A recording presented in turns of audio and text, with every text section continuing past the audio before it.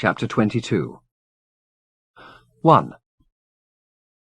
The days following Pye and Gentle's second departure from Beatrix seemed to shorten as they climbed, supporting the suspicion that the nights in the Joker-Lelau were longer than those in the lowlands. It was impossible to confirm that this was so because their two timekeepers, Gentle's beard and Pye's bowels, became increasingly unreliable as they climbed, the former because Gentle ceased to shave, the latter because the travellers' desire to eat, and thus their need to defecate, dwindled the higher they went. Far from inspiring appetite, the rarefied air became a feast in itself, and they travelled for hour upon hour without their thoughts once turning to physical need. They had each other's company, of course, to keep them from completely forgetting their bodies and their purpose, but more reliable still were the beasts on whose shaggy backs they rode. When the Doeki grew hungry, they simply stopped, and would not be bullied or coaxed into moving from whatever bush or piece of pasture they'd found until they were sated. At first, this was an irritation, and the riders cursed as they slipped from their saddles on such occasions, knowing they had an idling hour ahead while the animals grazed. But as the days passed and the air grew thinner, they came to depend upon the rhythm of the Doeki's digestive tracts, and made such stopping places meal times for themselves. It soon became apparent that Pye's calculations as to the length of this journey had been hopelessly optimistic. The only part of the Mistiff's predictions that experience was confirming was the hardship. Even before they reached the snow line, both riders and mounts were showing signs of fatigue, and the track they were following became less visible by the mile as the soft earth chilled and froze, refusing the traces of those who had preceded them.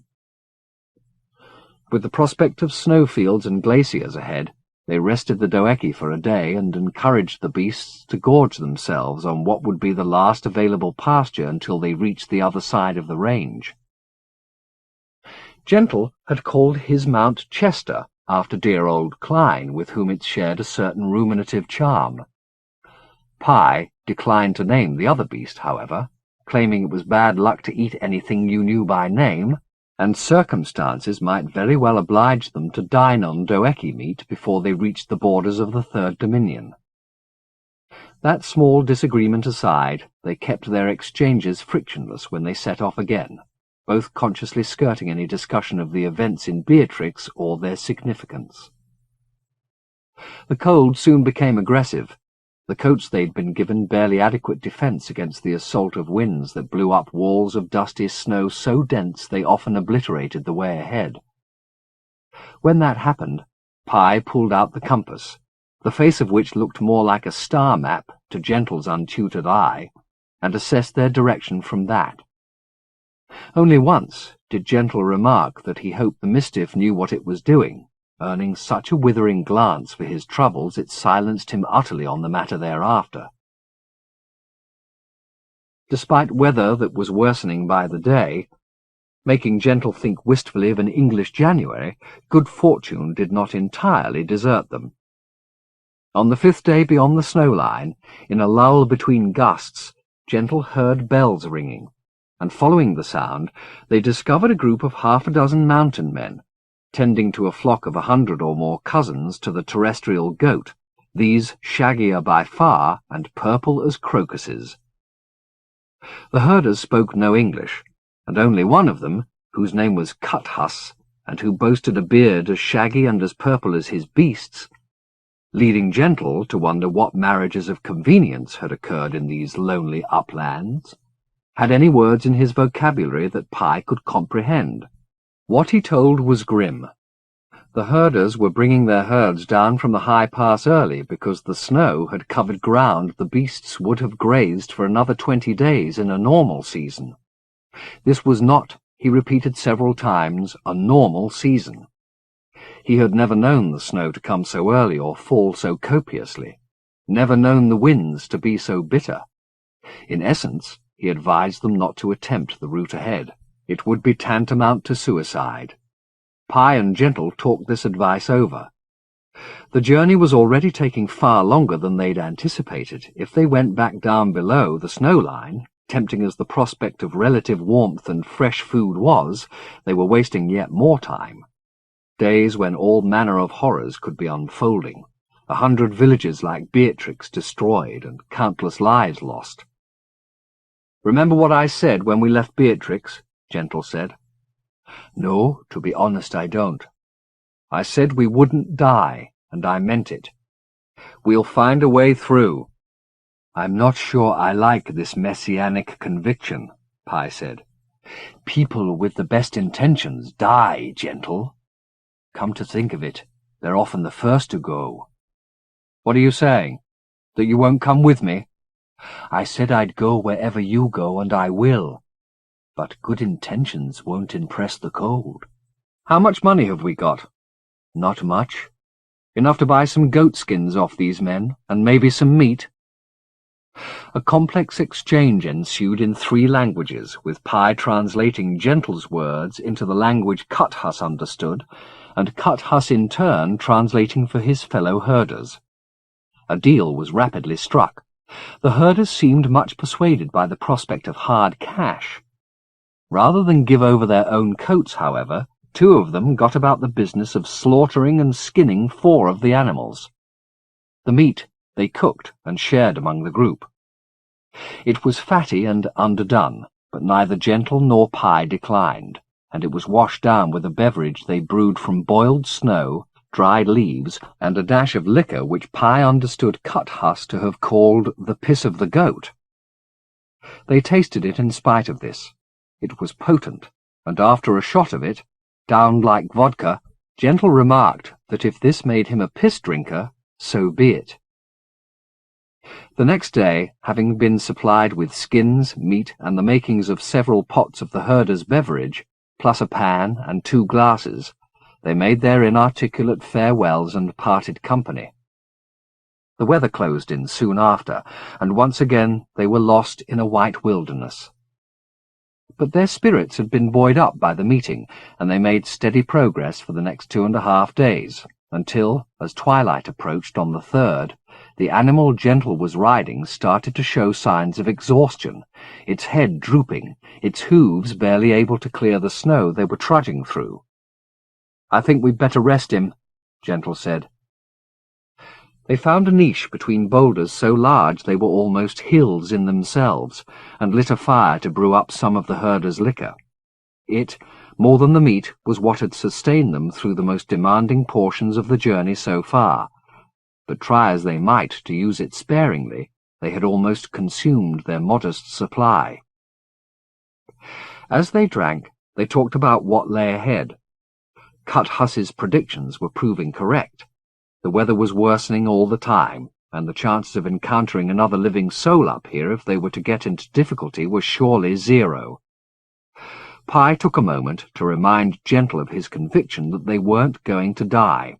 Come blizzard, come hurricane, come the echo of Herpexiamendus himself down from the mountain. "And I meant what I said," Gentle replied. "But I can still fret about it, can't I?" He put his hands closer to the fire. "Any more in the piss-pot?" "I'm afraid not." "I tell you, when we come back this way—" Pi made a wry face. We will. When we come back this way, we've got to get the recipe. Then we can brew it back on Earth." They'd left the Doeki a little distance away and heard now a lowing sound. "Chester," Gentle said, and went to the beasts. Chester was lying on its side, its flank heaving. Blood streamed from its mouth and nose, melting the snow it poured upon. "Oh, shit, Chester," Gentle implored. "Don't die." But he'd no sooner put what he hoped was a comforting hand on the Doeki's flank than it turned its glossy brown eye towards him, let out one final moan, and stopped breathing. "We just lost 50% of our transport," he said to Pi. "Look on the bright side. We gained ourselves a week of meat." Gentle glanced back towards the dead animal, wishing he'd taken Pi's advice and never named the beast. Now, when he sucked its bones, he'd be thinking of Klein. "Will you do it, or should I?" he said. I suppose it should be me. I named him. I should skin him. The Mistiff didn't argue, only suggested that it should move the other animal out of sight of the scene in case it too lost all will to live, seeing its comrade disembowelled. Gentle agreed, and watched while Pie led the fretting creature away. Wielding the blade they'd been given as they left Beatrix, he then set about his butchering. He rapidly discovered that neither he nor the knife were equal to the task. The doeki's hide was thick, its fat rubbery, its meat tough.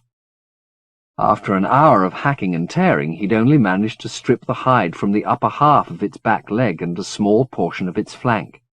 He was sticky with its blood and sweating inside his coat of furs. "Shall I take over?" Pie suggested. "No," Gentle snapped. "I can do it," and continued to labour in the same inept fashion, the blade dulled by now, and the muscles driving it weary. He waited a decent interval, then got up and went back to the fire where Pie was sitting gazing into the flames. Disgruntled by his defeat, he tossed the knife down in the melting snow beside the fire. "I give up," he said. "It's all yours." Somewhat reluctantly, Pie picked up the knife, proceeded to sharpen it on the rock face, then went to work. Gentle didn't watch. Repulsed by the blood that had spattered him, he'd elected to brave the cold and wash it off. He found a place a little way from the fire where the ground was untrammelled, removed his coat and shirt, and knelt down to bathe in the snow.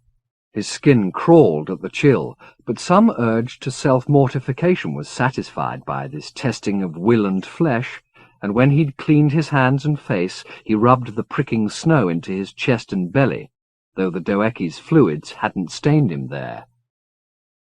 The wind had dropped in the last little while, and the sky visible between the rocks was more gold than green. He was seized by the need to stand unencumbered in its light, and without putting his coat back on, he clambered up over the rocks to do so. His hands were numb, and the climb was more arduous than he'd anticipated, but the scene above and below him when he reached the top of the rock was worth the effort. No wonder Herpeximendius had come here on his way to his resting place. Even gods might be inspired by such grandeur. The peaks of the Joca-Leilau receded in apparently infinite procession, their white slopes faintly gilded by the heavens they reached for. The silence could not have been more utter. This vantage point served a practical as well as an aesthetic purpose. The high pass was plainly visible, and so, some distance off to the right, was a sight perplexing enough for him to call the Mistiff up from its work. A glacier, its surface shimmering, lay a mile or more from the rock. But it wasn't the spectacle of such frozen enormity that claimed Gentle's eye. It was the presence within the ice of a litter of darker forms. "You want to go and find out what they are?" the Mistiff said, washing its bloodied hands in the snow. "I think we should," Gentle replied. "If we're walking in the unbeheld's footsteps, we should make it our business to see what he saw."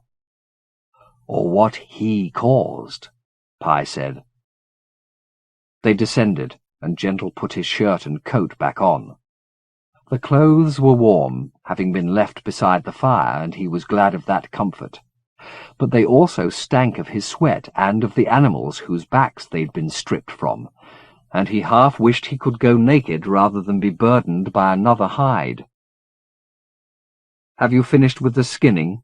Gentle asked Pie as they set off, going by foot rather than waste the energies of their remaining vehicle. "I've done what I can," Pie replied, "but it's crude. I'm no butcher." "Are you a cook?" Gentle asked. "Not really. Why'd you ask?" "I've been thinking about food a lot, that's all. You know, after this trip I may never eat meat again. The fat, the gristle, it turns my stomach thinking about it. You've got a sweet tooth. You noticed. I'd kill for a plate of profiteroles right now, swimming in chocolate sauce." He laughed. "Listen to me. The glories of Joca-Leilau laid before us, and I'm obsessing on profiteroles." Then again, deadly serious. Do they have chocolate in Isorderex? By now I'm sure they do, but my people eat plainly, so I never got an addiction for sugar. Fish, on the other hand— Fish? Said Gentle. I've no taste for it. You'll get one in Isorderex. There's restaurants down by the harbour. The Mistiff's talk turned into a smile. Now I'm sounding like you do. We must both be sick of doeki meat. Go on, Gentle said. I want to see you salivate. There are restaurants down by the harbour where the fish is so fresh it's still flapping when they take it into the kitchen. That's a recommendation? There's nothing in the world as good as fresh fish, Pi said. If the catch is good, you've got a choice of 40, maybe 50 dishes. From tiny jepas to squeffa, my size and bigger. Is there anything I'd recognize? A few species. But why travel all this way for a cod steak when you could have squeffa? Or better, there's a dish I have to order for you. It's a fish called an ugichi, which is almost as small as a jepas, and it lives in the belly of another fish. That sounds suicidal. Wait, there's more. The second fish is often eaten whole by a bloater called a koliasik. They're ugly, but the meat melts like butter. So, if you're lucky, they'll grill all 3 of them together, just the way they were caught. One inside the other. Head, tail, the whole caboodle. That's disgusting. And if you're very lucky— Pi, the ugichi's a female, and you find, when you cut through all 3 layers of fish, her belly's full of caviar. You guessed it. Doesn't that sound tempting? I'll stay with my chocolate mousse and ice cream. How is it you're not fat? Vanessa used to say I had the palate of a child, the libido of an adolescent, and the— Well, you can guess the rest. I sweat it out making love. Or at least I used to.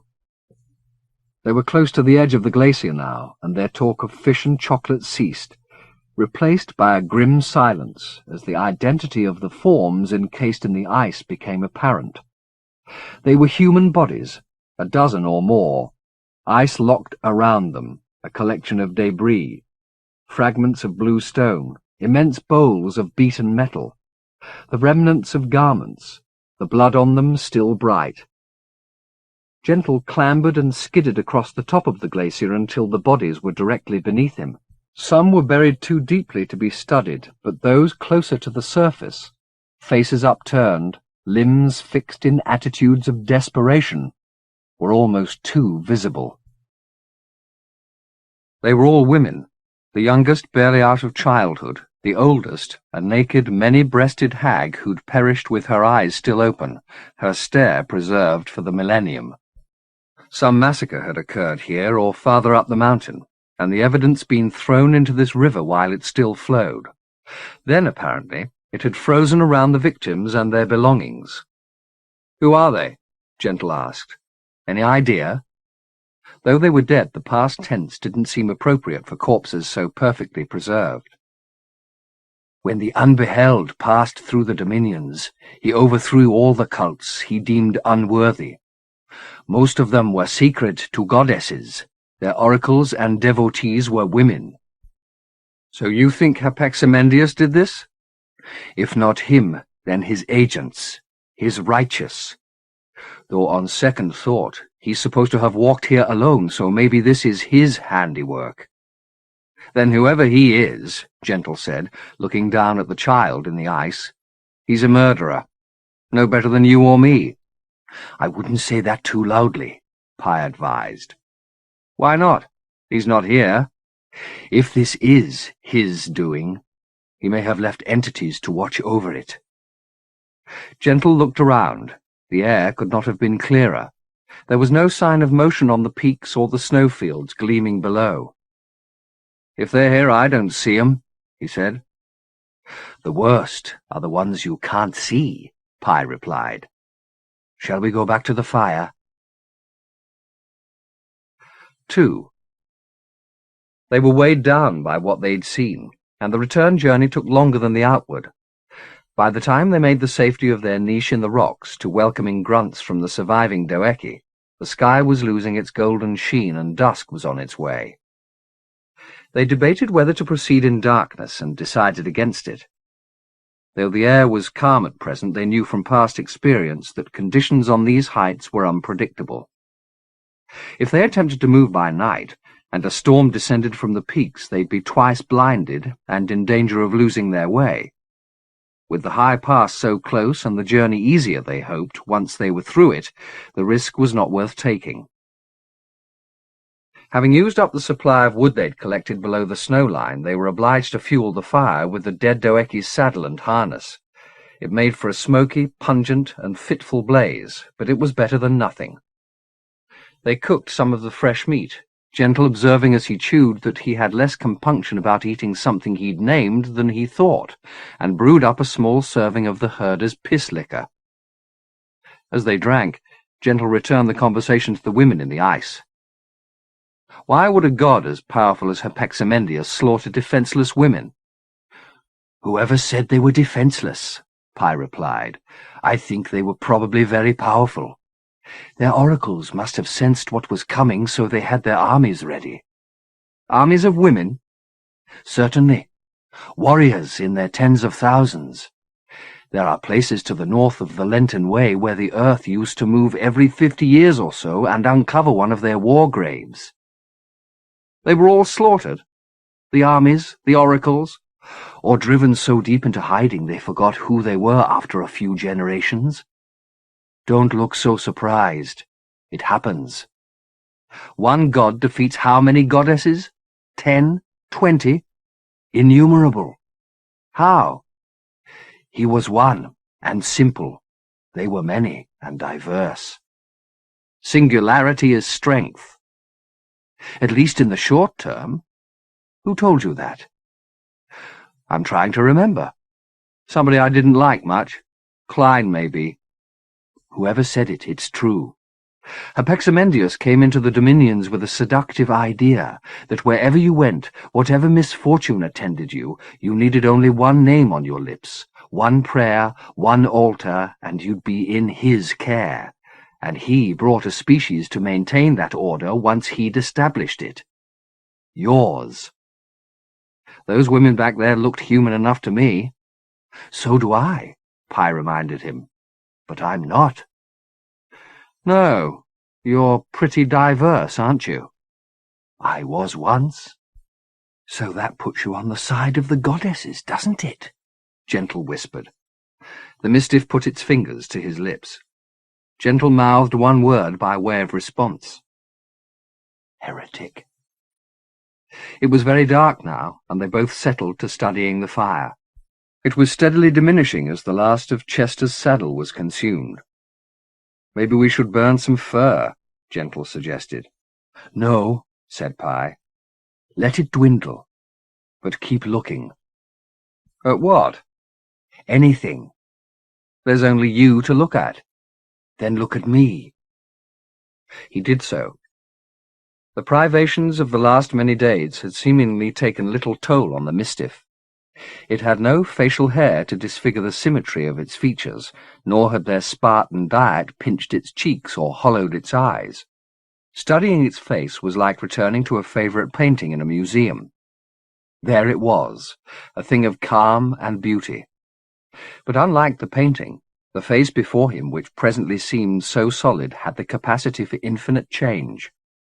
It was months since the night when he'd first seen that phenomenon, but now, as the fire burned itself out and the shadows deepened around them, he realized the same sweet miracle was imminent. The flicker of dying flame made the symmetry swim. The flesh before him seemed to lose its fixedness as he stared and stirred it. I want to watch, he murmured. Then watch. But the fire's going out. We don't need light to see each other, the Mistiff whispered. Hold on to the sight. Gentle concentrated, studying the face before him. His eyes ached as he tried to hold on to it, but they were no competition for the swelling darkness.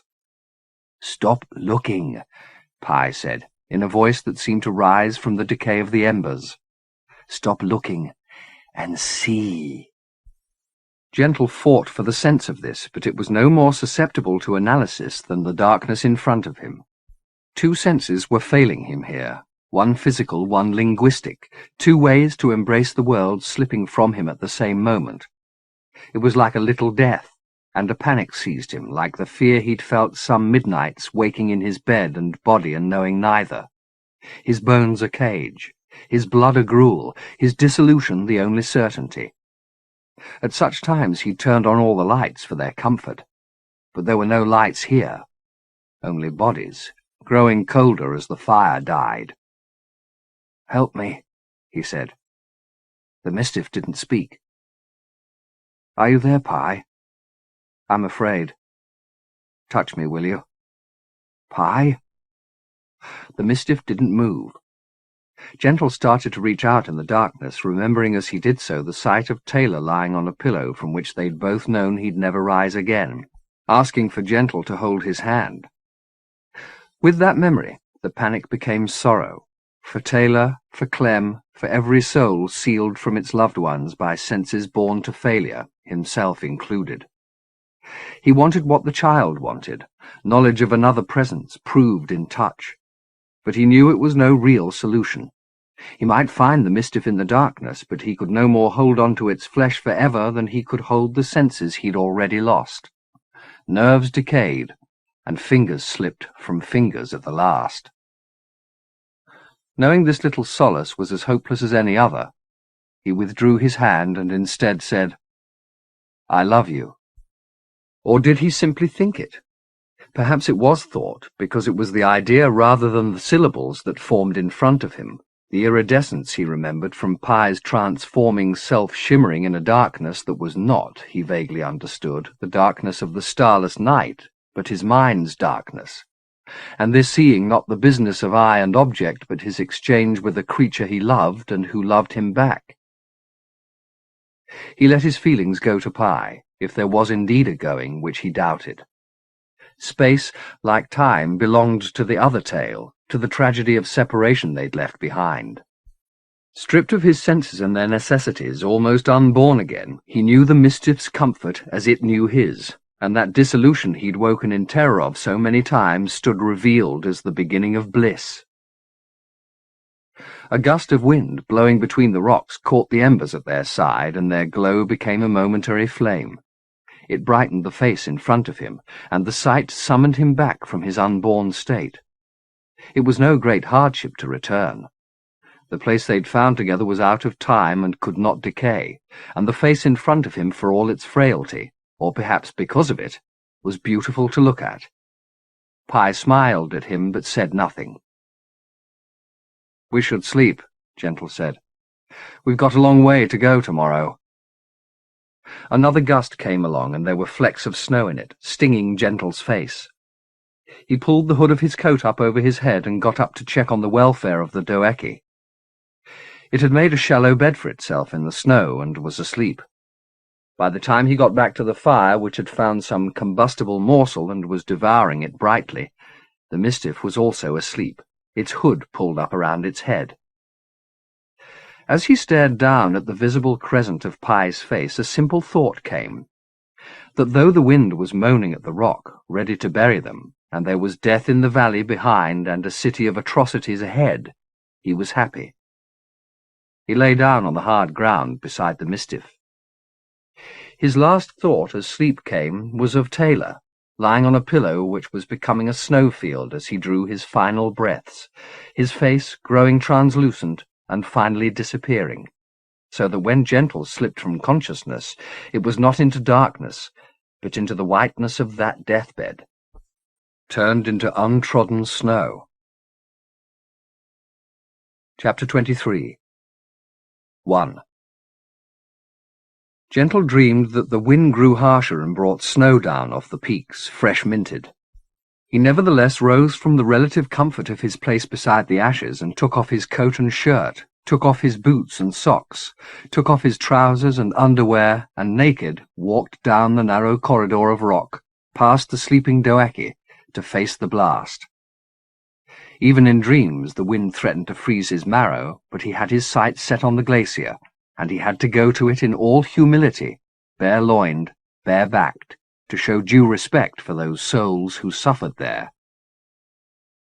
They had endured centuries of pain, the crime against them unrevenged. Beside theirs, his suffering was a minor thing. There was sufficient light in the wide sky to show him his way, but the wastes seemed endless, and the gusts worsened as he went, several times throwing him over into the snow. His muscles cramped and his breath shortened, coming from between his numbed lips in hard, small clouds. He wanted to weep for the pain of it, but the tears crystallized on the ledge of his eye and would not fall. Twice he stopped, because he sensed that there was something more than snow on the storm's back. He remembered Pye's talk of agents left in this wilderness to guard the murder site, and, though he was only dreaming and knew it, he was still afraid. If these entities were charged to keep witness from the glacier, they would not simply drive the wakeful off, but the sleeping too, and those who came as he came in reverence would earn their special ire. He studied the spattered air, looking for some sign of them, and once thought he glimpsed a form overhead that would have been invisible but that it displaced the snow, an eel's body with a tiny ball of a head. But it was come and gone too quickly for him to be certain he'd even seen it. The glacier was in sight, however, and his will drove his limbs to motion until he was standing at its edge. He raised his hands to his face and wiped the snow from his cheeks and forehead, then stepped onto the ice. The women gazed up at him as they had when he'd stood here with Pi-O-Pa, but now through the dust of snow blowing across the ice they saw him naked, his manhood shrunk, his body trembling. On his face and lips a question he had half an answer to. Why, if this was indeed the work of Herpeximendius, had the Unbeheld, with all his powers of destruction, not obliterated every last sign of his victims? Was it because they were women, or, more particularly, women of power? Had he brought them to ruin as best he could, overturning their altars and unseating their temples, but at the last been unable to wipe them away? And if so, was this ice a grave, or merely a prison? He dropped to his knees and laid his palms on the glacier. This time he definitely heard a sound in the wind, a raw howl somewhere overhead. The Invisibles had entertained his dreaming presence long enough. They saw his purpose, and were circling in preparation for descent.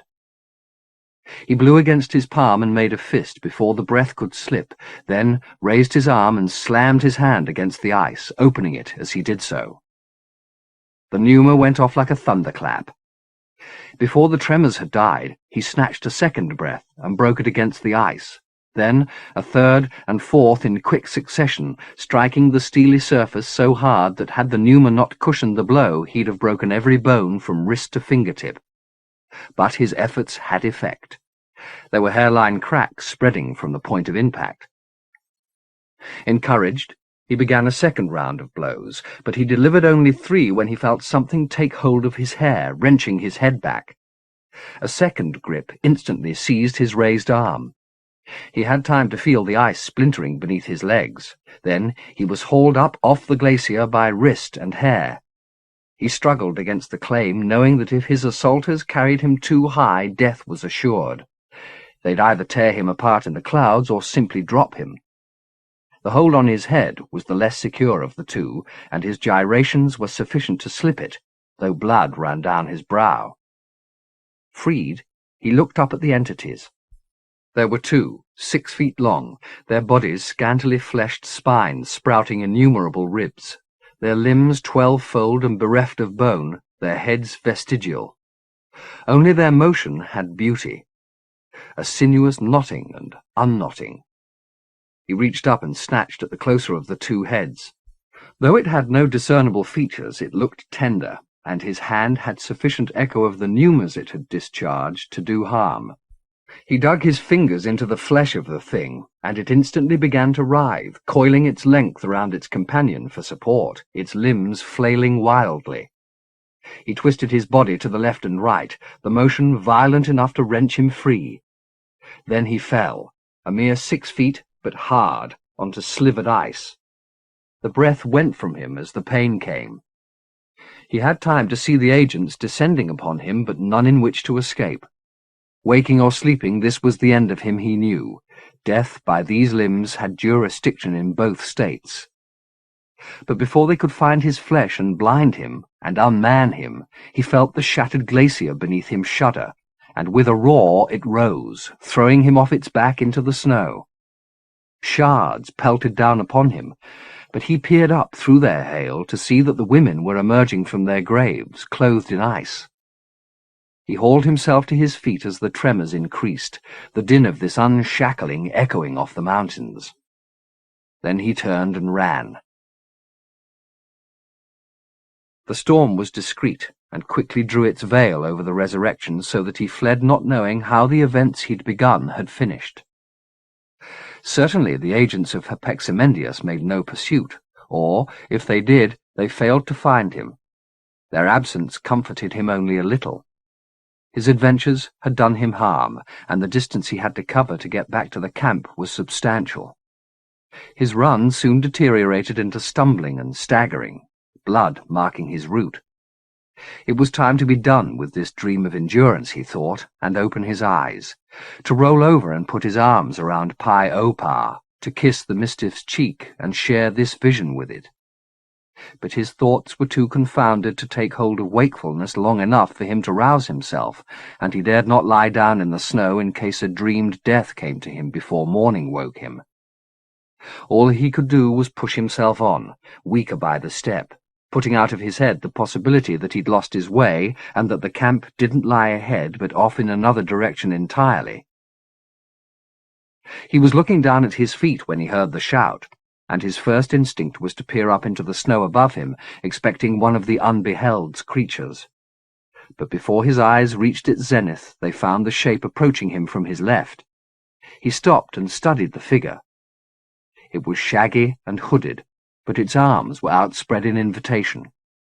He didn't waste what little energy he had calling Pi's name. He simply changed his direction and headed towards the Mistiff as it came to meet him. It was the faster of the two, and as it came it shrugged off its coat and held it open, so that he fell into its luxury. He couldn't feel it. Indeed, he could feel little except relief. Borne up by the Mistiff, he let all conscious thought go, the rest of the journey becoming a blur of snow, and Pi's voice sometimes at his side telling him that it would be over soon. "Am I awake?" He opened his eyes and sat up, grasping hold of Pi's coat to do so. "Am I awake?" "Yes." "Thank God, thank God. I thought I was going to freeze to death." He let his head sink back. The fire was burning, fed with fur, and he could feel its warmth on his face and body. It took a few seconds to realize the significance of this. Then he sat up again and realized he was naked and covered with cuts. "I'm not awake," he said. "Shit, I'm not awake." Pi took the pot of herder's brew from the fire and poured a cup. "You didn't dream it," the Mistiff said. It handed the cup over to Gentle. "You went to the glacier, and you almost didn't make it back." Gentle took the cup in raw fingers. "I must have been out of my mind," he said. "I remember thinking, I'm dreaming this, then taking off my coat and my clothes.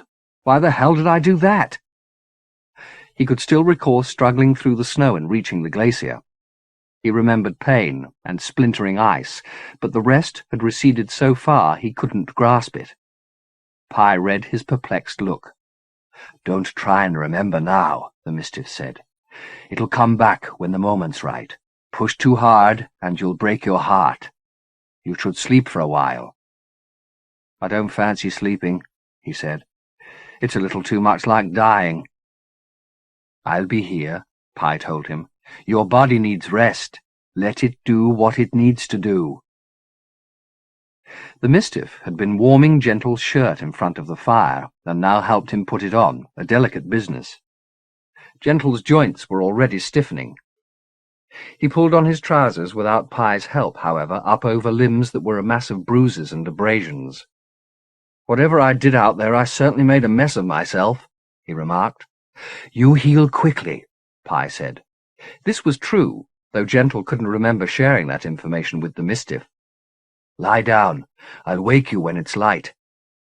Gentle put his head on the small heap of hides Pi had made as a pillow and let the Mistiff pull his coat up over him. "Dream of sleeping," Pi said, laying a hand on Gentle's face, "and wake whole." 2. When Pi shook him awake, what seemed mere minutes later, the sky visible between the rock faces was still dark, but it was the gloom of snow-bearing cloud rather than the purple-black of a Joker-Laylorian night. He sat up, feeling wretched, aching in every bone. "I'd kill for coffee," he said, resisting the urge to torture his joints by stretching. "And warm pain au chocolat." "If they don't have it in Isorderex, we'll invent it," Pi said. "Did you brew up?" "There's nothing left to burn." "And what's the weather like?" "Don't ask." "That bad?" "We shall get a move on. The thicker the snow gets, the more difficult it'll be to find the pass." They roused the Doeki, which made plain its disgruntlement at having to breakfast on words of encouragement rather than hay, and, with the meat Pi had prepared the day before loaded, left the shelter of the rock and headed out into the snow.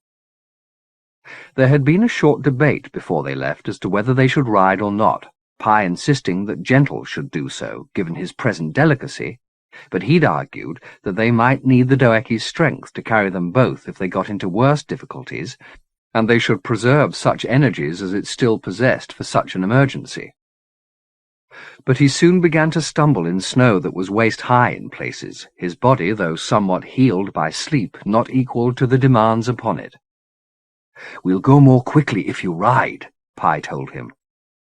He needed little persuasion, and mounted the Doeki, his fatigue such that he could barely sit upright with the wind so strong, and instead slumped against the beast's neck. He only occasionally raised himself from that posture, and when he did, the scene had scarcely changed. "Shouldn't we be in the pass by now?" he murmured to Pi at one point, and the look on the Mistiff's face was answer enough. They were lost. Gentle pushed himself into an upright position and, squinting against the gale, looked for some sign of shelter, however small. The world was white in every direction but for them, and even they were being steadily erased as ice clogged the fur of their coats and the snow they were trudging through deepened. Until now, however arduous the journey had become, he hadn't countenanced the possibility of failure. He'd been his own best convert to the gospel of their indestructibility. But now such confidence seemed self-deception. The white world would strip all colour from them to get to the purity of their bones. He reached to take hold of Pi's shoulder, but misjudged the distance and slid from the Doeki's back. Relieved of its burden, the beast slumped, its front legs buckling. Had Pi not been swift and pulled Gentle out of harm's way, he might have been crushed beneath the creature's bulk. Hauling back his hood and swiping the snow from the back of his neck, he got to his feet and found Pi's exhausted gaze there to meet him. "I thought I was leading us right," the Mistiff said. "Of course you did. But we've missed the pass somehow. The slope's getting steeper. I don't know where the fuck we are, Gentle." "In trouble is where we are, and too tired to think our way out of it. We have to rest." "Where?" "Here," Gentle said. "This blizzard can't go on forever. There's only so much snow in the sky, and most of it's already fallen, right?" "Right. So if we can just hold on till the storm's over and we can see where we are—" "Suppose by that time it's night again. We'll freeze, my friend." "Do we have any other choice?" Gentle said. "If we go on, we'll kill the beast and probably ourselves. We could march right over a gorge and never know it. But if we stay here, together, maybe we're in with a chance." "I thought I knew our direction." "Maybe you did. Maybe the storm will blow over and we'll find ourselves on the other side of the mountain." Gentle put his hands on Pi's shoulders, sliding them around the back of the Mistiff's neck. "We have no choice," he said slowly. Pi nodded, and together they settled as best they could in the dubious shelter of the Doeki's body. The beast was still breathing, but not, Gentle thought, for long. He tried to put from his mind what would happen if it died and the storm failed to abate. But what was the use of leaving such plans to the last?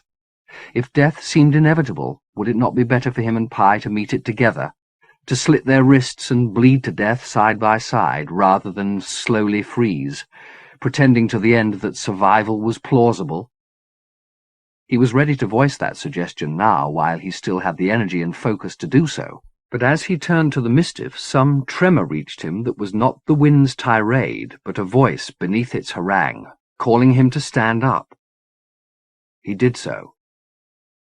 The gusts would have blown him over had Pi not stood up with him, and his eyes would have missed the figures in the drifts, but that the Mistiff caught his arm and, putting its head close to Gentle, said, "How the hell did they get out?"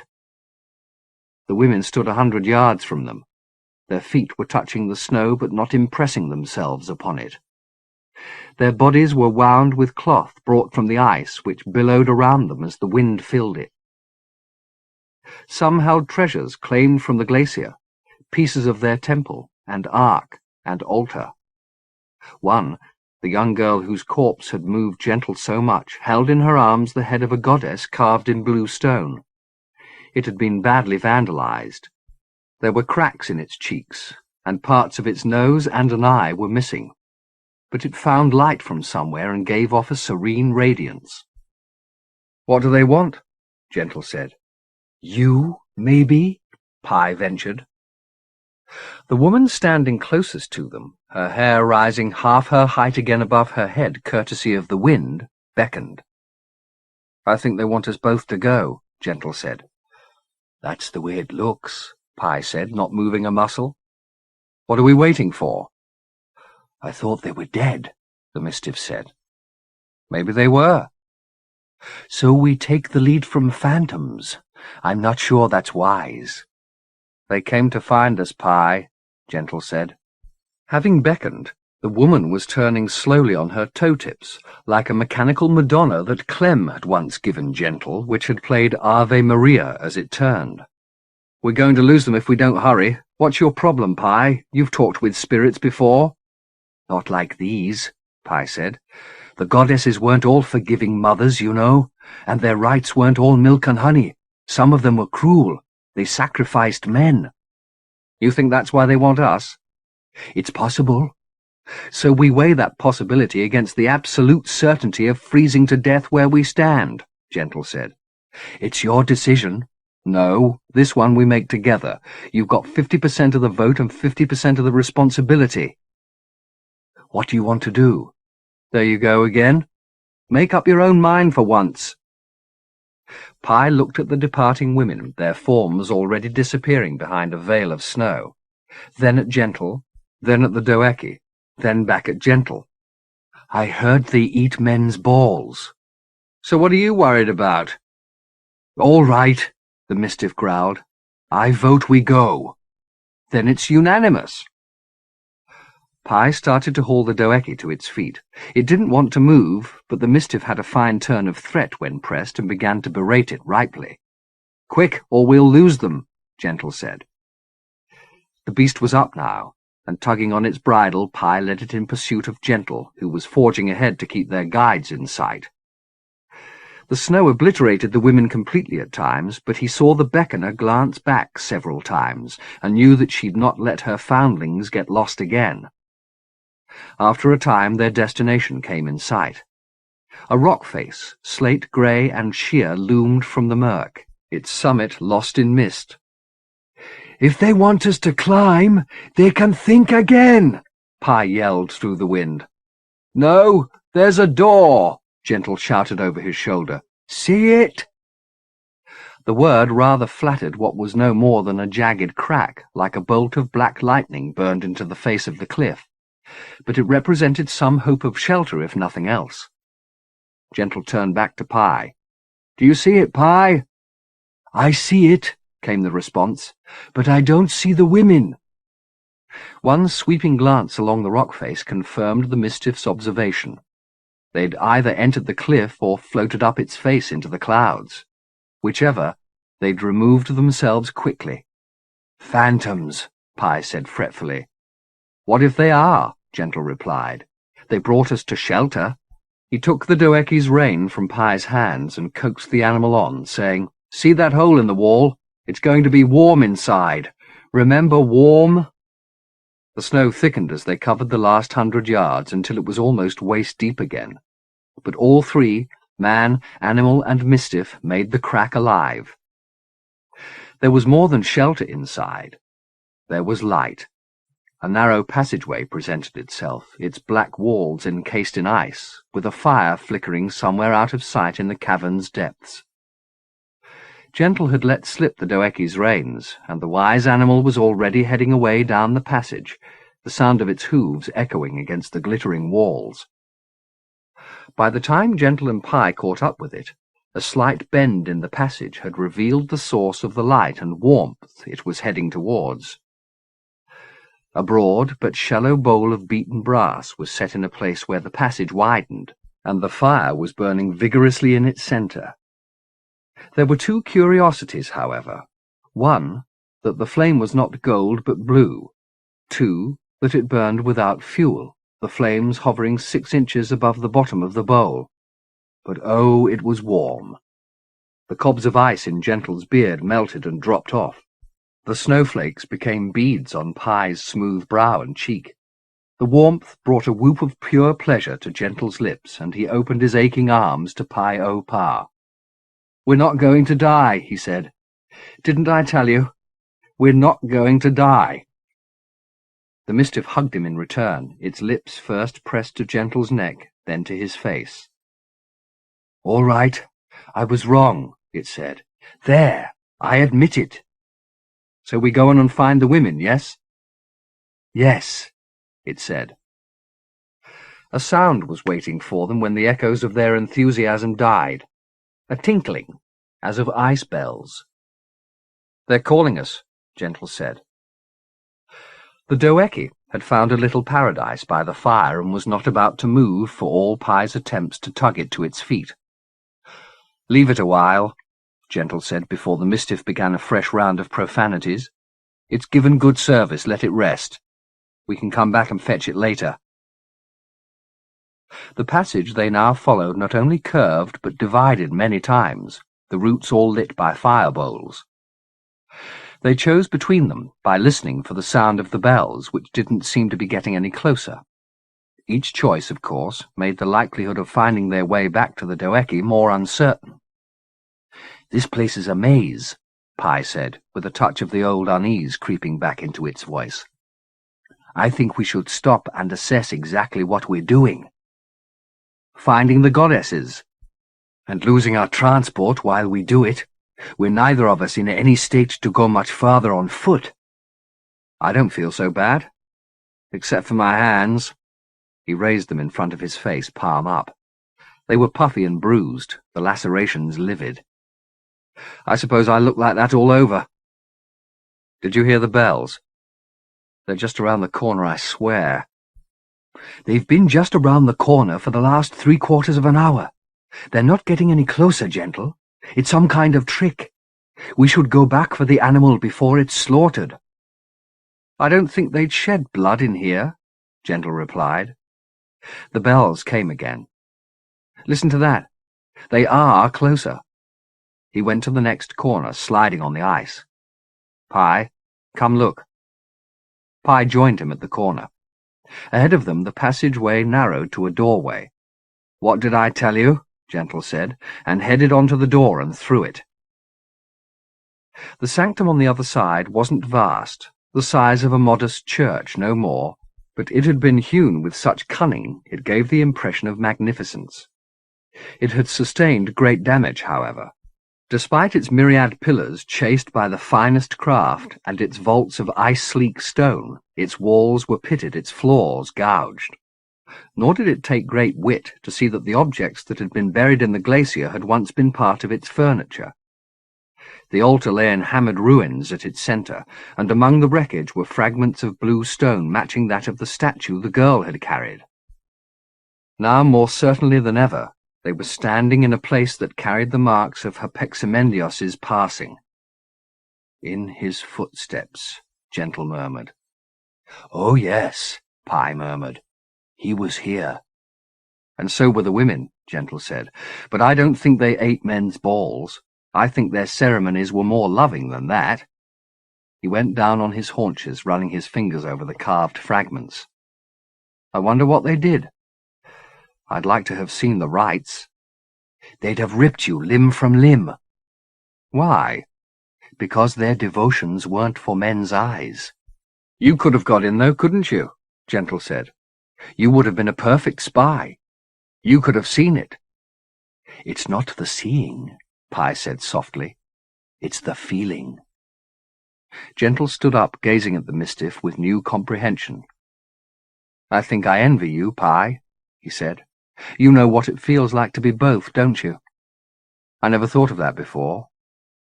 Will you tell me how it feels one of these days? You'd be better off finding out for yourself, Pye said. And how do I do that? This isn't the time. Tell me. Well, Mistiffs have their rights, just like men and women. Don't worry, I won't make you spy on me. You'll be invited, if that's what you want. The remotest twinge of fear touched Gentle as he listened to this. He'd become almost blasé about the many wonders they'd witnessed as they travelled, but the creature that had been at his side these many days remained, he realized, undiscovered. He had never seen it naked since that first encounter in New York, nor kissed it the way a lover might kiss, nor allowed himself to feel sexual towards it. Perhaps it was because he'd been thinking of the women here and their secret rites, but now, like it or not, he was looking at Pye Opar and was aroused. Pain diverted him from these thoughts, and he looked down at his hands to see that in his unease he'd made fists of them and reopened the cuts in his palms. Blood dropped onto the ice underfoot, shockingly red. With the sight of it came a memory he'd consigned to the back of his head. "What's wrong?" Pye said. But Gentle didn't have the breath to reply. He could hear the frozen river cracking beneath him and the howl of the unbeheld's agents wheeling overhead. He could feel his hands slamming against the glacier and the thorns of ice flying up into his face. The Mistiff had come to his side. "Gentle," it said, anxious now. "Speak to me, will you? What's wrong?" It put its arms around Gentle's shoulders, and at its touch, Gentle drew breath. "The women," he said. "What about them?" "It was me who freed them." "How?" "Pneuma. How else?" "You undid the unbeheld's handiwork?" the Mistiff said, its voice barely audible. "For our sake, I hope the women were the only witnesses." "There were agents, just as you said there'd be. They almost killed me. But I hurt them back." "This is bad news." "Why? If I'm going to bleed, let him bleed a little too." "Apexamendios doesn't bleed. Everything bleeds, Pye. Even God, maybe especially God. Or else why did he hide himself away?" As he spoke, the tinkling bells sounded again, closer than ever, and glancing over Gentle's shoulder, Pye said, "She must have been waiting for that little heresy." Gentle turned to see the beckoning woman standing halfway in shadow at the end of the sanctum. The ice that still clung to her body hadn't melted, suggesting that, like the walls, the flesh it was encrusted upon was still below zero. There were cobs of ice in her hair, and when she moved her head a little, as she did now, they struck each other and tinkled like tiny bells. "I brought you out of the ice," Gentle said, stepping past Pye to approach her. The woman said nothing. "Do you understand me?" Gentle went on. "Will you lead us out of here? We want to find a way through the mountain." The woman took a step backwards, retreating into the shadows. "Don't be afraid of me," Gentle said. "Pye, help me out here." "How?" "Maybe she doesn't understand English." "She understands you well enough." "Just talk to her, will you?" Gentle said. Ever obedient, Pye began to speak in a tongue Gentle hadn't heard before, its musicality reassuring even if the words were unintelligible. But neither music nor sense seemed to impress the woman. She continued to retreat into the darkness, Gentle pursuing cautiously, fearful of startling her, but more fearful still of losing her entirely. His additions to Pye's persuasions had dwindled to the basest bargaining. "One favour deserves another," he said. Pye was right. She did indeed understand. Even though she stood in shadow, he could see that a little smile was playing on her sealed lips. Damn her, he thought. Why wouldn't she answer him? The bells still rang in her hair, however, and he kept following them, even when the shadows became so heavy she was virtually lost among them.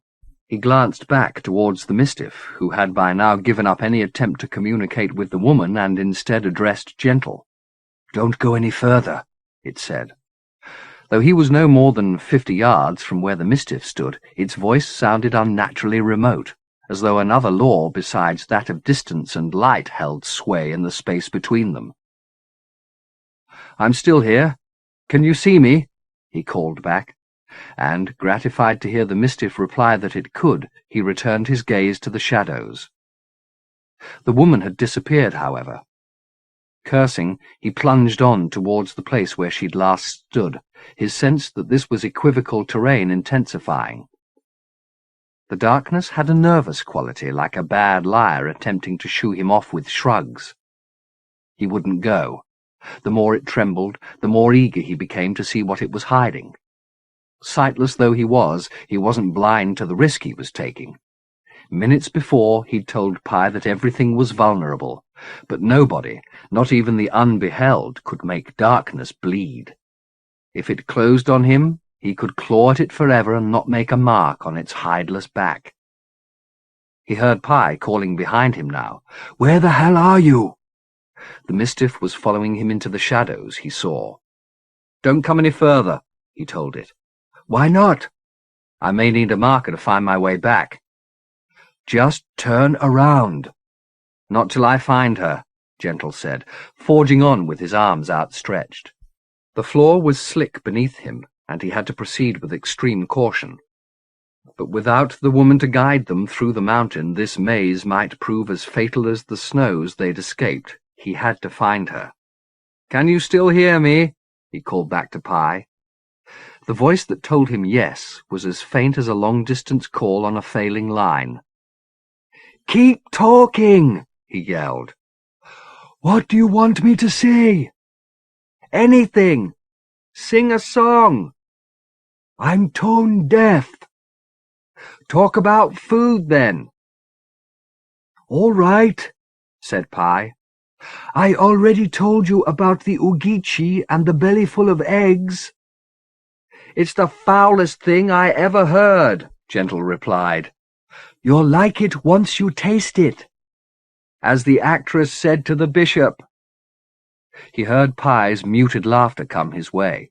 Then the Mistiff said, "You hated me almost as much as you hated fish, remember? And I converted you." "I never hated you." "In New York you did." "Not even then.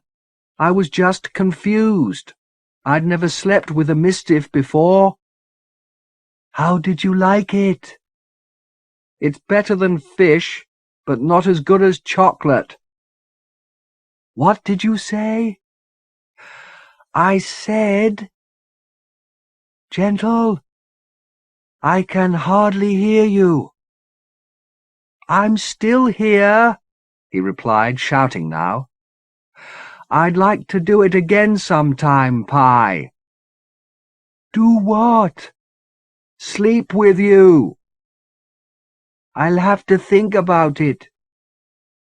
"What do you want? A proposal of marriage?" "That might do it." "All right," Gentle called back. "So marry me." There was silence behind him. He stopped and turned. Pye's form was a blurred shadow against the distant light of the sanctum. "Did you hear me?" he yelled. "I'm thinking it over." Gentle laughed, despite the darkness and the unease it had wrung from him. "You can't take forever, Pye," he hollered. "I need an answer in—" He stopped, as his outstretched fingers made contact with something frozen and solid. "Oh, shit!" "What's wrong?" "It's a fucking dead end," he said, stepping right up to the surface he'd encountered and running his palms over the ice. "Just a blank wall." But that wasn't the whole story. The suspicion he'd had that this was nebulous territory was stronger than ever. There was something on the other side of this wall if he could only reach it. "Make your way back," he heard Pi entreating. "Not yet," he said to himself, knowing the words wouldn't reach the Mistiff. He raised his hand to his mouth and snatched an expelled breath. "Did you hear me, gentle?" Pi called. Without replying, he slammed the pneuma against the wall, a technique his palm was now expert in. The sound of the blow was swallowed by the murk, but the force he unleashed shook a freezing hail down from the roof. He didn't wait for the reverberations to settle, but delivered a second blow, and a third, each impact opening further the wounds in his hand, adding blood to the violence of his blows. Perhaps it fueled them. If his breath and spittle did such service, what power might his blood contain, or his semen? As he stopped to draw a fresh lungful, he heard the Mistiff yelling and turned to see it moving towards him across a gulf of frantic shadow. It wasn't just the wall and the roof above that was shaken by his assault. The very air was in a furor, shaking Pi's silhouette into fragments. As his eyes fought to fix the image, a vast spear of ice divided the space between them, hitting the ground and shattering. He had time to raise his arms over his face before the shards struck him, but their impact threw him back against the wall. "You'll bring the whole place down," he heard Pi yell as new spears fell. "It's too late to change our minds," Gentle replied. "Move, Pi!" Light-footed, even on this lethal ground, the Mistiff dodged through the ice towards Gentle's voice. Before it was even at his side, he turned to attack the wall afresh, knowing that if it didn't capitulate very soon, they'd be buried where they stood. Snatching another breath from his lips, he delivered it against the wall, and this time the shadows failed to swallow the sound. It rang out like a thunderous bell. The shock wave would have pitched him to the floor had the Mistiff's arms not been there to catch him. "This is a passing place," it yelled. "What does that mean?" "2 breaths this time," was its reply. "Mine as well as yours in one hand. Do you understand me?" "Yes." He couldn't see the Mistiff, but he felt it raise his hand to its mouth. "On a count of 3, Pi said. 1. Gentle drew a breathful of furious air. 2. He drew again, deeper still. 3. And he expelled it, mingled with Pi's, into his hand. Human flesh wasn't designed to govern such force. Had Pi not been beside him to brace his shoulder and wrist, the power would have erupted from his palm and taken his hand with it. But they flung themselves forward in unison, and he opened his hand the instant before it struck the wall. The roar from above redoubled, but it was drowned out moments later by the havoc they'd wrought ahead of them. Had there been room to retreat, they'd have done so, but the roof was pitching down a fusillade of stalactites, and all they could do was shield their bare heads and stand their ground as the wall stoned them for their crime, knocking them to their knees as it split and fell. The commotion went on for what seemed like minutes, the ground shuddering so violently they were thrown down yet again, this time to their faces. Then, by degrees, the convulsions slowed. The hail of stone and ice became a drizzle, and stopped, and a miraculous gust brought warm wind to their faces. They looked up. The air was murky, but light was catching glints off the daggers they lay on, and its source was somewhere up ahead. The Mistiff was first to its feet, hauling Gentle up beside it. "A passing place," it said again. It put its arm around Gentle's shoulders, and together they stumbled towards the warmth that had roused them. Though the gloom was still deep, they could make out the vague presence of the wall. For all the scale of the upheaval, the fissure they'd made was scarcely more than a man's height. On the other side it was foggy, but each step took them closer to the light.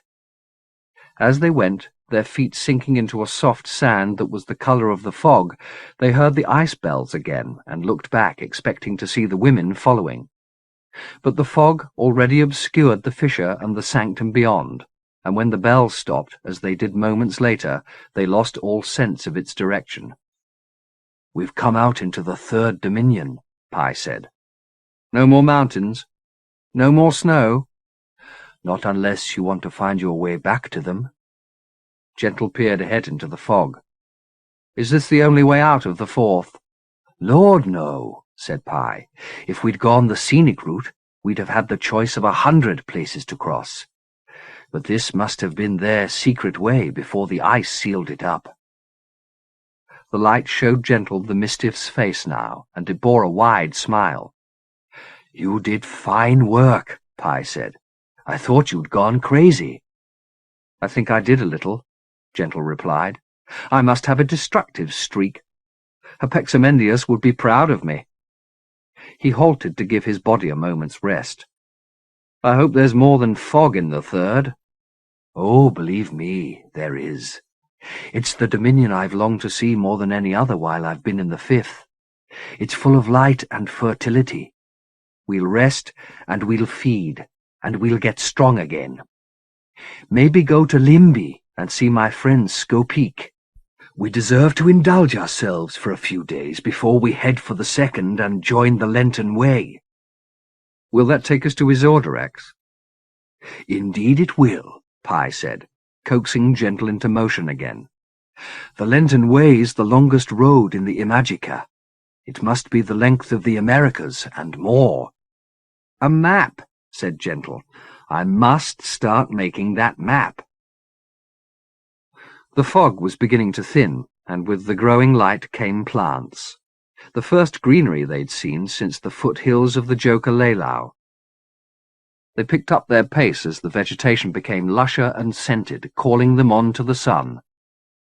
"Remember, Gentle," Pi said when they'd gone a little way, "I accepted." "Accepted what?" Gentle asked. The fog was wispy now. They could see a warm new world awaiting them. "You proposed, my friend. Don't you remember?" "I didn't hear you accept." "But I did," the Mistiff replied, as the verdant landscape was unveiled before them. "If we do nothing else in this dominion, we should at the very least get married."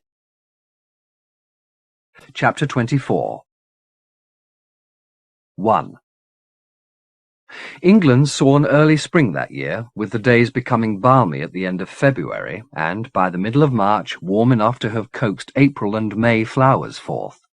The pundits were opining that if no further frosts came along to kill the blooms and chill the chicks in their nests, there would be a surge of new life by May, as parents let their fledglings fly and set about a second brood for June.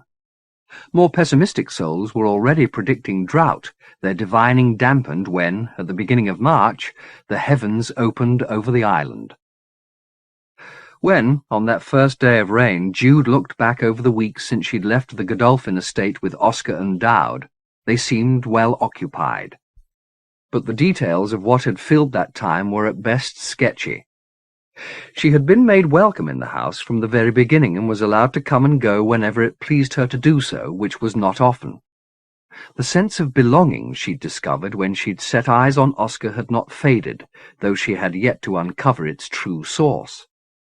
He was a generous host, to be sure, but she'd been treated well by many men and not felt the devotion she felt now.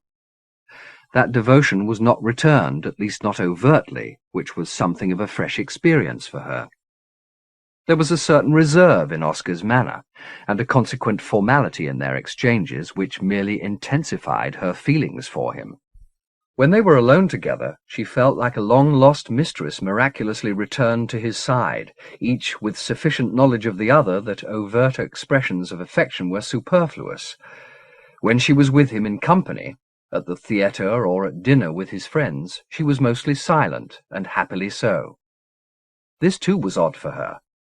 She was accustomed to volubility, to handing out opinions on whatever subject was at issue, whether said opinions were requested or even seriously held.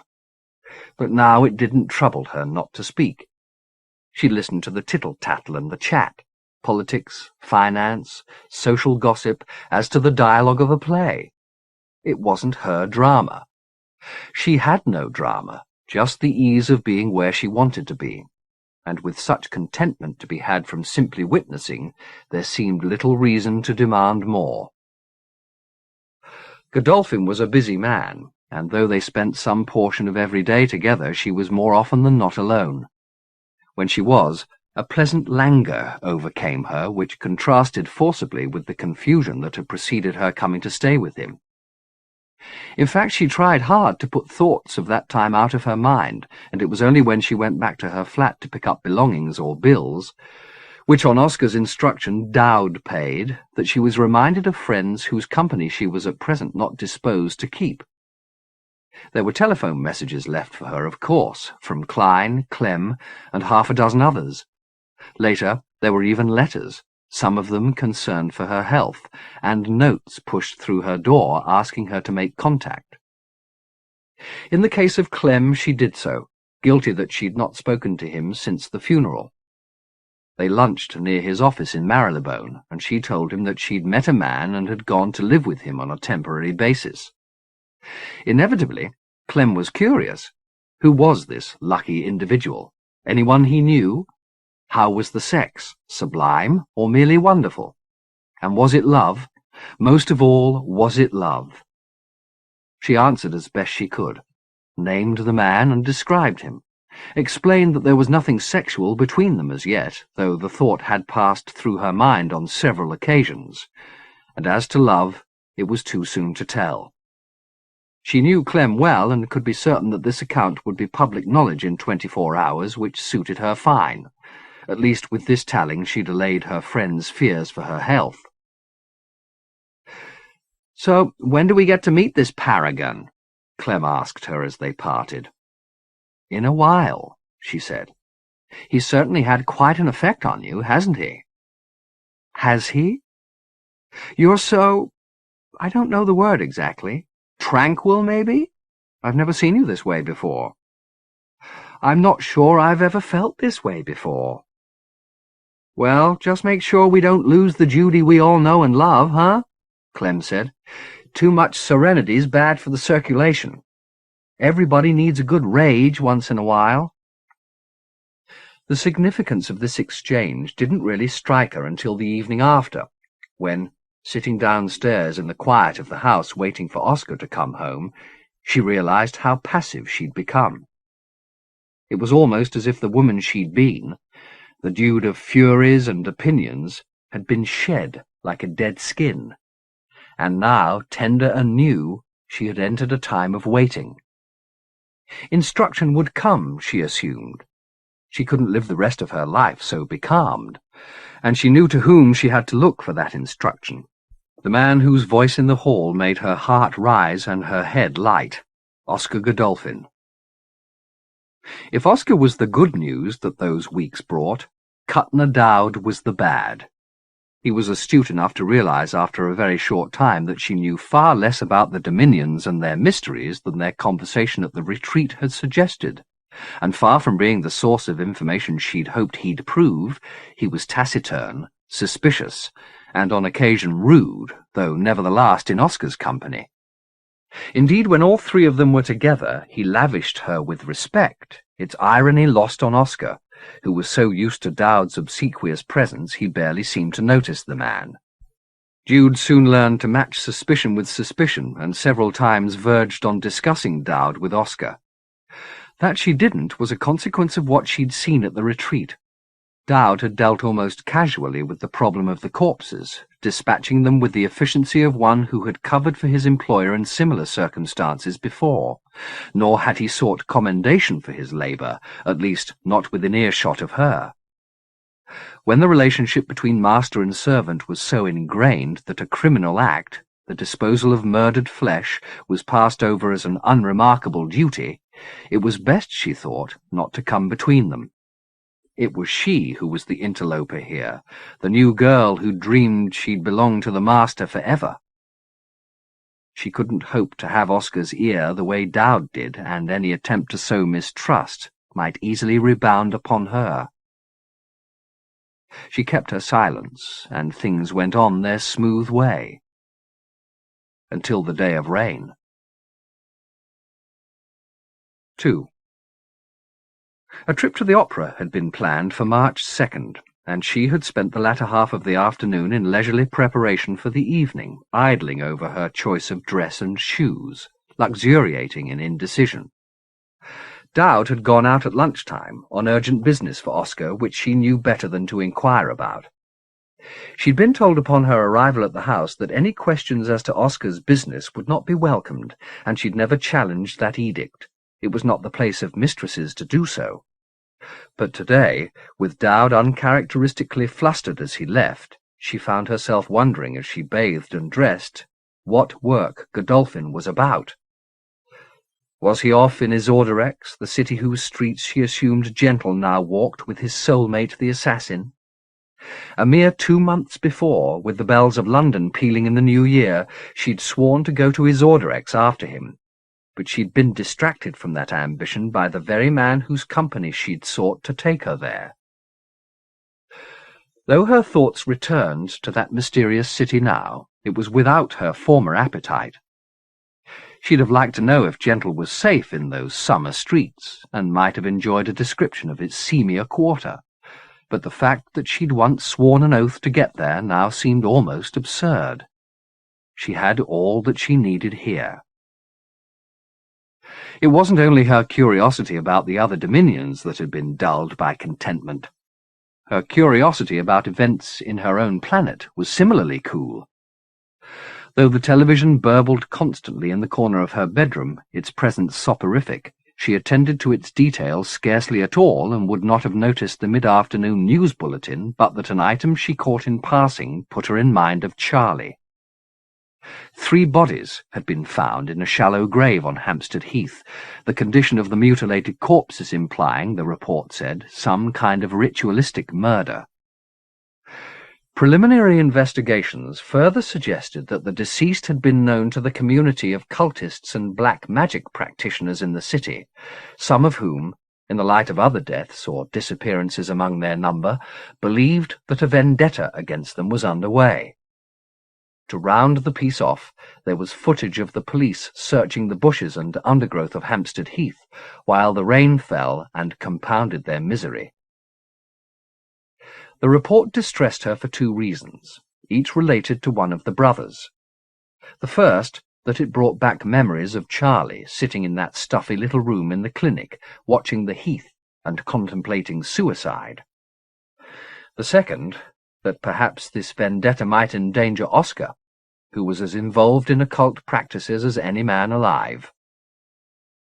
She fretted about this for the rest of the afternoon, her concern deepening still further when Oscar failed to return home by 6. She put off dressing for the opera and waited for him downstairs, the front door open, the rain beating the bushes around the step. He returned at 6:40 with Dowd, who had barely stepped through the door before he pronounced that there would be no opera visit tonight. Godolphin contradicted him immediately, much to his chagrin, telling Jude to go and get ready. They'd be leaving in 20 minutes. As she dutifully headed upstairs, she heard Dowd say, "You know McGann wants to see you." "We can do both," Oscar replied. "Did you put out the black suit?" "No. What have you been doing all day?" "No, don't tell me. Not on an empty stomach." Oscar looked handsome in black, and she told him so when 25 minutes later he came downstairs. In response to the compliment, he smiled and made a small bow. "And you were never lovelier," he replied. "You know I don't have a photograph of you. I'd like one, for my wallet. We'll have Dowd organize it." By now, Dowd was conspicuous by his absence. Most evenings he would play chauffeur, but tonight he apparently had other business. "We're going to have to miss the first act," Oscar said as they drove. "I've got a little errand to run in Highgate, if you'll bear with me." "I don't mind," she said. He patted her hand. "It won't take long," he said. Perhaps because he didn't often take the wheel himself, he concentrated hard as he drove, and though the news item she'd seen was still very much in her mind, she was loath to distract him with talk. They made good time, threading their way through the back streets to avoid thoroughfares clogged by rain-slowed traffic, and arriving in a veritable cloudburst. "Here we are," he said, though the windshield was so awash she could barely see 10 yards ahead. "You stay in the warm. I won't be long." He left her in the car and sprinted across a courtyard towards an anonymous building. Nobody came to the front door. It opened automatically and closed after him.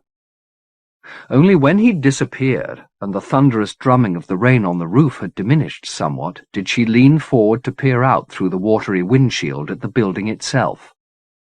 Despite the rain, she recognized instantly the tower from the dream of Blue Eye. Without conscious instruction, her hand went to the door and opened it as her breath quickened with denials. Oh no. Oh no. She got out of the car and turned her face up to the cold rain and to an even colder memory. She'd let this place, and indeed the journey that had brought her here, her mind moving through the streets, touching this woman's grief and that woman's rage, slip into the dubious territory that lay between recollections of the real and those of the dreamed. In essence, she'd allowed herself to believe it had never happened. But here was the very place, to the window, to the brick, and if the exterior was so exactly as she'd seen it, why should she doubt that the interior would be any different? There'd been a labyrinthine cellar, she remembered, lined with shelves piled high with books and manuscripts. There'd been a wall, lovers coupling against it, and behind it, hidden from every sight but hers, a cell in which a bound woman had lain in darkness for a suffering age. She heard the prisoner's scream now in her mind's ear, that howl of madness that had driven her up out of the ground and back through the dark streets to the safety of her own house and head. Was the woman still screaming, she wondered, or had she sunk back into the comatose state from which she'd been so unkindly woken? The thought of her pain brought tears to Jude's eyes, mingling with the rain. "What are you doing?" Oscar had reappeared from the tower and was hurrying across the gravel towards her, his jacket raised and tented over his head. "My dear, you'll freeze to death. Get in the car. Please. Please, get in the car." She did as he suggested, the rain running down her neck. "I'm sorry," she said. I wondered where you'd gone, that was all. Then, I don't know. The place seemed familiar." "It's a place of no importance," he said. "You're shivering. Would you prefer we didn't go to the opera?" "Would you mind?" "Not in the least. Pleasure shouldn't be a trial. You're wet and cold, and we can't have you getting a chill. One sickly individual's enough." She didn't question this last remark. There was too much else on her mind. She wanted to sob, though whether out of joy or sorrow she wasn't sure. The dream she'd come to dismiss as fancy was founded in solid fact, and this solid fact beside her, Godolphin, was in turn touched by something momentous. She'd been persuaded by his practised understatement, the way he talked of travelling to the Dominions as he would of boarding a train, and his expeditions in Isorderex as a form of tourism as yet unavailable to the great unwashed. But his reductionism was a screen, whether he was aware of the fact or not, a ploy to conceal the greater significance of his business. His ignorance, or arrogance, might well kill him, she began to suspect, which thought was the sorrow in her. And the joy?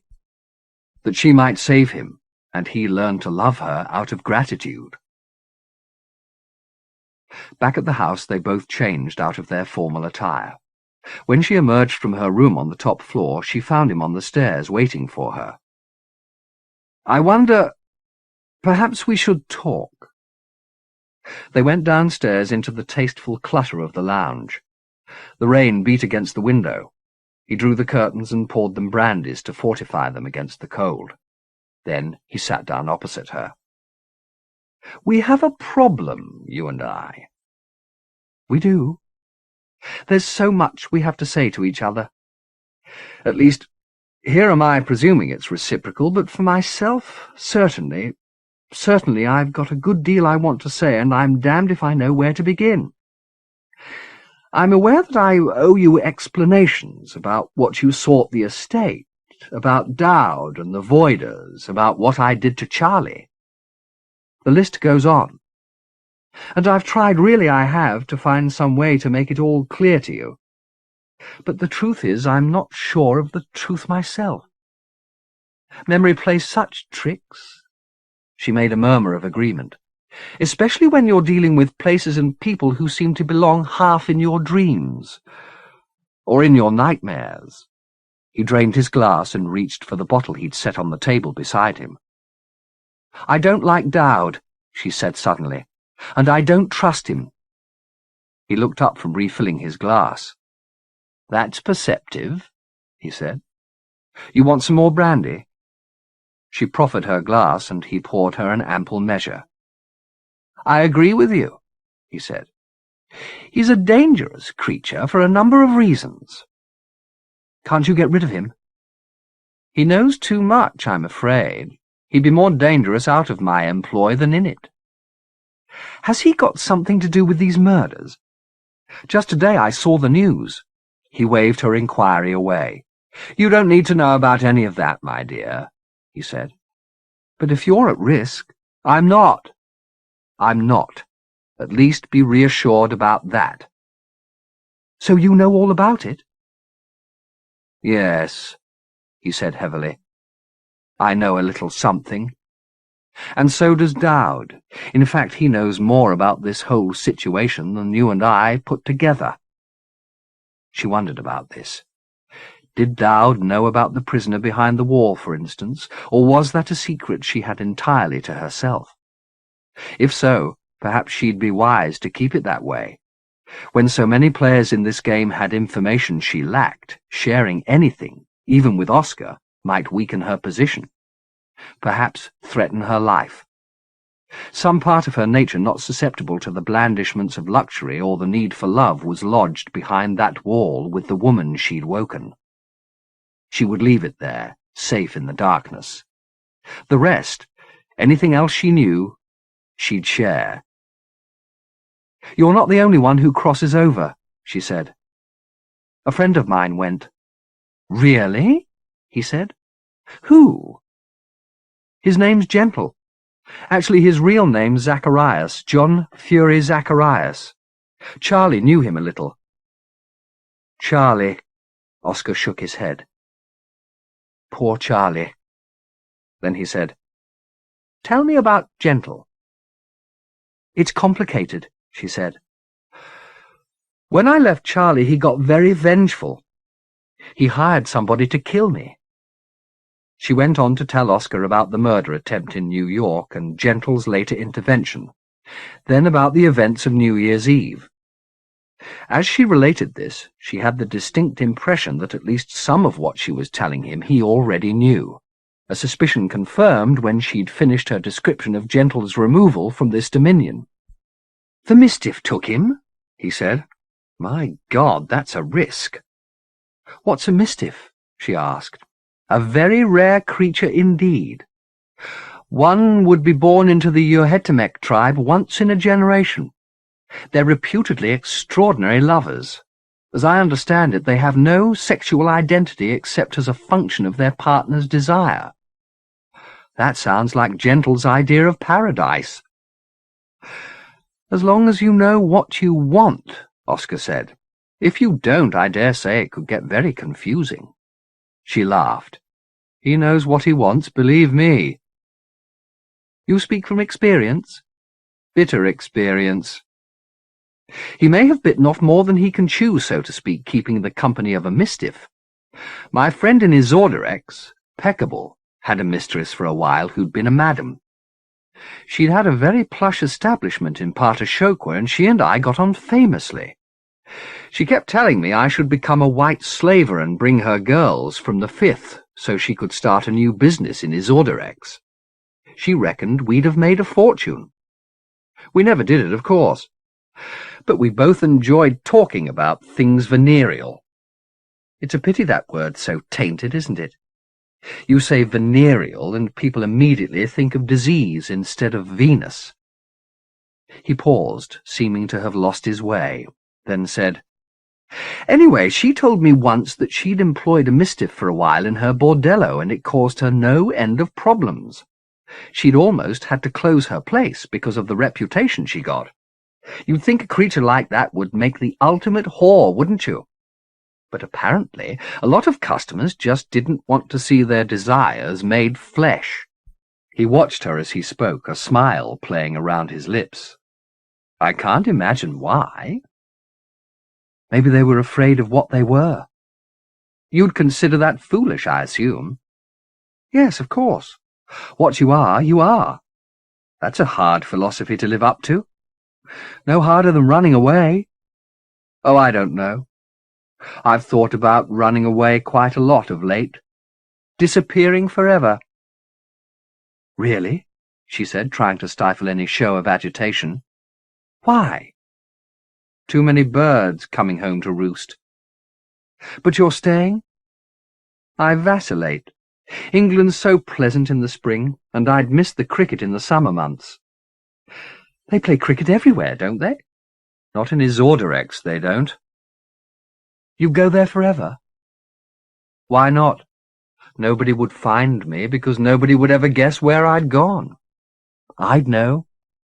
Then maybe I'd have to take you with me, he said tentatively, almost as though he were making the proposal in all seriousness and was afraid of being refused. Could you bear that thought? He said. Of leaving the 5th, I mean? I could bear it. He paused.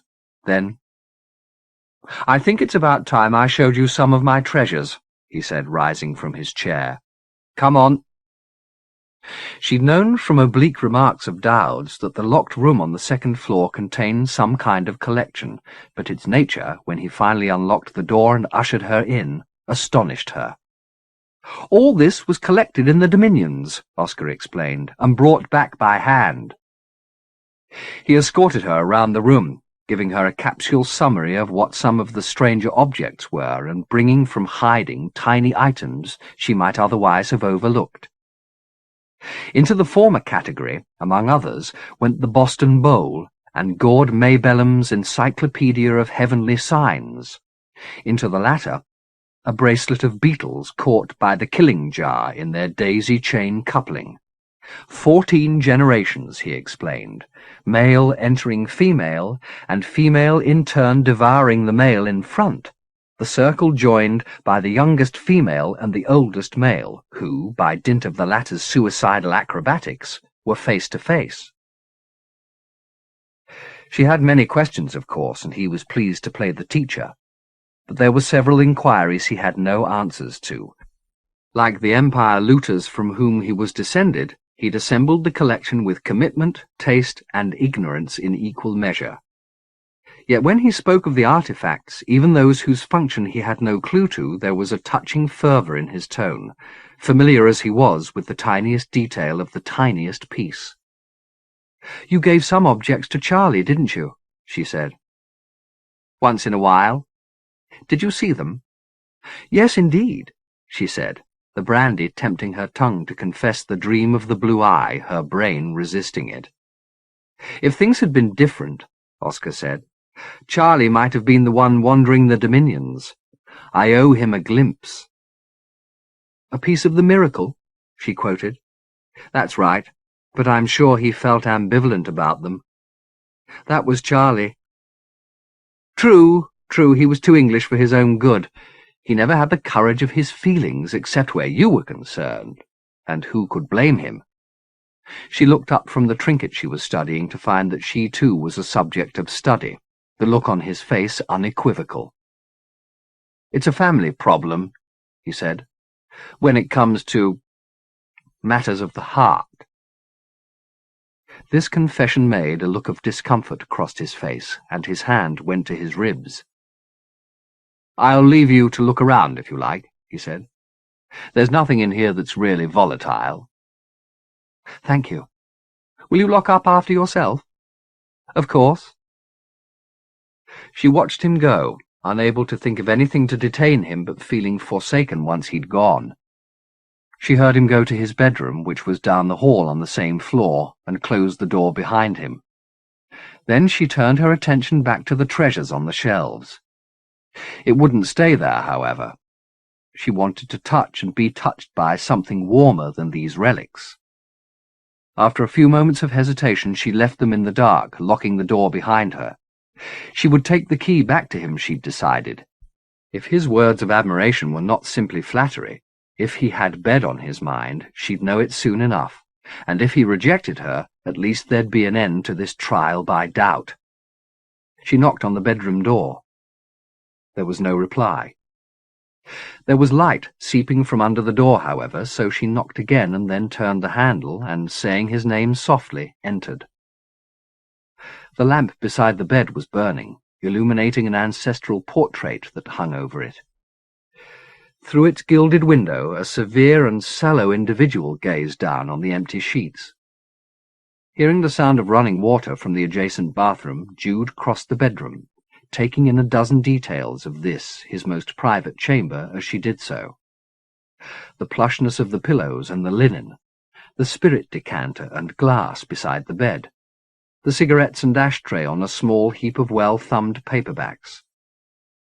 Without declaring herself, she pushed the door open.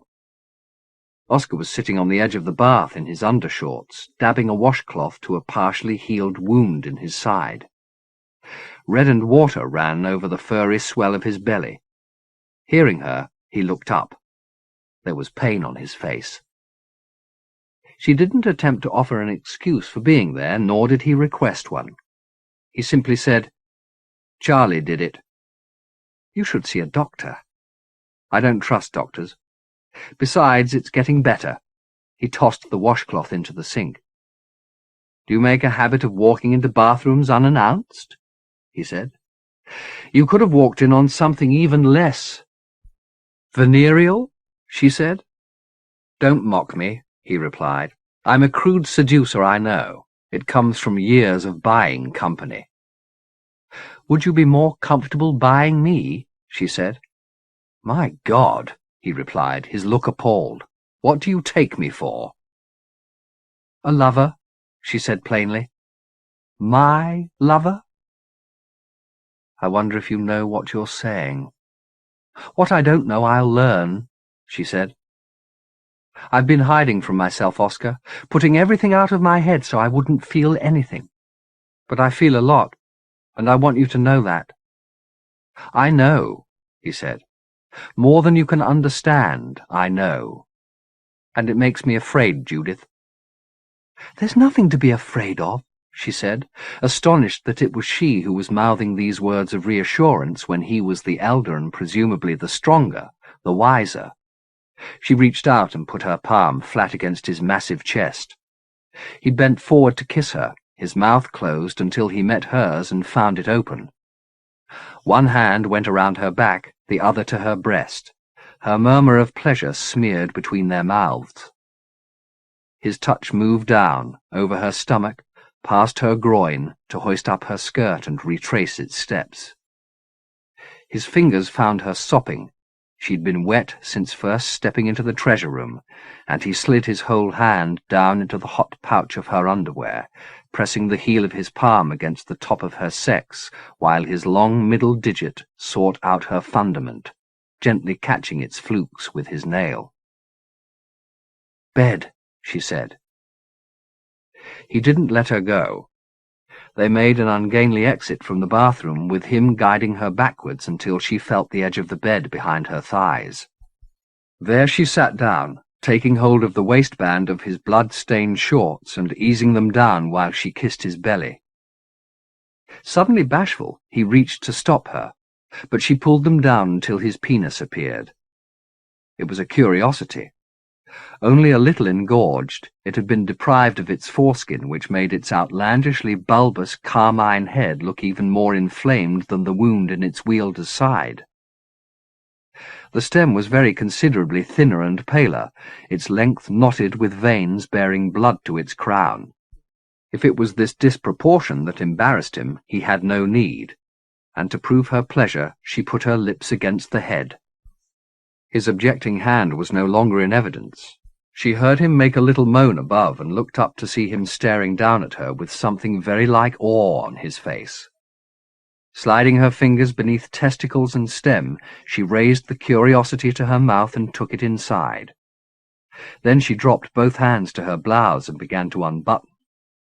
But he'd no sooner started to harden in her mouth than he murmured a denial, withdrew his member, and stepped back from her, pulling up his underwear. "Why are you doing this?" he said.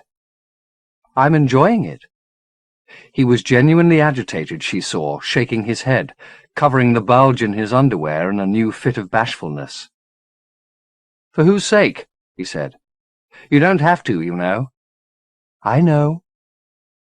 "I wonder," he said, genuine puzzlement in his voice. "I don't want to use you." "I wouldn't let you." "Maybe you wouldn't know." This remark inflamed her. A rage rose such as she'd not felt in a long while. She stood up.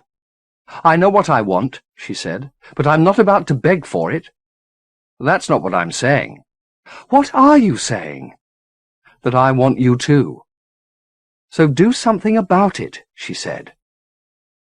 He seemed to find her fury freshly arousing and stepped towards her again, saying her name in a voice almost pained with feeling. "I'd like to undress you," he said. "Would you mind?" "No." "I don't want you to do anything."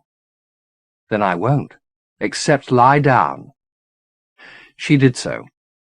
He turned off the bathroom light, then came to the edge of the bed and looked down at her. His bulk was emphasized by the light from the lamp, which threw his shadow up to the ceiling. Quantity had never seemed an arousing quality hitherto, but in him she found it intensely attractive, evidence as it was of his excesses and his appetites. Here was a man who would not be contained by one world, one set of experiences, but who was kneeling now like a slave in front of her, his expression that of one obsessed. With consummate tenderness he began to undress her. She'd known fetishists before, men to whom she was not an individual but a hook upon which some particular item was hung for worship. If there was any such particular in this man's head, it was the body he now began to uncover, proceeding to do so in an order and manner that made some fevered sense to him. First, he slipped off her underpants. Then he finished unbuttoning her blouse without removing it. Next, he teased her breasts from her bra so that they were available to his toying, but then didn't play there, but went to her shoes, removing them and setting them beside the bed before hoisting up her skirt so as to have a view of her sex. Here his eyes lingered, his fingers advancing up her thigh to the crease of her groin, then retreating. Not once did he look at her face. She looked at his, however, enjoying the zeal and veneration there. Finally, he rewarded his own diligence with kisses, first on her lower legs moving up towards her knees, then her stomach and her breasts, and finally returning to her thighs and up into the place he'd forbidden them both till now. She was ready for pleasure, and he supplied it, his huge hand caressing her breasts as he tongued her. She closed her eyes as he unfolded her, alive to every drop of moisture on her labia and legs. When he rose from this to finish undressing her, skirt first, then blouse and bra, her face was hot and her breath fast. He tossed the clothes onto the floor and stood up again, taking her knees and pushing them up and back, spreading her for his delectation, and holding her there, prettily exposed. "Finger yourself," he said, not letting her go. She put her hands between her legs and made a show for him. He'd slickened her well, but her fingers went deeper than his tongue, readying herself for the curiosity. He gorged on the sight, meanwhile, glancing up her face several times, then returning to the spectacle below. All trace of his previous hesitation had gone. He encouraged her with his admiration, calling her a host of sweet names, his tented underwear proof, as if she needed it, of his arousal. She started to push her hips up from the bed to meet her fingers, and he took firmer grip of her knees as she moved, opening her wider still. Lifting his right hand to his mouth, he licked his middle finger and put it down against her pucker of her other hole, rubbing it gently. "Will you suck me now?" he asked her. "Just a little?" "Show me it," she said.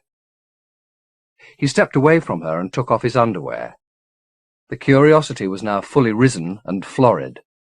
She sat up and put it back between her lips, one hand holding it by its pulsing root while the other continued its dalliance with her own sex. She'd never been good at guessing the point at which the milk boiled over, so she took it from the heat of her mouth to cool him a little, glancing up at him as she did so. Either the extraction or her glance set him off, however. "Damn!"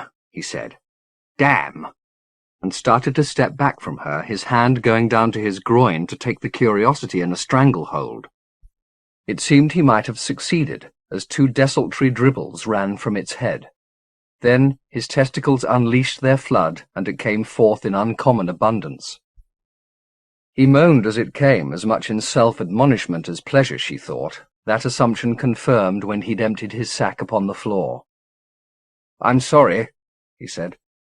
"I'm sorry." "There's no need," she said, standing up and putting her lips to his. He continued to murmur his apologies, however. "I haven't done that in a long time," he said. "So adolescent." She kept her silence, knowing anything she said would only begin a further round of self-reproach. He slipped away into the bathroom to find a towel. When he returned, she was picking up her clothes. "Are you going?" he said. "Only to my room." "Do you have to?" he said. "I know that wasn't much of a performance, but the bed's big enough for us both, and I don't snore." "The bed's enormous." "So, would you stay?" he said. "I'd like to." He made a charming smile. "I'm honored," he said. "Will you excuse me a moment?" He switched the bathroom light back on and disappeared inside, closing the door, leaving her to lie back on the bed and wonder at this whole turn of events. Its very oddness seemed appropriate. After all, this whole journey had begun with an act of misplaced love. Love become murder. Now a new dislocation. Here she was, lying in the bed of a man with a body far from beautiful, whose bulk she longed to have upon her, whose hands were capable of fratricide, but aroused her like none she'd ever known, who'd walked more worlds than an opium poet, but couldn't speak love without stumbling, who was a Titan, and yet afraid. She made a nest among his duck-down pillows and waited there for him to come back and tell her a story of love. He reappeared after a long while and slipped beneath the sheets beside her. True to her imaginings, he said he loved her at last, but only once he'd turned the light out, and his eyes were not available for study. When she slept, it was deeply, and when she woke again, it was like sleeping, dark and pleasurable, the former because the drapes were still drawn, and between their cracks she could see that the sky was still benighted, the latter because Oscar was beside her and inside. One of his hands was upon her breast, the other lifting her leg so that he could ease his upward stroke. He'd entered her with skill and discretion, she realized. Not only had he not stirred her until he was embedded, but he'd chosen the virgin passage, which, had he suggested it while she was awake, she'd have attempted to coax him from, fearing the discomfort. In truth, there was none, though the sensation was quite unlike anything she'd felt before. He kissed her neck and shoulder-blade, light kisses, as though he was unaware of her wakefulness. She made it known with a sigh. His stroke slowed and stopped, but she pressed her buttocks back to meet his thrust, satisfying his curiosity as to the limit of its access, which was to say none. She was happy to accept him entirely, trapping his hand against her breast to press it to rougher service, while putting her own at the connecting place.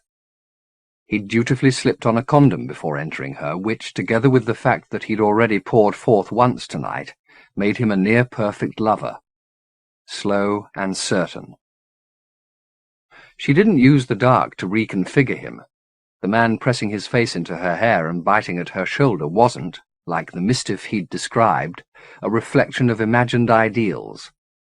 It was Oscar Godolphin, paunch, curiosity, and all. What she did reconfigure was herself, so that she became in her mind's eye a glyph of sensation, a line dividing from the coil of her pierced core up through her belly to the points of her breasts, then intersecting again at her nape, crossing and becoming woven spirals beneath the hood of her skull. Her imagination added a further refinement, inscribing a circle around this figure, which burned in the darkness behind her lips like a vision. Her rapture was perfected then, being an abstraction in his arms, yet pleasured like flesh. There was no greater luxury. He asked if they might move, saying only, "The wound," by way of explanation. She went onto her hands and knees, he slipping from her for a tormenting moment while she did so, then putting the curiosity back to work. His rhythm instantly became more urgent, his fingers in her sex, his voice in her head, both expressing ecstasy. The glyph brightened in her mind's eye, fiery from end to end. She yelled out to him, first only yes, and yes, then plainer demands, inflaming him to new invention. The glyph became blinding, burning away all thought of where she was or what, all memory of conjunctions past subsumed in this perpetuity. She was not even aware that he'd spent himself until she felt him withdrawing, and then she reached behind her to keep him inside a while longer. He obliged. She enjoyed the sensation of his softening inside her, and even finally his exiting, the tender muscle yielding its prisoner reluctantly. Then he rolled over onto the bed beside her and reached for the light. It was dim enough not to sting, but still too bright, and she was about to protest when she saw that he was putting his fingers to his injured side. Their congress had unknitted the wound. Blood was running from it in two directions, down towards the curiosity still nestled in the condom, and down his side to the sheet. "It's all right," he said as she made to get up. "It looks worse than it is." "It still needs something to staunch it," she said. "That's good Godolphin blood," he said, wincing and grinning at the same moment. His gaze went from her face to the portrait above the bed. "It's always flowed freely," he said. "He doesn't look as though he approved of us," she said. "On the contrary," Oscar replied. "I know for a fact he'd adore you. Joshua understood devotion." She looked at the wound again. Blood was seeping between his fingers. "Won't you let me cover that up?" she said. "It makes me queasy." "For you, anything. Have you got any dressing?" "Dowd's probably got some, but I don't want him knowing about us. At least not yet. Let's keep it our secret. You, me, and Joshua," she said. "Even Joshua doesn't know what we got up to," Oscar said, without a trace of irony audible in his voice. "Why do you think I turned the light out?" In lieu of fresh dressing, she went through to the bathroom to find a towel. While she was doing so, he spoke to her through the open door. "I meant what I said, by the way," he told her. "About what?" "That I'll do anything for you. At least anything that's in my power to do or give. I want you to stay with me, Judith. I'm no Adonis, I know that, but I learned a lot from Joshua, about devotion, I mean." She emerged with the towel to be greeted by the same offer. "Anything you want." "That's very generous." "The pleasure's in the giving," he said. "I think you know what I'd like most." He shook his head. "I'm no good at guessing games. Only cricket. Just tell me." She sat down on the edge of the bed and gently tugged his hand from the wound in his side, wiping the blood from between his fingers. "Say it," he told her. "Very well," she said. "I want you to take me out of this dominion. I want you to show me Isorderex." Chapter 25. 1. 22 days after emerging from the icy wastes of the Jokalailau into the balmier climes of the Third Dominion, days which had seen Pi and Gentle's fortunes rise dramatically as they journeyed through the Third's diverse territories, the wanderers were standing on a station platform outside the tiny town of Imajica, waiting for the train that once a week came through on its way from the city of Ayamandas, in the northeast, to Linbi, half a day's journey to the south. They were eager to be departing. Of all the towns and villages they'd visited in the past 3 weeks, Imajica had been the least welcoming. It had its reasons. It was a community under siege from the Dominion's 2 sons, the rains which brought the region its crops having failed to materialize for 6 consecutive years. Terraces and fields that should have been bright with shoots were virtually dust bowls, stocks hoarded against this eventuality critically depleted. Famine was imminent, and the village was in no mood to entertain strangers. The previous night, the entire populace had been out in the drab streets praying aloud, these imprecations led by their spiritual leaders, who had about them the air of men whose invention was nearing its end. The noise, so unmusical, Gentle had observed, that it would irritate the most sympathetic of deities, had gone on until first light, making sleep impossible. As a consequence, exchanges between Pi and Gentle were somewhat tense this morning. They were not the only travellers waiting for the train. A farmer from Imajica had brought a herd of sheep onto the platform, some of them so emaciated it was a wonder they could stand, and the flock had brought with them clouds of the local pest, an insect called a zazi, that had the wingspan of a dragonfly and a body as fat and furred as a bee. It fed on sheep ticks, unless it could find something more tempting. Gentle's blood fell into this latter category, and the lazy whine of the zazi was never far from his ears as he waited in the midday heat.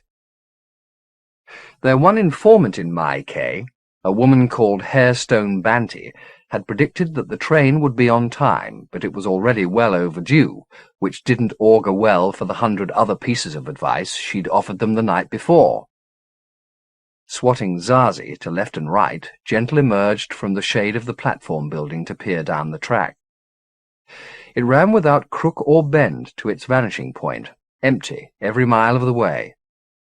On the rails a few yards from where he stood, rats, a gangrenous variety called graviolants, toed and froed, gathering dead grasses for the nests they were constructing between the rails and the gravel the rails were set upon.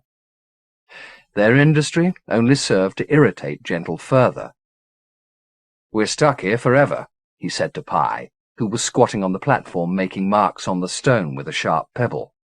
"This is Hairstone's revenge on a couple of hooprio."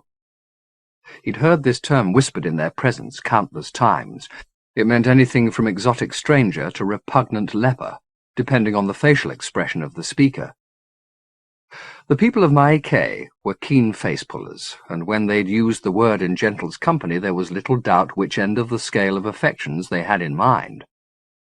"It'll come," said Pi. "We're not the only ones waiting." 2 more groups of travellers had appeared on the platform in the last few minutes. A family of Imajicaans, 3 generations represented, who had lugged everything they owned down to the station, and 3 women in voluminous robes, their heads shaved and plastered with white mud, nuns of the Goetic Kikaranki, an order as despised in Imajica as any well-fed hooprio.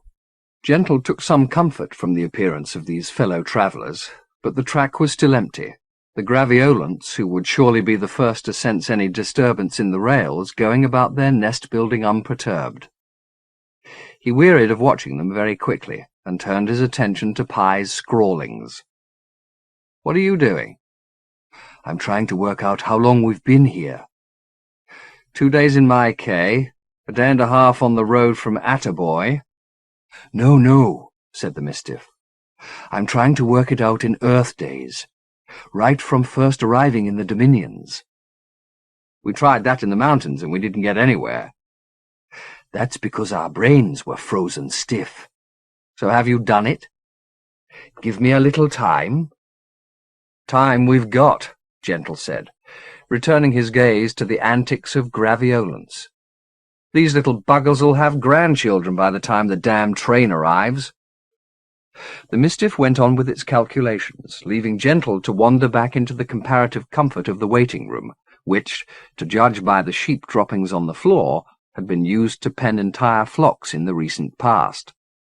The Zazi followed him, buzzing around his brow.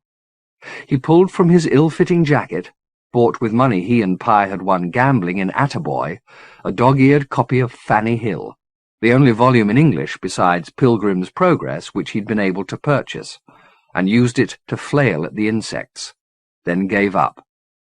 They'd tire of him eventually, or else he'd become immune to their attacks. Whichever, he didn't care. He leaned against the graffiti-covered wall and yawned. He was bored. Of all things, bored.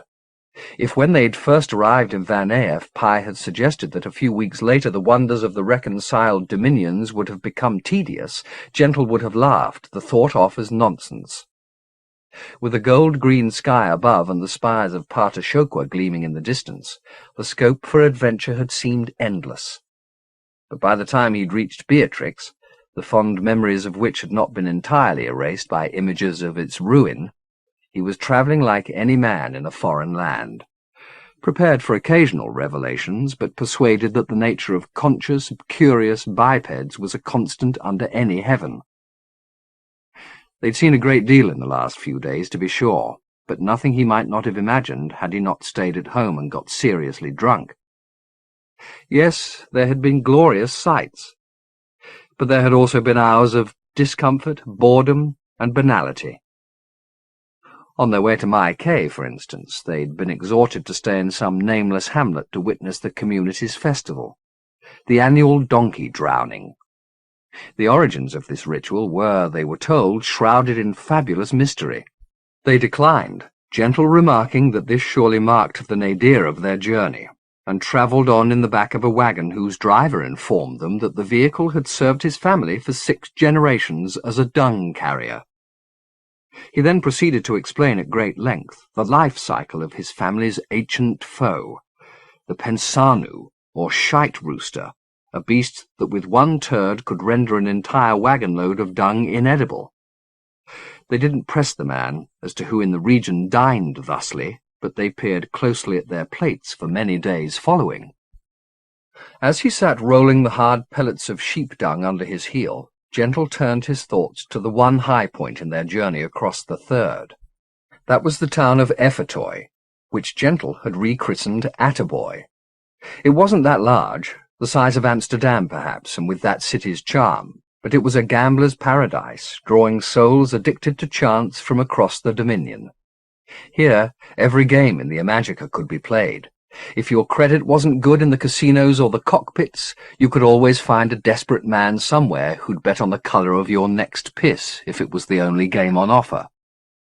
Working together with what was surely telepathic efficiency, Gentle and the Mistiff had made a small fortune in the city, in 8 currencies no less, enough to keep them in clothes, food, and train tickets until they reached Isorderex. It wasn't profit that had almost seduced Gentle into setting up house there, however.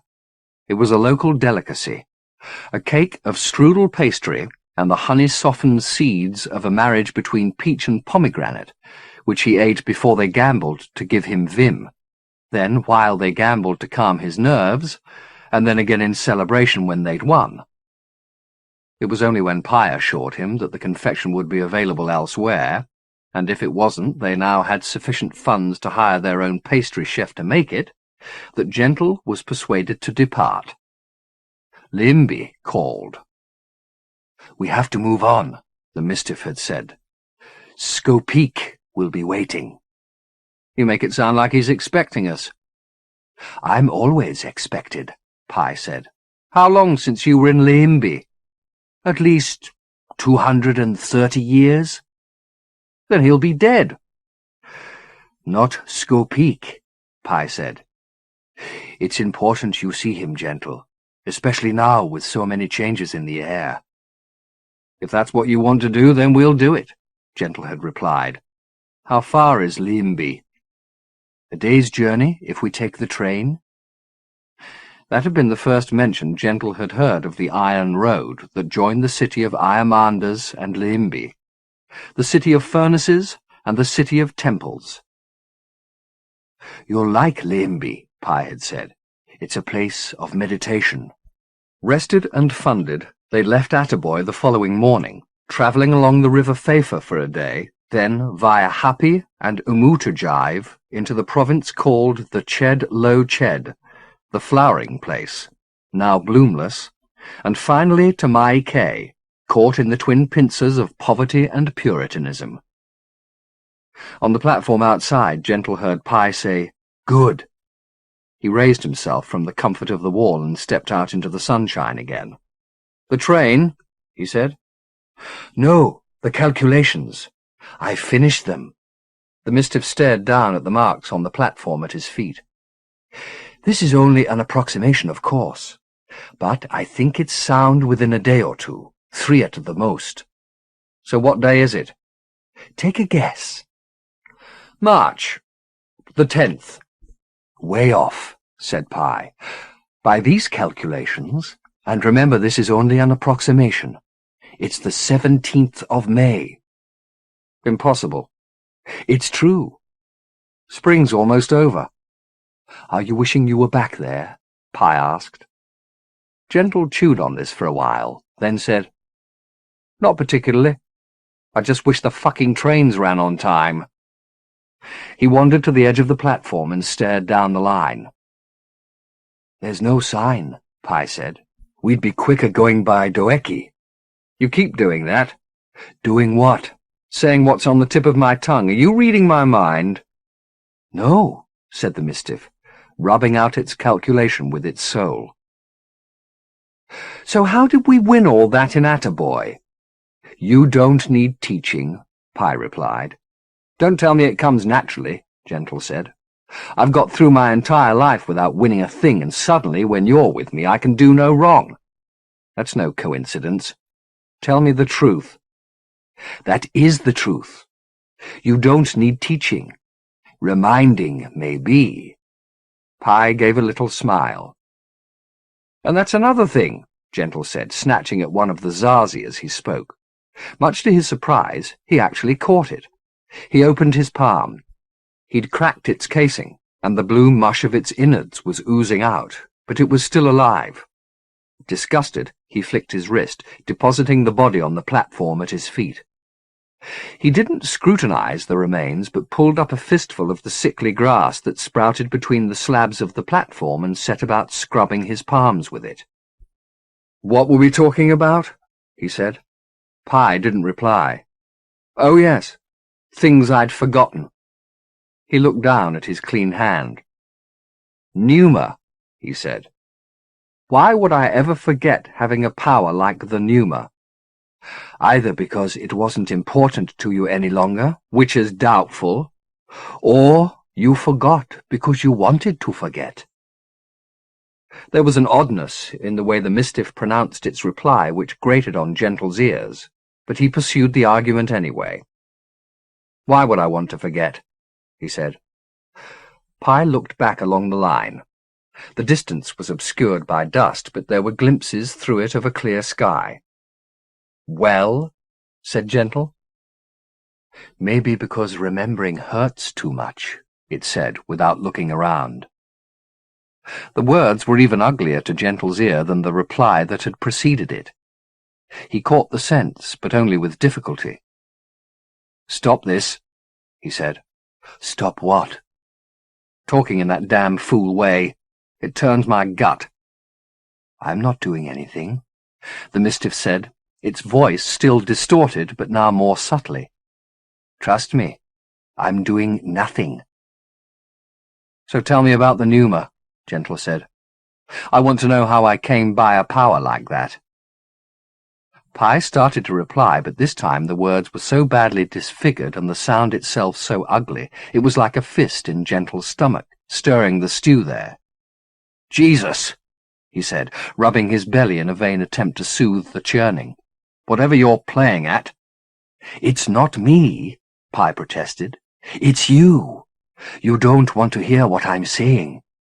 "Yes, I do," Gentle said, wiping beads of chilly sweat from around his mouth. "I want answers. I want straight answers." Grimly, Pi started to speak again, but immediately the waves of nausea climbed Gentle's gut with fresh zeal. The pain in his belly was sufficient to bend him double, but he was damned if the Mistiff was going to keep anything from him. It was a matter of principle now. He studied Pi's lips through narrowed eyes, but after a few words the Mistiff stopped speaking. "Tell me," Gentle said, determined to have Pi obey him even if he could make no sense of the words. "What have I done that I want to forget so badly?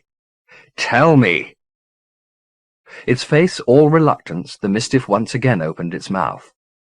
The words, when they came, were so hopelessly corrupted Gentle could barely grasp a fraction of their sense. Something about power, something about death. Point proved, he waved the source of this excremental din away and turned his eyes in search of a sight to calm his belly. But the scene around him was a convention of little horrors. A graviolant making its wretched nest beneath the rails, the perspective of the track snatching his eye into the dust, the dead Zazi at his feet, its egg sac split, spattering its unborn onto the stone. This last image, vile as it was, brought food to mind. The harbour meal in his orderex, fish within fish within fish, the littlest filled with eggs. The thought defeated him. He tottered to the edge of the platform and vomited onto the rails, his gut convulsing. He didn't have that much in his belly, but the heaves went on until his abdomen ached and tears of pain ran from his eyes. At last he stepped back from the platform edge, shuddering. The smell of his stomach was still in his nostrils, but the spasms were steadily diminishing. From the corner of his eye he saw Pi approach. "Don't come near me," he said. "I don't want you touching me."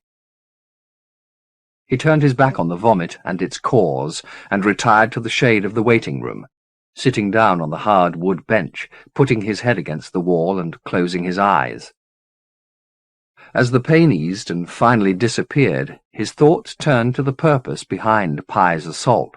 He'd quizzed the Mistiff several times over the past 4.5 months about the problem of power, how it was come by, and more particularly, how he, Gentle, had come to possess it. Pi's replies had been oblique in the extreme, but Gentle hadn't felt any great urge to get to the bottom of the question. Perhaps subconsciously he hadn't really wanted to know. Classically, such gifts had consequences, and he was enjoying his role as getter and wielder of power too much to want it spoiled with talk of hubris. He'd been content to be fobbed off with hints and equivocation, and he might have continued to be content if he hadn't been irritated by the Zazi and the lateness of the Limby train, bored and ready for an argument. But that was only half the issue. He'd pressed the Mistiff certainly, but he'd scarcely goaded it. The attack seemed out of all proportion to the offence. He'd asked an innocent question and been turned inside out for doing so. So much for all that loving talk in the mountains. "Gentle, fuck you. The train, Gentle. What about it?" "It's coming." He opened his eyes. The Mistiff was standing in the doorway, looking forlorn. "I'm sorry that had to happen," it said. "It didn't have to," Gentle said. "You made it happen." "Truly, I didn't." "What was it then? Something I ate?" "No, but there are some questions that make me sick, that have answers you don't want to hear." "What do you take me for?" Gentle said, his tone all quiet contempt. "I ask a question, you fill my head with so much shit for an answer that I throw up, and then it's my fault for asking it in the first place. What kind of fucked up logic is that?" The Mistiff raised its hands in mock surrender. "I'm not going to argue," it said. "Damn right," Gentle replied.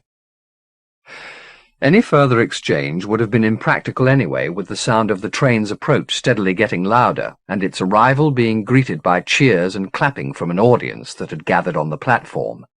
Still feeling delicate when he stood, Gentle followed Pi out into the crowd. It seemed half the inhabitants of Imajica had come down to the station. Most, he assumed, were sightseers rather than potential travellers. The train a distraction from hunger and unanswered prayers. There were some families here who planned to board, however, pressing through the crowd with their luggage. What privations they'd endured to purchase their escape from Imajica could only be imagined.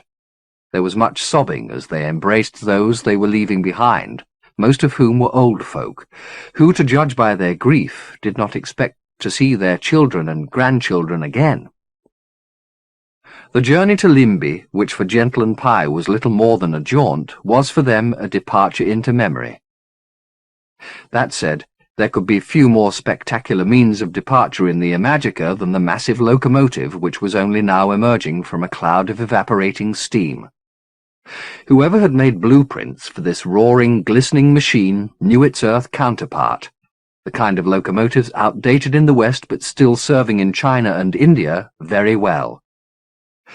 Their imitation was not so slavish as to suppress a certain decorative joie de vivre. It had been painted so gaudily it looked like the male of the species in search of a mate. But beneath the daubings was a machine that might have steamed into King's Cross or Marylebone in the years following the Great War. It drew 6 carriages, and as many freight vehicles again, 2 of the latter being loaded with the flock of sheep.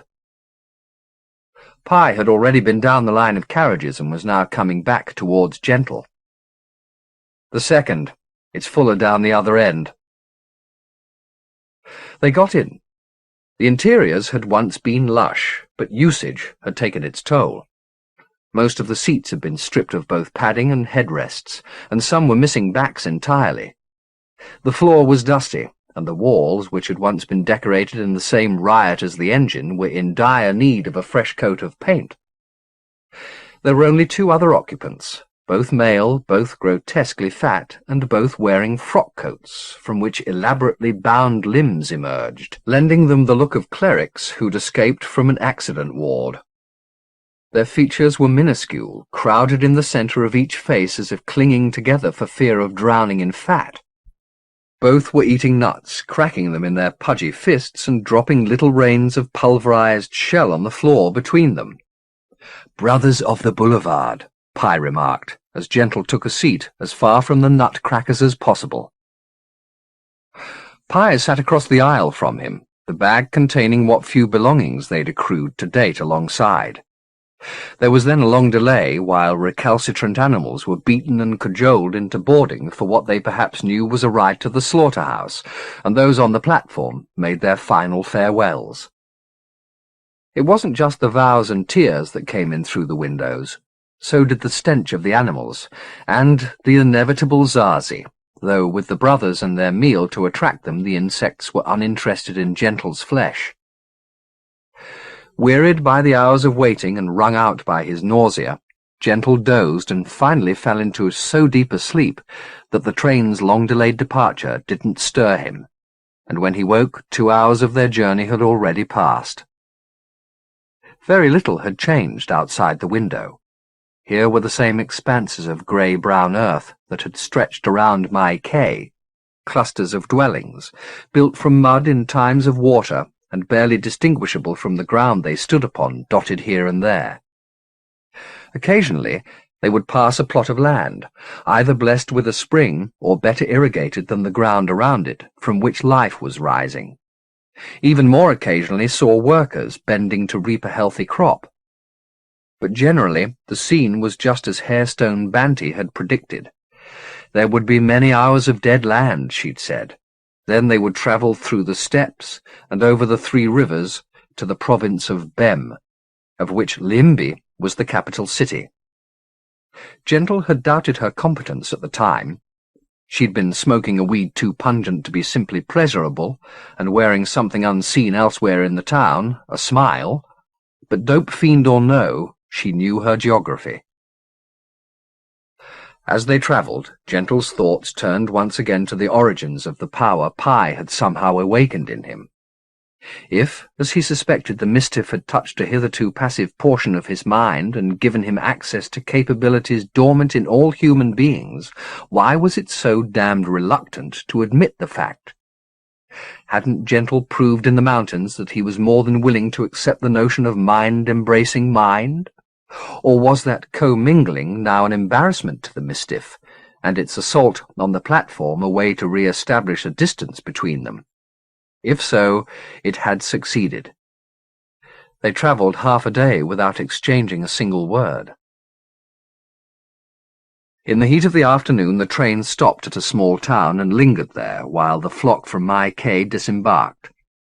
No less than 4 suppliers of refreshments came through the train while it waited, one exclusively carrying pastries and candies, among which Gentle found a variation on the honey and seed cake that had almost kept him in Attaboy. He bought 3 slices, and then 2 cups of well-sweetened coffee from another merchant, the combination of which soon enlivened his torpid system. For its part, the Mistiff bought and ate dried fish, the smell of which drove Gentle even farther from its side. As the shout came announcing their imminent departure, Pye suddenly sprang up and darted to the door. The thought went through Gentle's head that the Mistiff intended to desert him, but it had spotted newspapers for sale on the platform and, having made a hurried purchase, clambered aboard again as the train began to move off. Then it sat down beside the remains of its fish dinner and had no sooner unfolded the paper than it let out a low whistle. "Gentle, you'd better look at this." It passed the newspaper across the aisle. The banner headline was in a language Gentle neither understood nor even recognized, but that scarcely mattered. The photographs below were plain enough.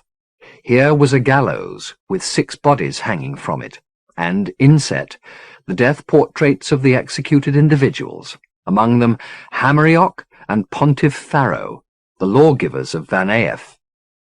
Below this rogue's gallery a finely rendered etching of Tick Raw, the crazy evocator. "So," Gentle said, "they got their comeuppance. It's the best news I've had in days." "No, it's not," Pye replied. "They tried to kill us, remember?"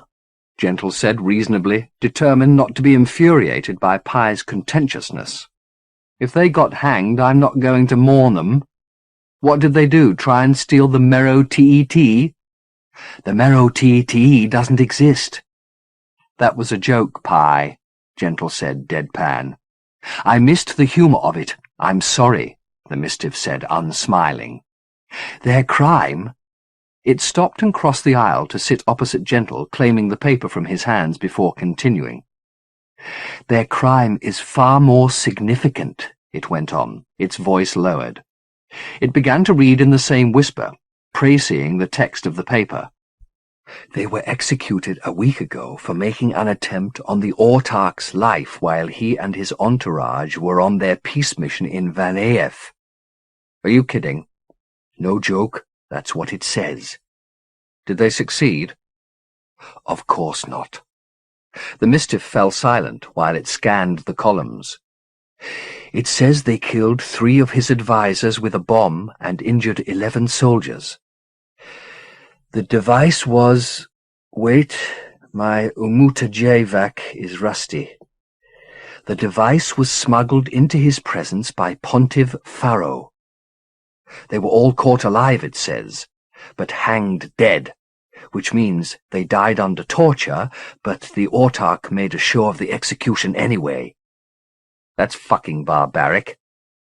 It's very common, particularly in political trials." "What about Tick Raw? Why's his picture in there?" "He was named as a co-conspirator, but apparently he escaped. The damn fool." "Why'd you call him that?" "Getting involved in politics when there's so much more at stake. It's not the first time, of course, and won't be the last." "I'm not following."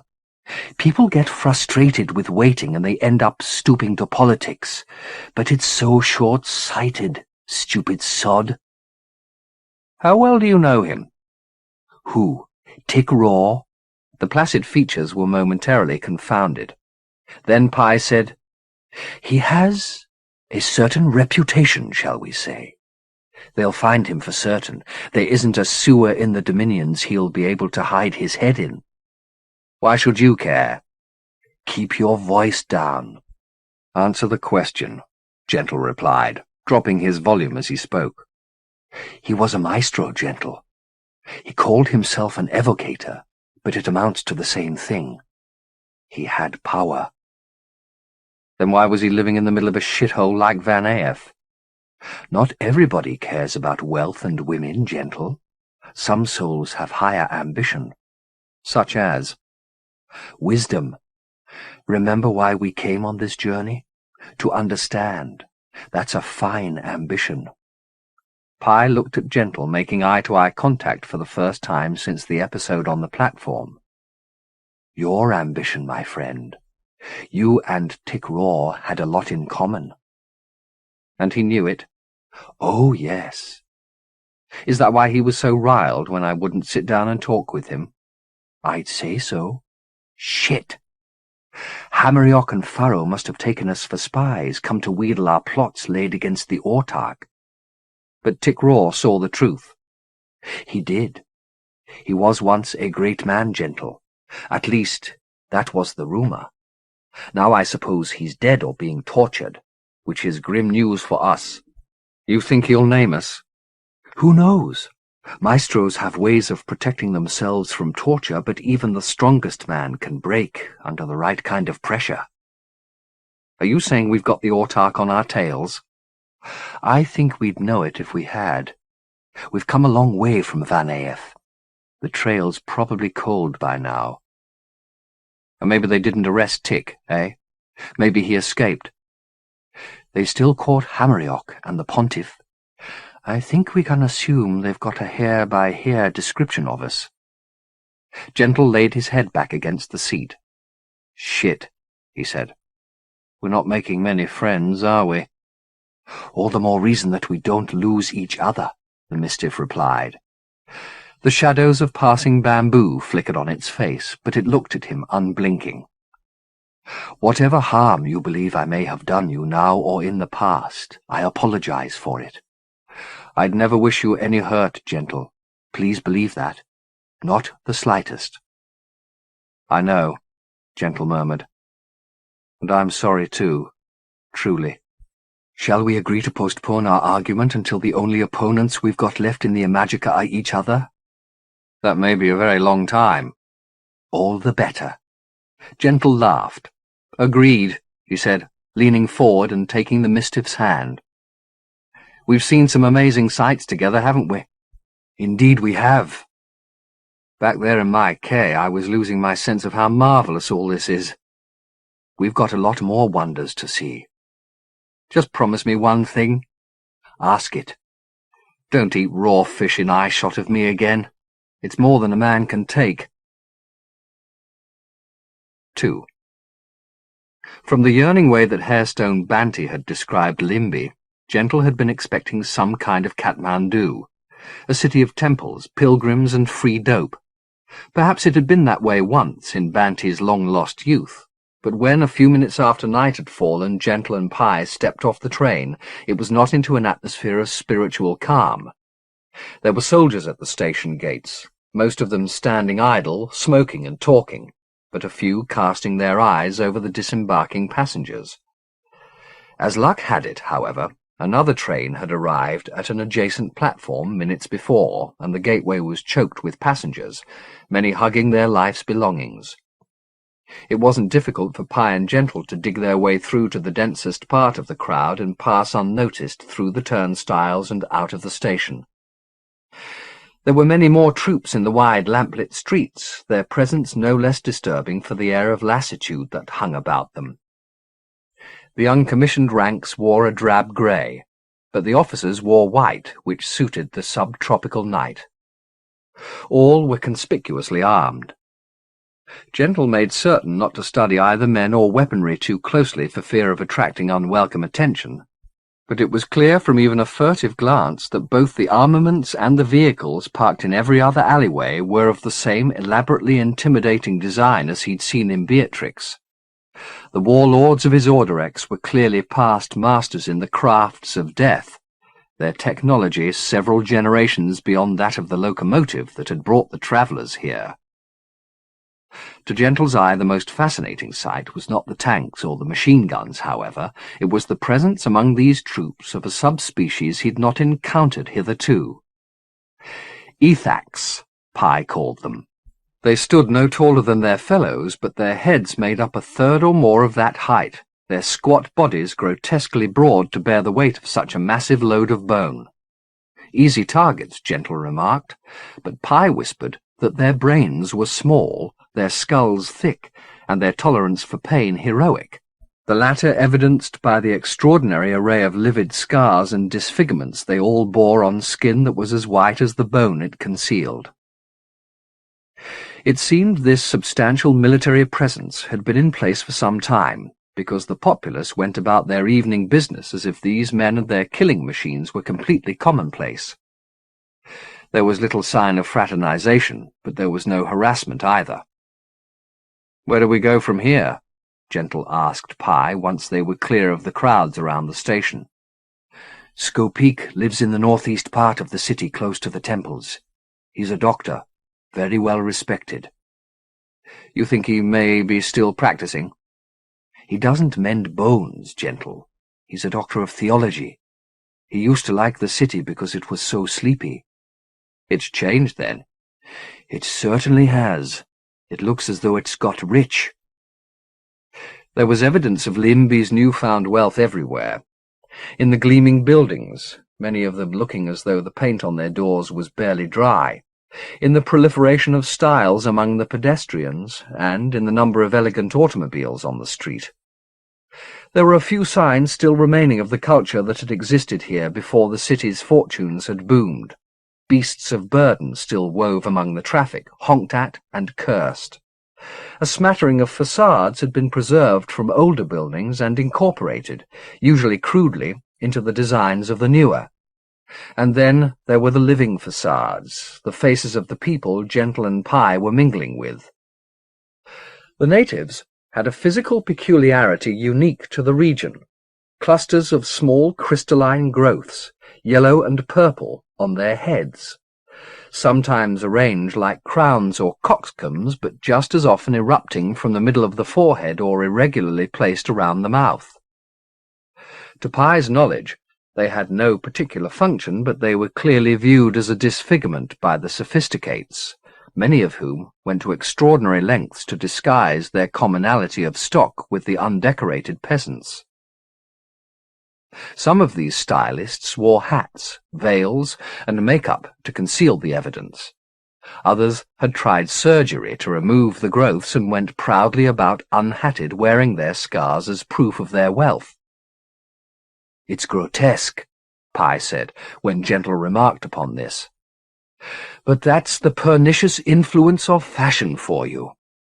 These people want to look like the models they see in the magazines from Patashokwa, and the stylists in Patashokwa have always looked to the Fifth for their inspiration. Damn fools! Look at them! I swear if we were to spread the rumour that everyone in Paris is cutting off their right arms these days, we'd be tripping over hacked-off limbs all the way to Skopeek's house." "It wasn't like this when you were here?" "Not in Limby. As I said, it was a place of meditation. But in Patashokwa, yes, always, because it's so close to the Fifth, so the influence is very strong. And there's always been a few minor maestros, you know, travelling back and forth, bringing styles, bringing ideas. A few of them made a kind of business of it, crossing the In-Ovo every few months to get news of the Fifth and selling it to the fashion houses, the architects and so on. So damn decadent. It revolts me." "But you did the same thing, didn't you? You became part of the Fifth Dominion?" "Never here," the Mistiff said, its fist to its chest. "Never in my heart. My mistake was getting lost in the In-Ovo and letting myself be summoned to Earth. When I was there, I played the human game, but only as much as I had to." Despite their baggy and by now well-crumpled clothes, both Pi and Gentle were bare-headed and smooth-skulled, so they attracted a good deal of attention from envious poseurs parading on the pavement. It was far from welcome, of course. If Pye's theory was correct, and Hamerioch or Pontiff Pharaoh had described them to the autarch's torturers, their likenesses might very well have appeared in the broadsheets of Limby. If so, an envious dandy might have them removed from the competition with a few words in a soldier's ear. Would it not be wiser, Gentle suggested, if they hailed a taxi and travelled a little more discreetly? The Mistiff was reluctant to do so, explaining that it could not remember Scopeek's address, and their only hope of finding it was to go on foot while Pye followed its nose. They made a point of avoiding the busier parts of the street, however, where café customers were outside enjoying the evening air or, less frequently, where soldiers gathered.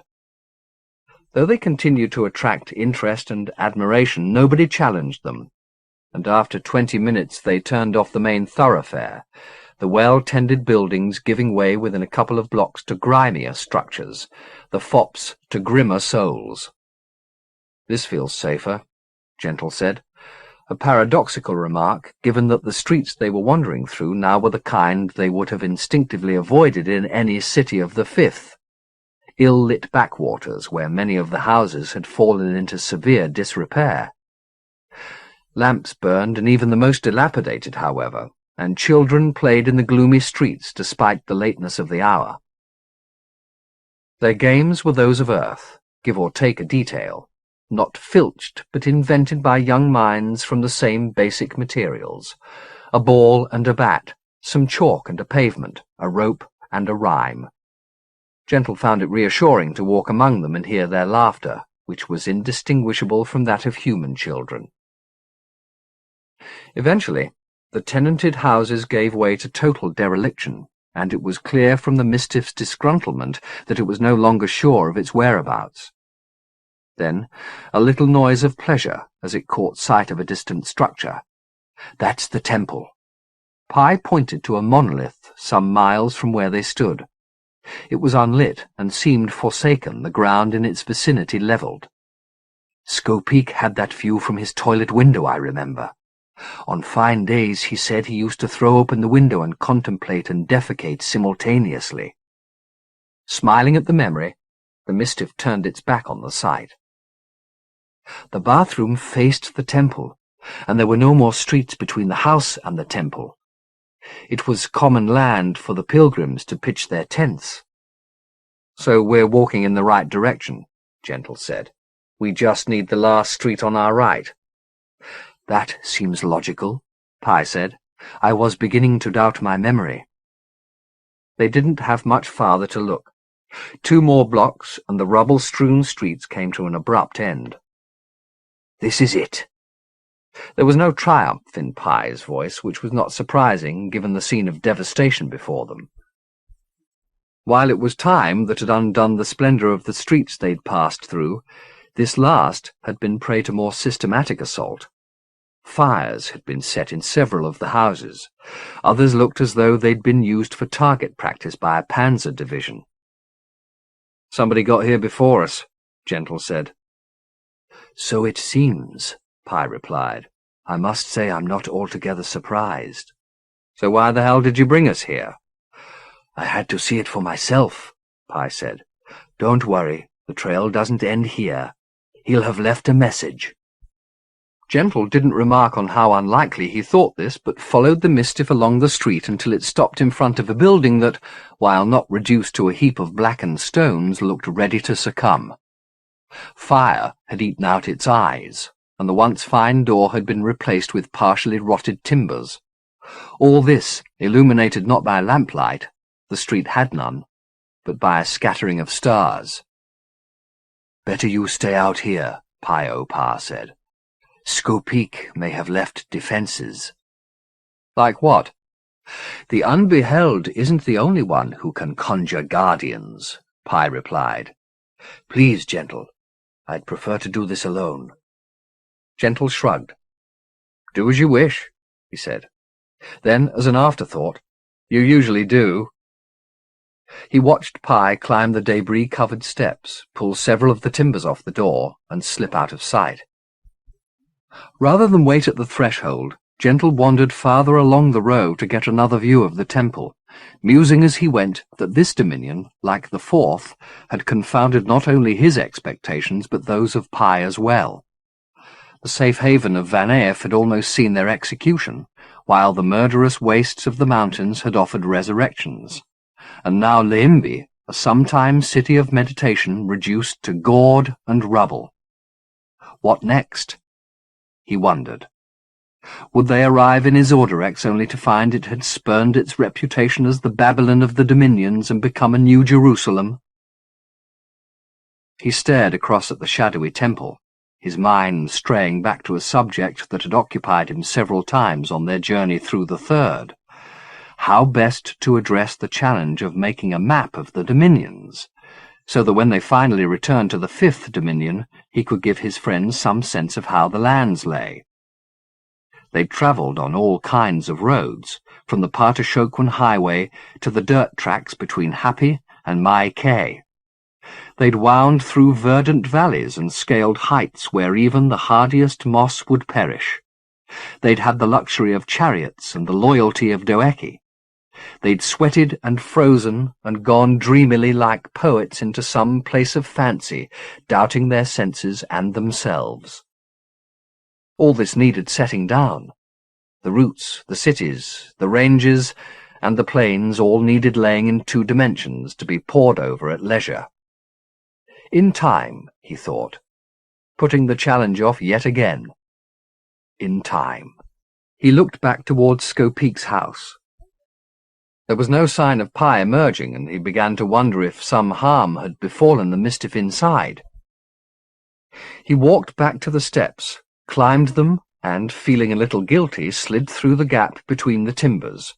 The starlight had more difficulty getting in than he did, and his blindness put a chill in him, bringing to mind the measureless darkness of the ice cathedral. On that occasion, the Mistiff had been behind him, this time in front. He waited a few seconds at the door until his eyes began to make out the interior. It was a narrow house, full of narrow places, but there was a voice in its depths, barely above a whisper, which he pursued, stumbling through the murk. After only a few paces, he realized it was not Pi speaking, but someone hoarse and panicked. Skopeek, perhaps, still taking refuge in the ruins. A glimmer of light, no brighter than the dimmest star, led him to a door through which he had a sight of the speaker. Pi was standing in the middle of the blackened room, turned from Gentle. Over the Mistiff's shoulder, Gentle saw the light's fading source, a shape hanging in the air like a web woven by a spider that aspired to portraiture, and held aloft by the merest breeze. Its motion was not arbitrary, however. The gossamer face opened its mouth and whispered its wisdom. No better proof than in these cataclysms. We must hold to that, my friend. Hold to it and pray. No, better not pray. I doubt every god now, especially the aboriginal. If the children are any measure of the father, then he's no lover of justice or goodness. Children, said Gentle. The breath the word came upon seemed to flutter in the threads. The face grew long, the mouth tearing. The Mistiff glanced behind and shook its head to silence the trespasser. Skopeek, for this was surely his message, was talking again. Believe me when I say we know only the 10th part of a 10th part of the plots laid in this. Long before the reconciliation, forces were at work to undo it. That's my firm belief. And it's reasonable to assume that those forces have not perished. They're working in this dominion, and the dominion from which you've come. They strategize not in terms of decades but centuries, just as we've had to. And they've buried their agents deeply. Trust nobody, Pi Opar, not even yourself. Their plots go back before we were born. We could either one of us have been conceived to serve them in some oblique fashion and not know it. They're coming for me very soon, probably with voiders. If I'm dead, You'll know it. If I can convince them I'm just a harmless lunatic, they'll take me off to the cradle, put me in the maison de santé. Find me there, Pi-O-Pa. Or if you have more pressing business, then forget me. I won't blame you. But friend, whether you come for me or not, know that when I think of you, I still smile. And in these days, that is the rarest comfort. Even before he'd finished speaking, the gossamer was losing its power to capture his likeness, the features softening, the form sinking in upon itself, until, by the time the last of his message had been uttered, there was little left for it to do but flutter to the ground. The Mistiff went down on its haunches and ran its fingers through the inert threads. "Skopeek," it murmured. "What's the cradle he talked about?" "The cradle of Chizursamit. It's an inland sea, 2 or 3 days' journey from here." "You've been there?" "No, it's a place of exile. There's an island in the cradle which was used as a prison, mostly for criminals who'd committed atrocities but were too dangerous to execute." "I don't follow that." "Ask me another time. The point is, it sounds like it's been turned into an asylum." Pi stood up. "Poor Skopeek. He always had a terror of insanity." "I know the feeling," Gentle remarked. "And now they've put him in a madhouse." "So we must get him out," Gentle said very simply. He couldn't see Pi's expression, but he saw the Mistiff's hands go up to its face and heard a sob from behind its palms. "Hey," Gentle said softly, embracing Pi. "We'll find him. I know I shouldn't have come spying like that, but I thought maybe something had happened to you." "At least you've heard him for yourself. You know it's not a lie." "Why would I think that?" "Because you don't trust me," Pi said. "I thought we'd agreed," Gentle said. "We've got each other, and that's our best hope of staying alive and sane. Didn't we agree to that?" "Yes." "So let's hold to it." "It may not be so easy. If Skopeek's suspicions are correct, either one of us could be working for the enemy and not know it." "By enemy you mean the autarch?" "He's one, certainly. But I think he's just a sign of some greater corruption. The Imajica's sick, Gentle, from end to end. Coming here and seeing the way Limby's changed makes me want to despair." "You know, you should have forced me to sit down and talk with Tick Raw. He might have given us a few clues." "It's not my place to force you to do anything. Besides, I'm not sure he'd have been any wiser than Skopeek." "Maybe he'll know more by the time we speak with him." "Let's hope so." "And this time I won't take umbrage and waltz off like an idiot." "If we get to the island, there'll be nowhere to waltz to." "True enough.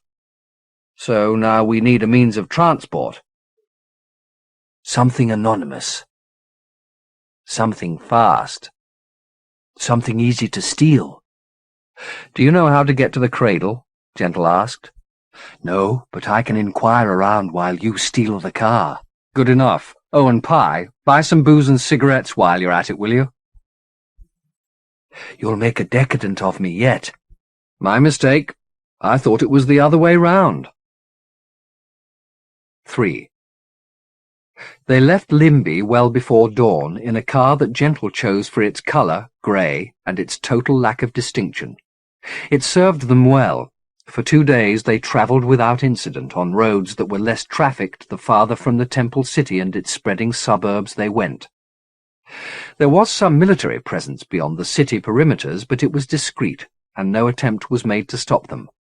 Only once did they glimpse a contingent at work in a distant field, vehicles manoeuvring heavy artillery into position behind barricades, pointing back towards Limby, the work just public enough to let the citizens know whose clemency their lives were conditional upon. By the middle of the 3rd day, however, the road they were travelling was almost entirely deserted, and the flatlands in which Limby was set had given way to rolling hills. Along with this change of landscape came a change of weather. The skies clouded, and with no wind to press them on, the clouds thickened. The landscape that might have been enlivened by sun and shadow became drear, almost dank. Signs of habitation dwindled. Once in a while they'd pass a homestead long since fallen into ruin. More infrequently still they'd catch sight of a living soul, usually unkempt, always alone, as though the territory had been given over to the lost. And then the cradle. It appeared suddenly, the road taking them up over a headland which presented them with a sudden panorama of grey shore and silver sea. Realized how oppressed he'd been by the hills until this vista opened in front of them. He felt his spirits rise at the sight. There were peculiarities, however, most particularly the thousands of silent birds on the stony beach below, all sitting like an audience awaiting some spectacle to appear from the arena of the sea, not one in the air or on the water. It wasn't until Pye and Gentle reached the perimeter of this roosting multitude and got out of the car that the reason for their inactivity became apparent. Not only were they and the sky above them immobile, so was the cradle itself. Gentle made his way through the mingled nations of birds. A close relation of the gull predominated, but there were also geese, oyster-catchers, and a smattering of parrots, to the edge, testing it first with his foot, then with his fingers.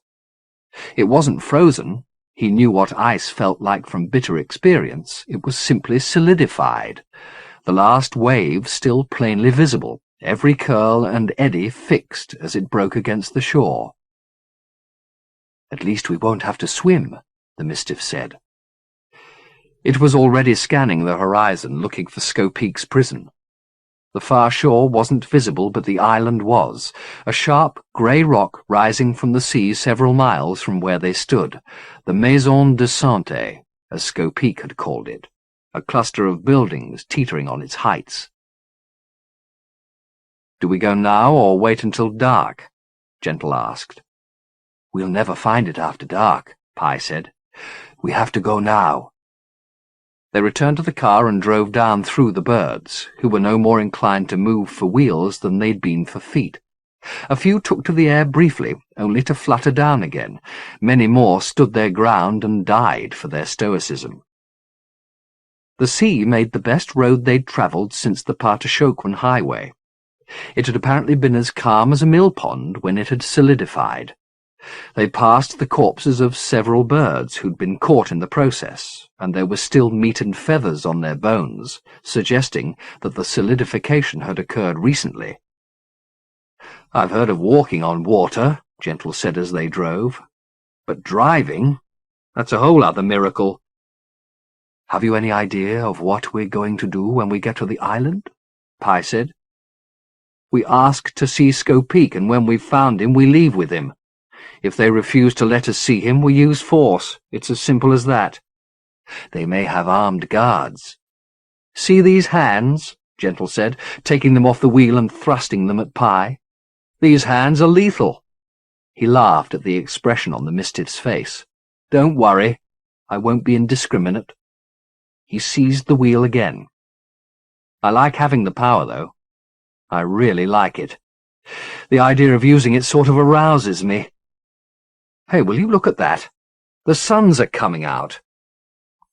The parting clouds allowed a few beams through, and they lit the island, which was within half a mile of them now. The visitors' approach had been noticed. Guards had appeared on the cliff top and along the prison's parapet. Figures could be seen hurrying down the steps that wound down the cliff face, heading for the boats moored at its base. From the shore behind them rose the clamour of birds. "They've finally woken up," Gentle said. Pye looked around. Sunlight was lighting the beach and the wings of the birds as they rose in a squalling cloud. "Oh, geez, you," Pye said. "What's wrong?" "The sea." Pye didn't need to explain, for the same phenomenon that was crossing the cradle's surface behind them was now coming to meet them from the island. A slow shock wave, changing the nature of the matter it passed through. Gentle picked up speed, closing the gap between the vehicle and solid ground, but the road had already liquefied completely at the island shore, and the message of transformation was spreading at speed. "Stop the car!" Pi yelled. "If we don't get out, we'll go down in it!" Gentle brought the car to a skidding halt, and they flung themselves out. The ground beneath them was still solid enough to run on, but they could feel tremors in it as they went, prophesying dissolution. "Can you swim?" Gentle called to Pi. "If I have to," the Mistiff replied, its eyes on the approaching tide. The water looked mercurial and seemed to be full of thrashing fish. "But I don't think this is something we want to bathe in, Gentle." "I don't think we're going to have any choice." But there was at least some hope of rescue. Boats were being launched off the island shore, and the sound of the oars and the rhythmical shouts of the oarsmen rising above the churning of the silver water. The Mistiff wasn't looking for hope from that source, however. Its eyes had found a narrow causeway, like a path of softening ice between where they stood and the land. Grabbing Gentle's arm, it pointed the way. "I see it," Gentle replied, and they headed off along this zigzag route, checking on the position of the two boats as they went. The oarsmen had comprehended their strategy and changed direction to intercept them. Though the flood was eating at their causeway from either side, the possibility of escape had just seemed plausible when the sound of the car upending and slipping into the waters distracted Gentle from his dash. He turned and collided with Pi as he did so. The Mistiff went down, falling on its face. Gentle hauled it back onto its feet, but it was momentarily too dazed to know their jeopardy. There were shouts of alarm coming from the boats now, and the frenzy of water yards from their heels. Gentle half-hoisted Pi onto his shoulders and picked up the race again. Precious seconds had been lost, however. The lead boat was within 20 yards of them, but the tide was half that distance behind and half again between his feet and the bow. If he stood still, the flow beneath him would go before the boat reached them. If he tried to run, burdened with the semi-conscious Mistiff, he'd miss his rendezvous with his rescuers. As it was, the choice was taken from him. The ground beneath the combined weight of man and Mistiff fractured, and the silver waters of the Chizursummit bubbled up between his feet. He heard a shout of alarm from the creature in the nearest boat. An Ethak, huge-headed and scarred, then felt his right leg lose 6 inches as his foot plunged through the brittle flow. It was Pi's turn to haul him up now, but it was a lost cause. The ground would support neither of them. In desperation, he looked down at the waters that he was going to have to swim in. The creatures he'd seen thrashing were not in the sea, but of the sea. The wavelets had backs and necks. The glitter of the spume was the glitter of countless tiny eyes. The boat was still speeding in their direction, and for an instant it seemed they might bridge the gap with a lunge. "Go!" he yelled to Pi, pushing as he did so. Though the Mistiff flailed, there was sufficient power in its legs to turn the fall into a jump. Its fingers caught the edge of the boat, but the violence of its leap threw Gentle from his precarious perch. He had time to see the Mistiff being hauled onto the rocking boat, and time, too, to think he might reach the hands outstretched in his direction. But the sea was not about to be denied both its morsels. As he dropped into the silver spume, which pressed around him like a living thing, he threw his hands up above his head in the hope that the Ethak would catch hold of him. All in vain. Consciousness went from him, and uncaptained, he sank. Chapter 26. 1. Gentle woke to the sound of a prayer. He knew before sight came to join the sound that the words were a beseechment, though the language was foreign to him. The voices rose and fell in the same unmelodious fashion as did earth congregations, 1 or 2 of the half-dozen speakers lagging a syllable behind, leaving the verses ragged. But it was nevertheless a welcome sound. He'd gone down thinking he'd never rise again. Light touched his eyes, but whatever lay in front of him was murky. There was a vague texture to the gloom, however, and he tried to focus upon it. It wasn't until his brow, cheeks, and chin reported their irritation to his brain that he realized why his eyes couldn't make sense of the scene. He was lying on his back, and there was a cloth over his face. He told his arm to rise and pluck it away, but the limb just lay stupid at his side. He concentrated, demanding it obey, his irritation growing as the timbre of the supplications changed and a distressing urgency came into them. He felt the bed he was lying on jostled, and tried to call out in alarm, but there was something in his throat that prevented him from making a sound. Irritation became unease. What was wrong with him? Be calm, he told himself. It'll come clear. Just be calm. But damn it, the bed was being lifted up. Where was he being taken? To hell with calm, he couldn't just lie still while he was paraded around. He wasn't dead, for God's sake. Or was he? The thought shredded every hope of equilibrium. He was being lifted up and carried lying inert on a hard board with his face beneath a shroud. What was that, if it wasn't dead? They were saying prayers for his soul, hoping to waft it heavenward, meanwhile carrying his remains to what dispatch? A hole in the ground? A pyre? He had to stop them, raise a hand, a moan, anything to signal that his leave-taking was premature. As he was concentrating on making a sign, however primitive, a voice cut through the prayers. Both prayers and beer-bearers stumbled to a halt, and the same voice, it was Pi, came again. "Not yet," it said. Somebody off to Gentle's right murmured something in a language Gentle didn't recognize. Words of consolation, perhaps. The Mistiff responded in the same tongue, its voice fractured with grief. A third speaker now entered the exchange, his purpose undoubtedly the same as his compatriots, coaxing Pi to leave the body alone. What were they saying? That the corpse was just a husk, an empty shadow of a man whose spirit was gone into a better place? Gentle willed Pi not to listen. The spirit was here. Here! Then, joy of joys, the shroud was pulled back from his face and Pi appeared in his field of vision, staring down at him. The Mistiff looked half dead itself, its eyes raw, its beauty bruised with sorrow. I'm saved, Gentle thought. Pi sees that my eyes are open and there's more than putrefaction going on in my skull. But no such comprehension came into Pi's face. The sight simply brought a new burst of tears. A man came to Pi's side, his head a cluster of crystalline growths, and laid his hands on the Mistiff's shoulders, whispering something in its ear and gently tugging it away.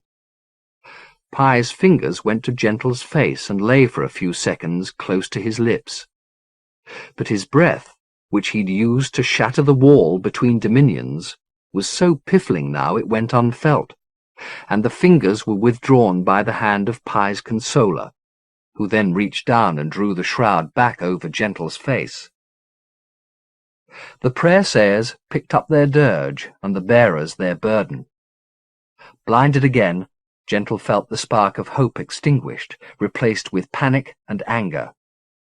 Pi had always claimed such sensitivity. How was it possible that now, when empathy was essential, the Mistiff could be immune to the jeopardy of the man it claimed as a friend? More than that, a soulmate, someone it had reconfigured its flesh for. Gentle's panic slowed for an instant. Was there some half-hope buried amid these rebukes? He scoured them for a clue. Soulmate? Reconfigured flesh? Yes, of course. As long as he had thought he had desire, and desire could touch the Mistiff, change the Mistiff. If he could put death from his mind and turn his thoughts to sex, he might still touch Pi's protean core, bring about some metamorphosis, however small, that would signal his sentience. As if to confound him, a remark of Klein's drifted into his head, recalled from another world. All that time wasted, Klein had said, meditating on death to keep yourself from coming too soon. The memory seemed mere distraction, until he realized that it was precisely the mirror of his present plight. Desire was now his only defense against premature extinction. He turned his thoughts to the little details that were always a stimulus to his erotic imagination. A nape bared by lifted curls, lips re-wetted by a slow tongue, looks, touches, dares. But Thanatos had Eros by the neck. His terror drove arousal away. How could he hold a sexual thought in his head long enough to influence Pi when either the flame or the grave was waiting at his feet? He was ready for neither. One was too hot, the other too cold. One bright, the other so very dark. What he wanted was a few more weeks, days, hours even. He'd be grateful for hours, in the space between such poles. Where flesh was, where love was. Knowing the death thoughts couldn't be mastered, he attempted one final gambit, to embrace them, to fold them into the texture of his sexual imaginings. Flame? Let that be the heat of the Mistiff's body as it was pressed against him, and cold the sweat on his back as they coupled. Let the darkness be a night that concealed their excesses, and the pyre blaze like their mutual consumption. He could feel the trick working as he thought this through. Why should death be so unerotic? If they blistered or rotted together, mightn't their dissolution show them new ways to love, uncovering them layer by layer and joining their moistures and their marrows until they were utterly mingled? He'd proposed marriage to Pi and been accepted. The creature was his to have and hold, to make over and over in the image of his fondness and most forbidden desires. He did so now. He saw the creature naked and astride him, changing even as he touched it, throwing off skins like clothes. Jude was one of those skins, and Vanessa another, and Martine another still. They were all riding him high, the beauty of the world impaled on his prick. Lost in this fantasy, he wasn't even aware that the prayers had stopped until the bier was halted once again. There were whispers all around him, and in the middle of the whispers soft and astonished laughter. The shroud was snatched away, and his beloved was looking down at him, grinning through features blurred by tears and Gentle's influence. "He's alive! Jesu, he's alive!" There were doubting voices raised, but the Mistiff laughed them down. "I feel him in me," it said. "I swear it. He's still with us. Put him down! Put him down!" The pallbearers did as they were instructed, and Gentle had his first glimpse of the strangers who'd almost bade him farewell. Not a happy bunch, even now. They stared down at the body, still disbelieving. But the danger was over, at least for the time being. The Mistiff leaned over Gentle and kissed his lips. Its face was fixed once more, its features exquisite in their joy. "I love you," it murmured to Gentle. "I love you until the death of love." 2. Alive he was, but not healed. He was moved to a small room of grey brick and laid on a bed only marginally more comfortable than the boards they'd laid him on as a corpse. There was a window, but being unable to move, he had to rely upon Pi Opar to lift him up and show him the view through it, which was scarcely more interesting than the walls, being simply an expanse of sea, solid once again, under a cloudy sky. "The sea only changes when the suns come out," Pi explained, "which isn't very often. We were unlucky, but everyone is amazed that you survived. Nobody who fell into the cradle ever came out alive before." That he was something of a curiosity was evidenced by the number of visitors he had, both guards and prisoners. The regime seemed to be fairly relaxed from what little he could judge. There were bars on the windows, and the door was unbolted and bolted up again when anybody came or went. But the officers, particularly the Ethak who ran the asylum, named Vigor Naarshap, and his number 2, a military peacock named Aping, whose buttons and boots shone a good deal more brightly than his eyes, and whose features drooped on his head as though sodden, were polite enough. "They get no news out here," Pi explained. They just get sent prisoners to look after.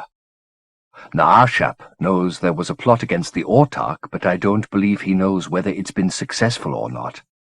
They've quizzed me for hours, but they haven't really asked about us. I just told them we were friends of Skopik's, and we'd heard he'd lost his sanity, so we came to visit him. All innocence, in other words, and they seem to swallow it. But they get supplies of food, magazines, and newspapers every 8 or 9 days, always out of date, Aping says, so our luck may not hold out too long. Meanwhile, I'm doing what I can to keep them both happy. They get very lonely. The significance of this last remark wasn't lost on Gentle, but all he could do was listen and hope his healing wouldn't take too long. There was some easing in his muscles, allowing him to open and close his eyes, swallow, and even move his hands a little, but his torso was still completely rigid. His other regular visitor, and by far the most entertaining of those who came to gawk, was Skopik, who had an opinion on everything, including the patient's rigidity. He was a tiny man, with the perpetual squint of a watchmaker, and a nose so upturned and so tiny his nostrils were virtually 2 holes in the middle of his face, which was already gouged with laugh lines deep enough to plant in. Every day he would come and sit on the edge of Gentle's bed, his grey asylum clothes as crumpled as his features, his glossy black wig never in the same place on his pate from hour to hour. Sitting, sipping coffee, he'd pontificate. On politics, on the various psychoses of his fellow inmates, on the subjugation of Limby by commerce, on the deaths of his friends, mostly by what he called despair's slow sword, and, of course, on Gentle's condition. He had seen people made rigid in such a fashion before, he claimed. The reason was not physiological, but psychological, a theory which seemed to carry weight with Pi. Once, when Skopik had left after a session of theorizing, leaving Pi and Gentle alone, the Mistiff poured out its guilt. None of this would have come about, it said, if it had been sensitive to Gentle's situation from the beginning. Instead, it had been crude and unkind. The incident on the platform at Mai K was a case in point. Would Gentle ever forgive it? Ever believe that its actions were the product of ineptitude, not cruelty? Over the years, it had wondered what would happen if they ever took the journey they were taking and had tried to rehearse its responses. But it had been alone in the 5th Dominion, unable to confess its fears or share its hopes, and the circumstances of their meeting and departure had been so haphazard that those few rules it had set itself had been thrown to the wind. "Forgive me," it said over and over. "I love you and I've hurt you, but please forgive me." Gentle expressed what little he could with his eyes, wishing his fingers had the strength to hold a pen so that he could simply write, "I do." But the small advances he'd made since his resurrection seemed to be the limit of his healing. And though he was fed and bathed by Pi, and his muscles massaged, there was no sign of further improvement. Despite the Mistiff's constant words of encouragement, there was no doubt that death still had its finger in him. In them both, in fact, for Pi's devotion seemed to be taking its own toll, and more than once Gentle wondered if the Mistiff's dwindling was simply fatigue, or whether they were symbiotically linked after their time together. If so, his demise would surely take them both to oblivion. He was alone in his cell the day the suns came out again, but Pi had left him sitting up with a view through the bars, and he was able to watch the slow unfurling of the clouds and the appearance of the subtlest beams falling on the solid sea. This was the first time since their arrival that the suns had broken over the Chazur summit, and he heard a chorus of welcome from other cells, then the sound of running feet as guards went to the parapet to watch the transformation. He could see the surface of the cradle from where he was sitting, and felt a kind of exhilaration at the imminent spectacle. But as the beams brightened, he felt a tremor climbing through his body from his toes, gathering force as it went, until by the time it reached his head, it had force enough to throw his senses from his skull. At first, he thought he'd stood up and run to the window. He was peering out through the bars at the sea below. But a noise at the door drew his gaze around to meet the sight of Skopik, with Aping at his side, crossing the cell to the sallow-bearded derelict sitting with a glazed expression against the far wall. He was that man. "You have to come and see, Zacharias," Skopeek was enthusing, putting his arm beneath the derelict and hoisting him up. Aping lent a hand, and together they began to carry Gentle to the window from which his mind was already departing. He left them to their kindness, the exhilaration he'd felt like an engine in him. Out and along the dreary corridor he went, passing cells in which prisoners were clamouring to be released to see the suns. He had no sense of the building's geography, and for a few moments his speeding soul lost its way in the maze of grey brick until he encountered 2 guards hurrying up a flight of stone stairs and went with them, an invisible mind, into a brighter suite of rooms. There were more guards here, forsaking games of cards to head out into the open air. "Where's Captain Narshap?" one of them said. "I'll go and tell him," another said, and broke from his comrades towards a closed door, only to be called back by another who told him, "He's in conference with the Mistiff," the reply winning a ribald laugh from his fellows. Turning his spirits back on the open air, Gentle flew towards the door, passing through it without harm or hesitation. The room beyond was not, as he'd expected, Narshap's office, but an antechamber, occupied by 2 empty chairs and a bare table. On the wall behind the table hung a painting of a small child, so wretchedly rendered the subject's sex was indeterminate. To the left of the picture, which was signed Aping, lay another door, as securely closed as the one he'd just passed through. But there was a voice audible from the far side. Vigor Narshap, in a little ecstasy. "Again! Again!" he was saying. Then an outpouring in a foreign tongue, followed by cries of, "Yes!" and "There! There!" Gentle went to the door too quickly to prepare himself for what lay on the other side. Even if he'd conjured the sight of Narshap with his breeches down and his ethak prick purple, he could not have imagined Pi Opar's condition, given that in all their months together he had never once seen the Mistiff naked. Now he did, and the shock of its beauty was second only to that of its humiliation. It had a body as serene as its face, and as ambiguous even in plain sight. There was no hair on any part of it, nor nipples, nor navel. Between its legs, however, which were presently spread as it knelt in front of Narshap, was the source of its transforming self, the core its couplers touched with thought. It was neither phallic nor vaginal, but a third genital form entirely, fluttering at its groin like an agitated dove, and with every flutter reconfiguring its glistening heart, so that Gentle, mesmerized, found a fresh echo in each motion.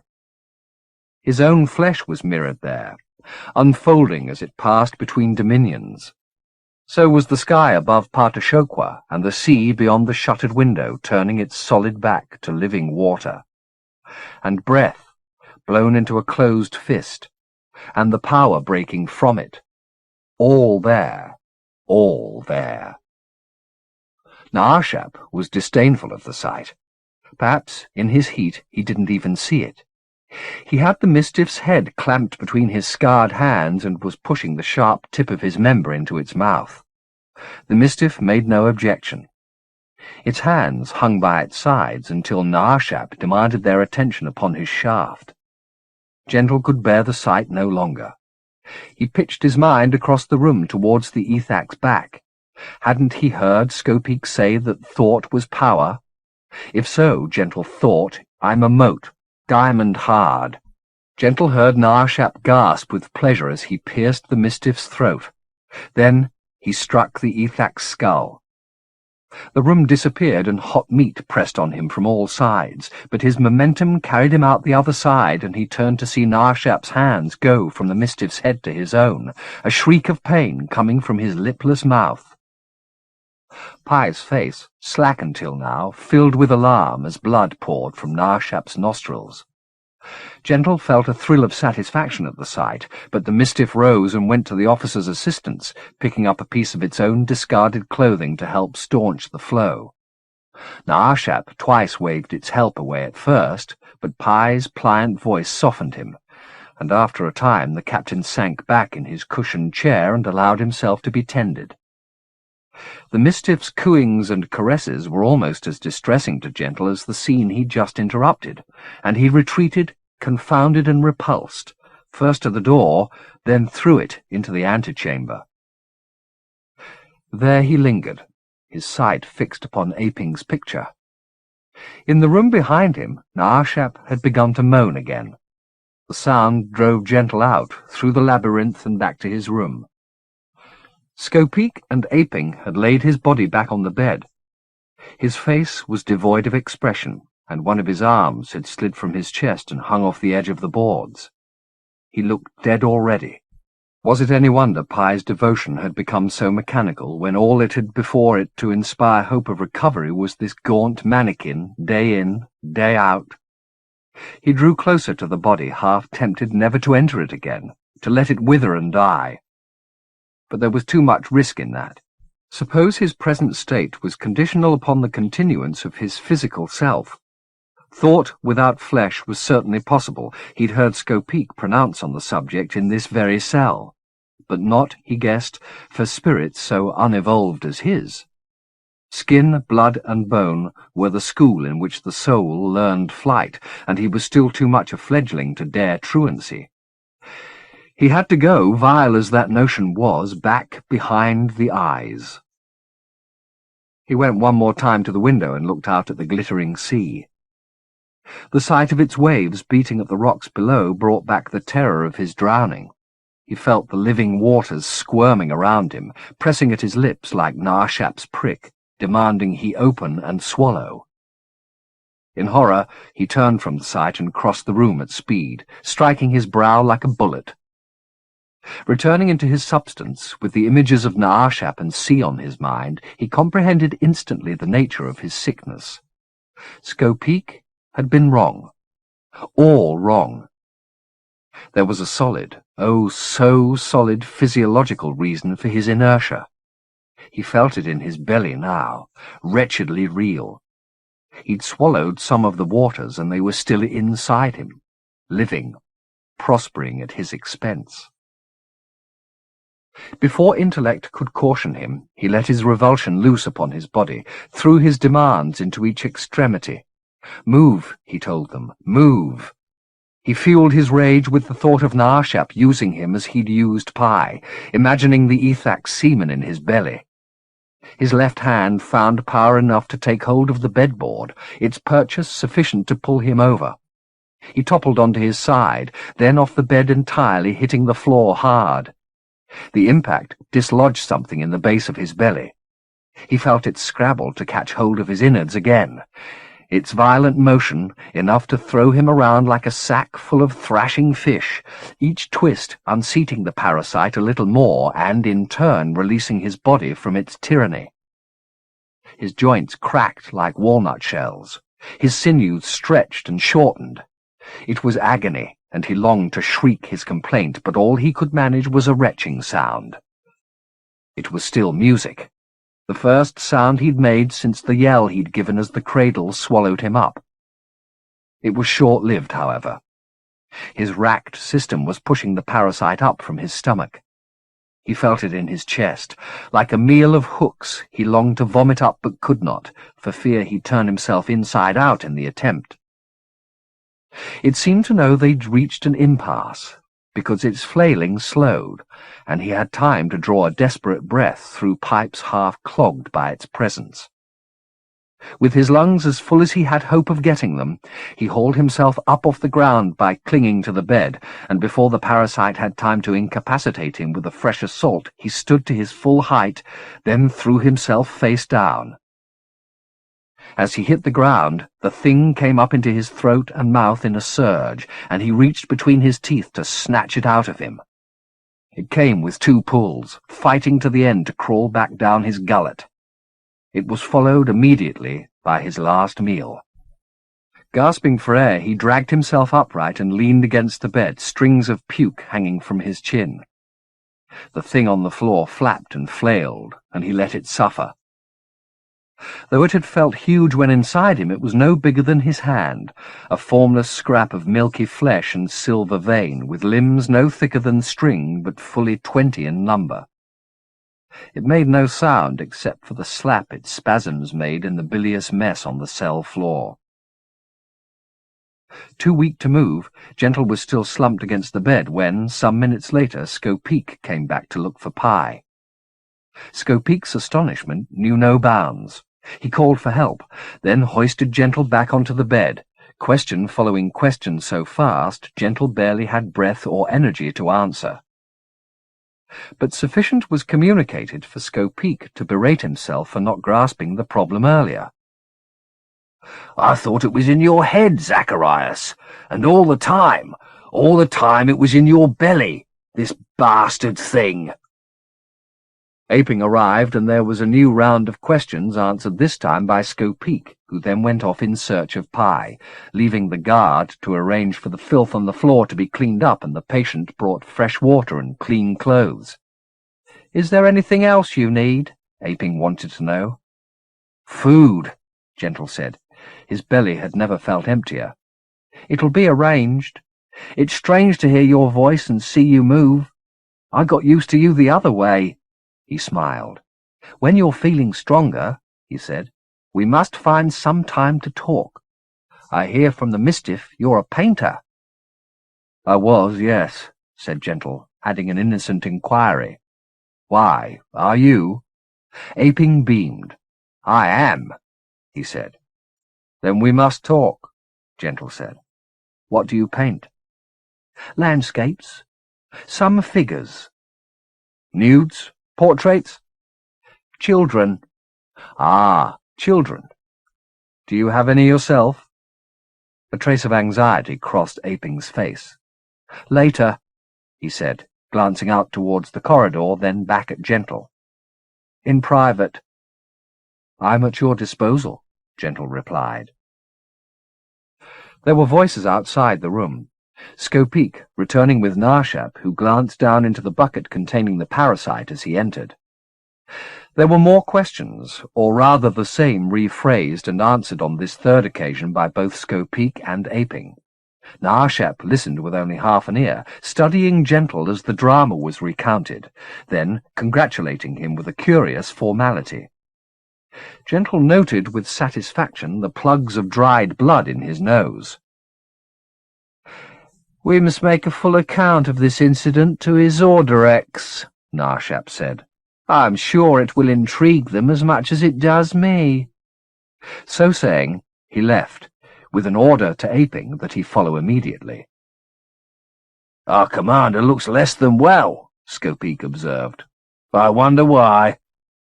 Gentle allowed himself a smile, but it went from his face at the sight of his final visitor. Pi Opar had appeared in the door. "Ah, well," said Skopeek.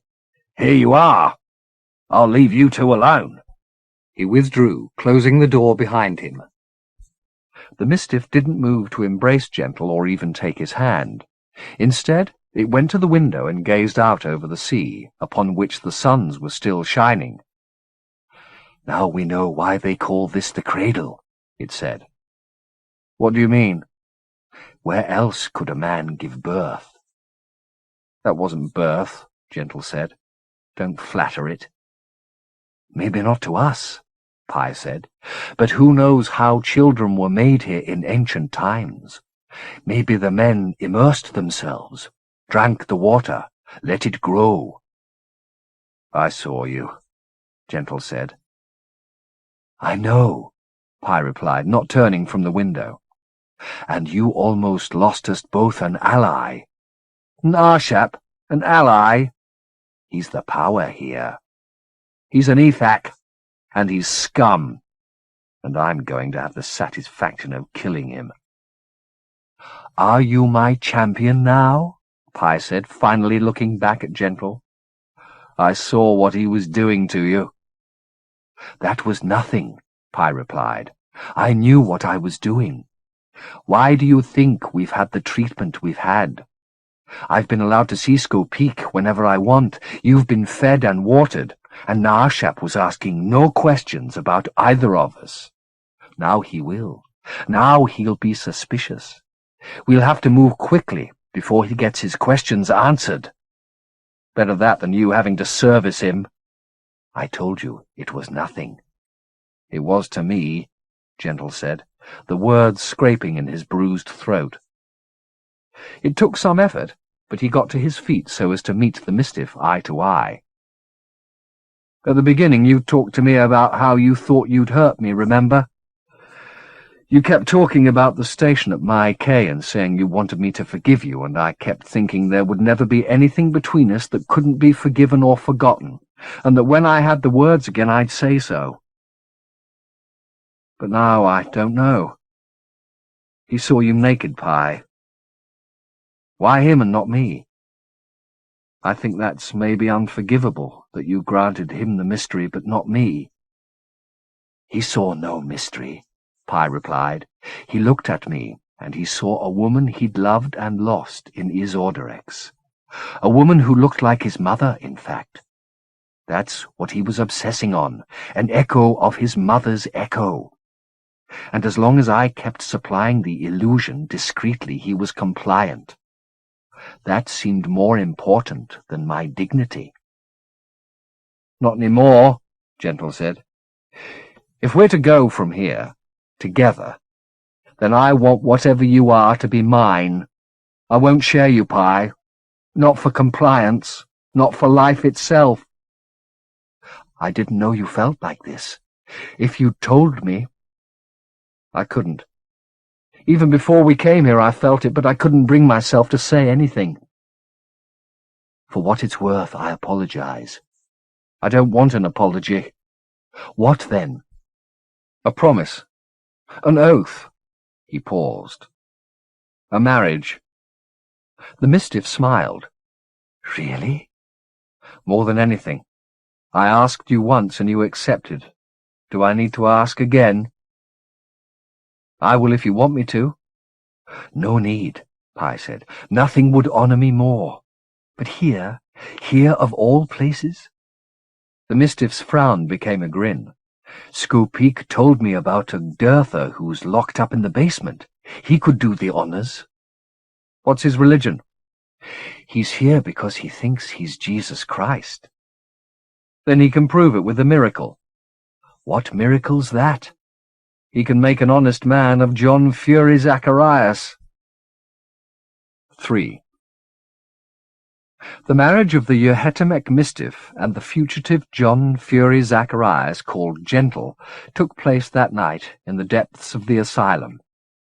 Happily, their priest was passing through a period of lucidity and was willing to be addressed by his real name, Father Athanasius. He bore the evidence of his dementia, however. Scars on his forehead where the crowns of thorns he repeatedly fashioned and wore had dug deep, and scabs on his hands where he'd driven nails into his flesh. He was as fond of the frown as Skopeek of the grin, though the look of a philosopher sat badly on a face better suited to a comedian, with its blob nose that perpetually ran, its teeth too widely spread, and eyebrows like hairy caterpillars that concertinaed when he furrowed his forehead. He was kept, along with 20 or so other prisoners judged exceptionally seditious, in the deepest part of the asylum, his windowless cell guarded more vigorously than those of the prisoners on higher floors. It had thus taken some fancy manoeuvring on Skopeek's part to get access to him, and the bribed guard, an Ethak, was only willing to turn a hooded eye for a few minutes. The ceremony was therefore short, conducted in an ad hoc mixture of Latin and English, with a few phrases pronounced in the language of Athanasius's second Dominion order, the Dirthers, the music of which more than compensated for its unintelligibility. The oaths themselves were necessarily spare, given the constraints of time and the redundance of most of the conventional vocabulary.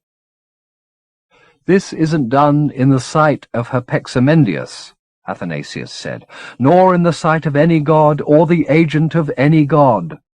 We pray that the presence of Our Lady may, however, touch this union with her infinite compassion, and that you go together into the great union at some higher time. Until then, I can only be as a glass held up to your sacrament, which is performed in your sight for your sake." The full significance of these words didn't strike Gentle until later, when, with the oaths made and the ceremony done, he lay down in his cell beside his partner. "I always said I'd never marry," he whispered to the Mistiff. "Regretting it already?" "Not at all. But it's strange to be married and not have a wife." "You can call me wife. You can call me whatever you want. Reinvent me. That's what I'm for." "I didn't marry you to use you, Pi." "That's part of it, though. We must be functions of each other. Mirrors, maybe." It touched Gentle's face. "I'll use you, believe me." "For what?" "For everything. Comfort, argument, pleasure. I do want to learn from you." "About what?" "How to fly out of my head again the way I did this afternoon. How to travel by mind." "By mote," Pi said, echoing the way Gentle had felt as he'd driven his thoughts through Naarshap's skull. "Meaning a particle of thought as seen in sunlight." "It can only be done in sunlight." "No, it's just easier that way. Almost everything's easier in sunlight."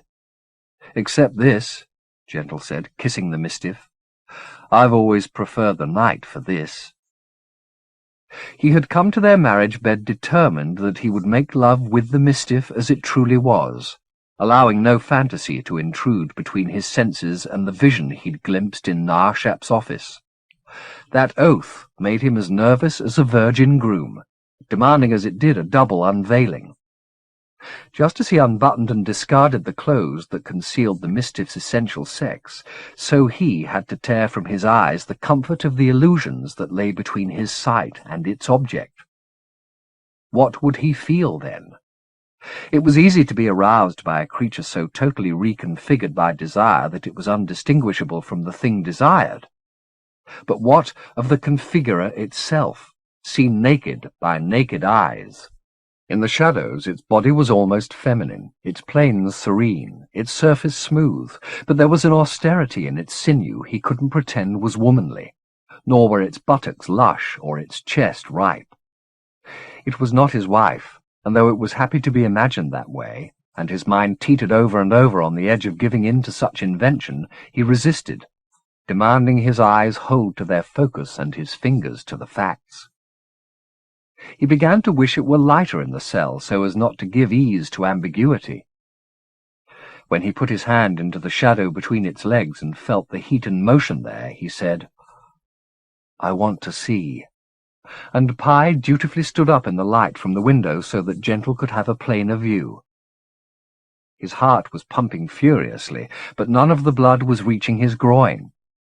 It was filling his head, making his face burn. He was glad he sat in shadow where his discomfort was less visible, though he knew that shadow concealed only the outward show, and the Mistiff was perfectly aware of the fear he felt. He took a deep breath and got up from the bed, crossing to within touching distance of this enigma. "Why are you doing this to yourself?" Pi asked softly. "Why not let the dreams come?" "Because I don't want to dream you," he said. "I came on this journey to understand.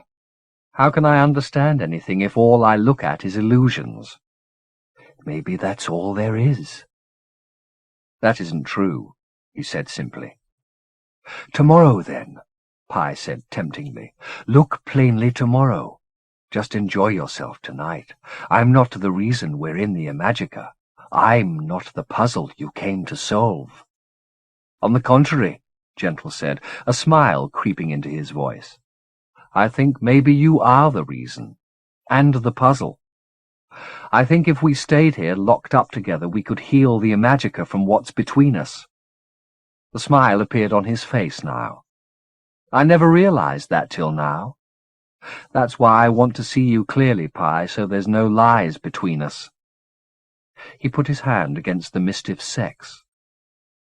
"You could fuck or be fucked with this, right?" "Yes." "And you could give birth?" "I haven't, but it's been known." "And fertilize?" "Yes." "That's wonderful. And is there something else you can do?" "Like what?" It isn't all doer or done to, is it? I know it isn't. There's something else. Yes, there is. A third way. Yes. Do it with me, then. I can't. You're male, Gentle. You're a fixed sex. It's a physical fact. The Mistiff put its hand on Gentle's prick, still soft in his trousers.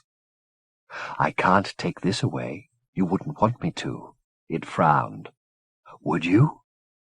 I don't know. Maybe. You don't mean that. If it meant finding a way, maybe I do. I've used my dick every way I know how. Maybe it's redundant. Now it was Pie's turn to smile, but such a fragile smile as though the unease Gentle had felt now burdened the Mistiff instead. It narrowed its shining eyes. "What are you thinking?" Gentle said.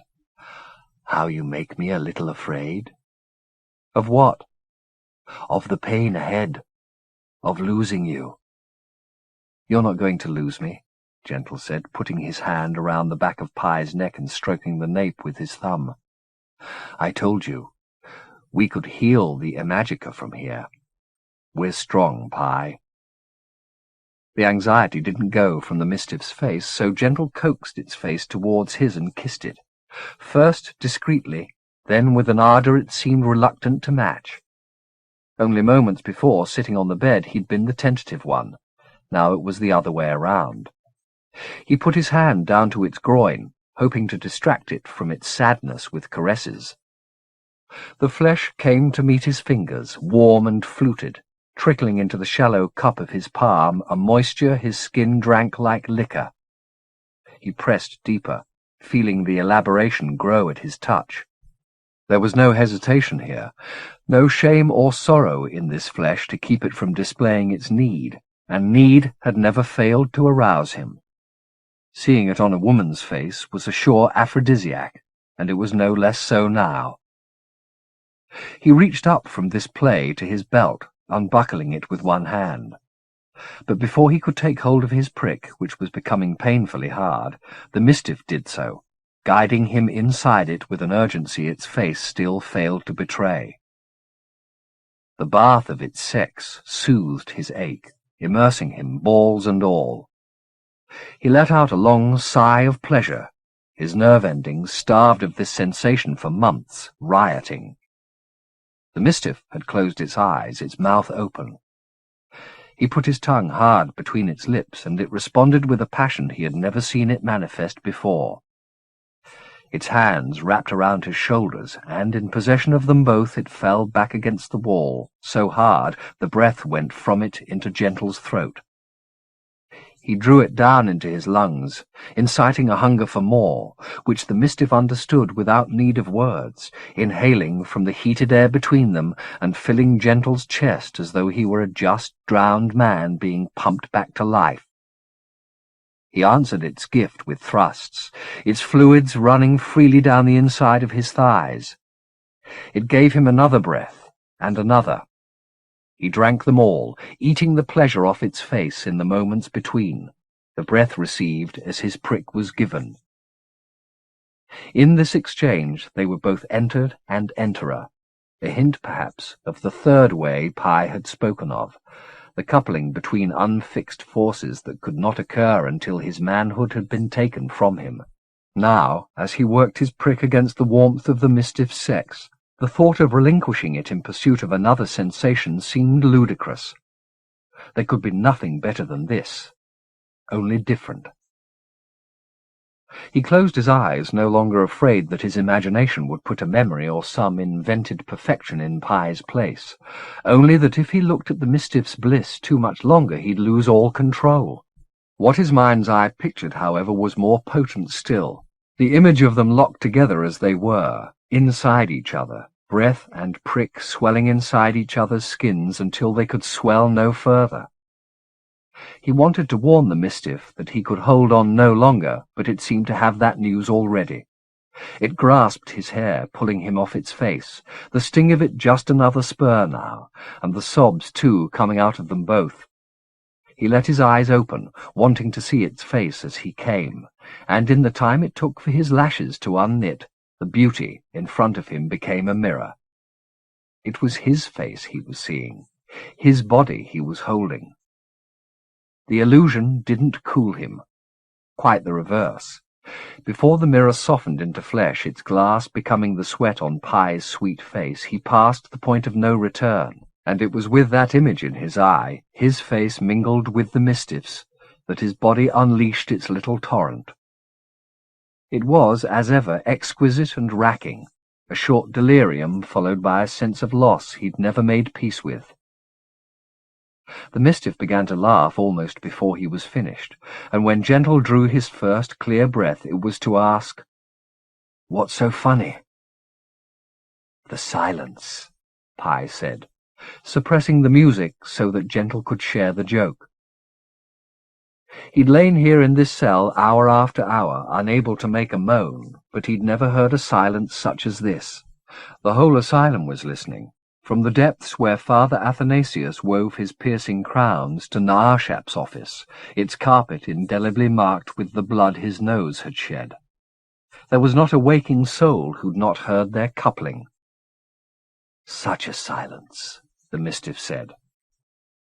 As it spoke, the hush was broken by the sound of someone yelling in his cell, a rage of loss and loneliness that went on unchecked for the rest of the night, as if to cleanse the grey stone of the joy that had momentarily tainted it.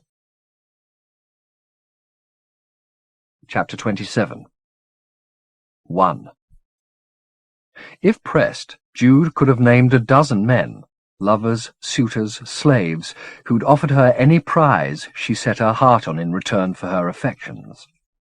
She'd taken several up on their largesse, but her requests, extravagant as some of them had been, were as nothing beside the gift she'd asked of Oscar Godolphin.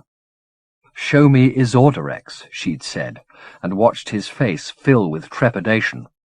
He'd not refused her out of hand. To have done so would have crushed in a moment the affection growing between them, and he would never have forgiven himself that loss. He listened to her request, then made no further mention of it, hoping, no doubt, she'd let the subject lie. She didn't, however. The blossoming of a physical relationship between them had cured her of the strange passivity that had afflicted her when they'd first met. She had knowledge of his vulnerability now. She'd seen him wounded. She'd seen him ashamed of his lack of self-control. She'd seen him in the act of love, tender and sweetly perverse. Though her feelings for him remained strong, this new perspective removed the veil of unthinking acceptance from her eyes. Now, when she saw the desire he felt for her, and he several times displayed that desire in the days following their consummation, it was the old Judith, self-reliant and fearless, who watched from behind her smiles, watched and waited, knowing that his devotion empowered her more by the day. The tension between these two selves, the remnants of the compliant mistress his presence had first conjured, and the willful, focused woman she'd been, and now was again, scourged the last dregs of dreaminess from her system, and her appetite for dominion-hopping returned with fresh intensity.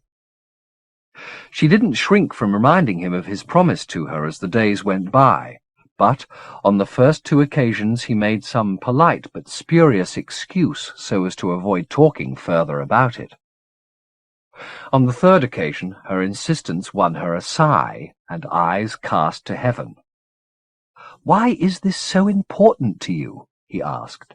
"Isorderex is an overpopulated cesspit. I don't know a decent man or woman there who wouldn't prefer to be here in England. A week ago, you were talking about disappearing there forever. But you couldn't, you said, because you'd missed the cricket. You've got a good memory." "I hang on your every word," she said, not without a certain sourness.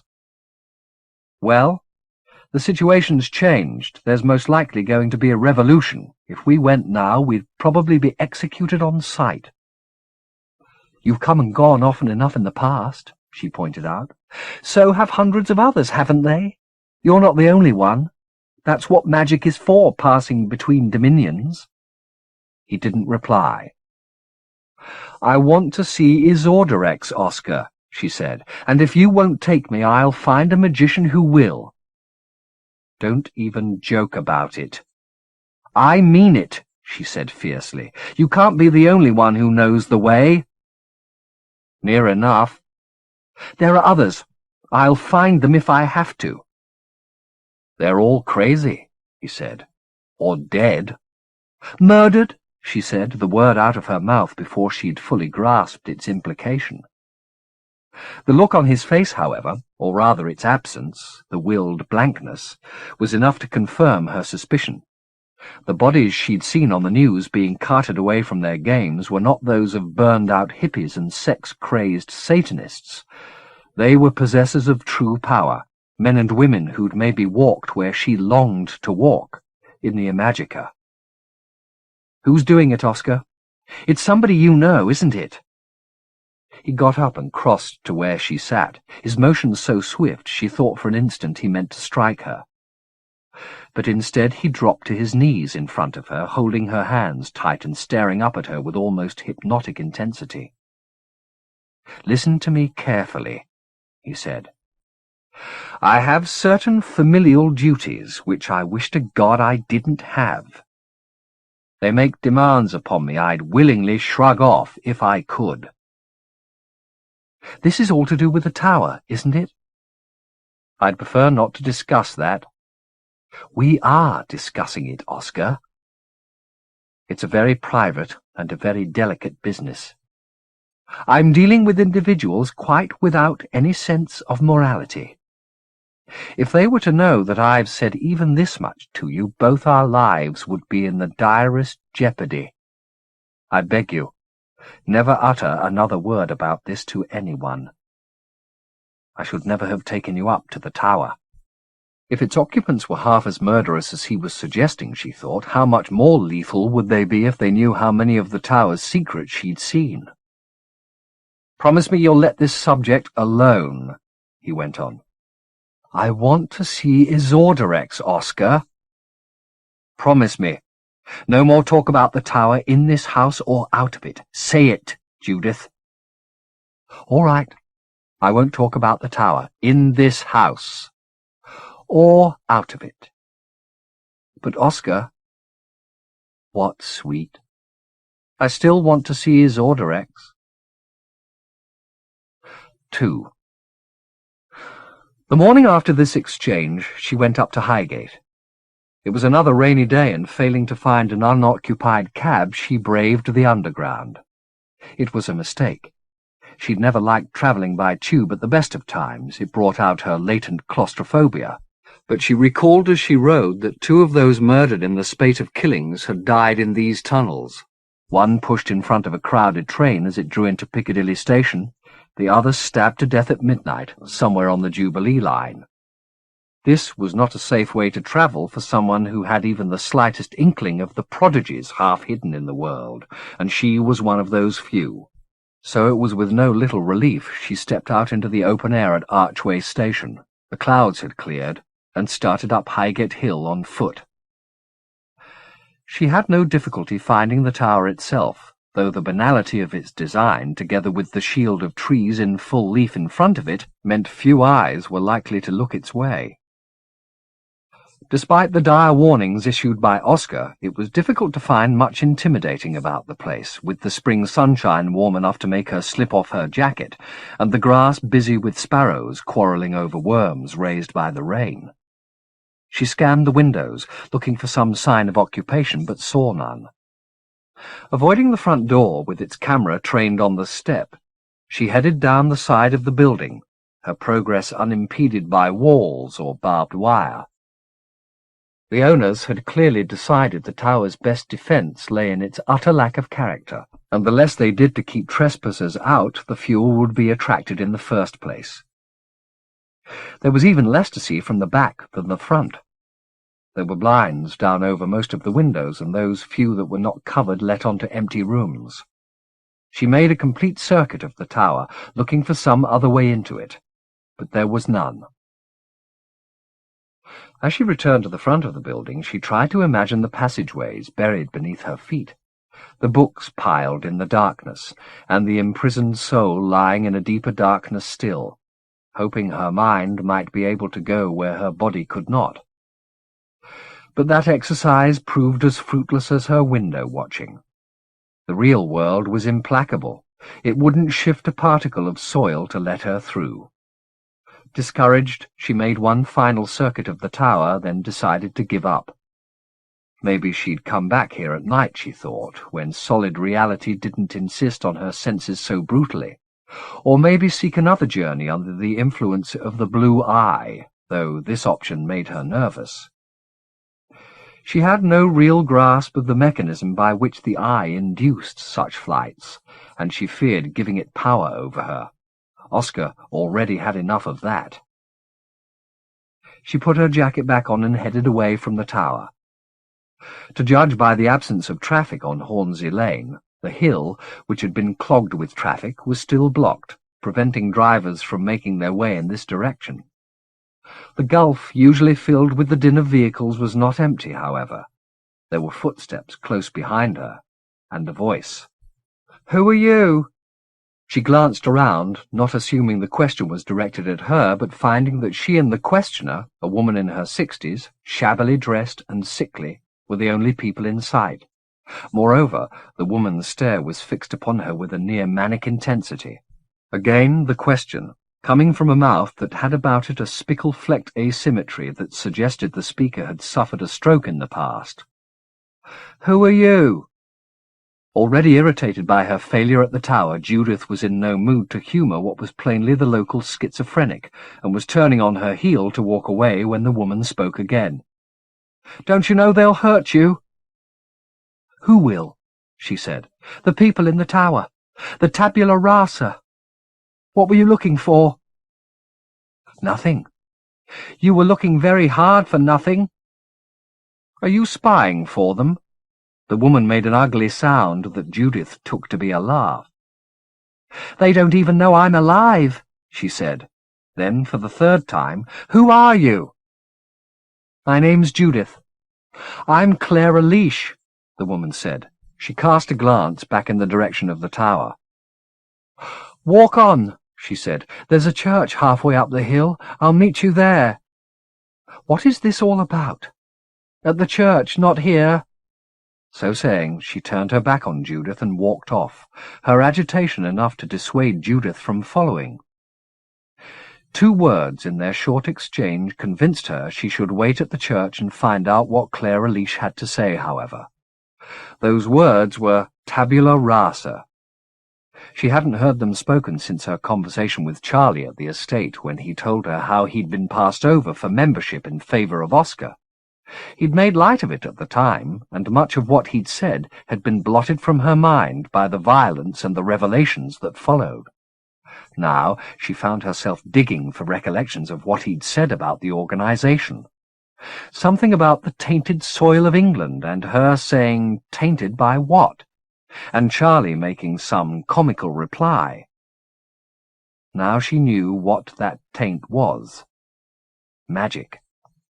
In that bland tower, the lives of the men and women whose bodies had been found in shallow graves or scraped from the rails of the Piccadilly line had been judged and found corrupt. No wonder Oscar was losing weight and sobbing in his sleep. He was a member of a society formed for the express purpose of eradicating a second and diminishing society to which he also belonged. For all his self-possession, he was the servant of 2 masters, magic and its despoiler. It fell to her to help him by whatever means she could. She was his lover, and without her aid he would eventually be crushed between contrary imperatives. And he in his turn was her ticket to Isorderex, without whom she would never see the glories of the Imajica. They needed each other, alive and sane. She waited at the church for half an hour before Clara Leash appeared, looking fretful. "Out here's no good," she said. "Inside." They stepped into the gloomy building and sat close to the altar so as not to be overheard by the 3 noontime supplicants who were at their prayers towards the back. It was not an ideal place in which to have a whispered conversation.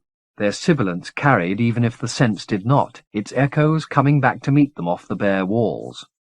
Nor was there much trust between them to begin with.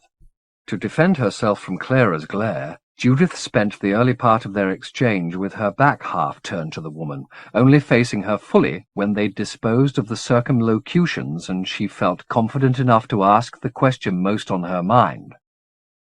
"What do you know about the tabula rasa?" "Everything there is to know," Clara replied.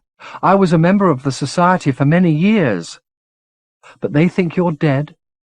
"They're not far wrong. I haven't got more than a few months left, which is why it's important I pass along what I know." "To me?" "That depends," she said. "First I want to know what you were doing at the tower." "I was looking for a way in." "Have you ever been inside?" "Yes and no." "Meaning what?" "My mind's been inside even though my body hasn't," Judith said, fully expecting a repeat of Clara's weird little laugh in response. Instead, the woman said, "On the night of December the 31st. "How the hell did you know that?" Clara put her hand up to Judith's face. Her fingers were icy cold. "First, you should know how I departed the tabula rasa." Though she told her story without embellishments, it took some time, given that so much of what she was explaining required footnotes for Judith to fully comprehend its significance. Clara, like Oscar, was the descendant of one of the Society's founding members and had been brought up to believe in its basic principles. England, tainted by magic, indeed almost destroyed by it, had to be protected from any cult or individual who sought to educate new generations in its corrupt practices. When Judith asked how this near destruction had come about, Clara's answer was a story in itself. 200 years ago this coming midsummer, she explained, a ritual had been attempted that had gone tragically awry. Its purpose had been to reconcile the reality of Earth with those of 4 other dimensions. "The Dominions," Judith said, dropping her voice, which was already low, lower still. "Say it out loud," Clara replied. "Dominions! Dominions!" She only raised her voice to speaking volume, but after such a time whispering it was shockingly loud. "It's been a secret for too long," she said, "and that gives the enemy power." "Who is the enemy?" "There are so many," she said. "In this dominion, the tabula rasa and its servants, and it's got plenty of those, believe me, in the very highest places." "How?" "It's not difficult when you're members of the descendants of kingmakers. And if influence fails, you can always buy your way past democracy. It's going on all the time." "And in the other dominions?" "Getting information's more difficult, especially now. I knew 2 women who regularly passed between here and the reconciled dominions. One of them was found dead a week ago, the others disappeared. She may also have been murdered." "By the tabula rasa?" "You know a good deal, don't you? What's your source?" Judith had known Clara would ask that question eventually, and had been trying to decide how she would answer it. Her belief in Clara Leach's integrity grew apace, but wouldn't it be precipitous to share with a woman she'd taken for a bag lady only 2 hours before a secret that could be Oscar's death warrant if known to the tabula rasa? "I can't tell you my source," she said. "This person's in great danger as it is." "And you don't trust me?" She raised her hand to ward off any protest. "Don't sweet-talk me," she said. "You don't trust me, and why should I blame you? But let me ask this. Is this source of yours a man?" "Yes. Why?" "You asked me before who the enemy was, and I said the tabula rasa. But we've got a more obvious enemy. The opposite sex." "What?" "Men, Judith. The destroyers. Oh, now, wait. There used to be goddesses throughout the dominions. Powers that took our sex's part in the cosmic drama. They're all dead, Judith. They didn't just die of old age, they were systematically eradicated by the enemy." "Ordinary men don't kill goddesses." "Ordinary men serve extraordinary men. Extraordinary men get their visions from the gods. And gods kill goddesses. That's too simple. It sounds like a school lesson. Learn it then, and if you can, disprove it. I'd like that, truly I would. I'd like to discover that the goddesses are all in hiding somewhere. Like the woman under the tower? For the first time in this dialogue, Clara was lost for words. She simply stared, leaving Jude to fill the silence of her astonishment. When I said I've been into the tower in my mind, that isn't strictly true, Jude said. I've only been under the tower. There's a cellar there, like a maze. It's full of books, and behind one of the walls there's a woman. I thought she was dead at first, but she isn't. She's maybe close to it, but she's holding on. Clara was visibly shaken by this account. I thought I was the only one who knew she was there, she said. More to the point, do you know who she is? I've got a pretty good idea, Clara said, and picked up the story she'd been diverted from earlier, the tale of how she'd come to leave the tabula rasa. The library beneath the tower, she explained, was the most comprehensive collection of manuscripts dealing with the occult sciences, but more particularly the legends and lore of the Imajica in the world.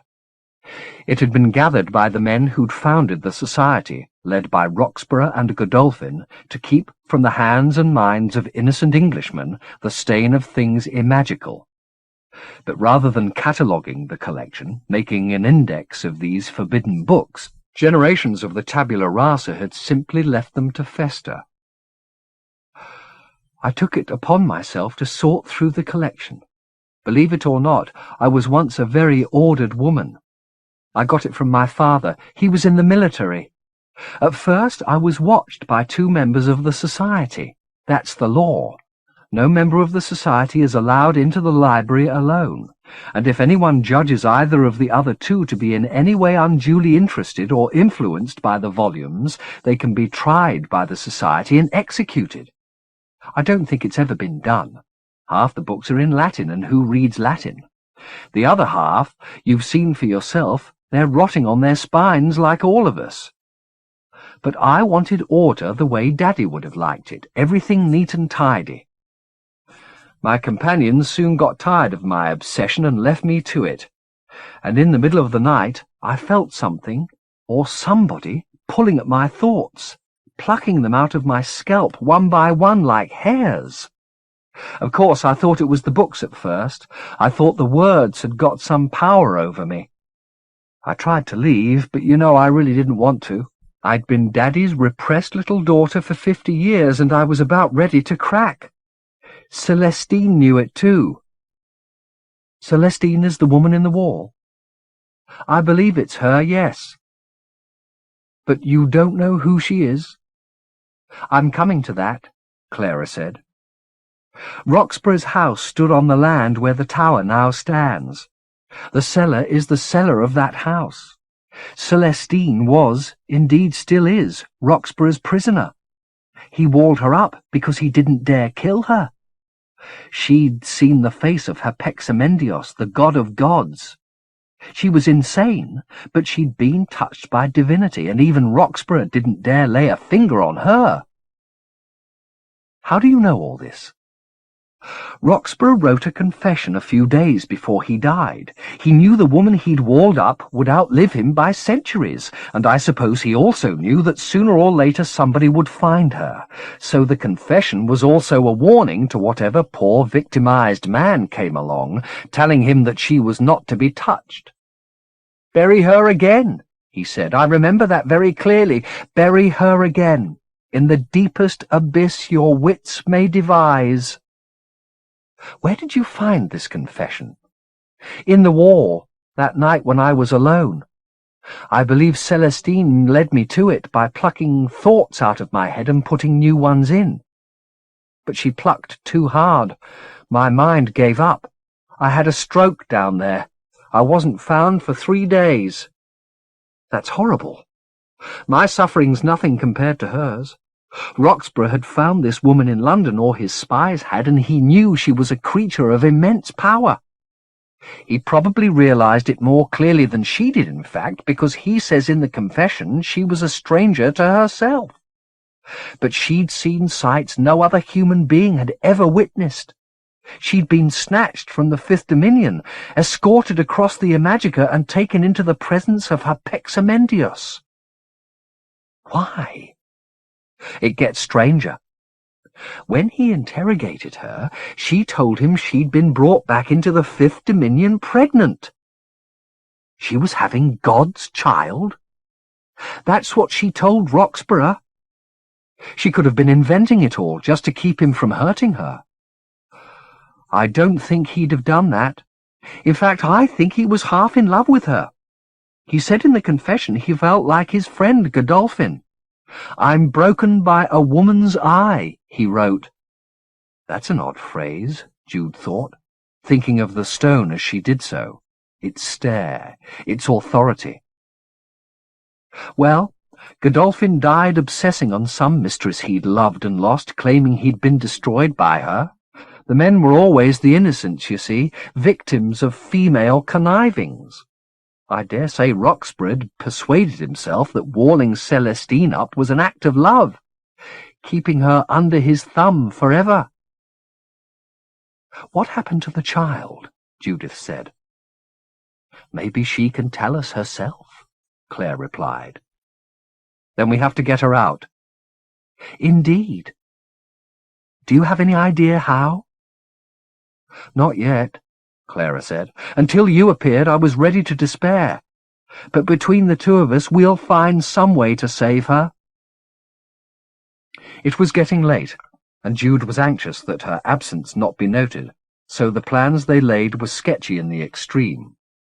A further examination of the tower was clearly in order this time, Clara proposed, under cover of darkness. "Tonight," she suggested. "No, that's too soon. Give me a day to make up some excuse for being out for the night." "Who's the watchdog?" Clara said. "Just a man."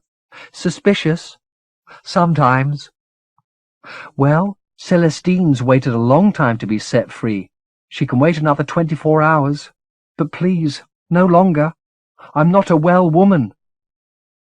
Jude put her hand over Clara's hand, the first contact between them since the woman had touched her icy fingers to Jude's cheek. "You're not going to die?" she said. "Oh, yes, I am.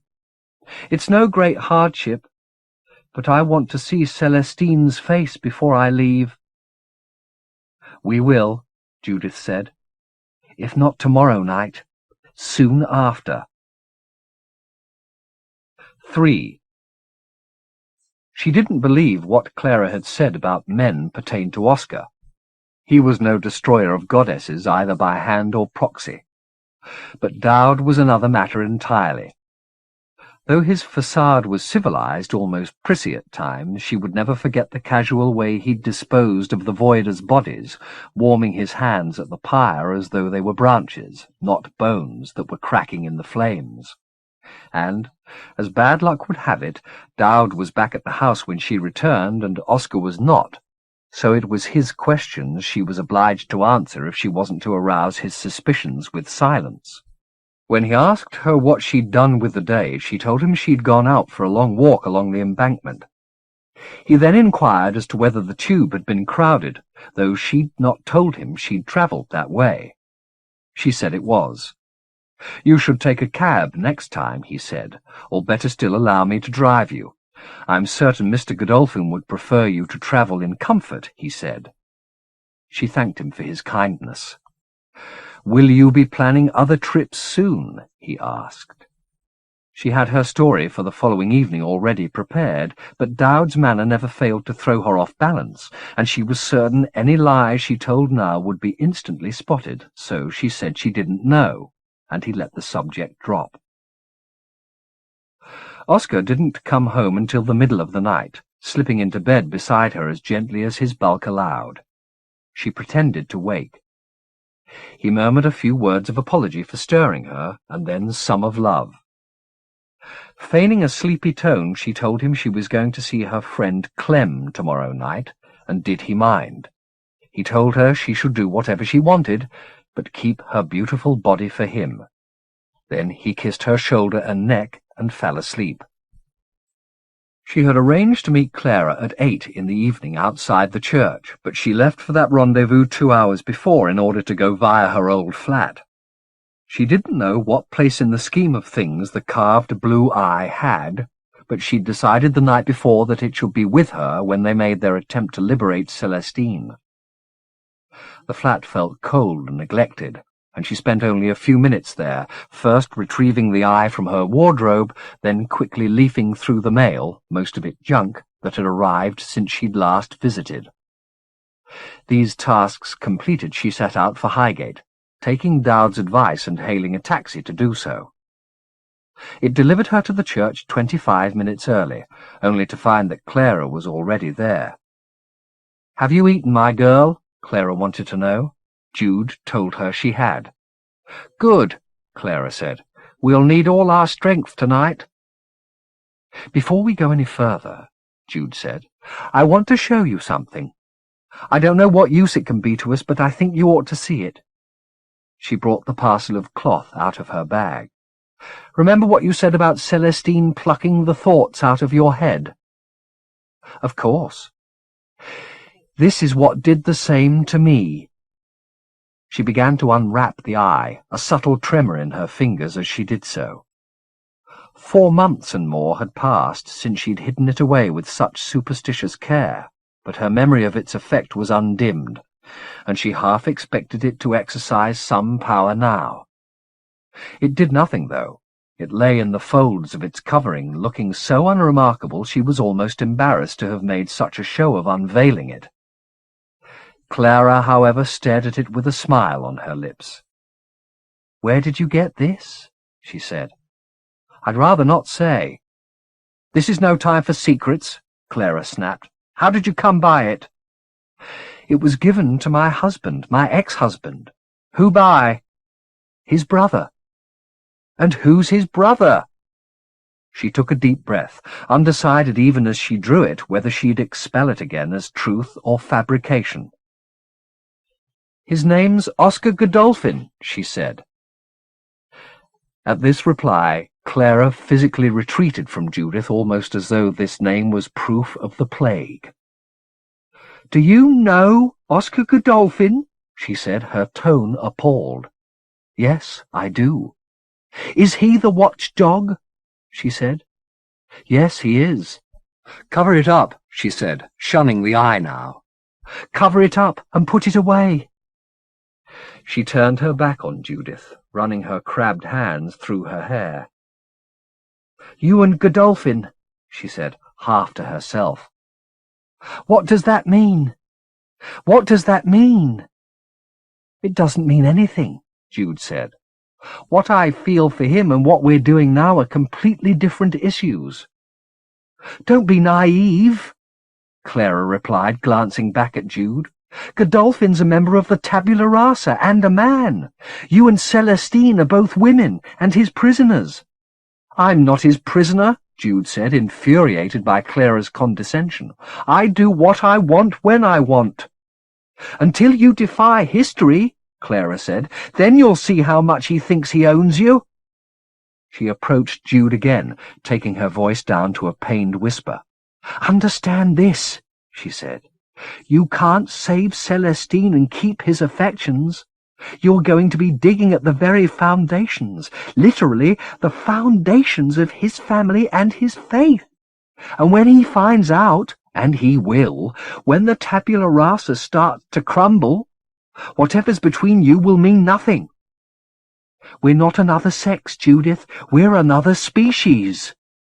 What's going on in our bodies and our heads isn't remotely like what's going on in theirs.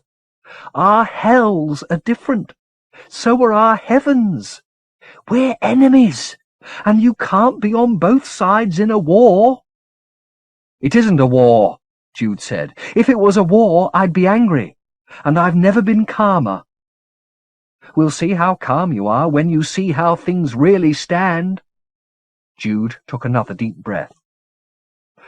"Maybe we should stop arguing and do what we came to do," she said. Clara looked at her balefully. "I think stubborn bitch is the phrase you're looking for," Jude remarked. "I never trust the passive ones," Clara said, betraying a trace of admiration.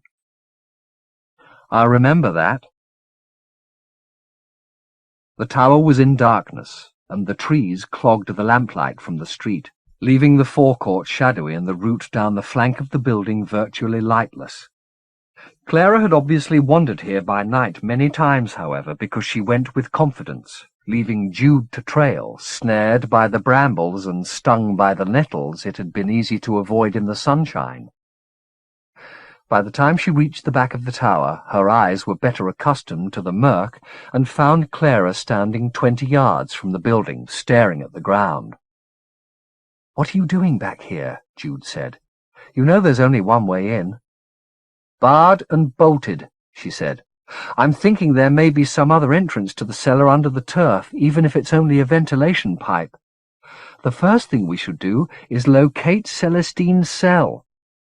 "How do we do that?" "We used the eye that took you travelling," Clara said. Come on, give it over." I thought it was too tainted to be touched. "Not at all. The way you looked at it. It's loot, my girl, that's what repulsed me. It's a piece of women's history traded between two men." "I'm sure Oscar didn't know what it was," she said, thinking even as she defended him that this was probably untrue. "It belongs to a great temple." "He certainly doesn't loot temples," Jude said, taking the contentious item from her pocket. "I'm not saying he does," Clara replied. "The temples were brought down long before the line of the Godolphins was even founded." "Well, are you going to hand it over or not?" Jude unwrapped the eye, discovering in herself a reluctance to share it she hadn't anticipated. It was no longer as unremarkable as it had been. It gave off a subtle luminescence, blue and steady, by which she and Clara could see each other, albeit faintly.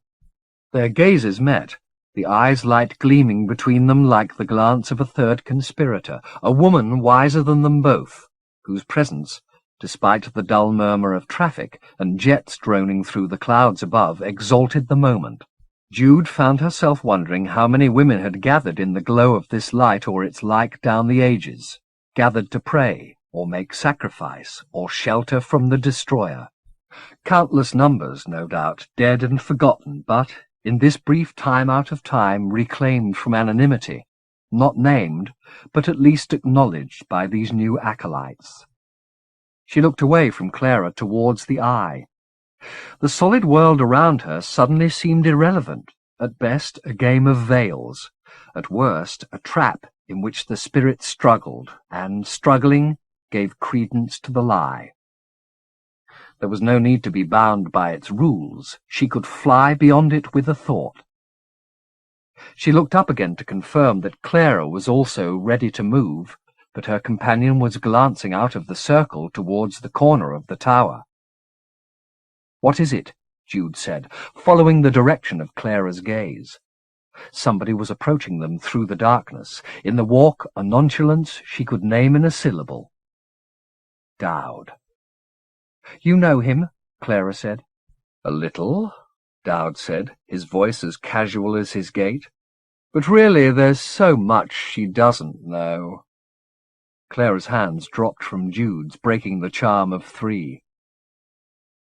"Don't come any closer," Clara said. Surprisingly, Dowd stopped dead in his tracks a few yards from the women. There was sufficient light from the eye for Jude to pick out his face. Something or things seemed to be crawling around his mouth, as though he'd just eaten a handful of ants and a few had escaped from between his lips. "I would so love to kill you both," he said, and with the words further mites escaped and ran over his cheeks and chin. "But your time will come, Judith.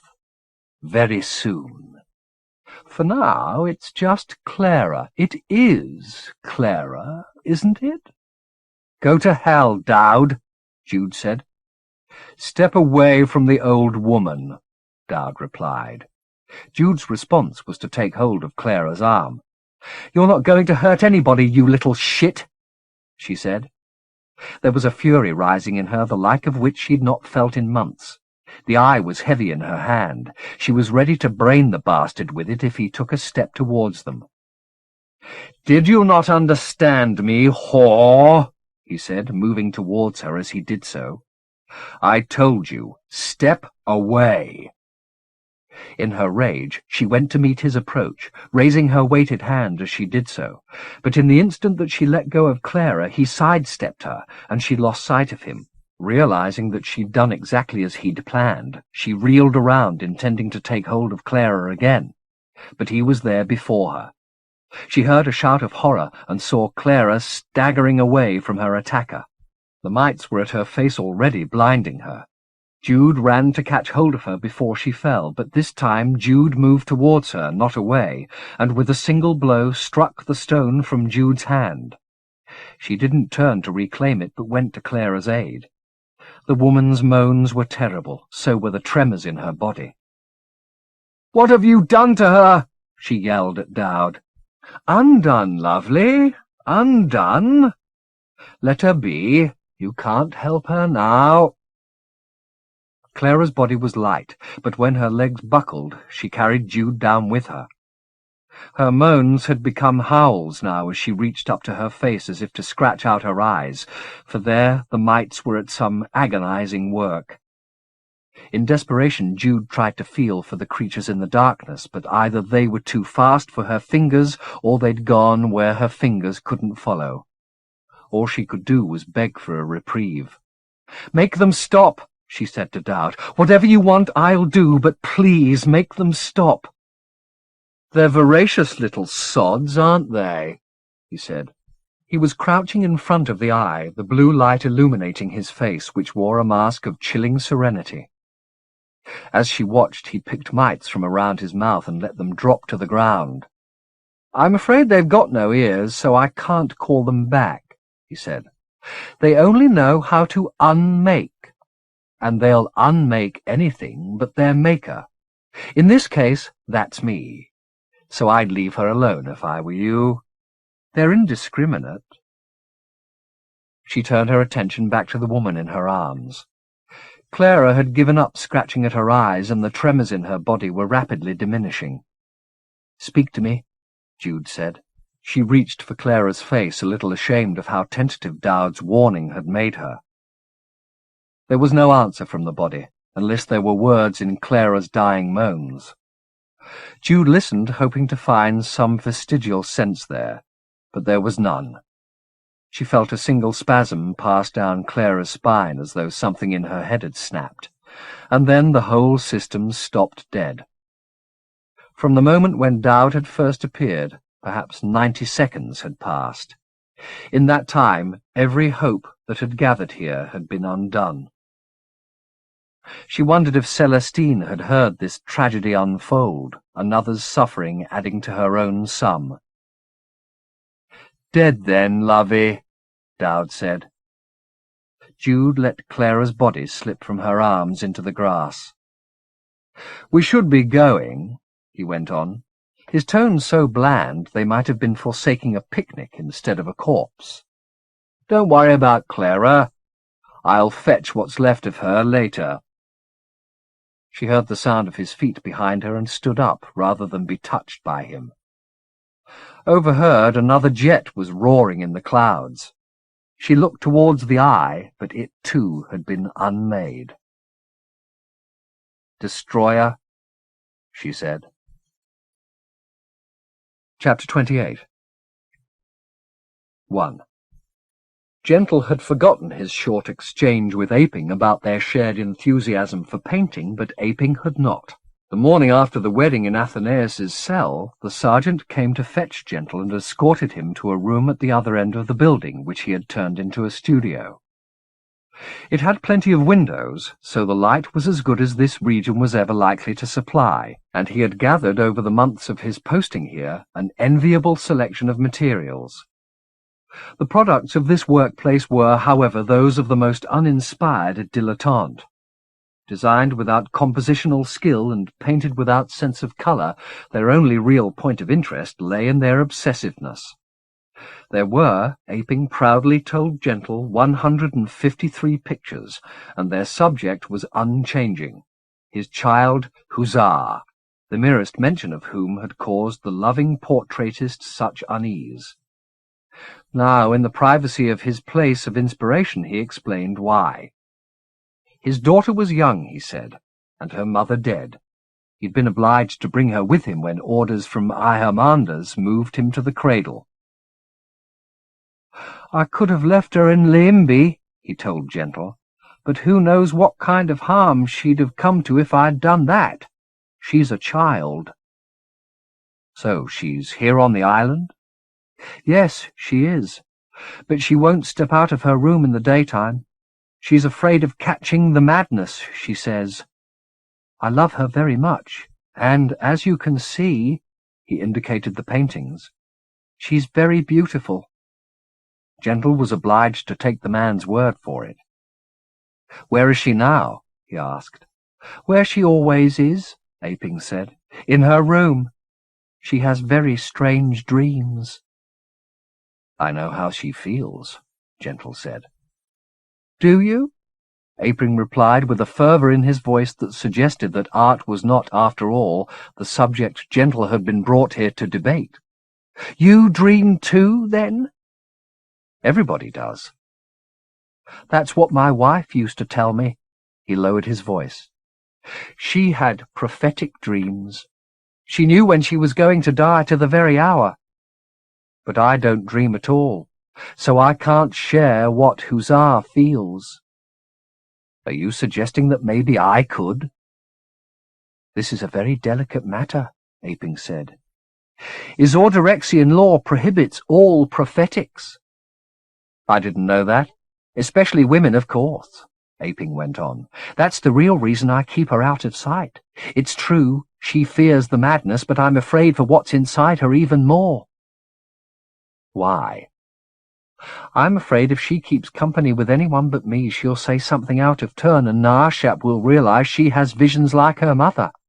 And that would be disastrous. My career would be in tatters. I should never have brought her." He looked up at Gentle. "I'm only telling you this because we're both artists, and artists have to trust each other like brothers. Isn't that right?" "That's right," said Gentle.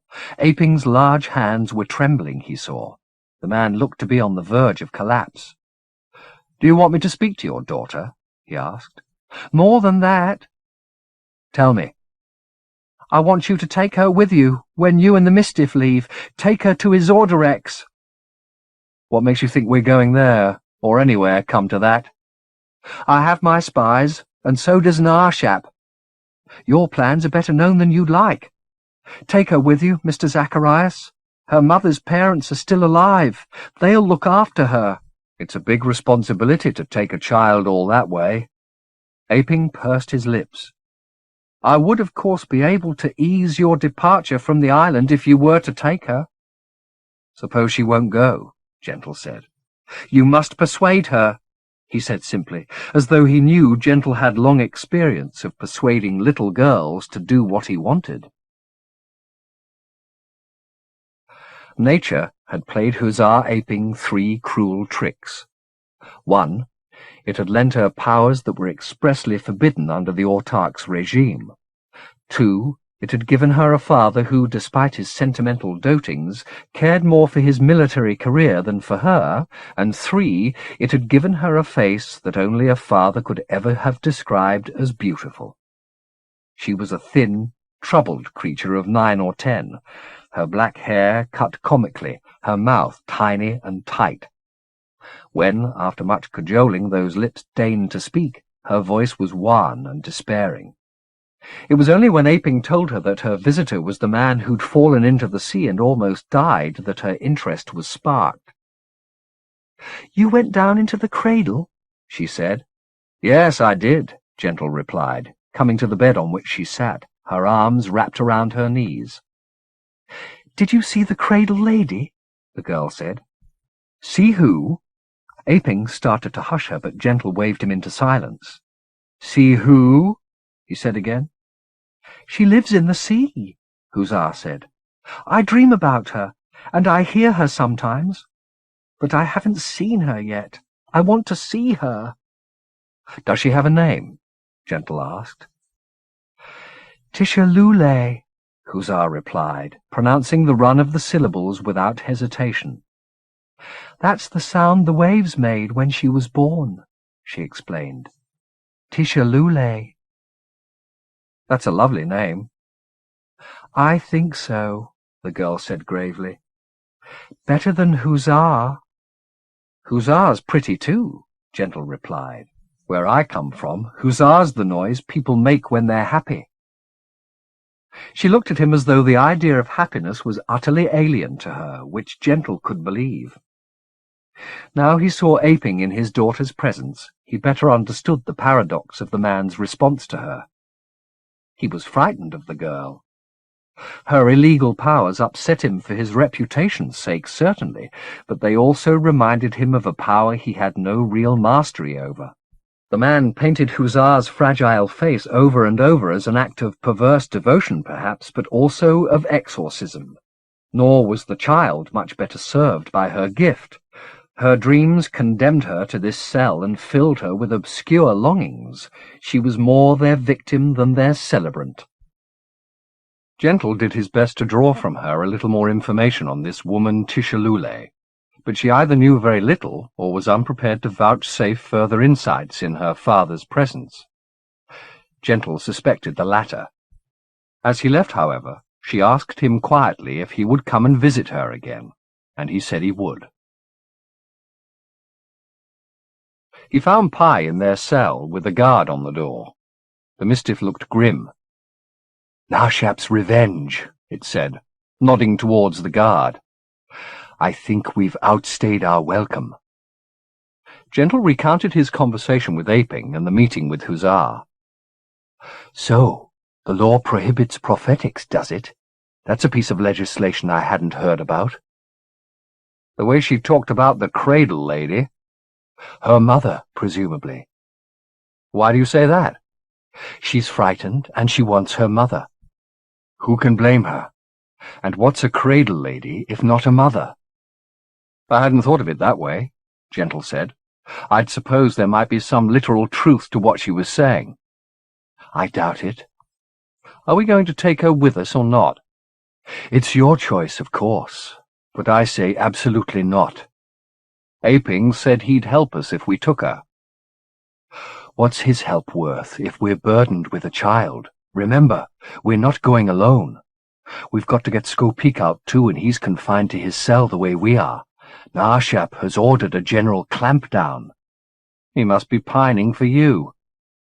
Pi made a sour face. I'm certain our descriptions are on their way to his headquarters even now. And when he gets an answer, he's going to be a very happy Ethak, knowing he's got a couple of desperados under lock and key. We'll never get out once he knows who we are.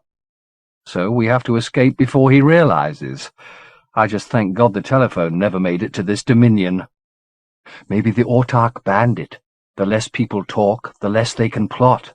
You know, I think maybe I should try and get access to Narshap.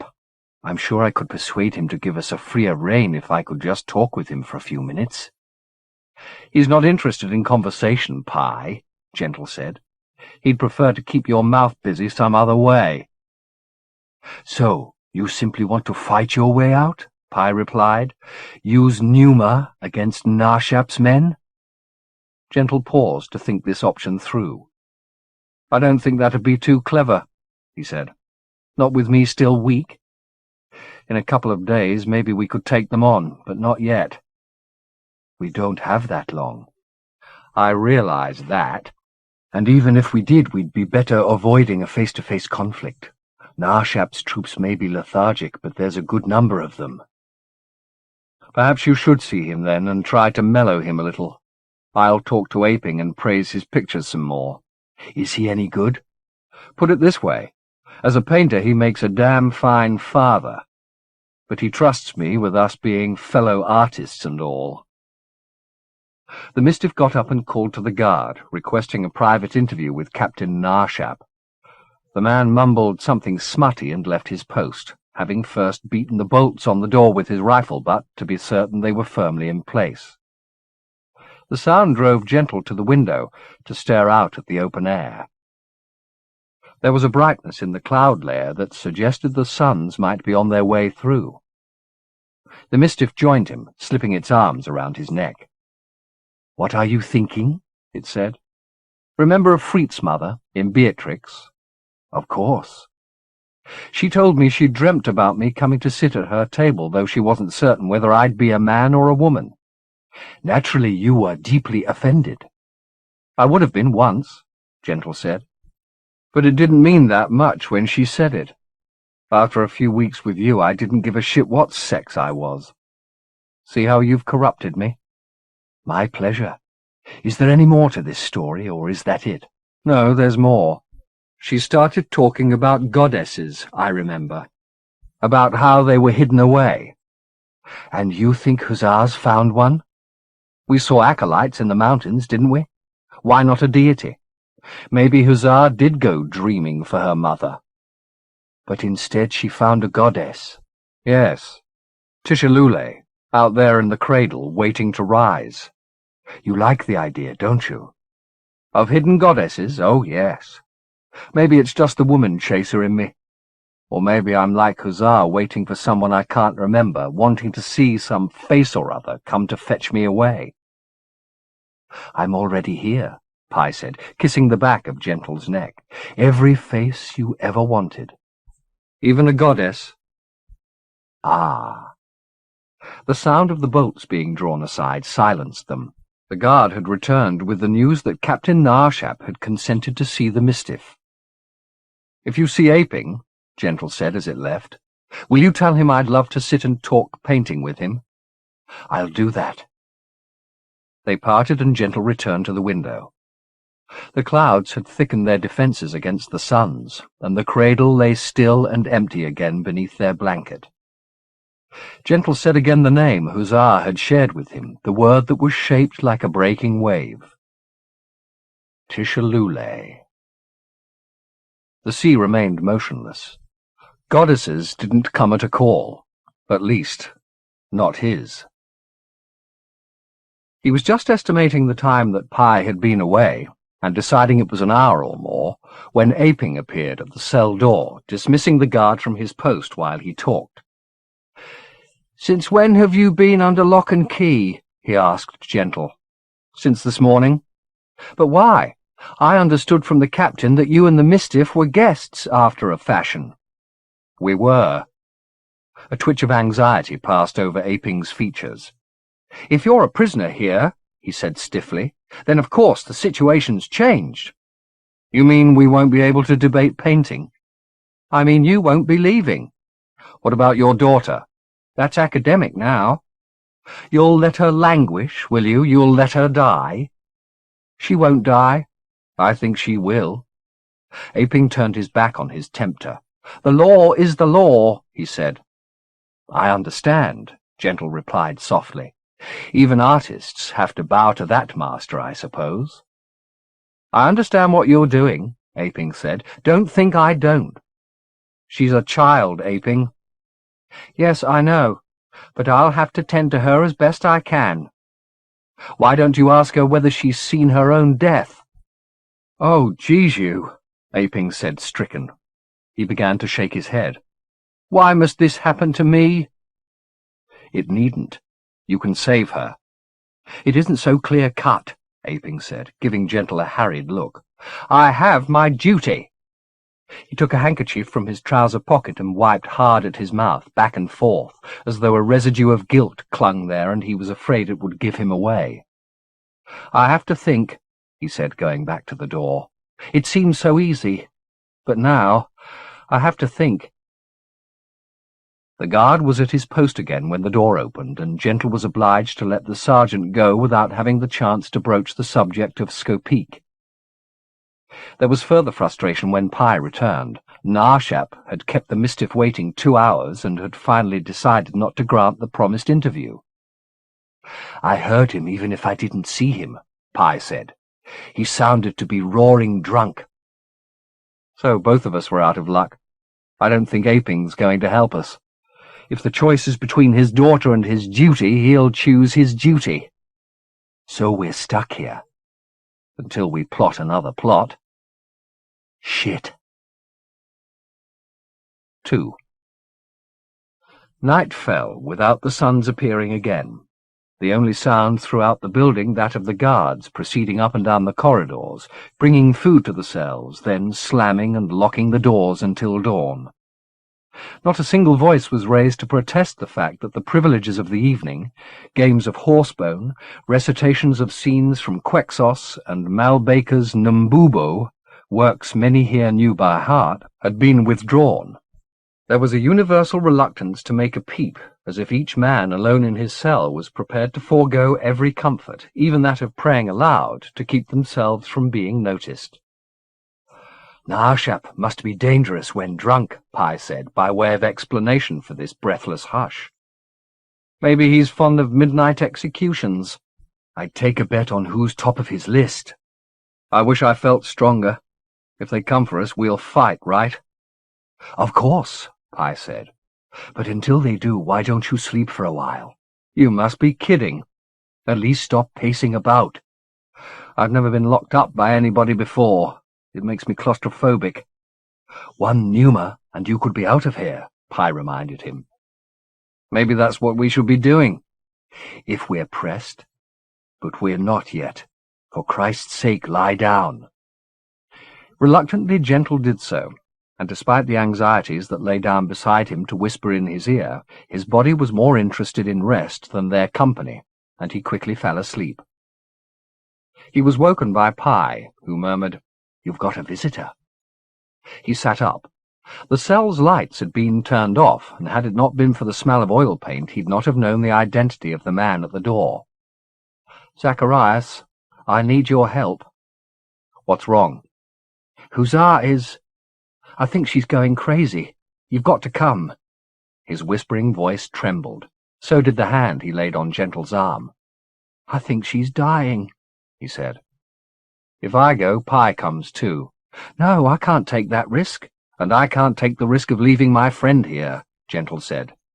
"And I can't take the risk of being found out. If there isn't somebody in the cell when the guard passes—" "He's right," said Pi. "Go on, help the child." "Is that wise?" "Compassion's always wise." "All right, but stay awake. We haven't said our prayers yet. We need both our breaths for that." "I understand." Gentle slipped out into the passage with Aping, who winced at every click the key made as he locked the door. So did Gentle. The thought of leaving Pi alone in the cell sickened him, but there seemed to be no other choice. "We may need a doctor's help," Gentle said as they crept down the darkened corridors. "I suggest you fetch Skopeek from his cell." "Is he a doctor?" "He certainly is." "It's you she's asking for," Aping said. "I don't know why. She just woke up, sobbing and begging me to fetch you. She's so cold." With Aping's knowledge of how regularly each floor and passageway was patrolled to aid them, they reached Huzzar's cell without encountering a single guard. The girl wasn't lying on her bed, as Gentle had expected, but was crouched on the floor, with her head and hands pressed against one of the walls. A single wick burned in a bowl in the middle of the cell, her face unwarmed by its light. Though she registered their appearance with a glance, she didn't move from the wall, so Gentle went to where she was crouching and did the same. Shudders passed through her body, though her bangs were plastered to her brow with sweat. "What can you hear?" Gentle asked her. "She's not in my dreams any more, Mr. Zacharias," she said, pronouncing his name with precision as though the proper naming of the forces around her would offer her some little control over them. "Where is she?"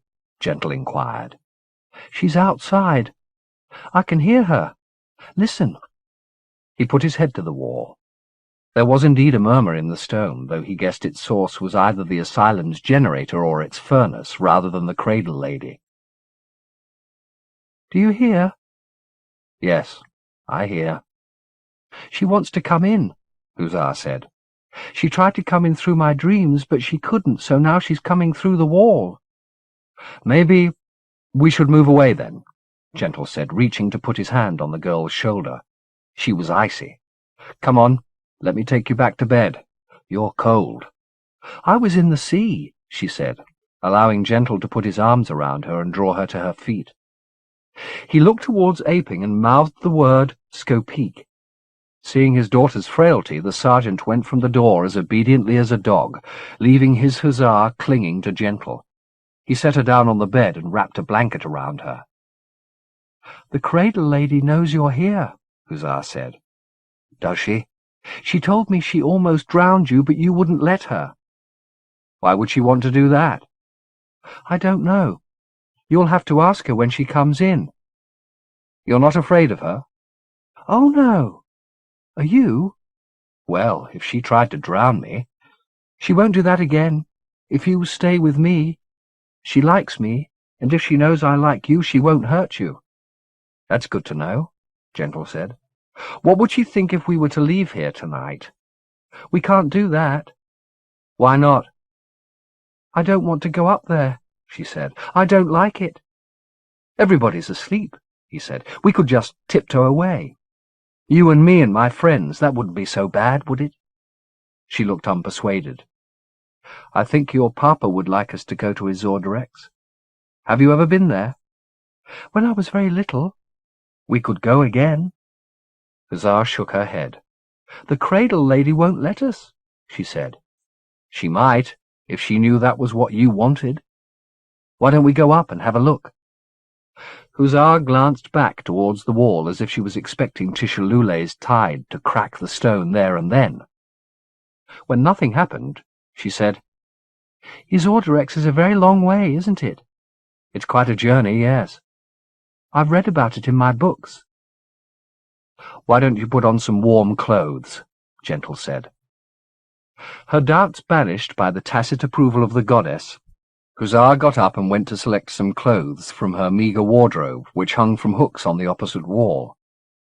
Gentle took the opportunity to glance through the small stack of books at the end of the bed.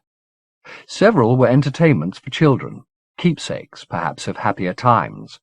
One was a hefty encyclopedia by someone called May Bellum, which might have made informative reading under other circumstances, but was too densely printed to be skimmed and too heavy to be taken along.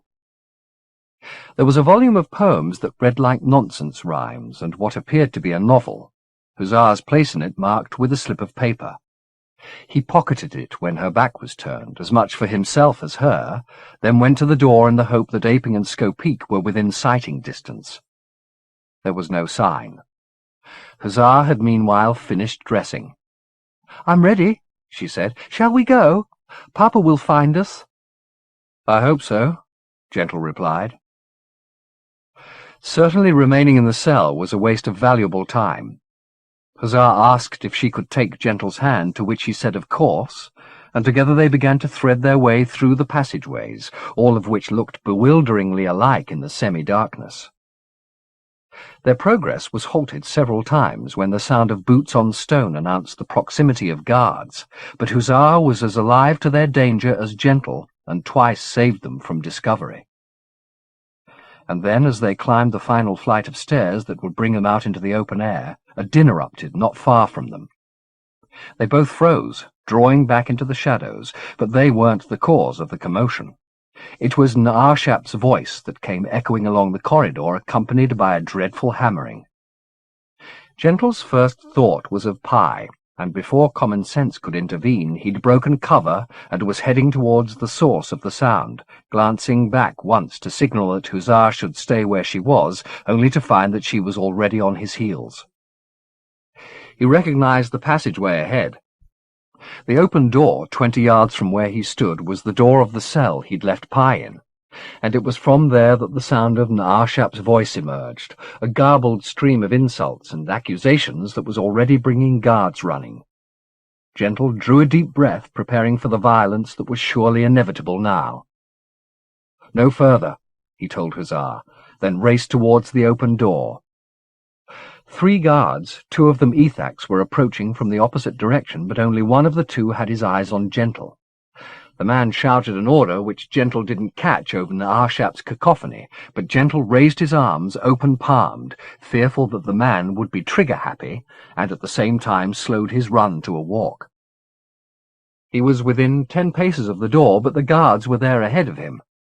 There was a brief exchange with Naarshap, during which Gentle had time to halve the distance between himself and the door, but a second order, this time plainly a demand that he stand still, backed up by the guards training his weapon at Gentle's heart, brought him to a halt. He'd no sooner done so than Naarshap emerged from the cell, with one hand in Pye's ringlets and the other holding his sword, a gleaming sweep of steel to the Mistiff's belly. The scars on Naarshap's swollen head were inflamed by the drink in his system. The rest of his skin was dead white, almost waxen. He reeled as he stood in the doorway, all the more dangerous for his lack of equilibrium. The Mistiff had proved in New York it could survive traumas that would have laid any human dead in the gutter, but Naarshap's blade was ready to gut it like a fish, and there'd be no surviving that. The commander's tiny eyes fixed as best they could on Gentle. "Your Mistiff's very faithful all of a sudden," he said, panting. "Why's that? First it comes looking for me, then it won't let me near it. Maybe it needs your permission, is that it? So give it." He pushed the blade against Pye's belly. "Go on. Tell it to be friendly or it's dead." Gentle lowered his hands a little, very slowly, as if in an attempt to appeal to Pye. "I don't think we have much choice," he said, his eyes going between the Mistiff's impassive face and the sword poised at its belly, putting the time it would take for a pneuma to blow Naarshap's head off against the speed of the captain's blade. Naarshap was not the only player in the scene, of course. There were 3 guards already here, all armed and doubtless more on their way. "We'd better do what he wants," Gentle said, drawing a deep breath as he finished speaking. Naarshap saw him do so, and saw, too, his hand going to his mouth. Even drunk, he sensed his danger and loosed a shout to the men in the passageway behind him, stepping out of their line of fire, and Gentle's as he did so. Denied one target, Gentle unleashed his breath against the other. The pneuma flew at the guards as their trigger fingers tightened, striking the nearest with such violence his chest erupted. The force of the blow threw the body back against the other 2. One went down immediately, his weapon flying from his hand. The other was momentarily blinded by blood and a shrapnel of innards, but was quick to regain his balance, and would have blown Gentle's head off had his target not been on the move, flinging himself towards the corpse. The guard fired once wildly, but before he could fire again, Gentle had snatched up the dropped weapon and answered the fire with his own. The guard had enough Ethak blood to be indifferent to the bullets that came his way till one found his spattered eye and blew it out.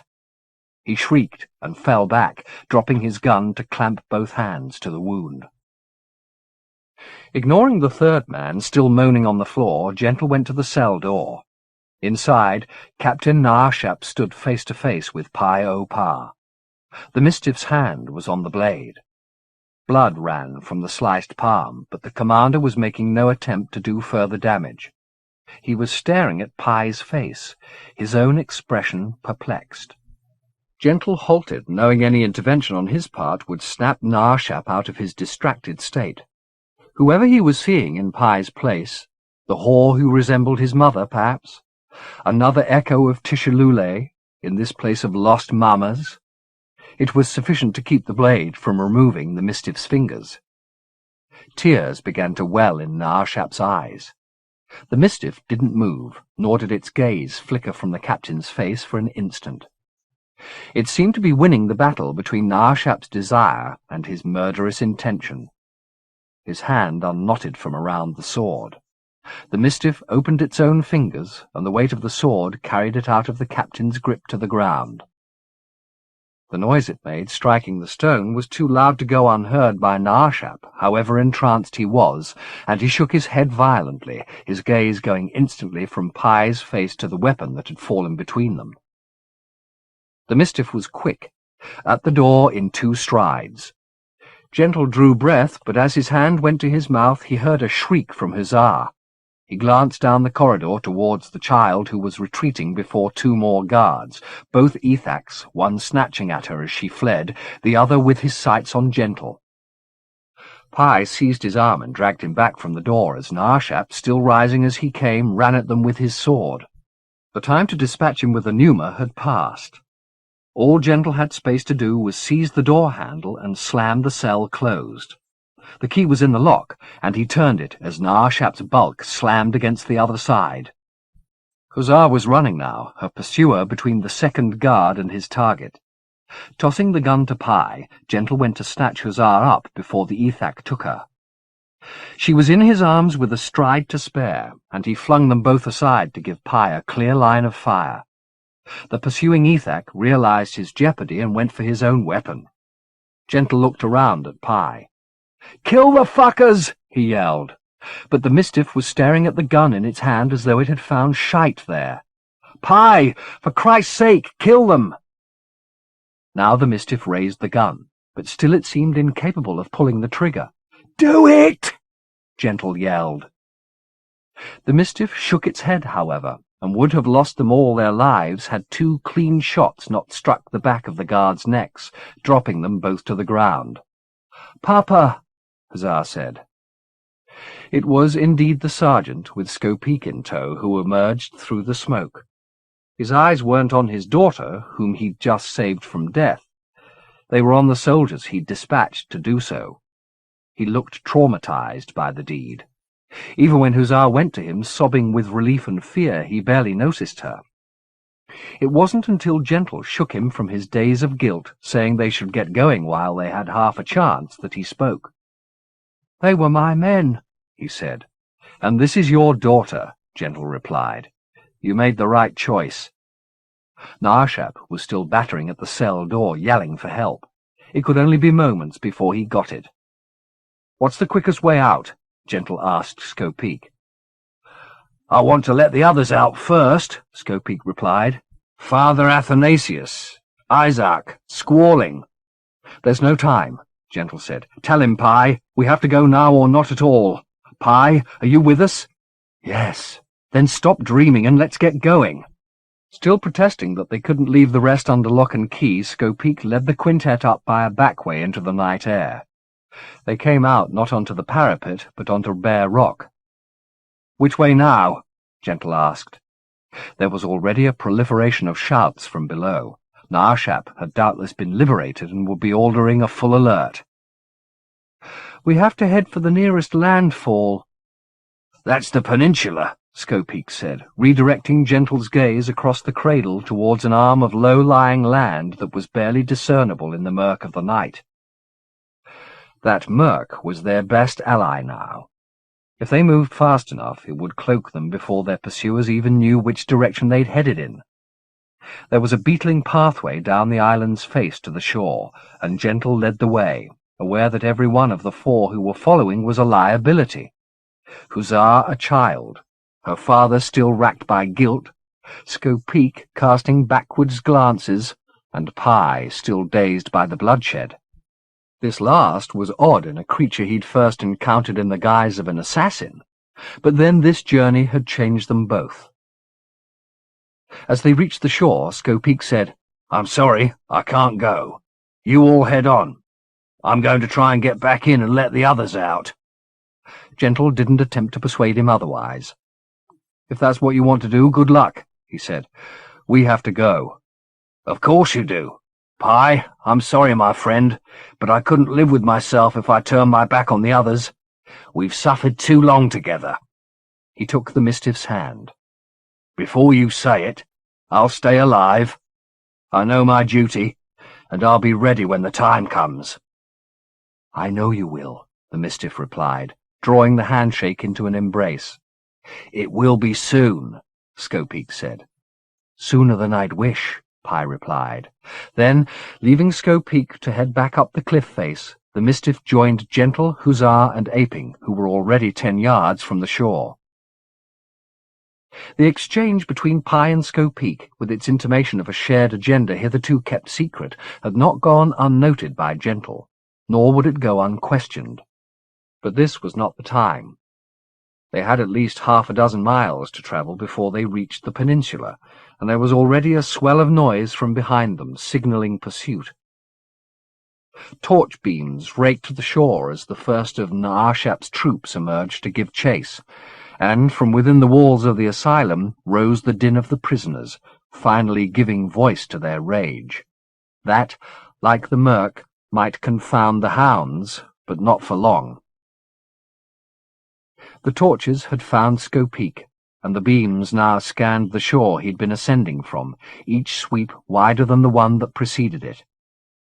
Aping was carrying Hussar, which speeded their progress somewhat, and Gentle was just beginning to think that they might stand a chance of survival when one of the torches caught them. It was weak at such a distance, but strong enough that its light picked them out. Gunfire followed immediately. They were difficult targets, however, and the bullets went well wide. "They'll catch us now," Aping gasped. "We should surrender." He set his daughter down and threw his gun to the ground, turning to spit his accusations in Gentle's face. "Why did I ever listen to you? I was crazy." "If we stay here, they'll shoot us on the spot," Gentle replied. "Hussar as well. Do you want that?" "They won't shoot us," he said, taking hold of Hussar with one hand and raising the other to catch the beams. "Don't shoot!" he yelled. "Don't shoot! Captain! Captain! Sir! We surrender!" "Fuck this," Gentle said, and reached to haul Hussar from her father's grip. She went into Gentle's arms readily, but Aping wasn't about to relinquish her so easily. He turned to snatch her back, and as he did so a bullet struck the ice at their feet. He let Hussar go and turned to attempt a second appeal. 2 shots cut him short, the first striking his leg, the second his chest. Hussar let out a shriek and wrenched herself from Gentle's hold, dropping to the ground at her father's head. The seconds they'd lost in Aping's surrender and death were the difference between the slimmest hope of escape and none. Any one of the 20 or so troops advancing upon them now could pick them off at this distance. Even Naarshap, who was leading the group, his walk still unsteady, could scarcely have failed to bring them down. "What now?" said Pi. "We have to stand our ground," Gentle replied. "We've got no choice." That very ground, however, was no steadier than Naarshap's walk. Though this dominion's suns were in another hemisphere and there was only midnight from horizon to horizon, a tremor was moving through the frozen sea that both Pi and Gentle recognized from almost fatal experience. Hussar felt it too. She raised her head, her sobs quieting. "The lady," she murmured. "What about her?" said Gentle. "She's near us." Gentle put out his hand and Hussar took it. As she got up, she scanned the ground. So did he.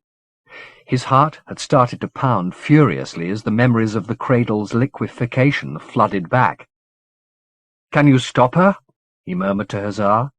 "She's not come for us," the girl said, and her gaze went from the still solid ground beneath their feet to the group that Naarshap was still leading in their direction. "Oh, goddess," Gentle said. A cry of alarm was rising from the middle of the approaching pack. One of the torch beams went wild, then another, and another, as one by one the soldiers realized their jeopardy. Naarshap let out a shout himself, a demand for order among his troops that went unobeyed. It was difficult to see precisely what was going on, but Gentle could imagine it well enough. The ground was softening, and the cradle's silver waters were bubbling up around their feet. One of the men fired into the air as the siege shell broke beneath him.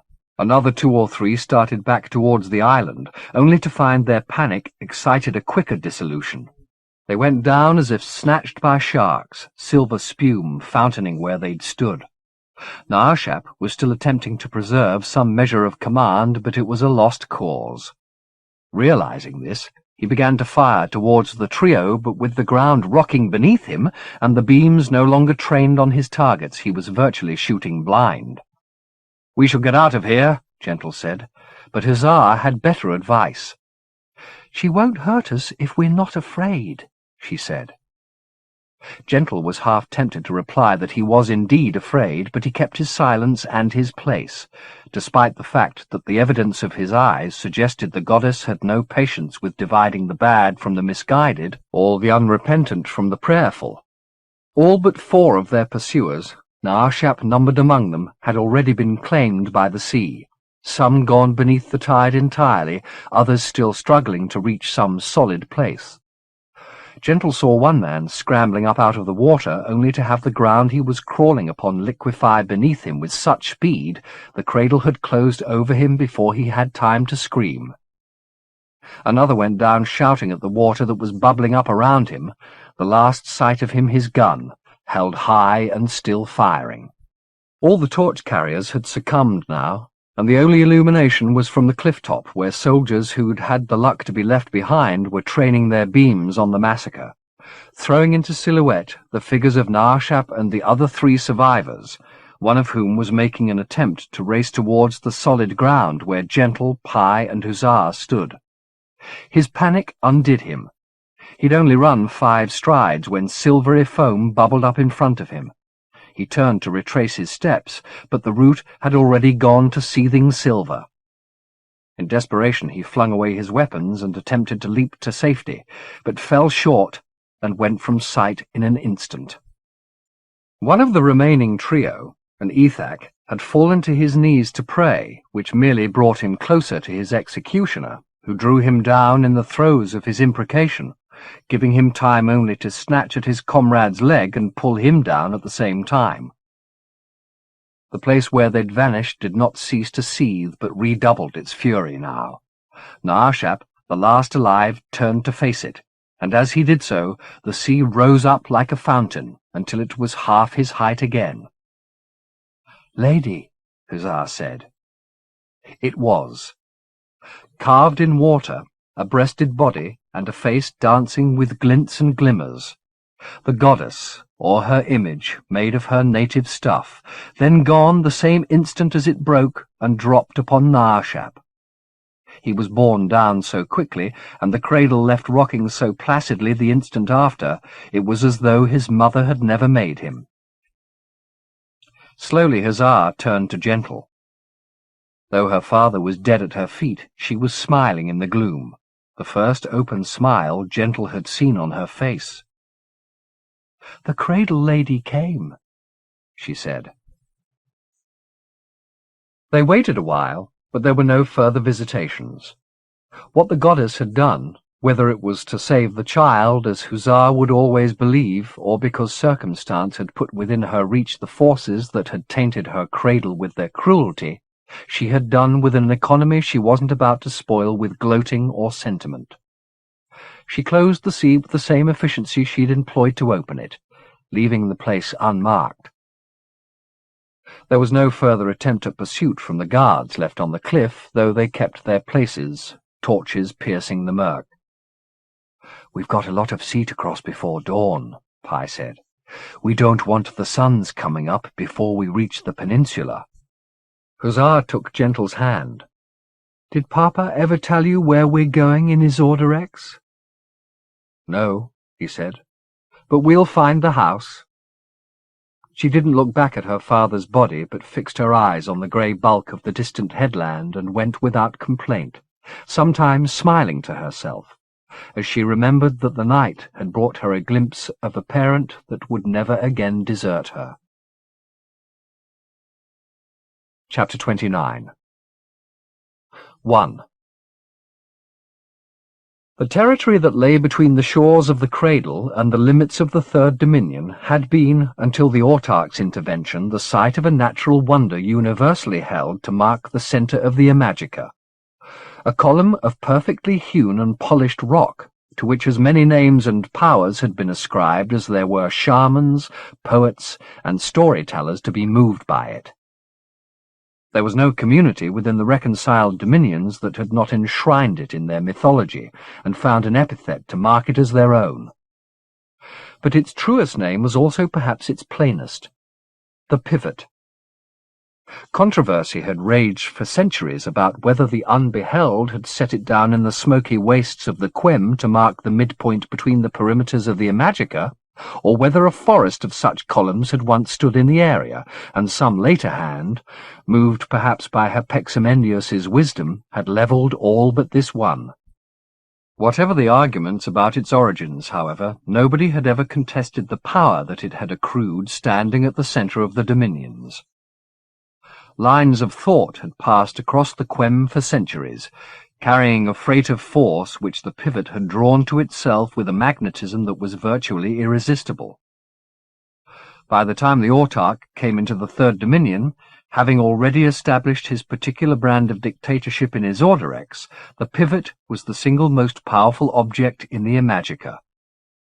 He laid his plans for it brilliantly, returning to the palace he was still building in Isorderex and adding several features, though their purpose did not become apparent until almost 2 years later, when, acting with the kind of speed that usually attends a coup, he had the pivot toppled, transported, and set in a tower in his palace before the blood of those who might have raised objections to this sacrilege was dry.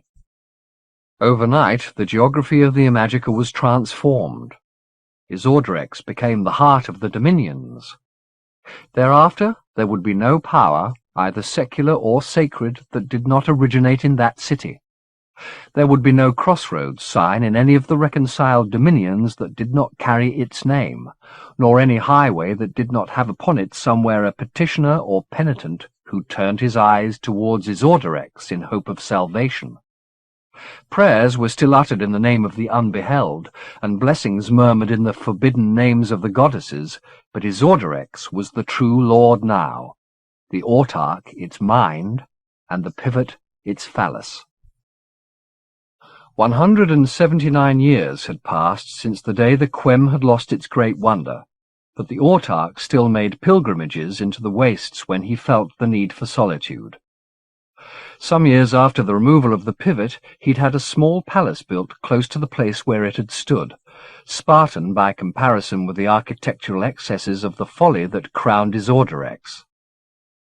This was his retreat in confounding times, where he could meditate upon the sorrows of absolute power, leaving his military high command, the generals who ruled the dominions on his behalf, to do so under the eye of his once beloved queen, Quesoir. Lately, she had developed a taste for repression that was waning in him, and he'd several times thought of retiring to the palace in the Quem permanently and leaving her to rule in his stead, given that she took so much more pleasure from it than he. But such dreams were an indulgence, and he knew it. Though he ruled the Imajica invisibly, not one soul outside the circle of 20 or so who dealt with him daily would have known him from any other white man with good taste in clothes. His vision had shaped the rise of Isorderex, and no other would ever competently replace it. On days like this, however, with the cold air off the Lenten Way whining in the spires of the Quem Palace, he wished he could send the mirror he met in the morning back to Isorderex in his place and let his reflection rule. Then he could stay here and think about the distant past. England in midsummer, the streets of London bright with rain when he woke, the fields outside the city peaceful and buzzing with bees. Scenes he'd pictured longingly when he was in elegiac mood. Such moods seldom lasted long, however. He was too much of a realist, and he demanded truth from his memory. Yes, there had been rain, but it had come with such venom it had bruised every fruit it hadn't beaten from the bough. And the hush of those fields had been a battlefield's hush, the murmur not trees, but flies, come to find laying places. His life had begun that summer, and his early days had been filled with signs not of love and fruitfulness, but of apocalypse. There wasn't a preacher in the park who didn't have revelation by heart that year, nor a whore in Drury Lane who wouldn't have told you she'd seen the devil dancing on the midnight roofs. How could those days not have influenced him, filled him with a horror of imminent destruction, given him an appetite for order, for law, for empire? He was a child of his times, and if they'd made him cruel in his pursuit of system, was that his fault, or that of the age? The tragedy lay not in the suffering that was an inevitable consequence of any social movement, but in the fact that his achievements were now in jeopardy from forces that, if they won the day, would return the Imajica to the chaos from which he had brought it, undoing his work in a fraction of the time it had taken for it to be achieved. If he was to suppress these subversive elements, he had a limited number of options, and after the events in Partashoqua and the uncovering of plots against him, he had retreated to the quiet of the Quem Palace to decide between them. He could continue to treat the rebellion, strikes, and uprisings as minor irritations, limiting his reprisals to small but eloquent acts of suppression, such as the burning of the village of Beatrix and the trials and executions at Van Eef. This route had two significant disadvantages. The most recent attempt upon his life, though still inept, was too close for comfort, and until every last radical and revolutionary had been silenced or dissuaded, he would be in danger. Furthermore, when his whole reign had been dotted with episodes that had required some measured brutalities, would this new spate of purges and suppressions make any significant mark? Perhaps it was time for a more ambitious vision.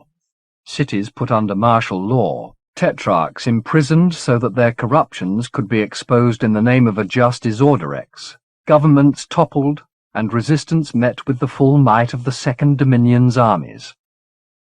Maybe Partashoqua would have to burn the way Beatrix had, or Limbi and its wretched temples. If such a route were followed successfully, the slate would be wiped clean. If not, if his advisers had underestimated the scale of unrest or the quality of leaders among the rabble, he might find the circle closing and the apocalypse into which he'd been born that faraway summer coming around again, here in the heart of his promised land. What then, if Isorderex burned instead of Partashoqua? Where would he go for comfort? Back to England, perhaps? Did the house in Clerkenwell still stand, he wondered? If so, were its rooms still sacred to the workings of desire, or had the maestro's undoing scoured them to the last board and nail? The questions tantalized him. As he sat and pondered them, he found a curiosity in his core, no, more than curiosity and appetite, to discover what the unreconciled dominion was like almost 2 centuries after his creation. His musings were interrupted by Rosengarten, a name he'd bequeathed to the man in the spirit of irony, for a more infertile thing never walked. Piebald from a disease caught in the swamps of Loquiot, in the throes of which he had unmanned himself, Rosengarten lived for duty. Among the generals, he was the only one who didn't sin with some excess against the austerity of these rooms. He spoke and moved quietly. He didn't stink of perfumes. He never drank. He never ate criorci. He was a perfect emptiness, and the only man the autarch completely trusted. He had come with news and told it plainly. The asylum on the cradle of Chizursamit had been the scene of a rebellion. Almost all the garrison had been killed, under circumstances which were still under investigation, and the bulk of the prisoners had escaped, led by an individual called Skopik. "How many were there?" the autarch asked. "I have a list, sir," Rosengarten replied, opening the file he'd brought with him. "There are 51 individuals unaccounted for, most of them religious dissidents." "Women?" "None." "We should have had them executed, not locked them away." "Several of them would have welcomed martyrdom, sir. The decision to incarcerate them was taken with that in mind. So now they'll return to their flocks and preach revolution all over again. This we must stop." "How many of them were active in Isorderex?" 9, including Father Athanasius." "Athanasius? Who was he?" "The Dirther, who claimed he was the Christos. He had a congregation near the harbour." "Then that's where he'll return, presumably." "It seems likely." "All of them will go back to their flocks sooner or later. We must be ready for them. No arrests, no trials. Just have them quietly dispatched." "Yes, sir." "I don't want Quesoir informed of this." "I think she already knows, sir." "Then she must be prevented from anything showy. I understand. Let's do this discreetly. There is something else, sir. What's that? There were 2 other individuals on the island before the rebellion. What about them? It's difficult to know exactly what to make of the report. One of them appears to have been a Mistiff. The description of the other may be of interest. He passed the report to the autarch, who scanned it quickly at first, then more intently. How reliable is this? He asked Rosengarten. At this juncture, I don't know. The descriptions were corroborated, but I haven't interrogated the men personally. Do so. Yes, sir. He handed the report back to Rosengarten. How many people have seen this? I had all other copies destroyed as soon as I read it. I believe only the interrogating officers, their commander, and myself have been party to this information. I want every one of the survivors from the garrison silenced. Court-martial them all and throw away the key. The officers and the commander must be instructed that they will be held accountable for any leakage of this information from any source, such leakage to be punishable by death. Yes, sir. As for the Mistiff and the stranger, we must assume they're making way to the Second Dominion. First Beatrix, now the Cradle. Their destination must be Azordarex. How many days since this uprising? 11, sir. Then they'll be in Azordarex in a matter of days, even if they're travelling on foot. Track them. I'd like to know as much about them as I can. He looked out the window at the wastes of the Quem. They probably took the Lenten Way, probably passed within a few miles of here. There was a subtle agitation in his voice. That's twice now our paths have come close to crossing. And now the witnesses describing him so well. What does it mean, Rosengarten?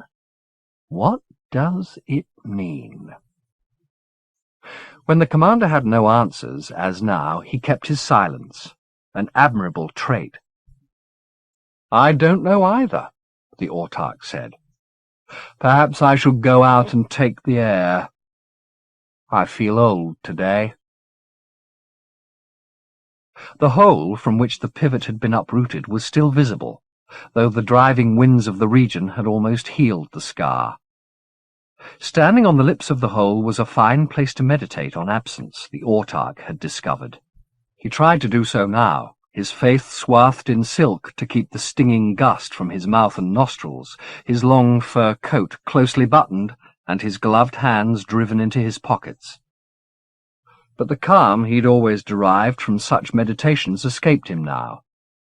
Absence was a fine discipline for the spirit when the world's bounty was a step away and boundless. Not so now.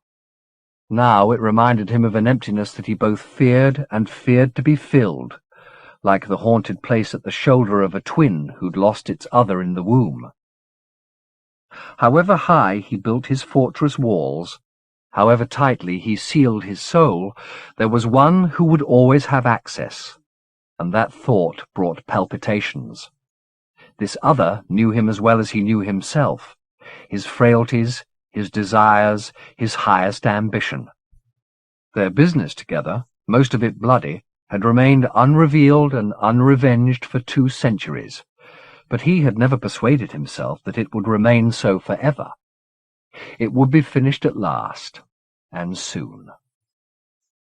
Though the cold could not reach his flesh through his coat, the autarch shuddered at the prospect. He had lived for so long like a man who walks perpetually in the noonday sun, his shadow falling neither in front of him nor behind. Prophets could not predict him, nor accusers catch his crimes. He was inviolate. But that would change now. When he and his shadow met, as they inevitably would, the weight of 1,000 prophecies and accusations would fall upon them both. He pulled the silk from his face and let the eroding wind assault him. There was no purpose in staying here any longer. By the time the wind had remade his features, he would have lost his Azordarex, and even though that seemed like a small forfeit now, in the space of hours it might be the only prize he'd be able to preserve from destruction. 2. If the divine engineers who had raised the Jokalelao had one night set their most ambitious peak between a desert and an ocean, and returned the next night, and for a century of nights thereafter, to carve its steeps and sheers, from foothills to clouded heights with lowly habitations and magnificent plazas, with streets, bastions, and pavilions, and if, having carved, they had set in the core of that mountain a fire that smouldered but never burned, then their handiwork, when filled to overflowing with every manner of life, might have deserved comparison with Isorderex. But given that no such masterwork had ever been devised, the city stood without parallel throughout the Imajica. The travellers' first sight of it came as they crossed the causeway that skipped like a well-aimed stone across the delta of the river Noi, rushing in 12 white torrents to meet the sea. It was early morning when they arrived, the fog off the river conspiring with the uneasy light of dawn to keep the city from sight until they were so close to it that when the fog was snatched the sky was barely visible, the desert and the sea no more than marginal, and all the world was suddenly Isorderex. As they'd walked the Lenten way, passing from the third dominion into the second, Huzzar had recited all she'd read about the city from her father's books. One of the writers had described Isorderex as a god, she reported, a notion Gentle had thought ludicrous until he set eyes upon it. Then he understood what the urban theologian had been about, deifying this termite hill. Isorderex was worthy of worship, and millions were daily performing the ultimate act of veneration, living on or within the body of their lord.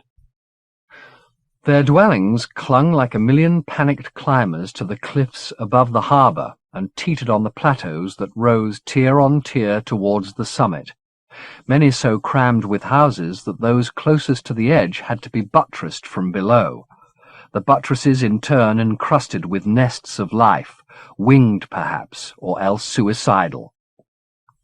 Everywhere the mountain teemed, its streets of steps lethally precipitous, leading the eye from one brimming shelf to another, from leafless boulevards lined with fine mansions to gates that let onto shadowy arcades, then up to the city's 6 summits, on the highest of which stood the palace of the autarch of the Imajica. There was an abundance of a different order here, for the palaces had more domes and towers than Rome, their obsessive elaboration visible even at this distance. Rising above them all was the pivot tower, as plain as its fellows were baroque, and high above that again, hanging in the white sky above the city, the comet that brought the Dominion's long days and languid dusks, Isordorex's star called Gis, the Witherer.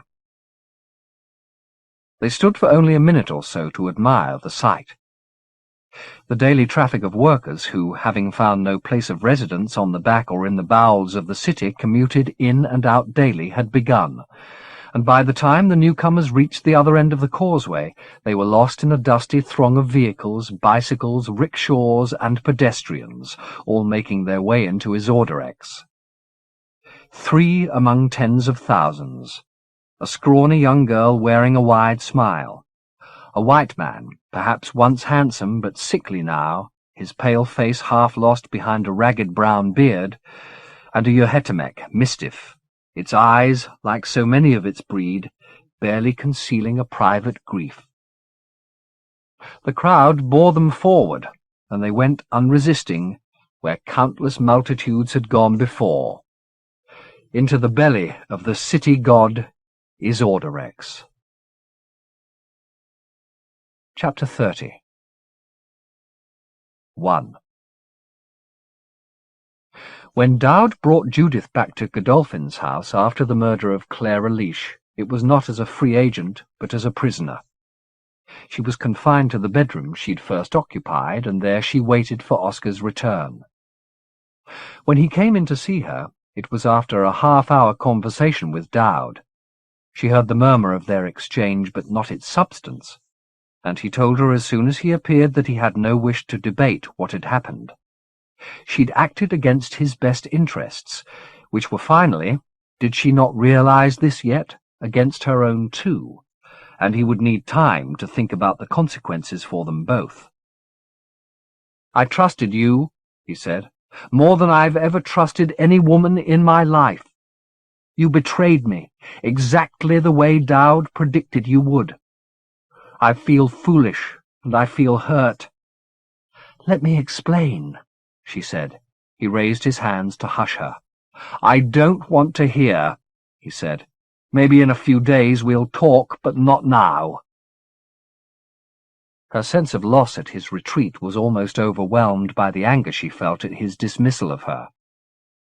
Did he believe her feelings for him were so trivial she'd not concerned herself with the consequences of her actions on them both?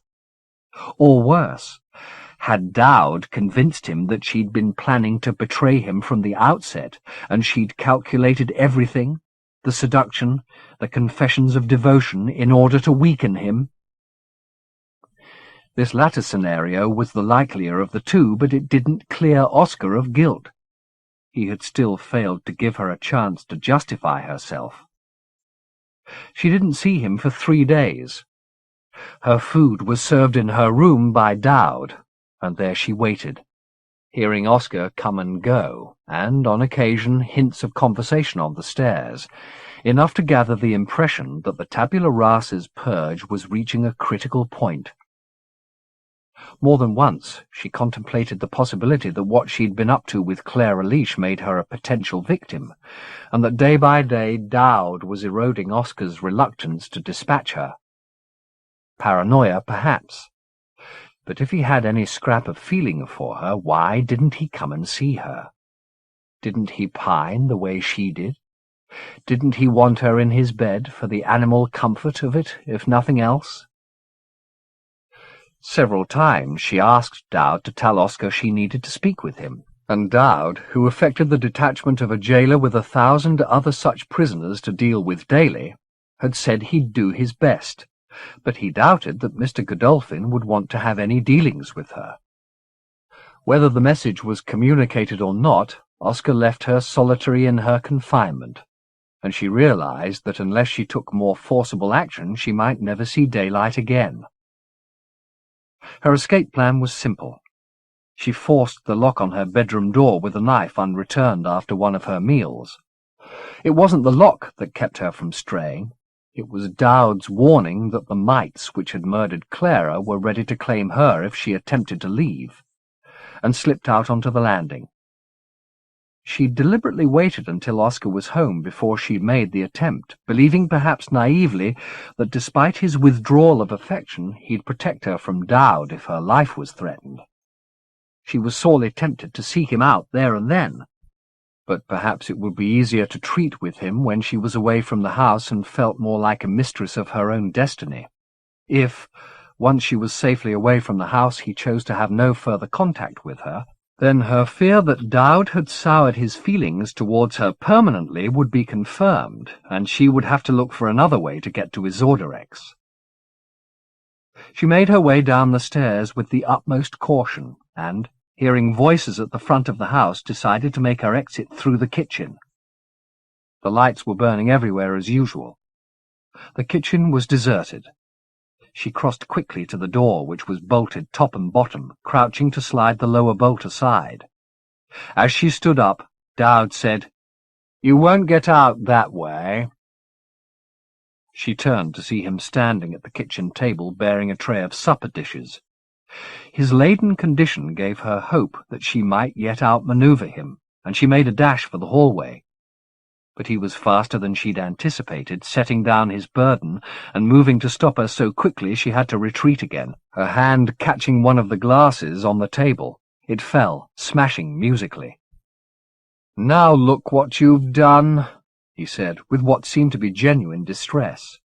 He crossed to the shards and bent down to gather them up. "That glass had been in the family for generations. I'd have thought you'd have some fellow feeling for it." Though she was in no temper to talk about broken glasses, she replied nevertheless, knowing her only hope lay in alerting Godolphin to her presence.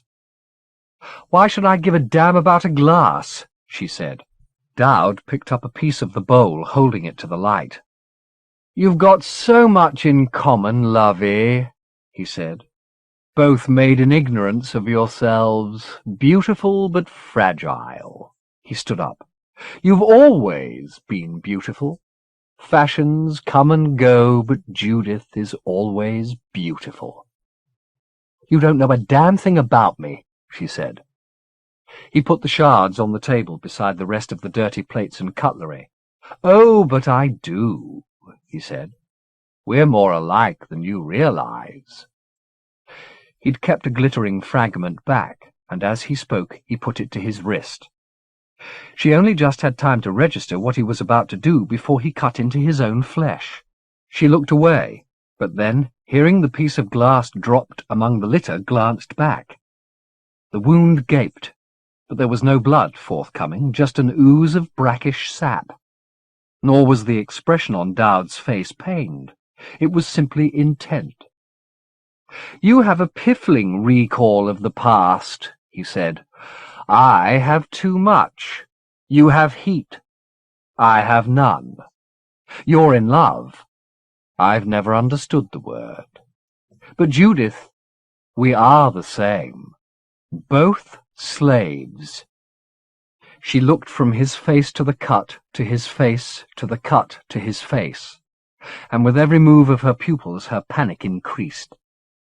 She didn't want to hear any more from him. She despised him. She closed her eyes and conjured him at the voider's pyre, and in the shadow of the tower, crawling with mites. But however many horrors she put between them, his words won through. She'd given up attempting to solve the puzzle of herself a long time ago, but here he was, spilling pieces she couldn't help but pick up. "Who are you?" she said to him. "More to the point, who are you?" "We're not the same," she said. "Not even a little. I bleed. You don't. I'm human. You're not." "But is it your blood you bleed?" he said. "Ask yourself that." "It comes out of my veins. Of course it's mine." "Then who are you?" he said. The inquiry was made without overt malice, but she didn't doubt its subversive purpose. Somehow Dowd knew she was forgetful of her past and was pricking her to a confession. "I know what I'm not," she said, earning herself the time to invent an answer. "I'm not a glass. I'm not fragile or ignorant, and I'm not—" What was the other quality he'd mentioned besides beauty and fragility? He'd been stopping to pick up the pieces of broken glass, and he described her some way or other. "You're not what?" he said, watching her wrestle with her own reluctance to seize the memory. She pictured him crossing the kitchen.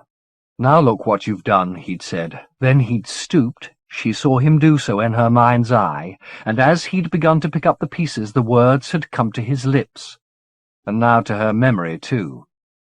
"That glass had been in the family for generations," he'd said. "I'd have thought you'd have had some fellow feeling for it." "No," she said aloud, shaking her head to keep the sense of this from congealing there.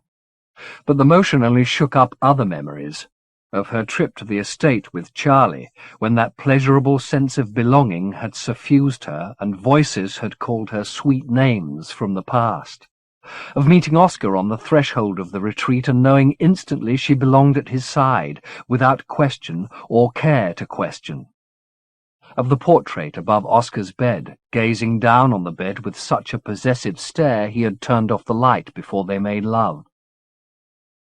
As these thoughts came, the shaking of her head grew wilder, the motion possessing her like a fit. Tears spat from her eyes. Her hands went out for help, even as the power to request it went from her throat. Through a blur of motion she was just able to see Dowd standing beside the table, his hand covering his wounded wrist, watching her impassively. She turned from him, terrified that she'd choke on her tongue or break her head open if she fell, and knowing he'd do nothing to help her. She wanted to cry out for Oscar, but all that came was a wretched gargling sound. She stumbled forward, her head still thrashing, and as she did so saw Oscar in the hallway coming towards her. She pitched her arms in his direction and felt his hands upon her, to pull her up out of her collapse. He failed. 2. He was beside her when she woke.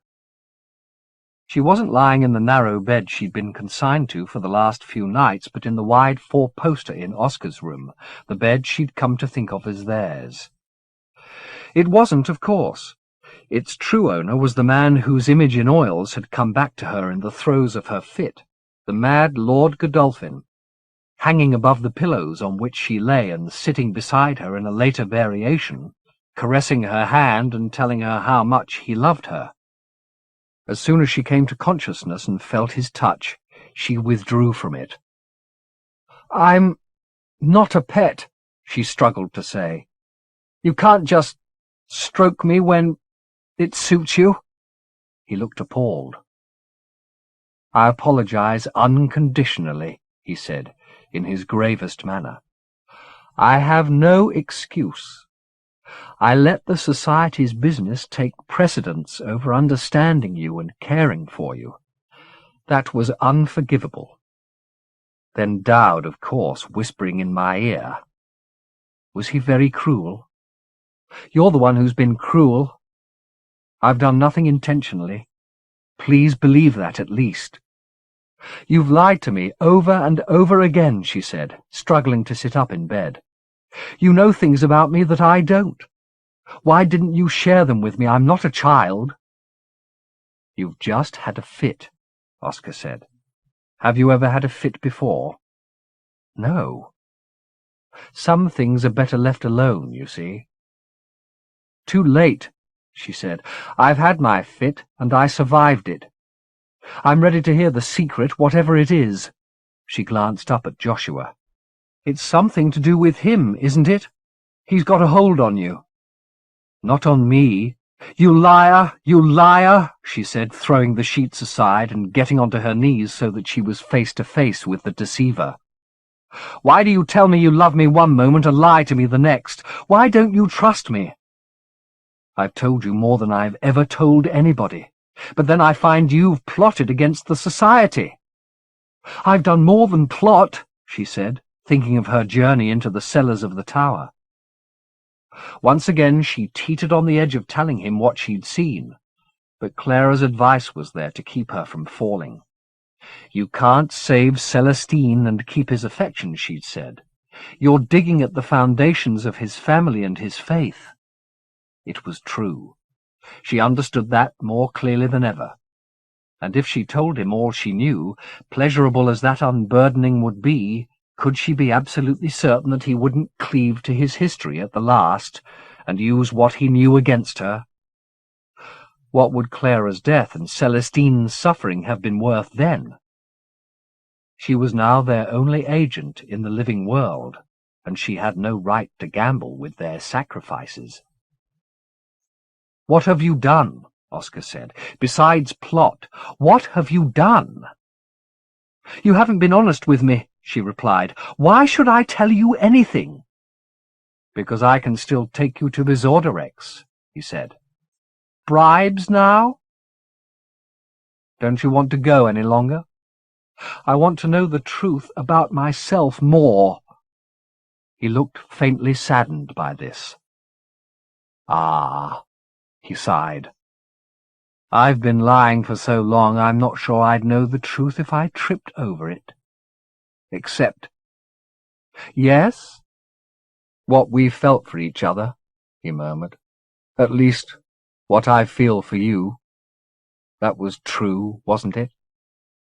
"It can't be much," Jude said. "You locked me away. You left me to Dowd." "I've already explained." "Yes, you were distracted. You had other business, so you forgot me." "No," he protested. "I never forgot. Never, I swear." "What then?" "I was afraid." "Of me?"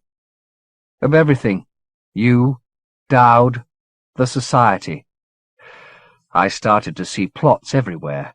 Suddenly the idea of your being in my bed seemed too much of a risk. I was afraid you'd smother me or—" "That's ridiculous." "Is it? How can I be sure who you belong to? I belong to myself. He shook his head, his gaze going from her face up to the painting of Joshua Godolphin that hung above the bed. How can you know that? He said. How can you be certain that what you feel for me comes from your heart? What does it matter where it comes from? It's there. Look at me. He refused her demand, his eyes still fixed on the mad lord. He's dead, she said. But his legacy, fuck his legacy, she said, and suddenly got to her feet, taking hold of the portrait by its heavy gilded frame and wrenching it from the wall. Oscar rose to protest, but her vehemence carried the day. The picture came from its hooks with a single pull, and she summarily pitched it across the room. Then she dropped back onto the bed in front of Oscar. He's dead and gone, she said. He can't judge us.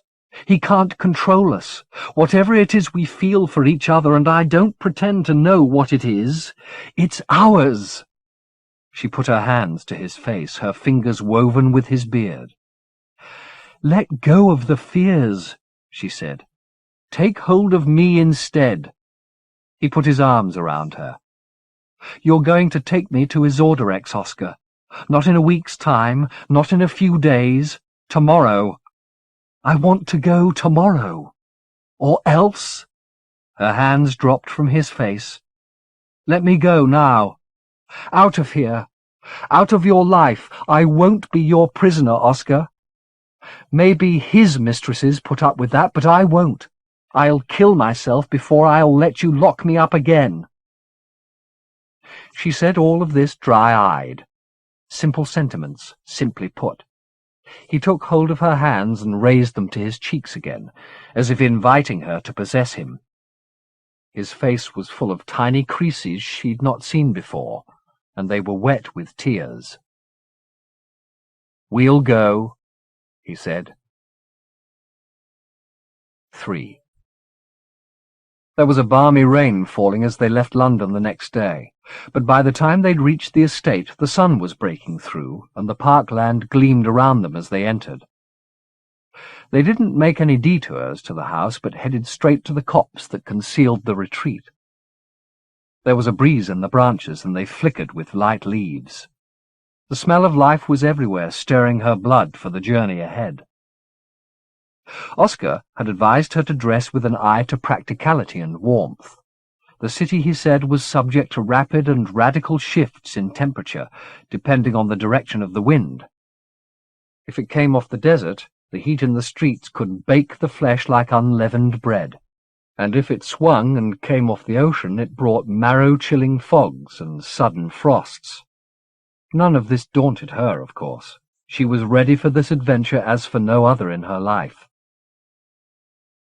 I know I've gone on endlessly about how dangerous the city's become, Oscar said as they ducked beneath the low-slung branches, and you're tired of hearing about it, but this isn't a civilized city, Judith.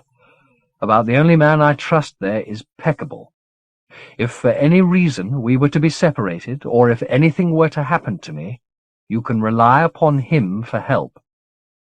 I understand. Oscar stopped to admire the pretty scene ahead, dappled sunlight falling on the pale walls and dome of the retreat. You know, I used only to come here at night, he said. I thought that was the sacred time when magic had the strongest hold. But it's not true. Midnight mass and moonlight is fine, but miracles are here at noon as well. Just as strong, just as strange. He looked up at the canopy of trees. Sometimes you have to go away from the world to see the world, he said.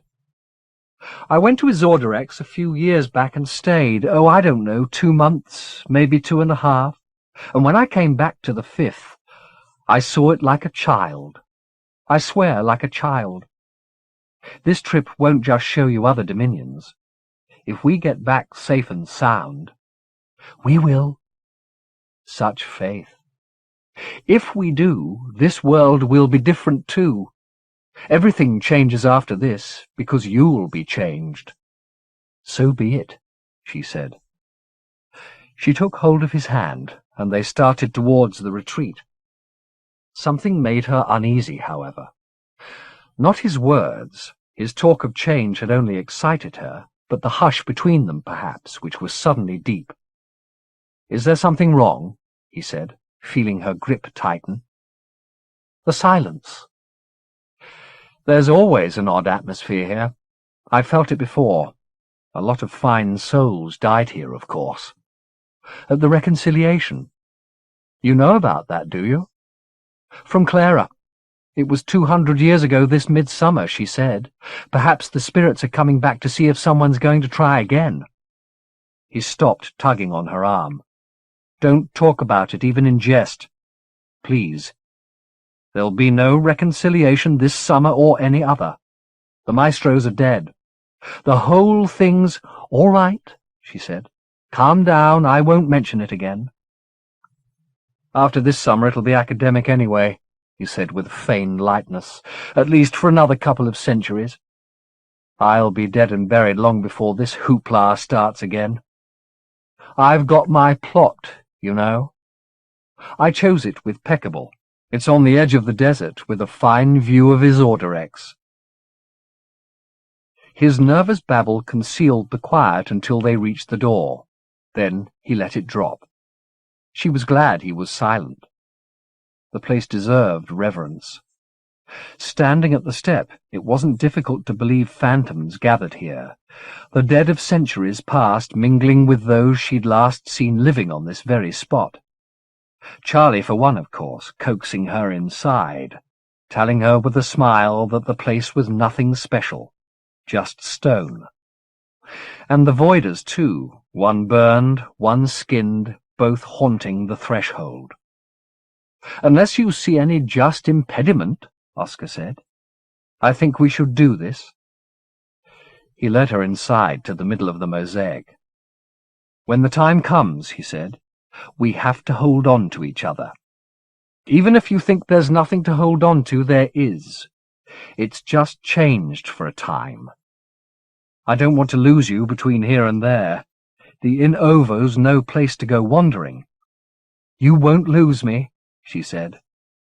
He went down on his haunches and dug into the mosaic, pulling from the pattern a dozen or so pieces of pyramidal stone the size of 2 fists, which had been so designed as to be virtually invisible when set in their places. "I don't fully understand the mechanisms that carry us over," he said as he worked. "I'm not sure anybody does completely. But according to Peccable, there's a sort of common language into which anybody can be translated. And all the processes of magic involve this translation." He was laying the stones around the edge of the circle as he spoke, the arrangement seemingly arbitrary. Once matter and spirit are in the same language, one can influence the other in any number of ways. Flesh and bone can be transformed, transcended. Or transported. Exactly. Jude remembered how the removal of a traveller from this world into another looked from the outside. The flesh folding upon itself, the body distorted out of all recognition. "Does it hurt?" she said. "At the beginning, but not badly." "When will it begin?" she said. He stood up. "It already has," he said.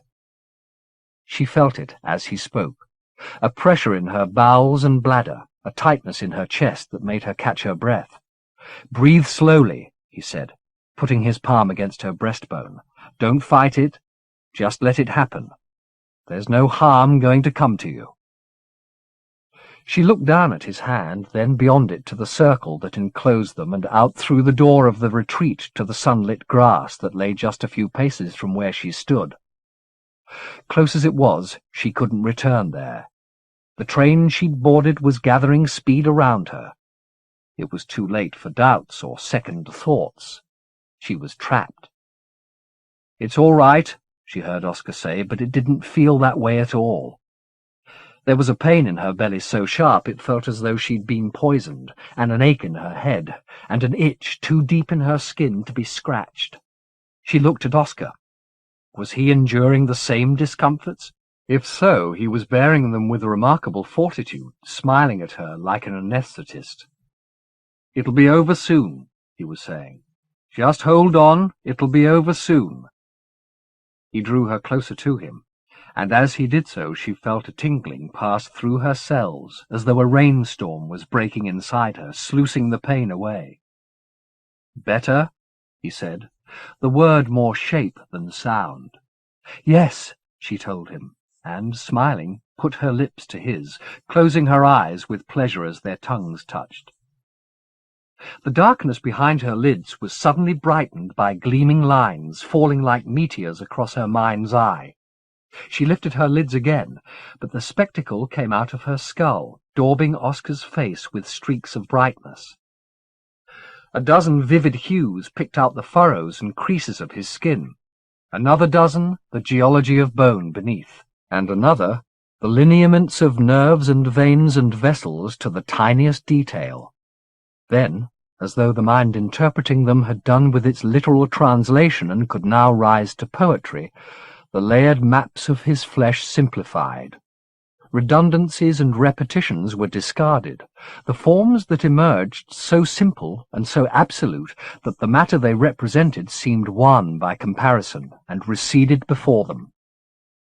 Seeing this show, she remembered the glyph she'd imagined when she and Oscar had first made love. The spiral and curve of her pleasure laid on the velvet behind her eyes. Here was the same process again, only the mind imagining them was the circle's mind, empowered by the stones and by the traveller's demand for passage. A motion at the door distracted her gaze momentarily. The air around them was close to dropping its sham of sights altogether, and the scene beyond the circle was blurred. But there was enough colour in the suit of the man at the threshold for her to know him even though she couldn't make out his face. Who else but Dowd wore that absurd shade of apricot? She said his name, and though she heard no sound from her throat, Oscar understood her alarm and turned towards the door. Dowd was approaching the circle at speed, his intention perfectly clear, to hitch a ride to the second dominion. She'd seen the gruesome consequences of such interference before, on this very spot, and she braced herself against Oscar for the coming shock. Instead of trusting to the circle to dispatch the hanger-on, however, Oscar turned from her and went to strike Dowd.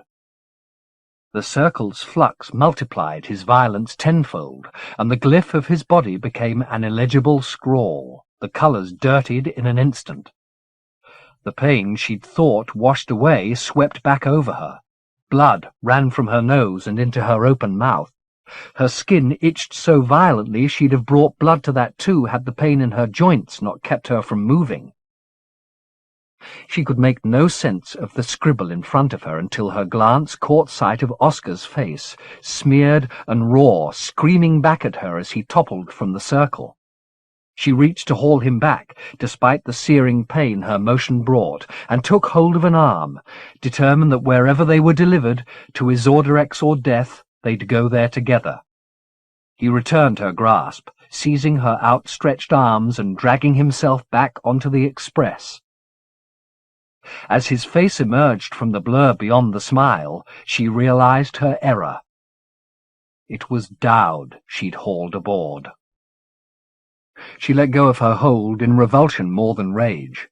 His face was horribly contorted, blood streaming from eyes, ears, and nose. But the mind of passage was already working on this fresh text, preparing to translate and transport it.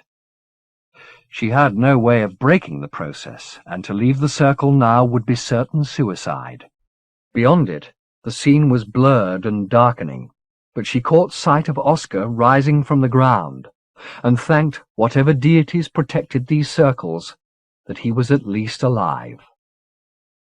He was moving towards the circle again, she saw, as though to dare its flux a second time, but it seemed he judged the train to be moving too swiftly now, because he retreated, arms up over his face. Seconds later, the whole scene disappeared. The sunlight at the threshold burning on for a heartbeat longer than the rest, then that too folding away into obscurity. The only sight left to her now was the matrix of lines which were the translator's rendering of her fellow traveller, and though she despised him beyond words, she kept her eyes fixed upon them, having no other point of reference. All bodily sensation had disappeared. She didn't know if she was floating, falling, or even breathing, though she suspected she was doing none of these things. She had become a sign, transmitted between dominions, encoded in the mind of passage. The sight before her, Dowd's shimmering glyph, was not secured by sight but by thought, which was the only currency valid on this trip. And now, as if her powers to purchase were increasing with familiarity, the absence around her began to gain detail. The In Ovo, Oscar had called this place. Its darkness swelled in a million places, their skins stretching until they gleamed and split, glutinous forms breaking out and in their turn swelling and splitting, like fruit whose seeds were sown inside each other and nourished to corruption by their predecessors' decay. Repulsive as this was, there was worse to come as new entities appeared, these no more than scraps from a cannibal's table, sucked bloodless and gnawed. Idiot doodles of life that didn't bear translation into any material form. Primitive though they were, they sensed the presence of finished life forms in their midst and rose towards the travellers like the damned to passing angels. But they swarmed too late. The visitors moved on and away, the darknesses sealing up their tenants and receding. Jude could see Dowd's body in the midst of his glyph, still insubstantial but brightening by the moment.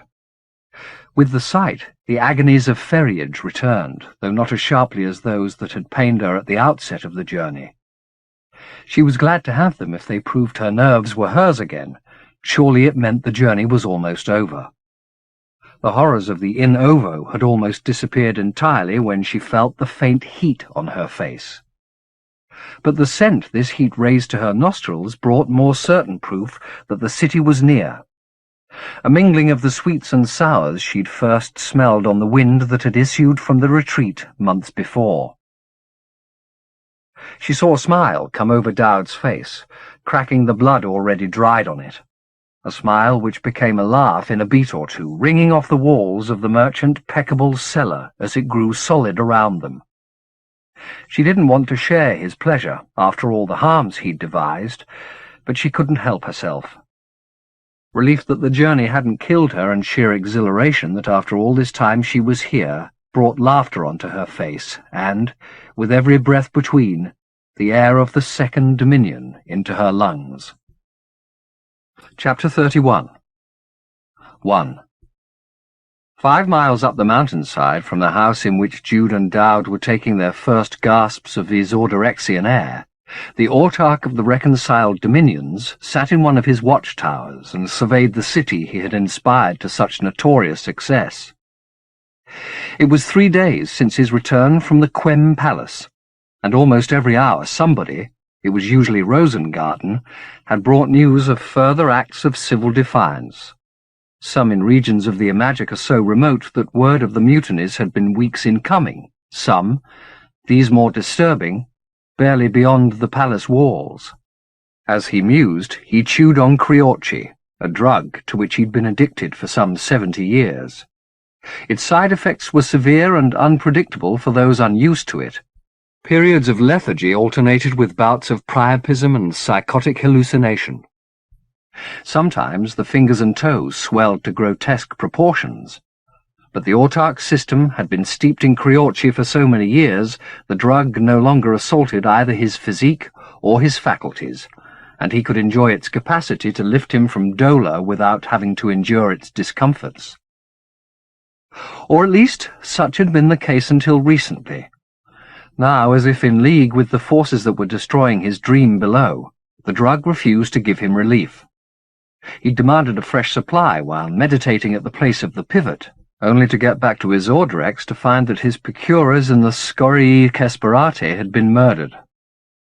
Their killers were reputedly members of the Dearth, an order of renegade shamists, worshippers of the Madonna, he'd heard it rumoured, who'd been fulminating revolution for years and had until now presented so little threat to the status quo that he'd let them be for entertainment's sake. Their pamphlets, a mingling of castration fantasies and bad theology, had made farcical reading, and with their leader Athenaeus in prison, many of them had retreated to the desert to worship at the margins of the First Dominion, the so-called Imajica, where the solid reality of the second paled and faded. But Athanasius had escaped his custody and returned to his Orderex with fresh calls to arms. His first act of defiance, it seemed, had been the slaughter of the Criorci pushers. A small deed, but the man was wily enough to know what an inconvenience he'd caused with it. No doubt he was touting it as an act of civil healing, performed in the name of the Madonna. The autarch spat out the wad of Criorci he was chewing and vacated the watchtower, heading off through the monumental labyrinth of the palace towards Quesoir's quarters in the hope that she had some small supply he could filch. To left and right of him were corridors so immense no human voice would carry along them, each lined with dozens of chambers, all exquisitely finished, all exquisitely empty, the ceilings of many so high that thin clouds formed there. Though his architectural endeavours had once been the wonder of the dominions, the enormity of his ambition, and indeed of his achievement, mocked him now. He'd wasted his energies with these follies when he should have been concerning himself with the shockwaves his empire-building had sent through the Imajica. It wasn't the pogroms he'd instigated that were causing these troubles, his analysts informed him. The present unrest was a consequence of less violent changes in the fabric of the dominions, the rise of his Orderex and its companion cities being one of those changes, and perhaps its most significant. All eyes had been turned towards the tinsel glories of those cities, and a new pantheon had been created for tribes and communities that had long since lost faith in the deities of rock and tree. Peasants had left their dust bowls in their hundreds of thousands to claim their slice of this miracle, only to end up fermenting their envy and despair in hellholes like Vaneath. That was one way revolutionaries were made, the analysts said, not out of ideologies but out of frustration and rage. Then there were those who saw a chance to profit by anarchy, like the new species of nomads that were making portions of the Lenten Way impassable, crazed and merciless bandits who took pleasure in their own notoriety.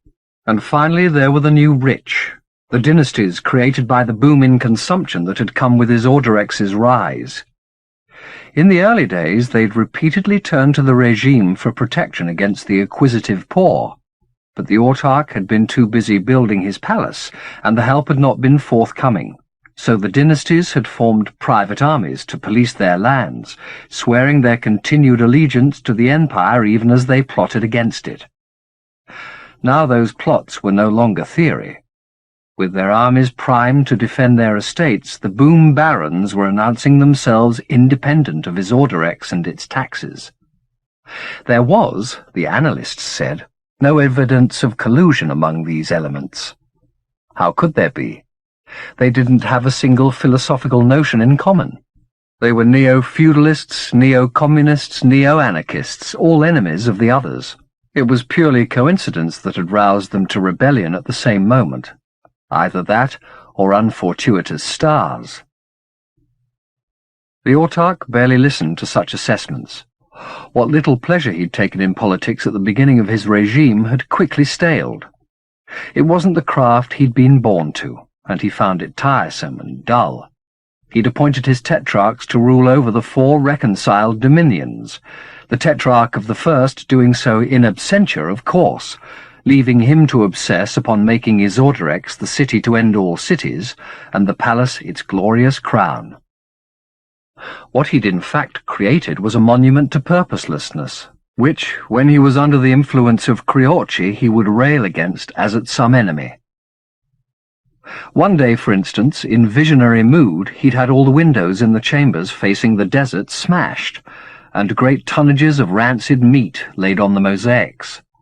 Within a day, flocks of carrion birds had forsaken the hot high winds above the sands and were feasting and breeding on tables and beds prepared for the royalty of the dominions.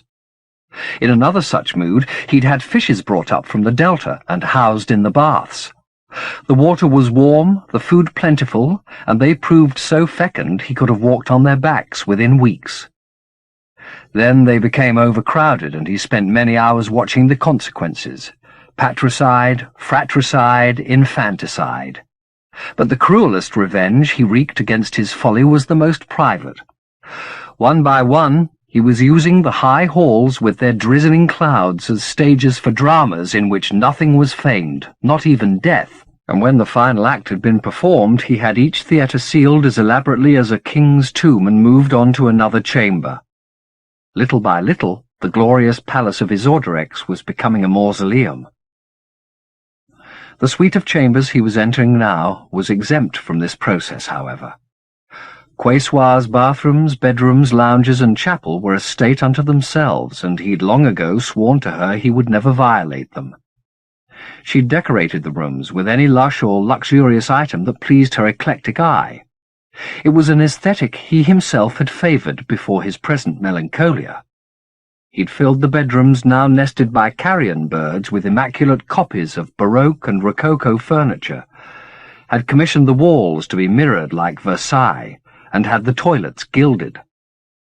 But he'd long since lost his taste for such extravagances, and now the very sight of Quesoir's rooms nauseated him so much that if he hadn't been driven by need, he'd have retreated, appalled by their opulence.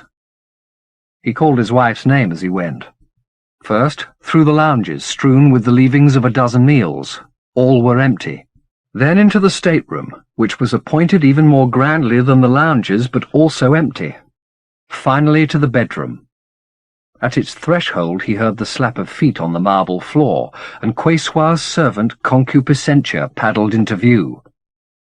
She was naked, as always, her back a field of multicoloured extremities, each as agile as an ape's tail, her forelimbs withered and boneless things, bred to such vestigial condition over generations.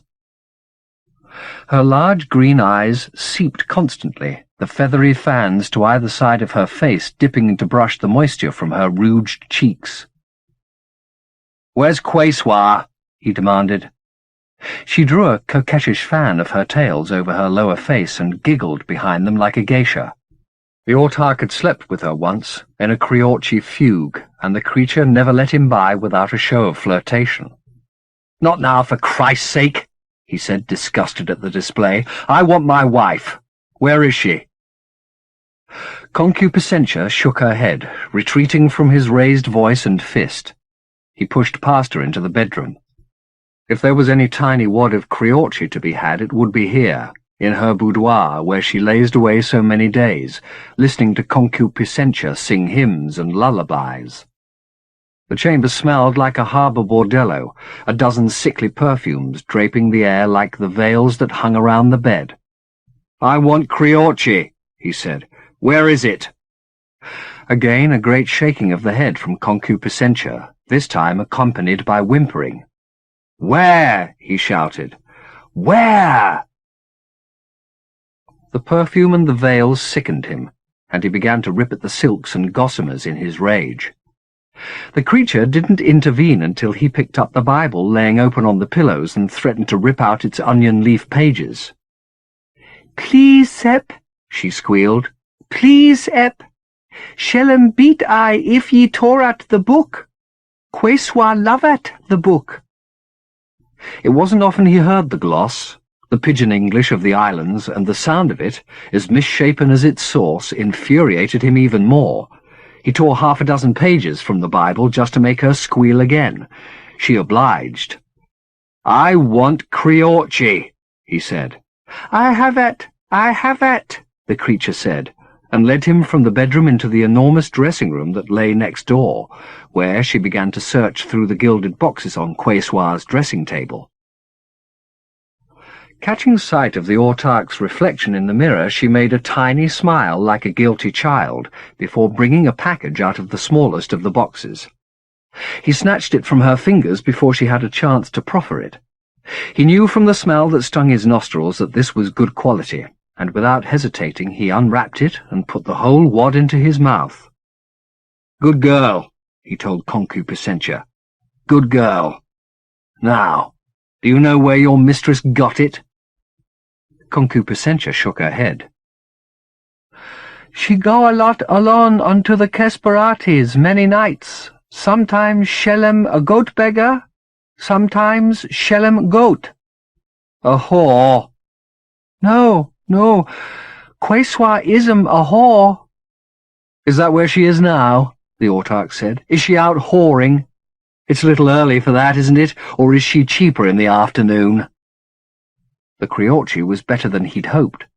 He felt it striking him as he spoke, lifting his melancholy and replacing it with a vehement buzz. Even though he'd not penetrated Quesoir in 4 decades, nor had any desire to, in some moods news of her infidelities could still depress him. But the drug took all that pain away. She could sleep with 50 men a day, and it wouldn't take her an inch from his side. Whether they felt contempt or passion for each other was irrelevant. History had made them indivisible and would hold them together till the apocalypse did them part. "Shellem not whoring," Concupiscentia piped up, determined to defend her mistress's honour. "Shellem down a ta scorii." "The scorii? Why?" "Executions," Concupiscentia replied, pronouncing this word, learned from her mistress's lips, perfectly. "Executions?"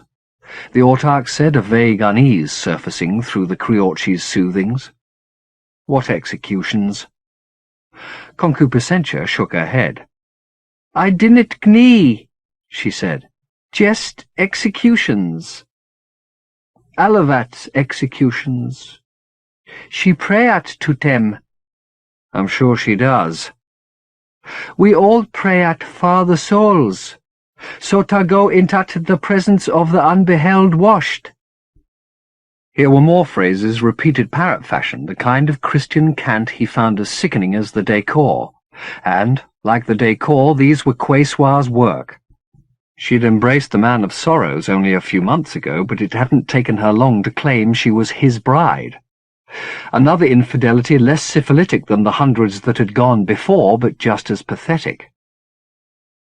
The autarch left Concupiscentia to babble on and dispatched his bodyguard to locate Rosengarten.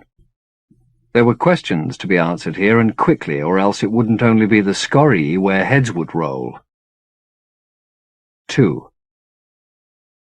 Travelling the Lenten way, Gentle had come to believe that far from being the burden he'd expected her to be, Hussar was a blessing. If she hadn't been with them in the cradle, he was certain the goddess Tishulule would not have intervened on their behalf. Nor would hitchhiking along the highway have been so easy if they hadn't had a winsome child to thumb rides for them. Despite the months she'd spent hidden away in the depths of the asylum, or perhaps because of them, Hussar was eager to engage everyone in conversation, and from the replies to her innocent inquiries he and Pi gleaned a good deal of information he doubted they'd have come by otherwise. Even as they'd crossed the causeway to the city, she'd struck up a dialogue with a woman who'd happily supplied a list of the Kesperates and even pointed out those that were visible from where they'd walked. There were too many names and directions for Gentle to hold in his head, but a glance towards Pi confirmed that the mischief was attending closely and would have all of them by heart by the time they reached the other side. "Wonderful," Pi said to Hussar when the woman had departed. "I wasn't sure I'd be able to find my way back to my people's Kesperate. Now I know the way."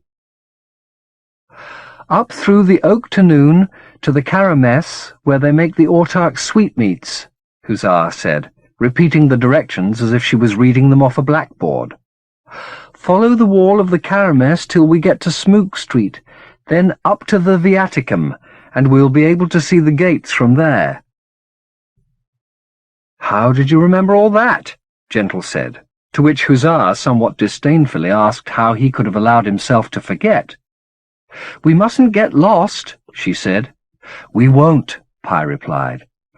"There'll be people in my Kesperate who help us find your grandparents." "If they don't, it doesn't matter," Hussar said, looking gravely from Pi to Gentle.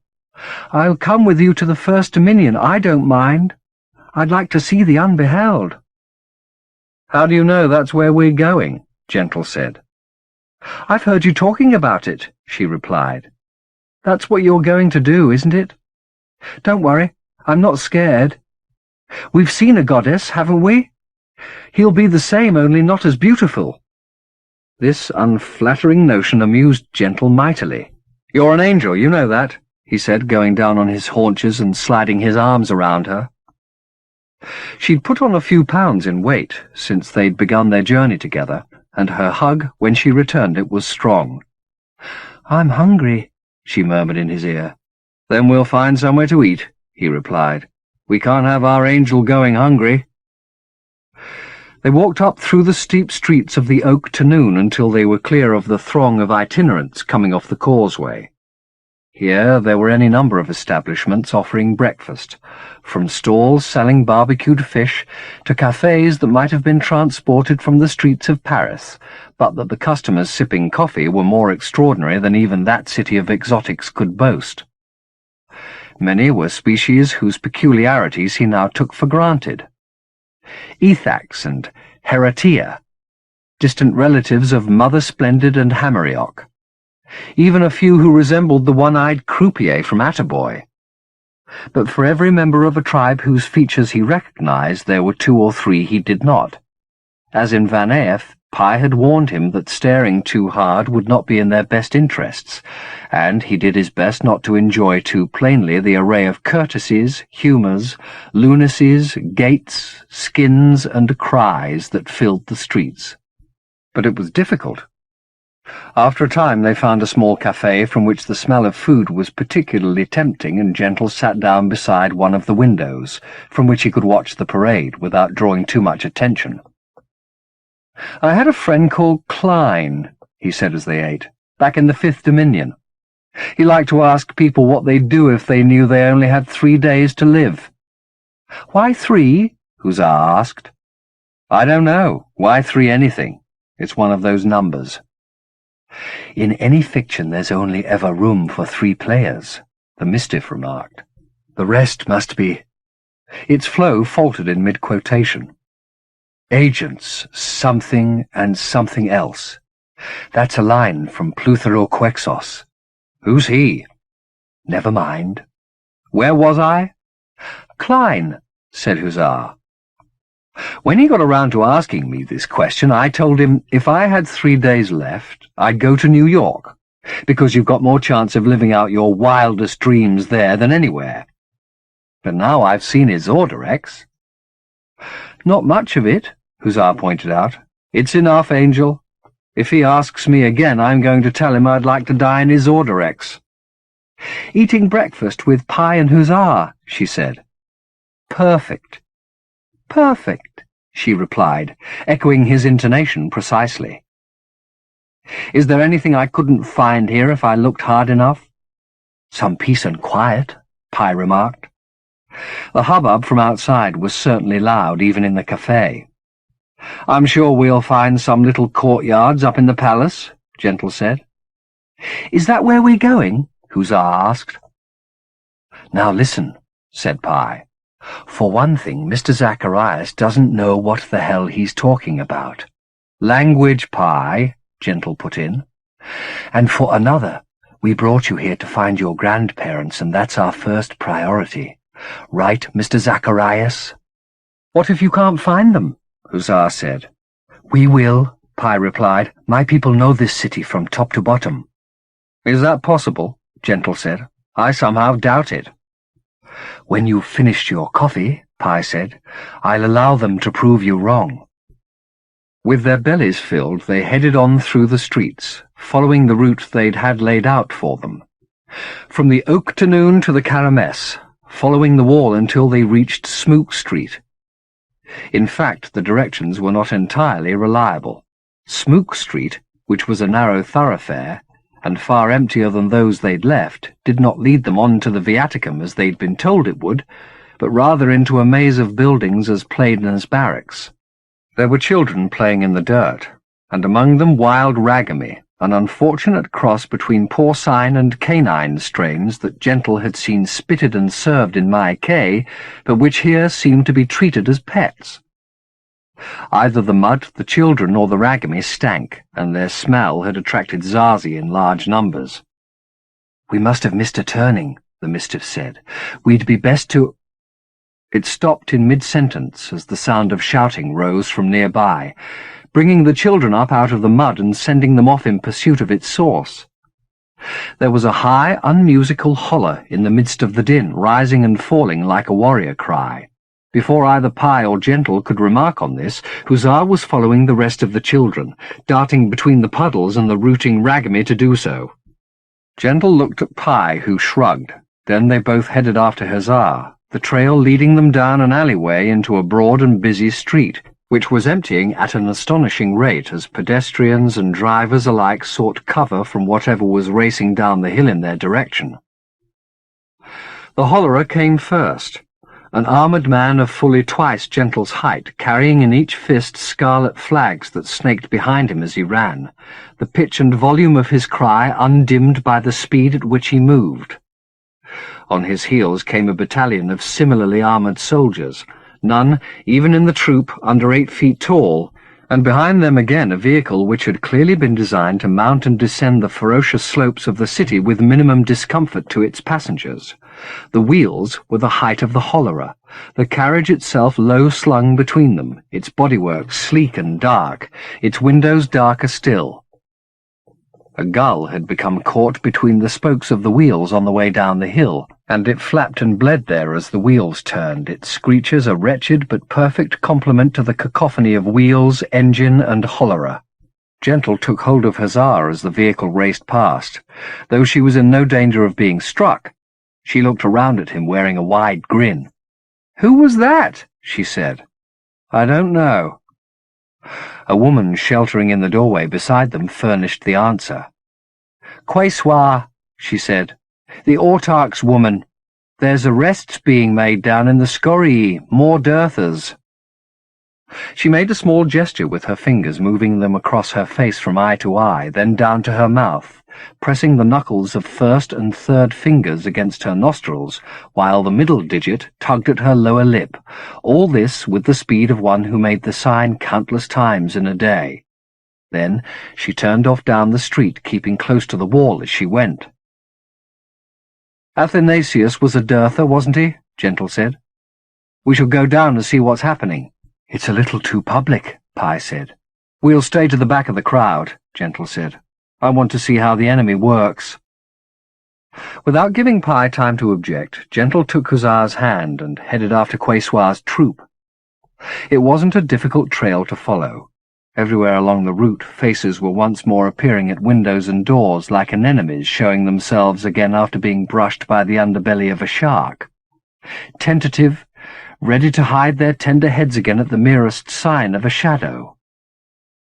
Only a couple of tots, not yet educated in terror, did as the 3 strangers were doing and took to the middle of the street, where the comet's light was brightest.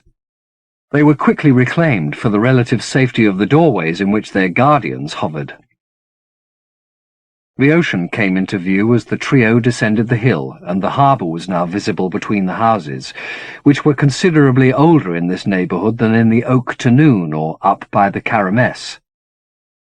The air was clean and quick here. It enlivened their step. After a short while the domestic dwellings gave way to docklands. Warehouses, cranes, and silos reared around them. But the area was by no means deserted. The workers here were not so easily cowed as the occupants of the Kesperate above, and many were leaving off their labours to see what this rumpus was all about. They were a far more homogenized group than Gentle had seen elsewhere, most a cross between Ethak and Homo sapiens, massive, even brutish men who in sufficient numbers could certainly trounce Quesoir's battalion. Gentle hoisted Hussar up to ride on his back as they joined this congregation, fearful she'd be trampled if he didn't. A few of the dockers gave her a smile, and several stood aside to let her mount, secure a better place in the crowd. By the time they came within sight of the troops again, they were thoroughly concealed. A small contingent of the soldiers had been charged to keep onlookers from straying too close to the field of action, and this they were attempting to do, but they were vastly outnumbered, and as the crowd swelled it steadily pushed the cordon towards the site of the hostilities, a warehouse some 30 yards down the street which had apparently been laid siege to. Its walls were pitted with bullet strikes, and its lower windows smoked. The besieging troops, who were not dressed showily like Quesoir's battalion, but in the monochrome Gentle had seen paraded in Leimbi, were presently hauling bodies out of the building. Some were on the second story, pitching dead men, and a couple who still had life in them, out of the windows onto the bleeding heap below. Gentle remembered Beatrix. Was this cairn building one of the marks of the autarch's hand? "You shouldn't be seeing this, Angel," Gentle told Hussar, and tried to lift her off his shoulders, but she held fast, taking fistfuls of his hair as security. "I want to see," she said. "I've seen it with Daddy lots of times." "Just don't get sick on my head," Gentle warned. "I won't," she said, outraged at the suggestion. There were fresh brutalities unfolding below. A survivor had been dragged from the building and was kicked to the ground a few yards from Quesoir's vehicle, the doors and windows of which were still closed.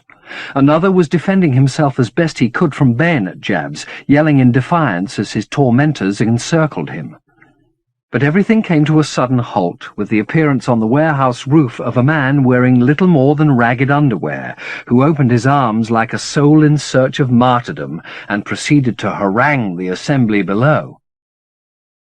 "That's Athanasius," Pi murmured in astonishment. The Mistiff was far sharper-sighted than Gentle, who had to squint hard to confirm the identification. It was indeed Father Athanasius, his beard and hair longer than ever, his hands, brow, and flank running with blood.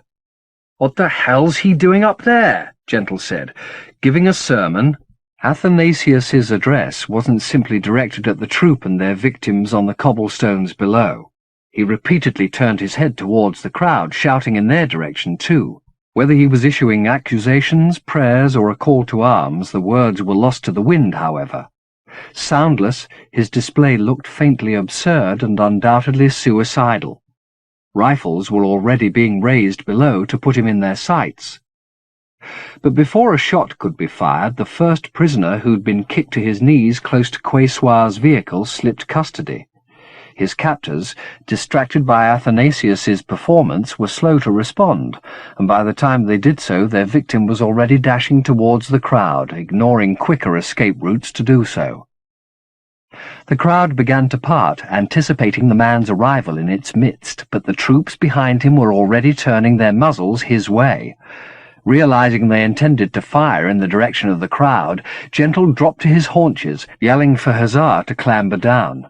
This time she didn't protest. As she slipped from his shoulders, several shots were fired. He glanced up and through the mesh of bodies caught sight of Athanasius falling back, as if struck, and disappearing behind the parapet around the roof. "Damn fool," he said to himself, and was about to scoop Hussar up and carry her away when a second round of shots froze him in his tracks. A bullet caught one of the dockers a yard from where he crouched, and the man went down like felled timber. Gentle looked around for Pi, rising as he did so. The escaping Dirther had also been hit, but he was still staggering forward, heading towards a crowd that was now in confusion. Some were fleeing, some standing their ground in defiance, some going to the aid of the fallen docker. It was doubtful the Dirther saw any of this. Though the momentum of his flight still carried him forward, his face, too young to boast a beard, was slack and expressionless, his pale eyes glazed. His lips worked as though to impart some final word, but a sharpshooter below denied him the comfort. Another bullet struck the back of his neck and appeared on the other side, where 3 fine blue lines were tattooed across his throat, the middle one bisecting his Adam's apple. He was thrown forward by the bullet's impact, the few men between him and Gentle parting as he fell. His body hit the ground a yard from Gentle with only a few twitches of life left in it. Though his face was to the ground, his hands still moved, making their way through the dirt towards Gentle's feet as if they knew where they were going. His left arm ran out of power before it could reach its destination, but the right had sufficient will behind it to find the scuffed toe of Gentle's shoe. He heard Pye murmuring to him from close by, coaxing him to come away, but he couldn't forsake the man, not in these last seconds. He started to stoop, intending to clasp the dying fingers in his palm, but he was too late by seconds. The arm lost its power, and the hand dropped back to the ground, lifeless. "Now will you come?" Pye said. Gentle tore his eyes from the corpse and looked up. The scene had gained him an audience, and there was a disturbing anticipation in their faces. Puzzlement and respect mingled with the clear expectation of some pronouncement. Gentle had none to offer and opened his arms to show himself empty-handed. The assembly stared on, unblinking, and he half thought they might assault him if he didn't speak. But a further burst of gunfire from the siege site broke the moment, and the starers gave up their scrutiny, some shaking their heads as though waking from a trance. The second of the captives had been executed against the warehouse wall, and shots were now being fired into the pile of bodies to silence some survivor there. Troops had also appeared on the roof, presumably intending to pitch Athanasius's body down to crown the cairn. But they were denied that satisfaction. Either he'd faked being struck, or else he'd survived the wounding and crawled off to safety while the drama unfolded below. Whichever, he'd left his pursuers empty-handed. 3 of the cordon keepers, all of whom had fled for cover as their comrades fired on the crowd, now reappeared to claim the body of the escapee.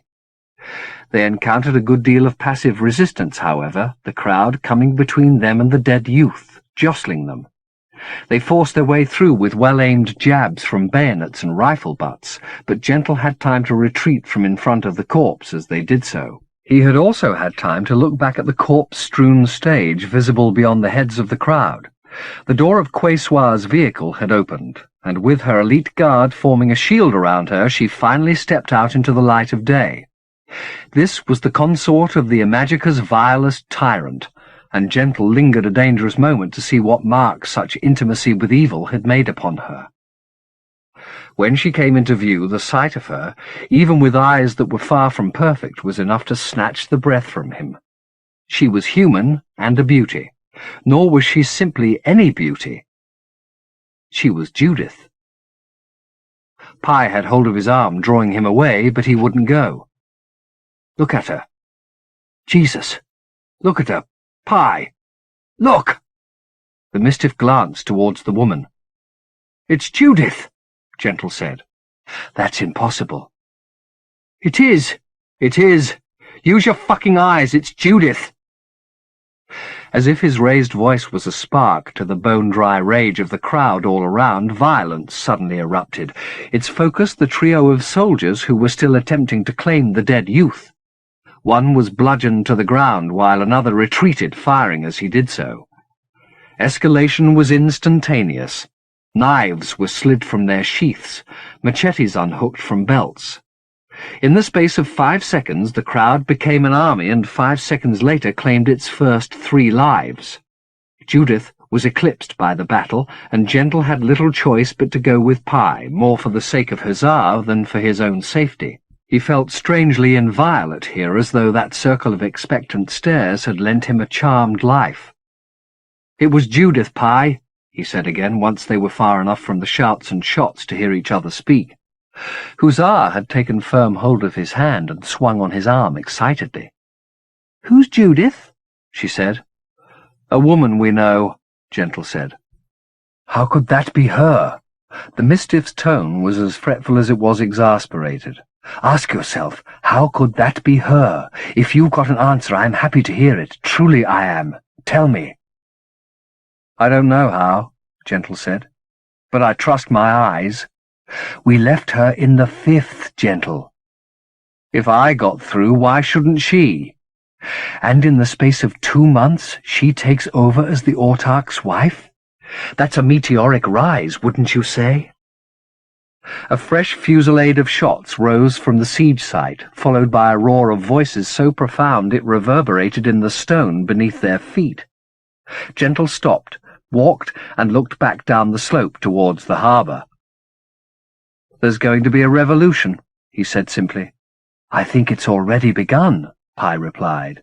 "They'll kill her," he said, starting back down the hill. "Where the hell are you going?" Pi said. "I'm coming with you," Huzzah piped up, but the Mistiff took hold of her before she could follow.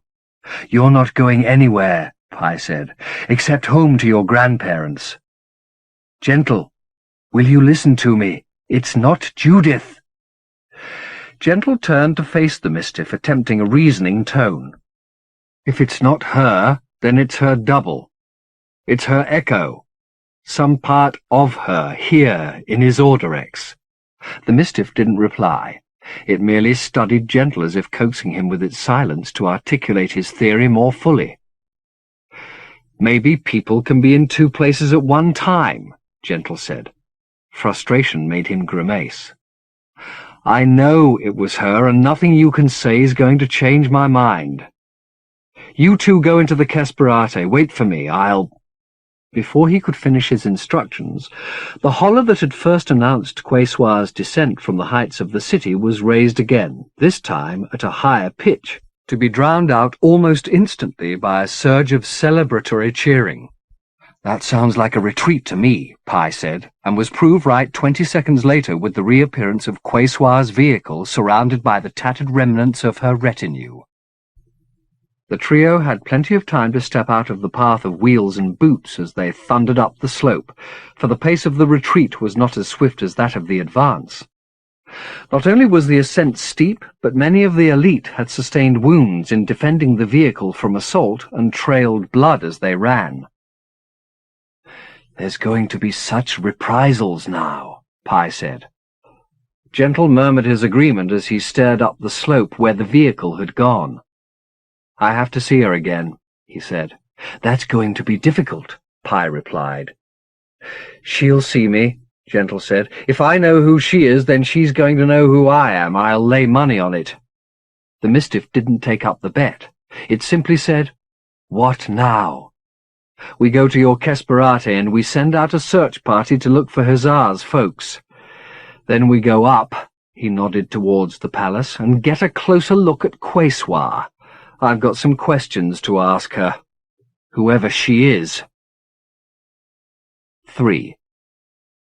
The wind veered as the trio retraced their steps, the relatively clear ocean breeze giving sudden way to a blisteringly hot assault off the desert. The citizens were well prepared for such climatic changes, and at the first hint of a shift in the wind, scenes of almost mechanical and therefore comical efficiency were to be seen high and low. Washing and potted plants were gathered from window sills, ragami and cats gave up their sun traps and headed inside. Awnings were rolled up and windows shuttered. In a matter of minutes the street was emptied. "I've been in these damn storms," the Mistiff said. "I don't think we want to be walking about in one." Gentle told it not to fret, and hoisting Huzzah onto his shoulders he set the pace as the storm scourged the streets. They'd asked for fresh directions a few minutes before the wind veered, and the shopkeeper who'd supplied them had known his geography. The directions were good, even if walking conditions were not. The wind smelt like flatulence and carried a blinding freight of sand along with ferocious heat. But they at least had the freedom of the streets. The only individuals they glimpsed were either felonious, crazy, or homeless, into all three of which categories they themselves fell. They reached the Viaticum without error or incident, and from there the Mistiff knew its way. 2 hours or more after they'd left the siege at the harbour, they reached the Johetemek Kesperate. The storm was showing signs of fatigue, as were they, but Pi's voice fairly sang when it announced, "This is it. This is the place where I was born." The Kesperate in front of them was walled, but the gates were open, swinging in the wind. "Lead on," Gentle said, setting Huzzah down. The Mistiff pushed the gate wide and led the way into streets. The wind was unveiling before them as it fell, dropping sand underfoot. The streets rose towards the palace, as did almost every street in his Ordorex, but the dwellings built upon it were very different from those elsewhere in the city. They stood discreet from one another, tall and burnished, each possessed of a single window that ran from above the door to the eaves, where the structure branched into 4 overhanging roofs, lending the buildings, when side by side, the look of a stand of petrified trees. In the street in front of the houses were the real thing, trees whose branches still swayed in the dying gusts like kelp in a tidal pool, their boughs so supple and their tight white blossoms so hardy the storm had done them no harm. It wasn't until he caught the tremulous look on Pye's face that Gentle realized what a burden of feeling the Mistiff bore, stepping back into its birthplace after the passage of so many years. Having such a short memory, he'd never carried such luggage himself. There were no cherished recollections of childhood rites, no Christmas scenes or lullabies. His grasp of what Pye might be feeling had to be an intellectual construct and fell, he was sure, well shy of the real thing. "My parents' home," the Mistiff said, "used to be between the Cianculi." It pointed off to its right, where the last remnants of sand-laden gusts still shrouded the distance, and the hospice. It pointed to its left, a white-walled building. "So somewhere near," Gentle said. "I think so," Pye said, clearly pained by the tricks memory was playing. "Why don't we ask somebody?" Hussar suggested. Pye acted upon the suggestion instantly, walking over to the nearest house and rapping on the door. There was no reply. It moved next door and tried again. This house was also vacated. Sensing Pye's unease, Gentle took Hussar to join the Mistiff on the third step. The response was the same here, a silence made more palpable by the drop in the wind. "There's nobody here," Pye said, remarking Gentle knew not simply on the empty houses, but on the whole hushed vista. The storm was completely exhausted now. People should have been appearing in their doorsteps to brush off the sand and peer at their roofs to see they were still secure. But there was nobody. The elegant streets laid with such precision were deserted from end to end. "Maybe they've all gathered in one place," Gentle suggested. "Is there some kind of assembly place, a church or a senate?" "The Cianculi's the nearest thing," Pye said, pointing towards a quartet of pale yellow domes set amid trees shaped like cypresses but bearing Prussian blue foliage. Birds were rising from them into the clearing sky, their shadows the only motion on the streets below. "What happens at the Cianculi?" Gentle said, as they started towards the domes. "Ah, in my youth," the Mistiff said, attempting a lightness of tone it clearly didn't feel. "In my youth, it was where we had the circuses." "I didn't know you came from circus stock." "They weren't like any Fifth Dominion circus," Pye replied. "They were ways we remembered the Dominion we'd been exiled from." "No clowns and ponies?" Gentle said. "No clowns and ponies," Pye replied, and would not be drawn on the subject any further. Now that they were close to the Cianculi, its scale and that of the trees surrounding it became apparent. It was fully 5 stories high from the ground to the apex of its largest dome. The birds, having made one celebratory circuit of the Kesperate, were now settling in the trees again, chattering like minor birds that had been taught Japanese. Gentle's attention was briefly claimed by the spectacle, only to be grounded again when he heard Pye say, "They're not all dead." Emerging from between the Prussian blue trees were 4 of the Mistiff's tribe, Negroes wrapped in undyed robes like desert nomads, some folds of which they held between their teeth, covering their lower faces. Nothing about their gait or garments offered any clue to their sex, but they were evidently prepared to oust trespassers, for they came armed with fine silver rods, 3 feet or so in length, and held across their hips. "On no account move or even speak," the Mistiff said to Gentle as the quartet came within 10 yards of where they stood. "Why not?" "This isn't a welcoming party."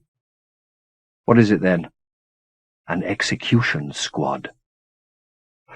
So saying, the Mistiff raised its hands in front of its chest, palms out, then, breaking its own edict, it stepped forward, addressing the squad as it did so.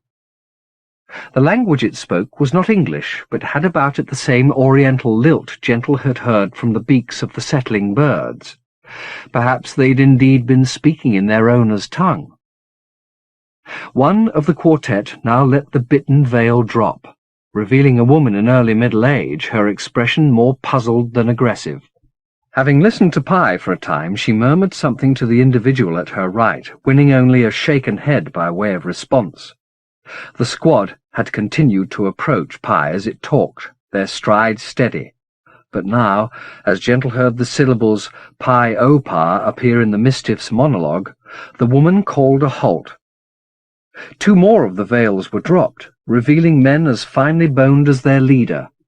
One was lightly moustached, but the seeds of sexual ambiguity that blossomed so exquisitely in Pi were visible here.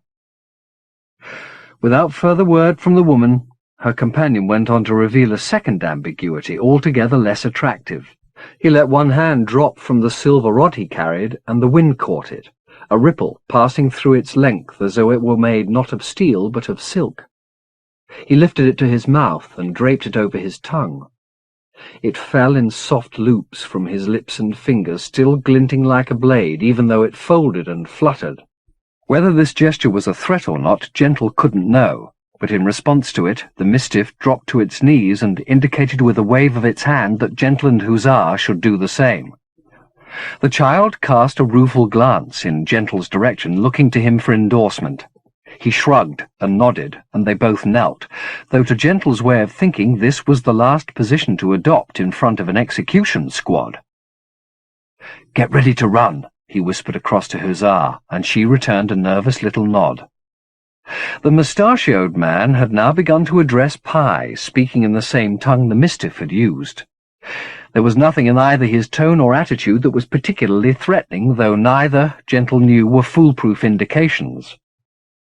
There was some comfort in the fact of dialogue, however, and at a certain point in the exchange the fourth veil was dropped.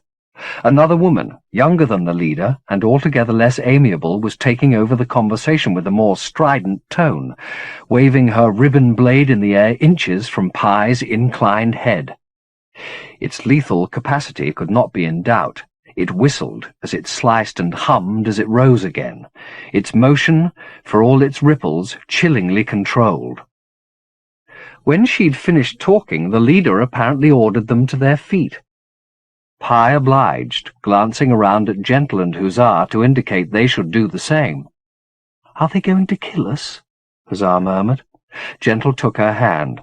"No, they're not," he said, "and if they try, I've got a trick or two in my lungs." "Please, Gentle," Pi said, "don't even—" A word from the squad leader silenced the appeal, and the Mistiff answered the next question directed at it by naming its companions, Hussar, Aping, and John Fury Zacharias. There then followed another short exchange between the members of the squad, during which time Pi snatched a moment to explain. "This is a very delicate situation," Pi said. "I think we've grasped that much. Most of my people have gone from the Kesperate." "Where?" "Some of them tortured and killed, some taken as slave labor."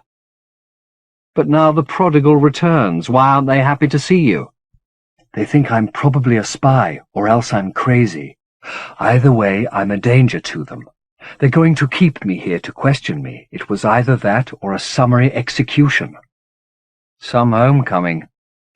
"At least there's a few of them left alive. When we first got here, I thought—" "I know what you thought. So did I." "Do they speak any English?" "Of course, but it's a matter of pride that they don't." "But they'll understand me." "Don't, Gentle." "I want them to know we're not their enemies," Gentle said, and turned his address to the squad. "You already know my name," he said. "I'm here with Pi-O-Pa because we thought we'd find friends here. We're not spies. We're not assassins." "Let it alone, Gentle," Pi said. "We came a long way to be here, Pi and me. All the way from the 5th. And right from the beginning, Pi's dreamed about seeing you people again. Do you understand?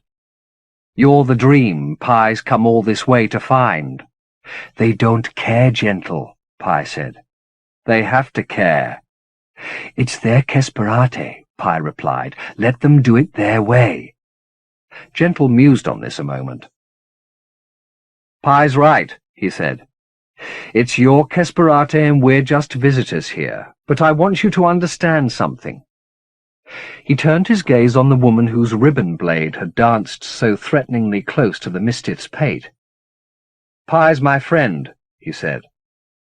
I will protect my friend to the very last. You're doing more harm than good, the Mistiff said. Please stop.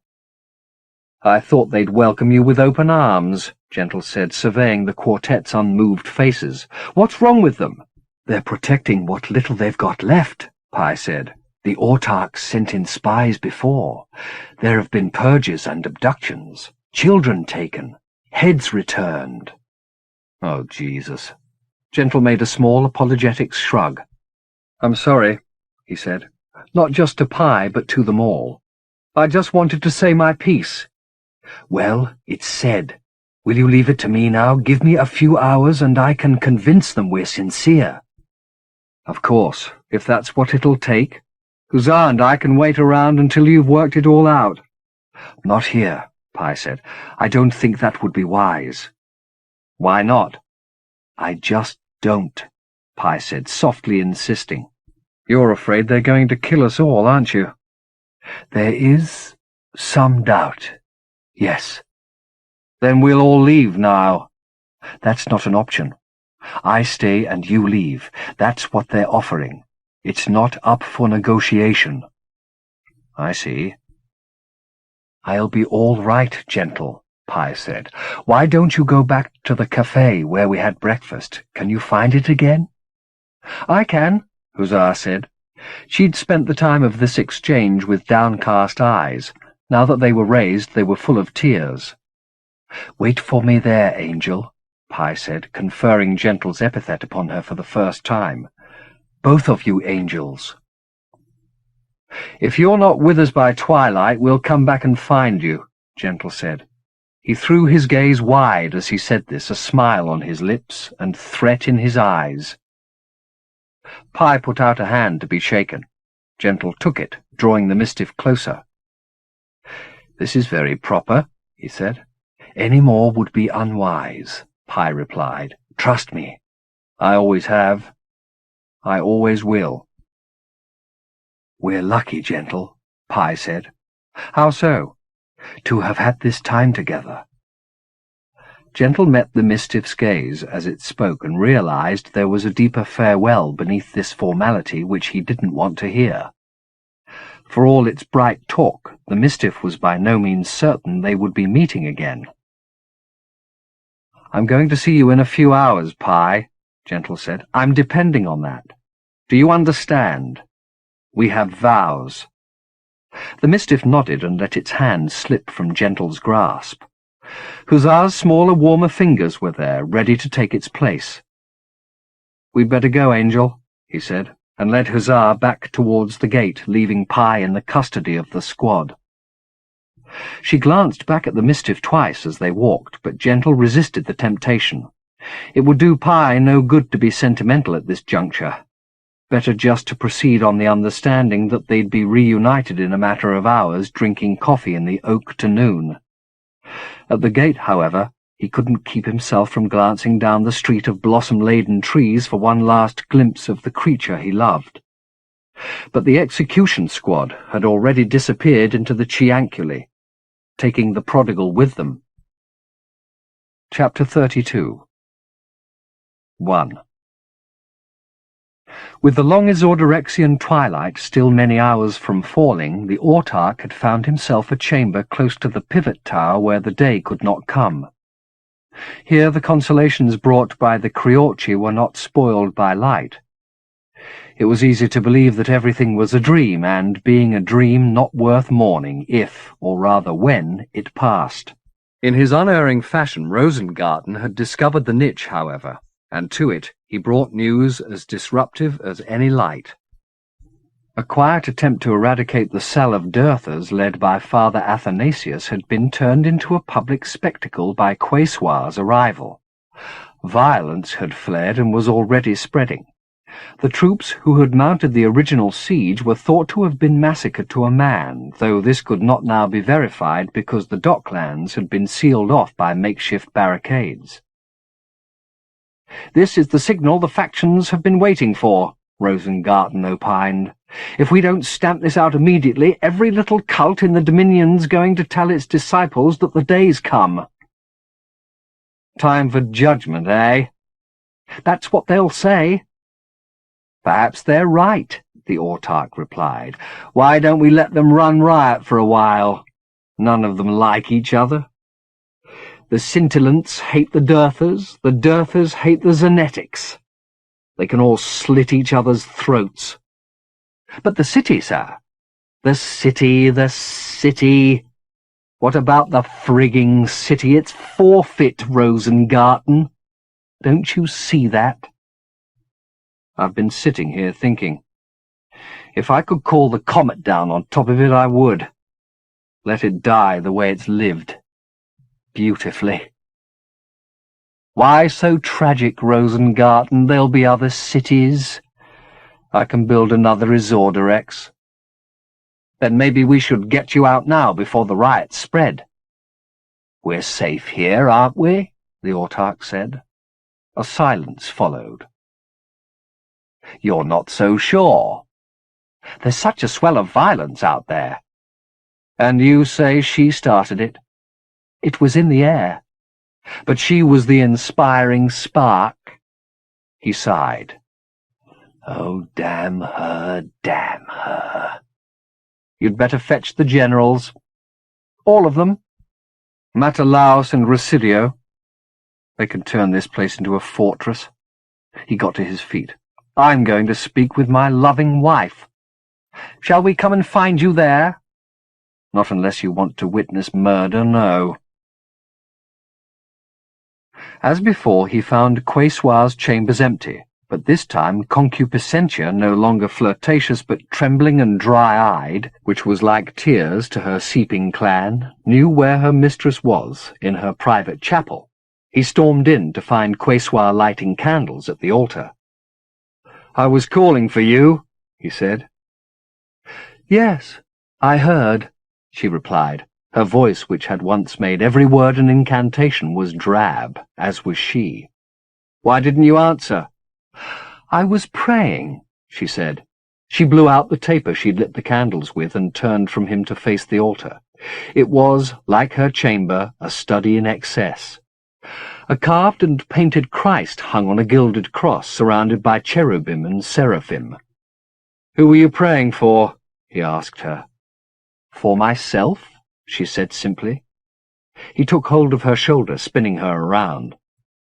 "What about the men who were torn apart by the mob? No prayers for them?" "They've got people to pray for them. People who love them. I've got nobody." "My heart bleeds," he said. "No, it doesn't," she replied. "But the man of sorrows bleeds for me." "I doubt that, lady," he said, more amused by her piety than irritated. "I saw him today," she said. This was a new conceit. He pandered to it. "Where was this?" he asked her, all sincerity. "At the harbour. He appeared on a roof right above me. They tried to shoot him down, and he was struck. I saw him struck.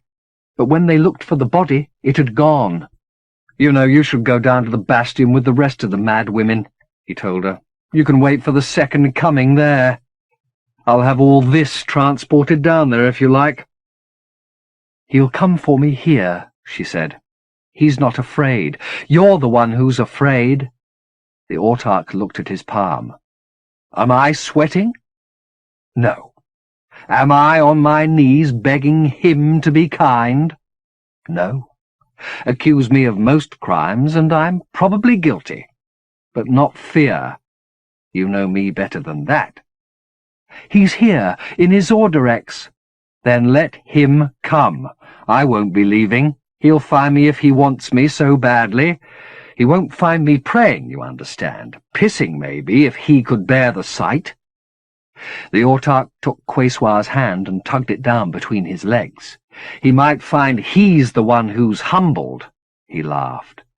You used to pray to this fellow, lady, remember? Say you remember. I confess it. It's not a crime. It's the way we were made. What are we to do but suffer it? He suddenly drew close. Don't think you can desert me for him. We belong to each other. Whatever harm you do me, you do yourself. Think about that. If our dreams burn, we cook in them together. His message was getting through. She didn't struggle in his embrace, but shook with terror. I don't want to take your comforts from you. Have your man of sorrows if he helps you sleep. But remember how our flesh is joined. Whatever little sways you learn down in the bastion, it doesn't change what you are. Prayers aren't enough, she said, half to herself. Prayers are useless. Then I have to find him, go to him, show him my adoration.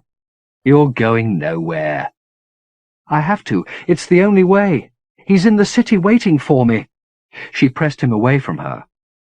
I'll go to him in rags, she said, starting to tear at her robes. Or naked. Better naked. The autarch didn't attempt to catch hold of her again, but withdrew from her, as though her lunacy were contagious, letting her tear at her clothes and draw blood with the violence of her revulsion. As she did so, she started to pray aloud, her prayer full of promises to come to him, on her knees, and beg his forgiveness. As she turned, delivering this exhortation to the altar, the autarch lost patience with her hysteria and took her by the hair, twin fistfuls of it, drawing her back against him. "You're not listening," he said, both compassion and disgust overwhelmed by a rage even the Criorci couldn't quell. "There's only one lord in his order, X."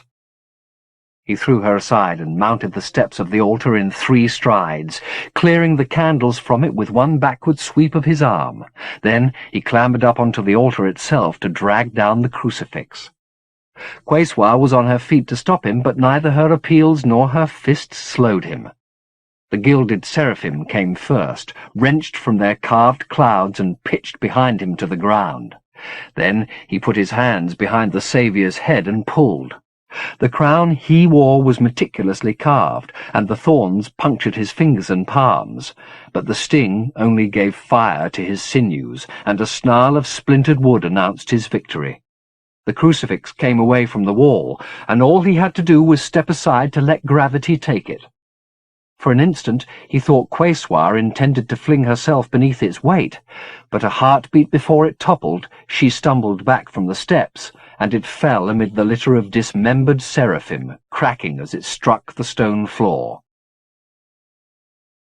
The commotion had of course brought witnesses. From his place on the altar, the autarch saw Rosengarten racing down the aisle, his weapon drawn. "It's all right, Rosengarten," he panted. "The worst is over." "You're bleeding, sir." The autarch sucked at his hand. "Will you have my wife escorted to her chambers?"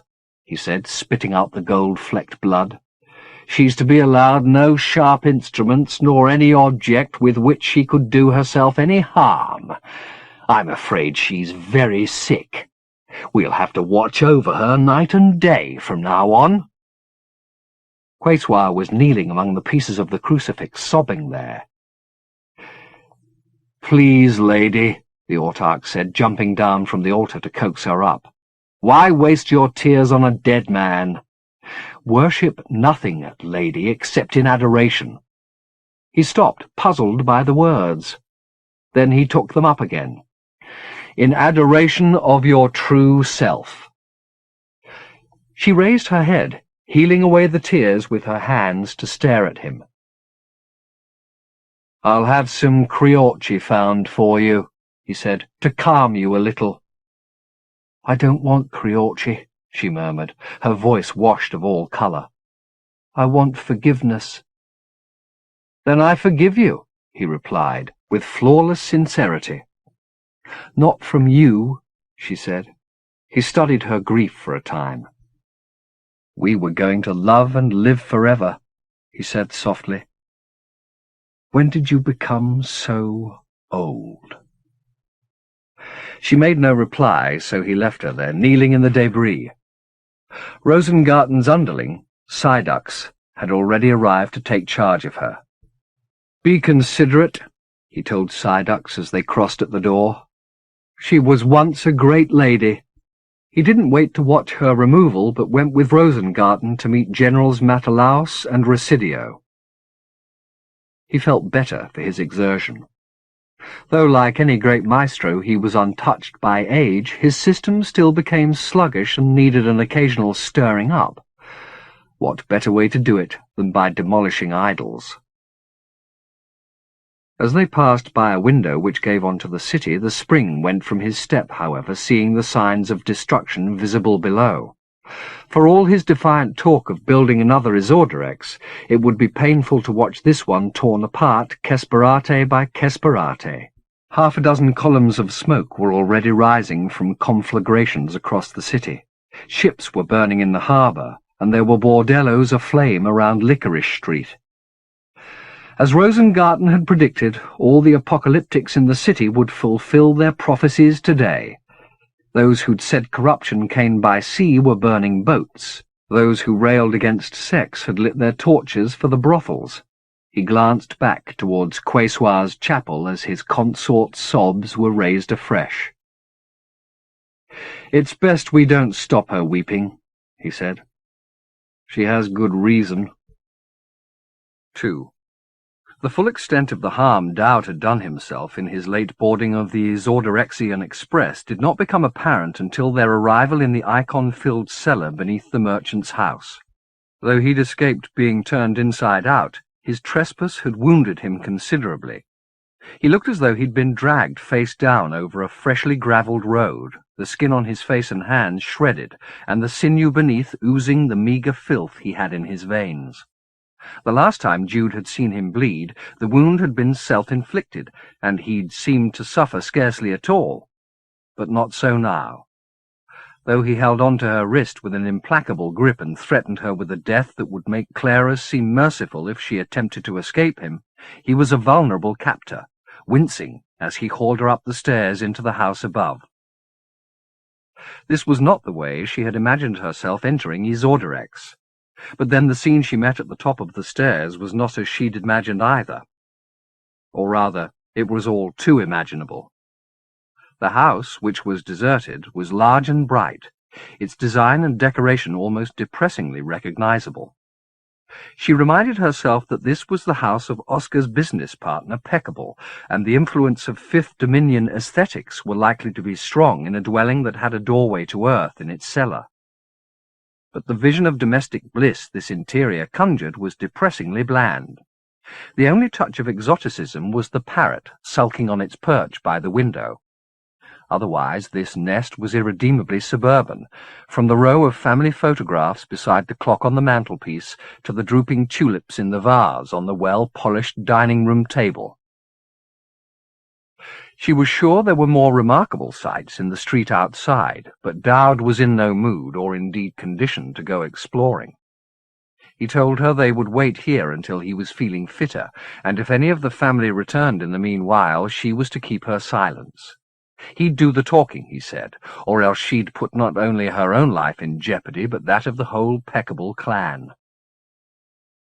She believed him perfectly capable of such violence, especially in his present pain, which he demanded she help him ameliorate. She dutifully bathed his face, using water and towels from the kitchen. The damage was regrettably more superficial than she'd initially believed, and once the wounds were cleaned, he rapidly began to show signs of recovery. She was now presented with a dilemma. Given that he was healing with superhuman speed, if she was going to exploit his vulnerability and escape, it had to be soon. But if she did, if she fled the house there and then, she'd have turned her back on the only guide to the city she had. And more importantly, she would be gone from the spot to which she still hoped Oscar would come, following her across the Inn Ovo. She couldn't afford to take the risk of his arriving and finding her gone into a city that from all reports was so vast they might search for each other 10 lifetimes and never cross paths. A wind began to get up after a while, and it carried a member of the Peckable family to the door. A gangling girl in her late teens or early 20s, dressed in a long coat and flower-print dress, who greeted the presence of two strangers in the house, one clearly recovering from injury, in a studiedly sanguine fashion. "Are you friends of Papa's?" she asked, removing her spectacles to reveal eyes that were severely crossed. Dowd said they were and began to explain how they'd come to be here, but she politely asked him if he'd hold off his story until the house had been shuttered against the coming storm. She turned to Jude for help in this, and Dowd made no objection, correctly assuming that his captive was not going to venture out into an unknown city as a storm came upon it. So, with the first gusts already rattling the door, Jude followed hoi polloi around the house, locking any windows that were open even an inch, then closing the shutters in case the glass was blown in. Even though the sandy wind was already obscuring the distance, Jude got a glimpse of the city outside.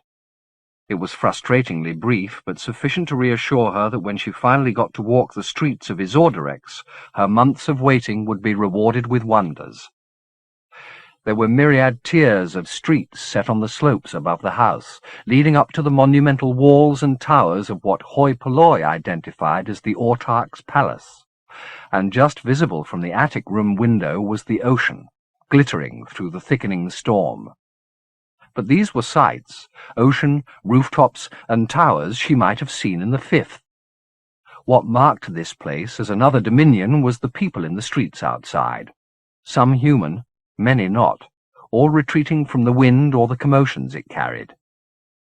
A creature, its head vast, stumbled up the street with what looked to be two sharp-snouted pigs, barking furiously under each arm. A group of youths, bald and robed, ran in the other direction, swinging smoking censers above their heads like bowlers. A man with a canary-yellow beard and china doll skin was carried, wounded, but yelling furiously into a house opposite. "There's riots everywhere," hoi polloi said. "I wish Papa would come home." "Where is he?" Jude asked. "Down at the harbour. He had a shipment coming in from the islands." "Can't you telephone him?" "Telephone?" hoi polloi said. "Yes, you know, I know what it is," hoi polloi said testily. "Uncle Oscar showed me one, but they're against the law." "Why?" Hoi polloi shrugged. "The law's the law," she said. She peered out into the storm before shuttering the final window. "Papa will be sensible," she went on. "I'm always telling him, be sensible, and he always is." She led the way downstairs to find Dowd standing on the front step with the door flung wide.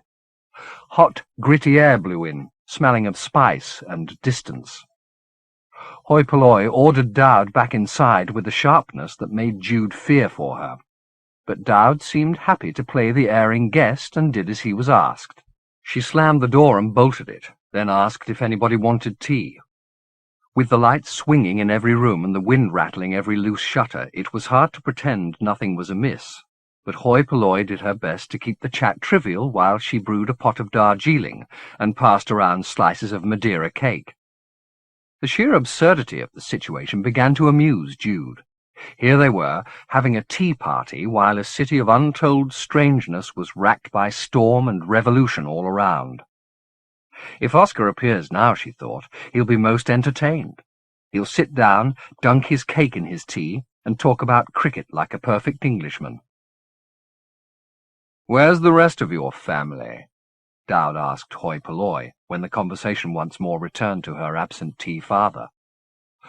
"Mama and my brothers have gone to the country," she said, "to be away from the troubles." "Didn't you want to go with them?" "Not with Papa here. Somebody has to look after him. He's sensible most of the time, but I have to remind him." A particularly vehement gust brought slates rattling off the roof like gunshots. Hoi polloi jumped. "If Papa was here," she said, "I think he'd suggest we had something to calm our nerves." "What do you have, lovey?" Dowd said. "A little brandy, maybe? That's what Oscar brings, isn't it?" She said it was, and fetched a bottle, dispensing it to all three of them in tiny glasses. "He brought us dotterel, too," she said. "Who's dotterel?" Jude inquired. "The parrot.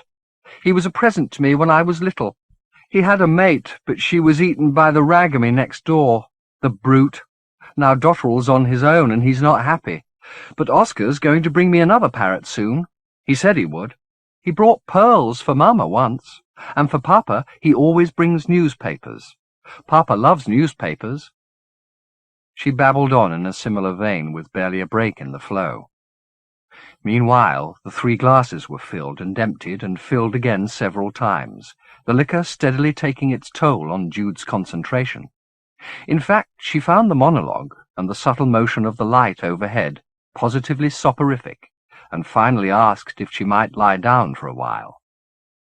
Again, Dowd made no objection, and let hoi polloi escort Jude up to the guest bedroom, offering only a slurred, "Sweet dreams, lovey," as she retired. She laid her buzzing head down gratefully, thinking as she dozed that it made sense to sleep now while the storm prevented her from taking to the streets. When it was over, her expedition would begin, with or without Dowd. Oscar was not coming for her, that much seemed certain.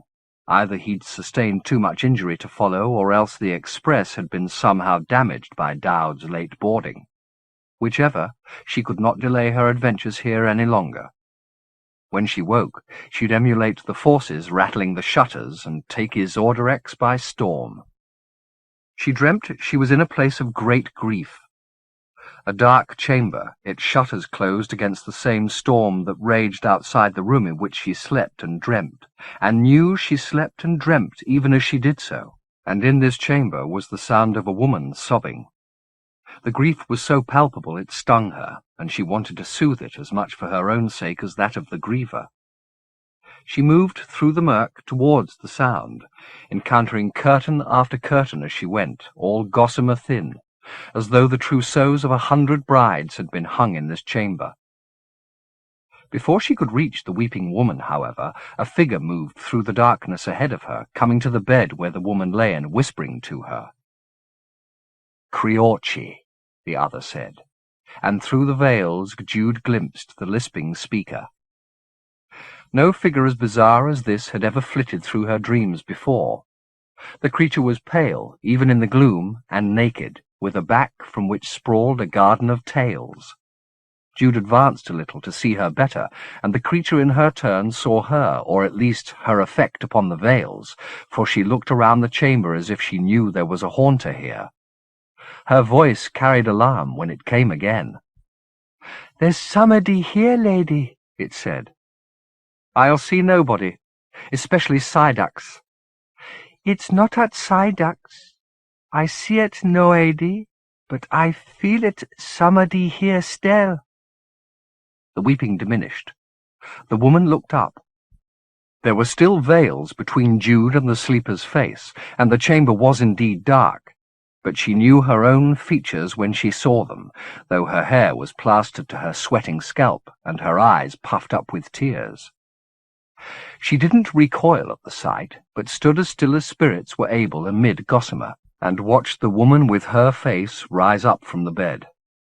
There was bliss in her expression. "He sent an angel," she said to the creature at her side. "Concupiscentia, he sent an angel to summon me." "Yes?" "Yes, for certain. This is a sign. I'm going to be forgiven." A sound at the door drew the woman's attention. A man in uniform, his face lit only by the cigarette he drew upon, stood watching. "Get out," the woman said. "I came only to see that you were comfortable, Ma'am Quayswa." "I said get out, Sydax. If you should require anything—" Quayswa got up suddenly and pitched herself through the veils in Sydax's direction. The suddenness of this assault took Jude by surprise, as it did its target. Though Quayswa was a head shorter than her captor, she had no fear of him. She slapped the cigarette from his lips. "I don't want you watching me," she said. "Get out! Hear me, or shall I scream rape?" She began to tear at her already ragged clothes, exposing her breasts. Sydax retreated in confusion, averting his eyes. "As you wish," he said, heading out of the chamber. "As you wish." Quesoir slammed the door on him and turned her attention back to the haunted room. "Where are you, spirit?" she said, moving back through the veils. "Gone?" "No, not gone." She turned to Concupiscentia. "Do you feel its presence?" The creature seemed too frightened to speak. "I feel nothing," Quesoir said, now standing still amid the shifting veils. "Damn Psyducks! The spirit's been driven out."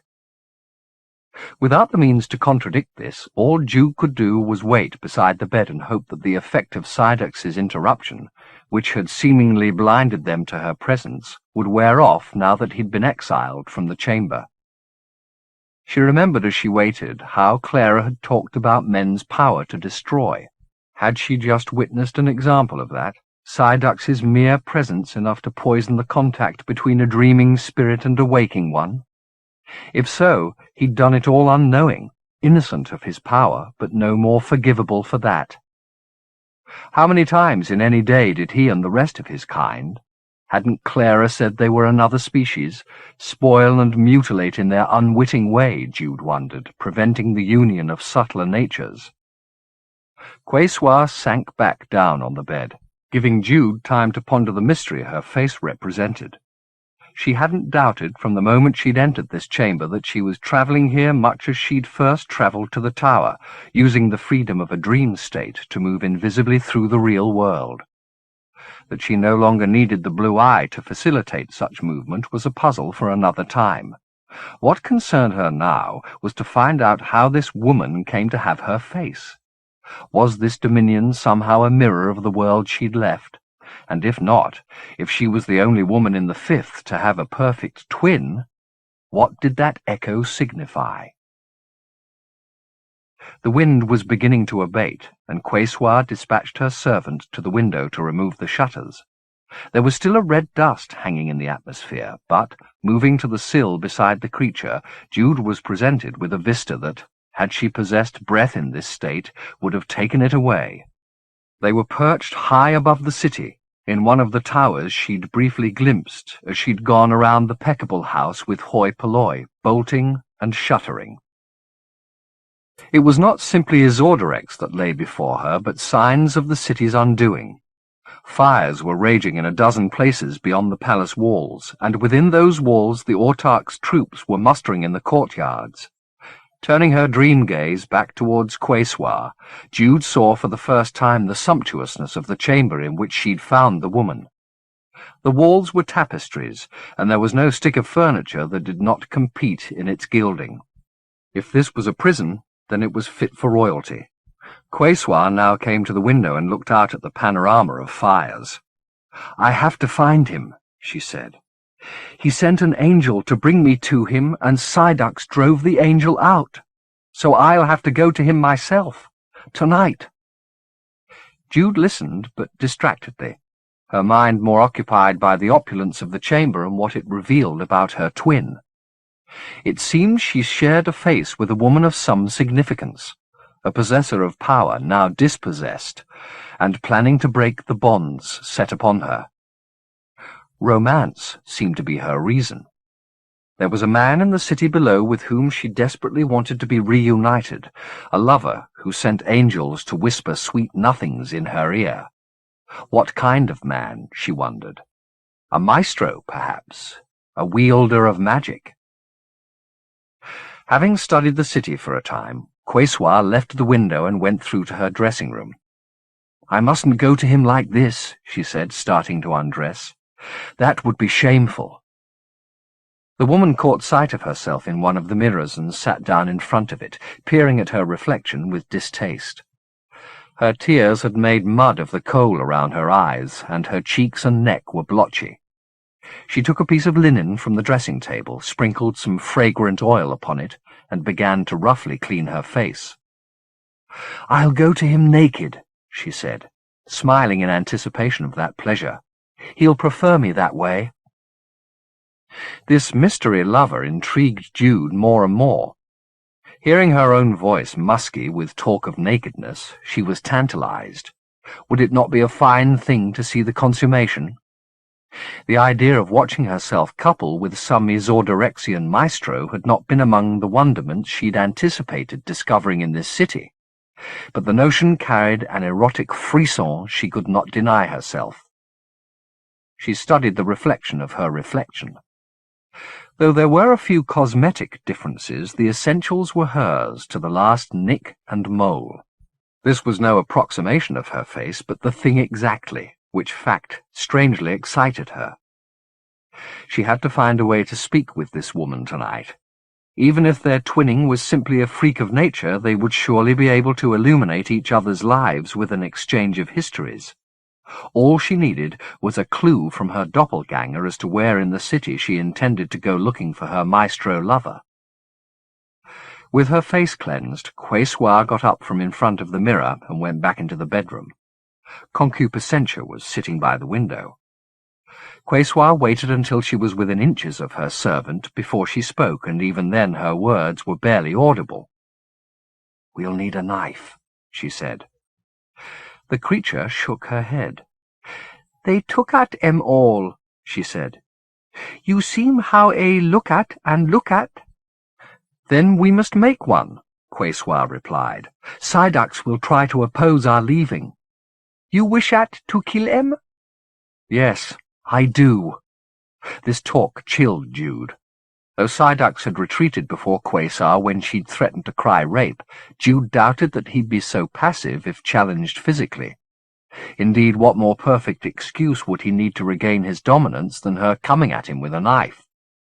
If she'd had the means, she would have been Clara's mouthpiece now and echoed her sentiments on Man the Desolator in the hope of keeping Quesoir from harm.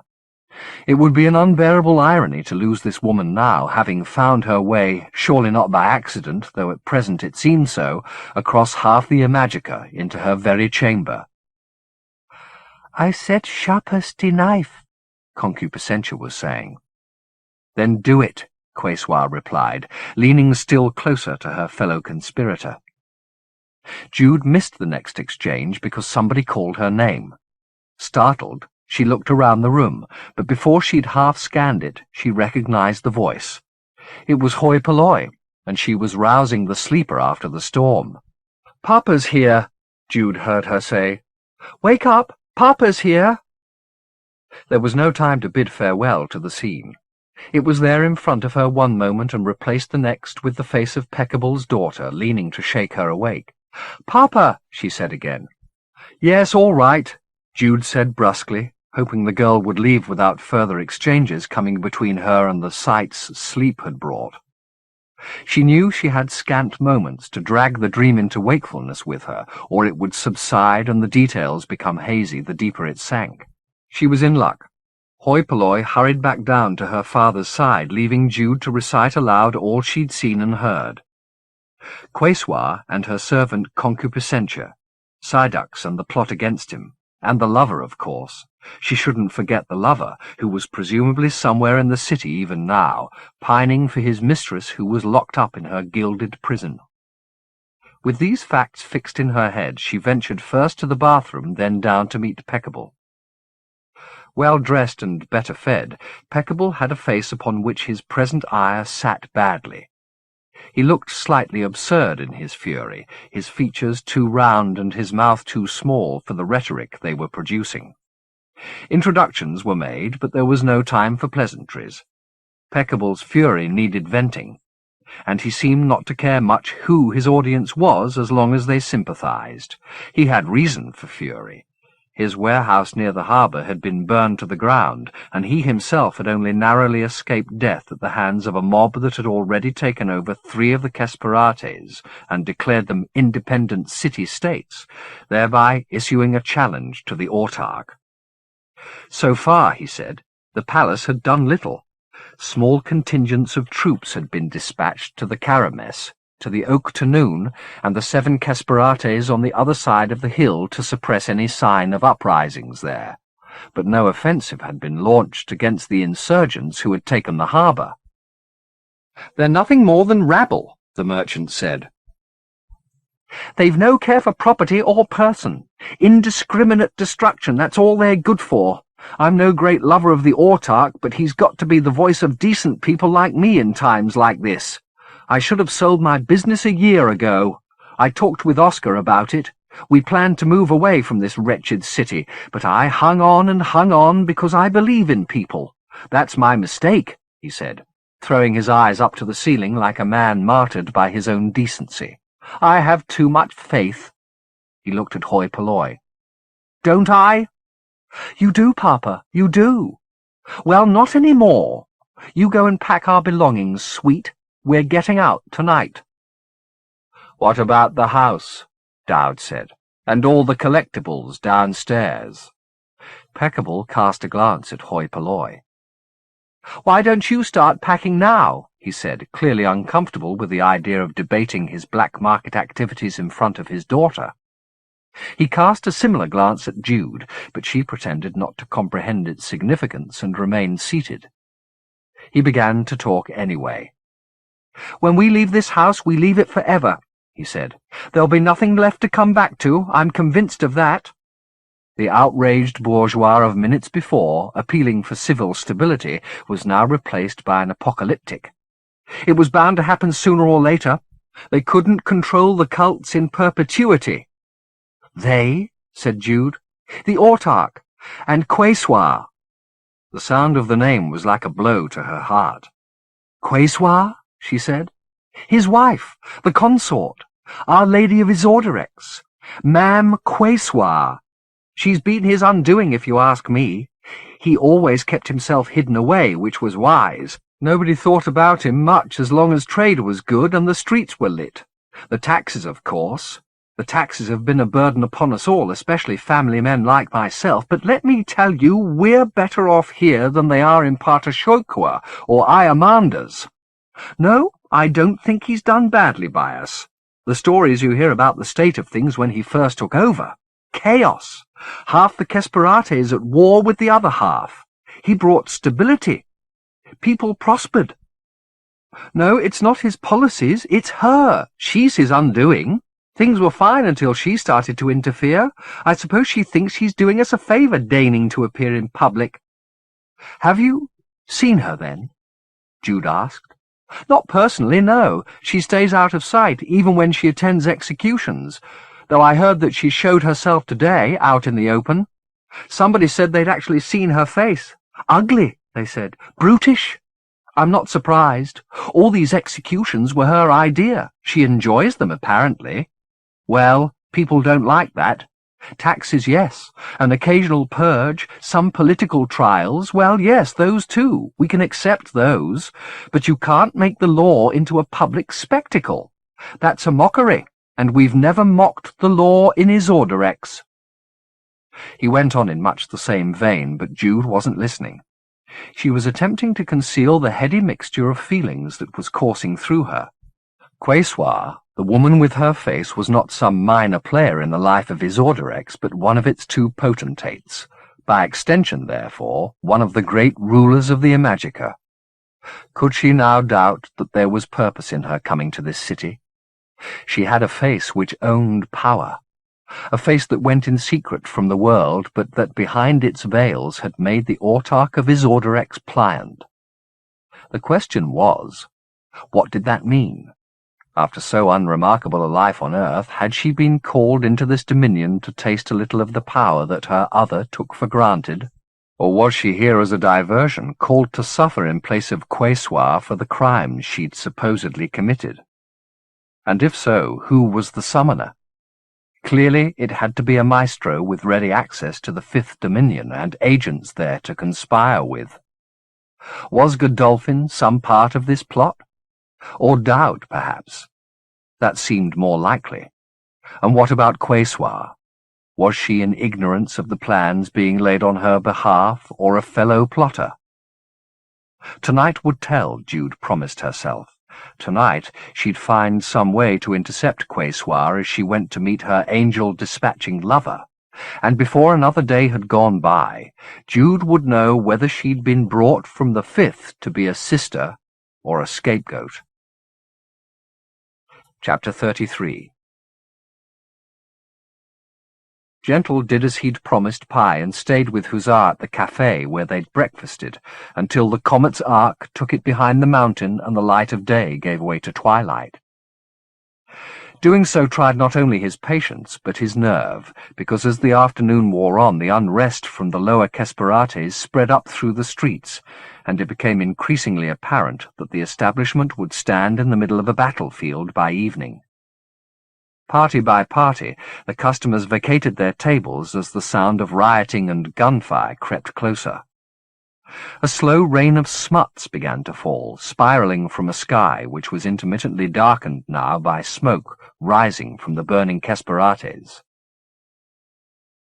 As the first wounded began to be carried up the street, indicating that the field of action was now very near, the owners of several nearby shops gathered in the cafe for a short council, debating, presumably, the best way to defend their property. It ended in accusation, the insults and education to both Gentle and Hussar. Two of the owners returned with weapons a few minutes later, at which point the manager, who introduced himself as Bunyan Blue, asked Gentle if he and his daughter didn't have a home to go to. Gentle replied that they had promised to meet somebody here earlier in the day, and they would be most obliged if they could remain until their friend arrived. "I remember you," Blue replied. "You came in this morning, didn't you, with a woman?" "That's who we're waiting for." "She put me in mind of somebody I used to know," Blue said. "I hope she's safe out there." "So do we," Gentle replied. "You'd better stay then, but you'll have to lend me a hand barricading the place."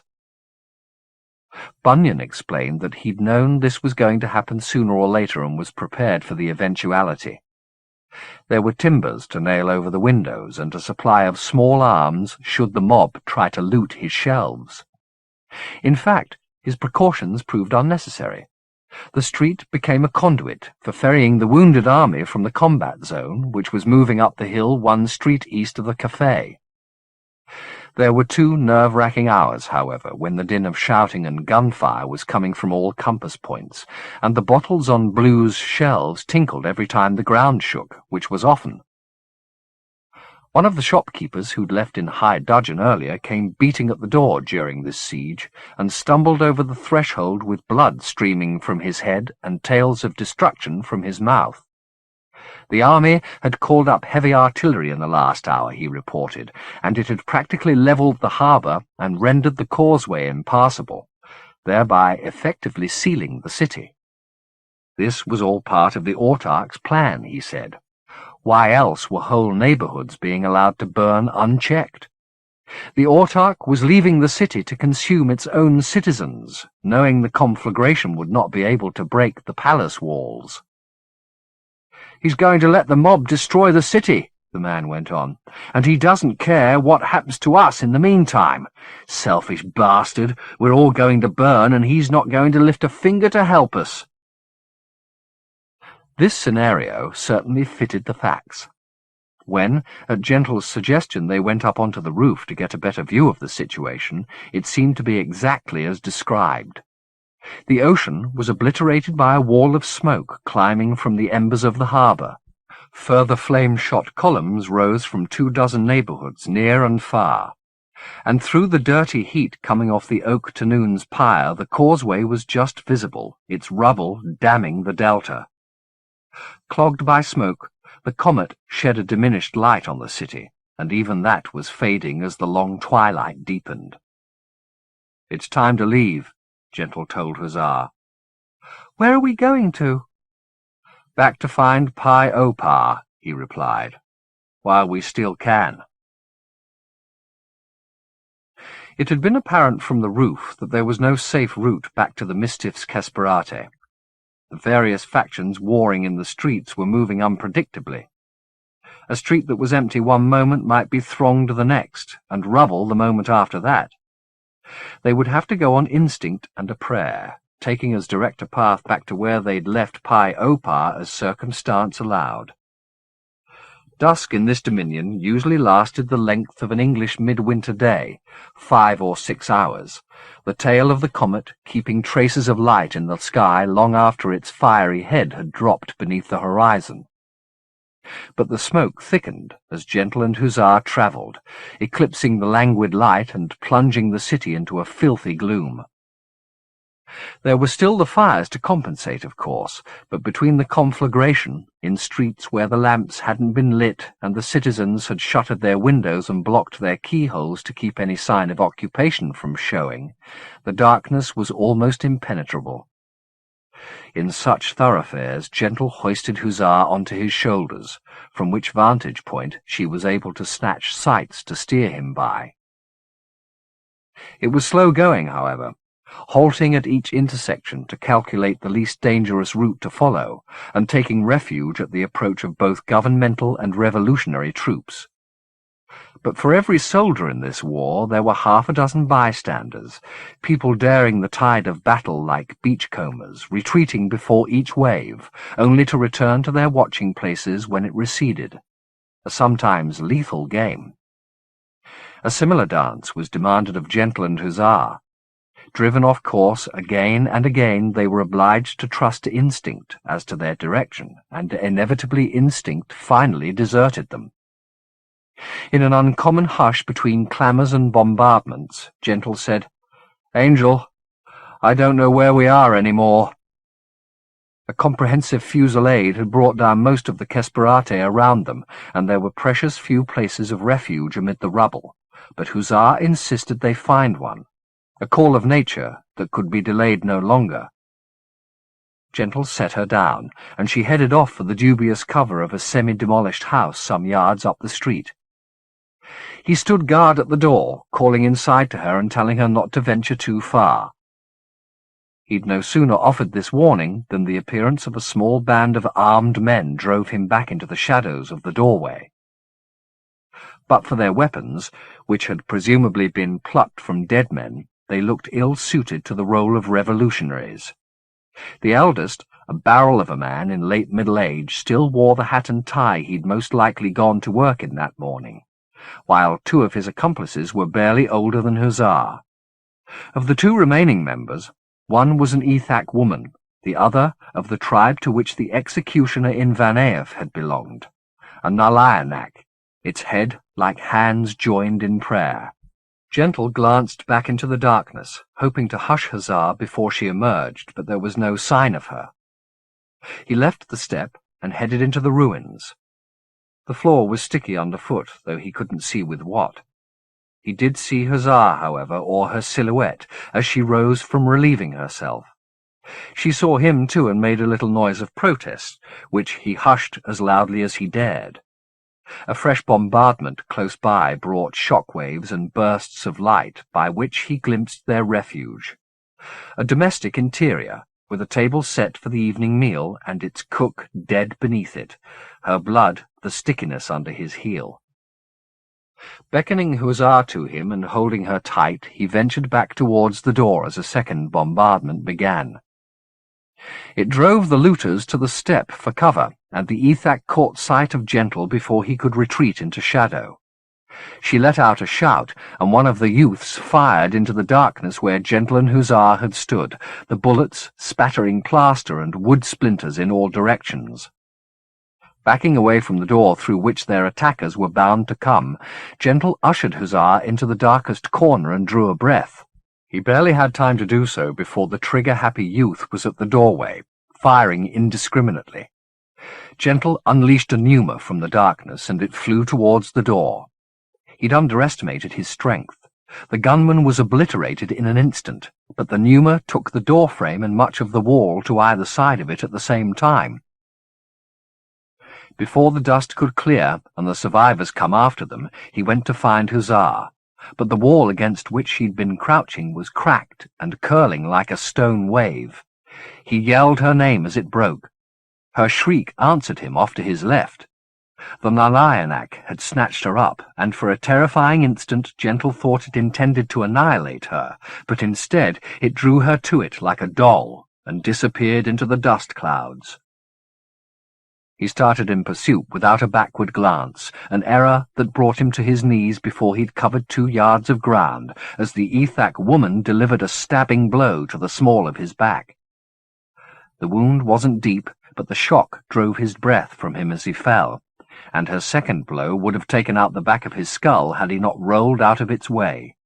The small pick she was wielding, wet with his blood, buried itself in the ground, and before she could pull it free he hauled himself to his feet and started after Hussar and her abductor. The second youth was moving after the Nilyanak, squealing with drugged or drunken glee, and Gentle followed the sound when he lost the sight, the chase taking him out of the wasteland and into a Kesperate that had been left relatively untouched by the conflict. There was good reason. The trade here was in sexual favours, and business was booming. Though the streets were narrower than in any other district Gentle had passed through, there was plenty of light spilling from the doorways and windows, the lamps and candles arranged to best illuminate the wares lolling on step and sill. Even a passing glance confirmed that there were anatomies and gratifications on offer here that beggared the most dissolute backwaters of Bangkok or Tangiers. Nor was there any paucity of customers. The imminence of death seemed to have whipped up the consensual libido. Even if the flesh-pushers and pill-pimps who offered their highs as Gentle passed never made it to morning, they'd die rich. Needless to say, the sight of a Nilyanak carrying a protesting child barely warranted a look in a street sacred to depravity, and Gentle's calls for the abductor to be stopped went ignored. The crowd thickened the farther down the street he ventured, and he finally lost both sight and sound of those he was pursuing. There were alleyways off the main thoroughfare, its name Licorice Street, daubed on one of the bordello walls, and the darkness of any of them might be concealing the Nilyanak. He started to yell Hussar's name, but in the come-ons and hagglings 2 shouted syllables were drowned out. He was about to run on when he glimpsed a man backing out of one of the alleyways with distress on his face. He pushed his way through to the man and took hold of his arm, but he shrugged it off and fled before Gentle could ask what he'd seen. Rather than call Hussar's name again, Gentle saved his breath and headed down the alley. There was a fire of mattresses burning 20 yards down it, tended by a masked woman. Insects had nested in the ticking and were being driven out by the flames, some attempting to fly on burning wings, only to be swatted by the fire-maker. Ducking her wild swings, Gentle asked after the Nilyanak, and the woman directed him on down the alley with a nod. The ground was seething with refugees from the mattresses, and he broke 100 shells with every step until he was well clear of the fumigator's fire. Licorice Street was now too far behind him to shed any light on the scene, but the bombardment which the crowd behind him had been so indifferent to still continued all around, and explosions farther up the city's slopes briefly but garishly lit the alleyway. It was narrow and filthy, the buildings blinded by brick or boarded up, the road between scarcely more than a gutter, choked with trash and decaying vegetable matter. Its stench was sickening, but he breathed it deeply, hoping the pneuma born of and on that fetid air would be all the more potent for its foulness. The theft of Hussar had already earned her abductors their deaths, but if they had done the least hurt to her, he swore to himself he'd return that hurt 100-fold before he executed them. The alleyway twisted and turned, narrowing to a man's width in some places, but the sense that he was closing on them was confirmed when he heard the youth whooping a little way ahead. He slowed his pace a little, advancing through shin-deep refuse until he came in sight of a light. The alleyway ended a few yards from where he stood, and there, squatting with its back to the wall, was the Nilyanak. The light source was neither lamp nor fire, but the creature's head, between the sides of which arcs of energy passed back and forth. By their flickers, Gentle saw his angel, lying on the ground in front of her captor. She was quite still, her body limp, her eyes closed, for which fact Gentle was grateful, given the Nilyanak's present labours. It had stripped the lower half of her body, and its long pale hands were busy upon her. The whooper was standing a little way off from the scene. He was unzipped, his gun in one hand, his half-hard member in the other. Every now and then he aimed the gun at the child's head, and another whoop came from his lips. Nothing would have given Gentle more satisfaction at that moment than unleashing a pneuma against them both from where he stood, but he still wielded the power ineptly, and feared that he'd do Hussar some accidental harm, so he crept a little closer, another explosion on the hill throwing its brutal light down on the scene. By it he caught a glimpse of the Nalayanak's work, and then, more stomach-turning still, heard Hussar gasp.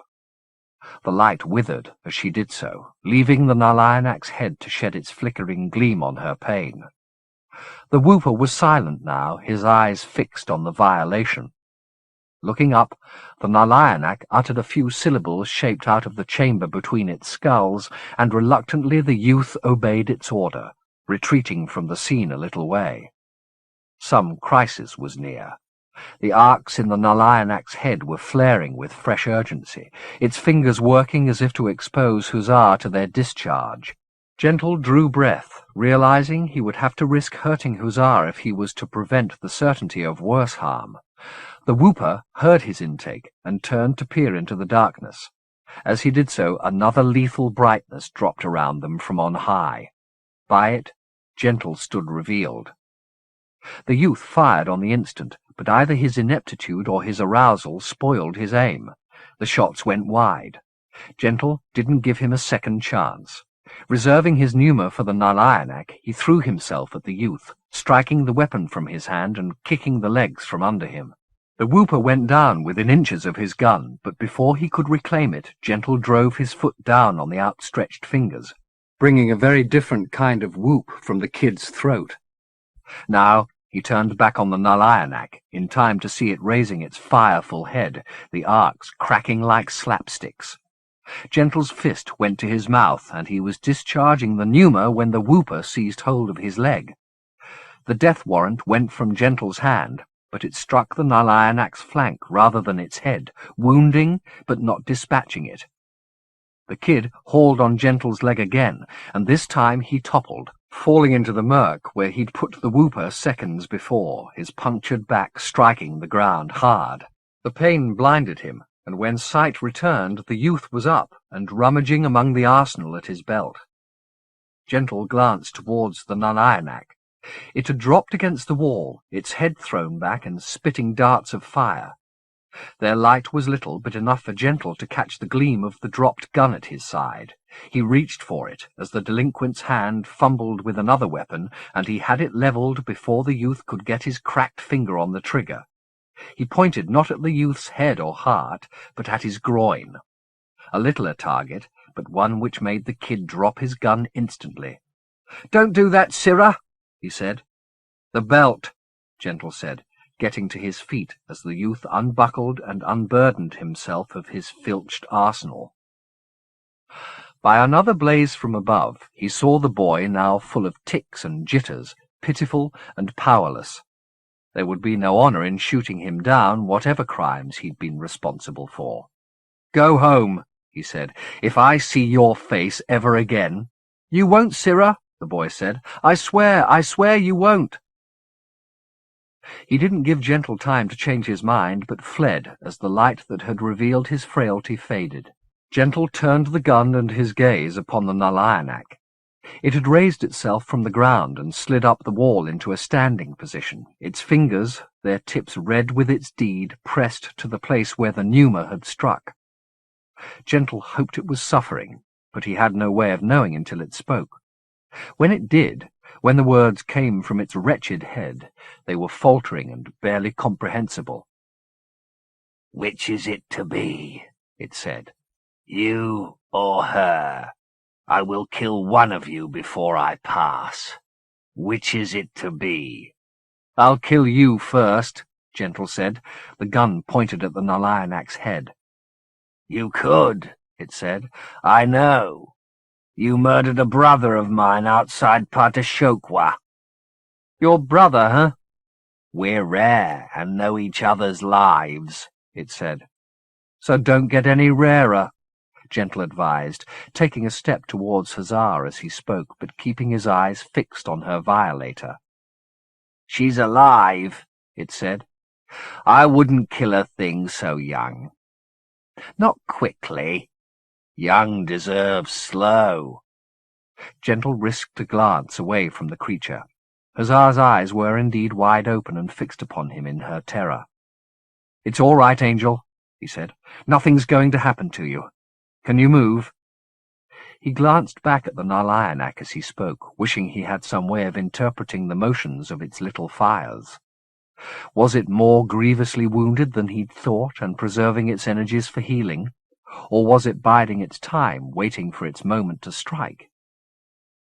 Huzzar was pulling herself up into a sitting position, the motion bringing little whimpers of pain from her. Gentle longed to cradle and soothe her, but all he dared do was drop to his haunches, his eyes fixed on her violator, and reach for the clothes she'd had torn from her. "Can you walk, Angel?" "I don't know," she sobbed. "Please try. I'll help you." He put his hand out to do so, but she avoided him, saying no through her tears and pulling herself to her feet. "That's good, sweetheart," he said. There was a reawakening in the Nalayanak's head, the arcs dancing again. "I want you to start walking, Angel," Gentle said. "Don't worry about me. I'm coming with you." She did as he instructed, slowly, the sobs still coming. The Nalayanak started to speak again as she went. "Ah, to see her like that. It makes me ache." The arcs had begun their din again, like distant firecrackers. "What would you do to save her little soul?" it said. "Just about anything," Gentle replied. "You deceive yourself," it said. "When you killed my brother, we inquired after you, my kin and I. We know how foul a saviour you are. What's my crime besides yours? A small thing, done because my appetite demands it. But you've laid waste the hopes of generations. You've destroyed the fruit of great men's trees, and still you claim you would give yourself to save her little soul." This eloquence startled Gentle, but its essence startled him more. Where had the creature plucked these conceits from, that it could so easily spill them now? They were inventions, of course, but they confounded him nevertheless, and his thoughts strayed from his present jeopardy for a vital moment. The creature saw him drop his guard and acted on the instant. Though it was no more than 2 yards from him, he heard the sliver of silence between the light and its report, a void confirming how foul a saviour he was. Death was on its way towards the child before his warning cry was even in his throat. He turned to see his Angel standing in the alleyway some distance from him. She had either turned in anticipation or had been listening to the Nalayanak's speech, because she stood full face to the blow coming at her. Still, time ran slow, and Gentle had several aching moments in which to see how her eyes were fixed upon him, her tears all dried, her gaze unblinking. Time, too, for that warning shout, in acknowledgment of which she closed her eyes, her face becoming a blank upon which he could inscribe any accusation his guilt wished to contrive. Then the Nalayanak's blow was upon her. The force struck her body at speed, but it didn't break her flesh, and for an instant he dared hope she had found some defence against it. But its hurt was more insidious than a bullet or a blow. Its light, spreading from the point of impact up to her face, where it entered by every means it could, and down to where its dispatcher's fingers had already pried. He let out another shout, this time of revulsion, and turned back on the Nalayanak, raising the gun its words had made him so forgetful of, and firing at its heart. It fell back against the wall, its arms slack at its side, the space between its skulls still issuing its lethal light. Then he looked back at Huzzar, to see that it had eaten her away from the inside, and that she was flowing back along the line of her destroyer's gaze into the chamber from which the stroke had been delivered. Even as he watched, her face collapsed, and her limbs, never substantial, decayed and went the same way. Before she was entirely consumed, however, the harm Gentle's bullet had done the Nalayanak took its toll. The stream of power fractured and failed. When it did, darkness descended, and for a time Gentle couldn't even see the creature's body. Then the bombardment on the hill began afresh, its blaze brief but bright enough to show him the Nanayanak's corpse lying in the dirt where it had squatted. He watched it, expecting some final act of retaliation, but none came. The light died, and left Gentle to retreat along the alleyway, weighed down not only by his failure to save Hussar's life, but by his lack of comprehension of what had just happened. In plain terms, a child in his care had been slaughtered by her molester, and he'd failed to prevent that slaughter. But he'd been wandering in the Dominions too long to be content with simple assessments. There was more here than stymied lust and sudden death. Words had been uttered more appropriate to pulpit than gutter. Hadn't he himself called Hussar his angel? Hadn't he seen her grow seraphic at the end, knowing she was about to die and accepting that fate? And hadn't he in his turn been dubbed a deficient saviour, and proved that accusation true by failing to deliver her? These were high-flown words, but he badly needed to believe them apt. Not so that he could indulge messianic fantasies, but so that the grief welling in him might be softened by the hope that there was a higher purpose here, which, in the fullness of time, he'd come to know and understand. A burst of fire threw light down the alleyway, and Gentle's shadow fell across something twitching in the filth. It took him a moment to comprehend what he was seeing, but when he did, he loosed a shout. Hussar had not quite gone. Small scraps of her skin and sinew, dropped when the Nanayanak's claim upon her was cut short, moved here in the rot. None were recognizable. Indeed, had they not been moving in the folds of her blooded clothes, he'd not even have known them as her flesh. He reached down to touch them, tears stinging his eyes, but before his fingers could make contact, what little life the scraps had owned went out.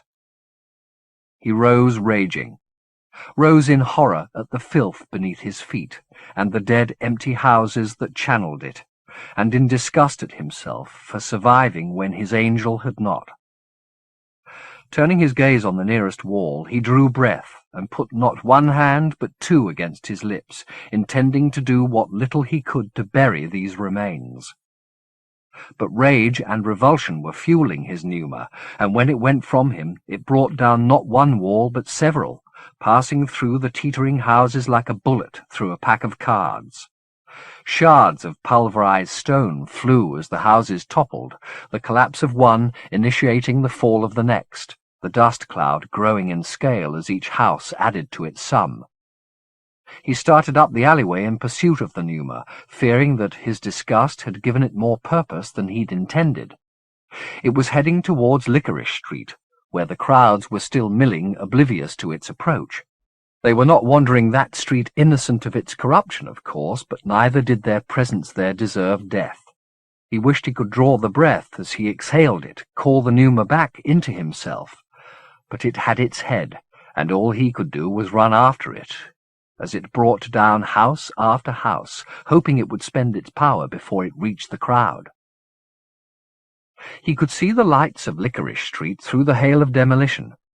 He picked up his pace to try and outrun the pneuma, and was a little ahead of it when he set eyes on the throng itself, thicker than ever.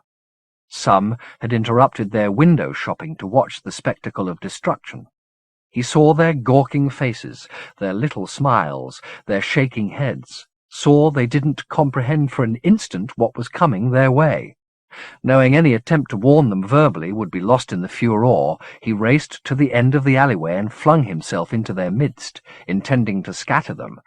But his antics only drew a larger audience, who were in turn intrigued by the alleyway's capitulation. One or two had grasped their jeopardy now, their expressions of curiosity become looks of fear. Finally, too late, their unease spread to the rest, and a general retreat began. The pneuma was too quick, however. It broke through the last of the walls in a devastating shower of rock shards and splinters, striking the crowd at its densest place. Had Herpexamendios, in a fit of cleansing ire, delivered a judgment on Licorice Street, he could scarcely have scoured it better. What had seconds before been a crowd of puzzled sightseers was blood and bone in a heartbeat. Though he stood in the midst of this devastation, Gentle remained unharmed. He was able to watch his terrible weapon at work, its power apparently undecayed, despite the fact that it had demolished a string of houses. Nor, having cut a swath through the crowd, was it following the trajectory set at his lips. It had found flesh, and clearly intended to busy itself in the midst of living stuff until there was none left to undo. He was appalled at the prospect. This hadn't been his intention or anything like it. There seemed to be only one option available to him, and that he instantly took. He stood in the Numa's path. He'd used the power in his lungs many times now, first against the Nanayanak's brother in Van Eef, then twice in the mountains, and finally on the island when they were making their escape from Vigor Naarshap's asylum. But in all that time he'd only had the vaguest impression of its appearance. Was it like a fire-breather's belch, or like a bullet made of will and air, nearly invisible until it did its deed? Perhaps it had been the latter once, but now, as he set himself in its path, he saw that it had gathered dust and blood along its route, and from those essential elements it had made itself a likeness of its maker. It was his face that was coming at him, albeit roughly sculpted. His brow, his eyes, his open mouth, expelling the very breath it had begun with. It didn't slow as it approached its maker, but struck Gentle's chest the way it had struck so many before him. He felt the blow, but was not felled by it. Instead, the power, knowing its source, discharged itself through his system, running to his fingertips and coursing across his scalp. Its shock was come and gone in a moment, and he was left standing in the middle of the devastation with his arms spread wide and the dust falling around him. Silence followed. Distantly, he could hear the wounded sobbing and half-demolished walls going to rubble, but he was encircled by a hush that was almost reverential. Somebody dropped to his knees nearby to tend, he thought, to one of the wounded. Then he heard the hallelujahs the man was uttering and saw his hands reaching up towards him. Another of the crowd followed suit, and then another, as though this scene of their deliverance was a sign they'd been waiting for, and a long-suppressed flood of devotion was breaking from each of their hearts. Sickened, Gentle turned his gaze away from their grateful faces, up the dusty length of Licorice Street. He had only one ambition now, to find Pi and take comfort from this insanity in the Mistiff's arms. He broke from his ring of devotees and started up the street, ignoring their clinging hands and cries of adoration. He wanted to berate them for their naivete, but what good would that do? Any pronouncement he made now, however self-deprecatory, would probably be taken as the jotting for some gospel.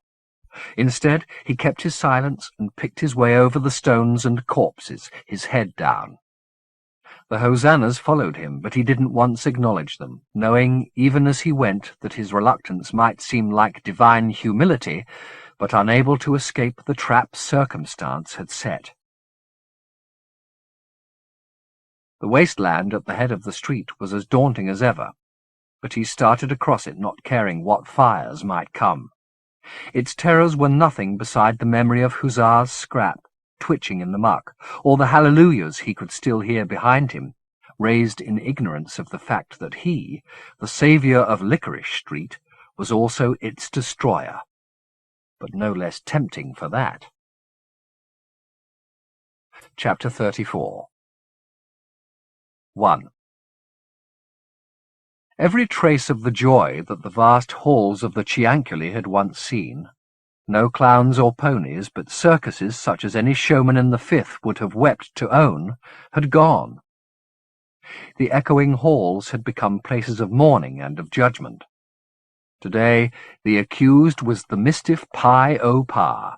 Its accuser, one of the few lawyers in Isorderex the Autarch's purges had left alive, an asthmatic and pinched individual called Thace Ray Ott. He had an audience of 2 for his prosecution, Pi o Pa and the judge. But he delivered his litany of crimes as if the hall were full to the rafters. The Mistiff was guilty enough to warrant a dozen executions, he said. It was, at very least, a traitor and coward, but probably also an informant and a spy. Worse, perhaps, it had abandoned this dominion for another without the consent of its family or its teachers, denying its people the benefit of its rarity. Had it forgotten in its arrogance that its condition was sacred, and that to prostitute itself in another world, the 5th of all places, a mire of unmiraculous souls, was not only a sin upon itself, but upon its species? It had gone from this place clean, and dared to return debauched and corrupted, bringing a creature of the 5th with it, and then freely confessing that said creature was its husband. Pi had expected to be met with some recriminations upon return. The memories of Yehetemek were long, and they clung strongly to tradition as the only contact they had with the First Dominion, but the vehemence of this catalogue was still astonishing. The judge, Culus Su Erai, was a woman of great age but diminished physique, who sat bundled in robes as colourless as her skin, listening to the litany of accusations without once looking at either accuser or accused. When Thays Ray Ott had finished, she offered the Mistiff the chance to defend itself, and it did what it could. "I admit I've made many errors," Pi said, "not least leaving my family, and my people were my family without telling them where I was going or why. But the simple fact is, I didn't know. I fully intended to return after maybe a year or so. I thought it'd be fine to have travelers' tales to tell. Now, when I finally return, I find there's nobody to tell them to." "What possessed you to go into the 5th?" Culus asked. "Another error," Pi said. "I went to Patashokwa, and I met a theurgist there who said he could take me over to the 5th, just for a jaunt. We'd be back in a day, he said. A day. I thought this was a fine idea. I'd come home having walked in the 5th Dominion. So I paid him." "In what currency?" said Thays Rayot. "Cash, and some little favours. I didn't prostitute myself, if that's what you're suggesting. If I had, maybe he'd have kept his promises. Instead, his ritual delivered me into the in ovo." "And how long were you there?" Culus Su Erai inquired. "I don't know," the Mistiff replied. "The suffering there seemed endless and unendurable, but it was perhaps only days." Thays Rayot snorted at this. "Its sufferings were of its own making, ma'am. Are they strictly relevant?" "Probably not," Culus Su Erai conceded. "But you were claimed out of the in ovo by a maestro of the 5th. Am I right?" "Yes, ma'am. His name was Sartori. He was the 5th's representative in the synod preparing for the reconciliation." "And you served him?" "I did." "In what capacity?" "In any way he chose to request. I was his familiar." Thays Rayot made a sound of disgust. His response was not feigned, Pi thought. He was genuinely appalled at the thought of one of his people, especially a creature so blessed as a Mistiff, serving the will of a Homo sapiens. "Was Sartori, in your estimation, a good man?" Culus asked Pi. "He was the usual paradox. Compassion when it was least expected. Cruelty the same. He had an extraordinary ego, but then I don't believe he could have carried the responsibility of the reconciliation without one." "Was he cruel to you?" Culus inquired. "Ma'am?" "Do you not understand the question?" "Yes, but not its relevance." Culus growled with displeasure. "This court may be much reduced in pomp and ceremony," she said, "and its officers a little withered, but the authority of both remains undiminished. Do you understand me, Mistiff? When I ask a question, I expect it answered promptly and truthfully. Pi murmured apologies. So, said Culus, I will repeat the question. Was Sartori cruel to you? Sometimes, Pi replied. And yet when the reconciliation failed, you didn't forsake his company and return to this dominion. He'd summoned me out of the in ovo. He'd bound me to him. I had no jurisdiction.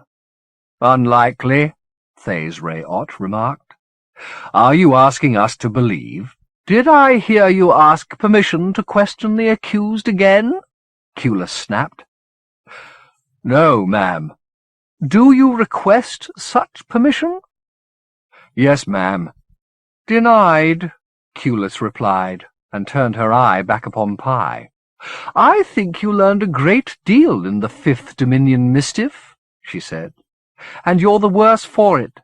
You're arrogant, you're sly, and you're probably just as cruel as your maestro. But I don't believe you're a spy. You're something worse than that. You're a fool. You turned your back on people who loved you and let yourself be enslaved by a man responsible for the deaths of a great many fine souls across the Imajica. I can tell you've got something to say, Thays Ray-Ott. Spit it out before I give judgment. Only that the Mistiff isn't here simply charged with spying, ma'am. In denying its people the benefit of its birthright, it committed a grievous crime against us. I don't doubt that, Culus said, and it frankly sickens me to look on something so tainted that once had perfectibility within its grasp. But may I remind you, Thays Ray-Ott, how few we are? The tribe is diminished to almost nothing, and this Mistiff, whose breed was always rare, is the last of its line. The last? Said Pi. Yes, the last, Culus replied, her voice trembling as it rose. While you were at play in the Fifth Dominion, our people have been systematically decimated. There are now fewer than 50 souls here in the city. The rest are either dead or scattered. Your own line is destroyed, Pi-O-Pa. Every last one of your clan is murdered or dead of grief. The Mistiff covered its face with its hands, but Culus didn't spare it the rest of her report. 2 other Mistiffs survived the purges, she went on, until just a year ago. One was murdered here in the Ciancula while it was healing a child. The other went into the desert. The dearth are there at the edge of the first, and the Autarch's troops don't like to go so near to the Eratia. But they caught up with it before it reached the tents. They brought its body back and hung it on the gates. She stepped down from her chair and approached Pi, who was sobbing now. So you see, it may be that you did the right thing for the wrong reasons. If you'd stayed, you'd be dead by now. Ma'am, I protest, Thays Ray-Ott said. What would you prefer I did? Culus said. Add this foolish creature's blood to the sea already spilt? No. Better we try and turn its taint to our advantage. Pi looked up, puzzled. Perhaps we've been too pure, too predictable. Our stratagems foreseen, our plots easily uncovered. But you're from another world, Mistiff, and maybe that makes you potent. She paused for breath. Then she said, This is my judgment. Take whomsoever you can find among our number and use your tainted ways to murder our enemy. If none will go with you, go alone. But don't return here, Mistiff, while the Autarch is still breathing. Thays Ray-Ott let out a laugh that rang around the chamber. Perfect, he said. Perfect. I'm glad my judgment amuses you, Culus replied. Remove yourself, Thays Ray-Ott. He made to protest, but she brought forth such a shout he flinched as if struck. I said, Remove yourself! The laughter fell from his face. He made a small, formal bow, murmuring some chilly words of parting as he did so, and left the chamber. She watched him go. "We have all become cruel," she said. "You in your way, us in ours." She looked back at Pi-O-Pa. "Do you know why he laughed, Mistiff?" "Because he thinks your judgment is execution by another name?" "Yes, that's precisely what he thinks. And who knows, perhaps that's what it is. But this may be the last night of the Dominion, and last things have power tonight they never had before. And I'm a last thing." "Yes, you are." The Mistiff nodded. "I understand," it said, "and it seems just." "Good," she said.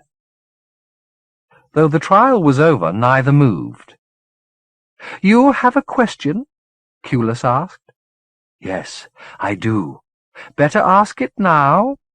"Do you know if a shaman called Array-K-Gay is still alive?" Culus made a little smile.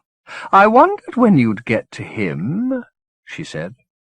"He was one of the survivors of the reconciliation, wasn't he?" "Yes." "I didn't know him that well, but I heard him speak of you. He held on to life long after most people would have given up, because he said you'd come back eventually. He didn't realize you were bound to your maestro, of course."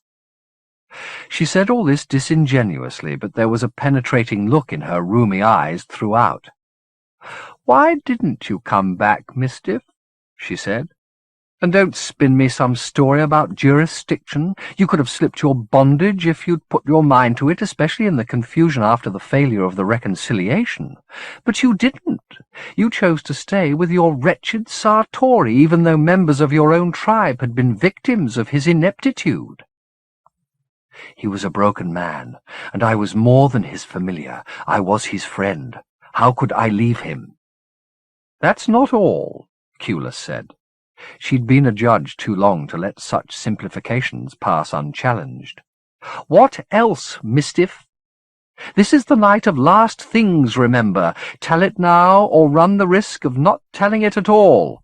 "Very well," said Pi. "I always nurtured the hope that there would be another attempt at reconciliation, and I wasn't the only one who nurtured such a hope." "Array-K-Gay indulged it too, huh?" "Yes, he did." "So that's why he kept your name alive, and himself too, waiting for you to come back." She shook her head. "Why do you wallow in these fantasies? There'll be no reconciliation. If anything, it'll be the other way about. The Imagica'll come apart at the seams, and every dominion will be sealed up in its own little misery." "That's a grim vision." "It's an honest one, and a rational one. There are still people in every dominion willing to try again. They've waited 200 years, and they're not going to let go of their hope now." "Array-K-Gay let go," Culus said. "He died 2 years ago." "I was prepared for that eventuality," Pi said. "He was old when I knew him last." "If it's any comfort, your name was on his lips at the very end. He never gave up believing." "There are others who can perform the ceremonies in his place." "I was right," Culus said. "You are a fool, Mistiff." She started towards the door. "Do you do this in memory of your maestro?" Pi went with her, opening the door and stepping out into a twilight sharp with smoke. "Why would I do that?" Pi said.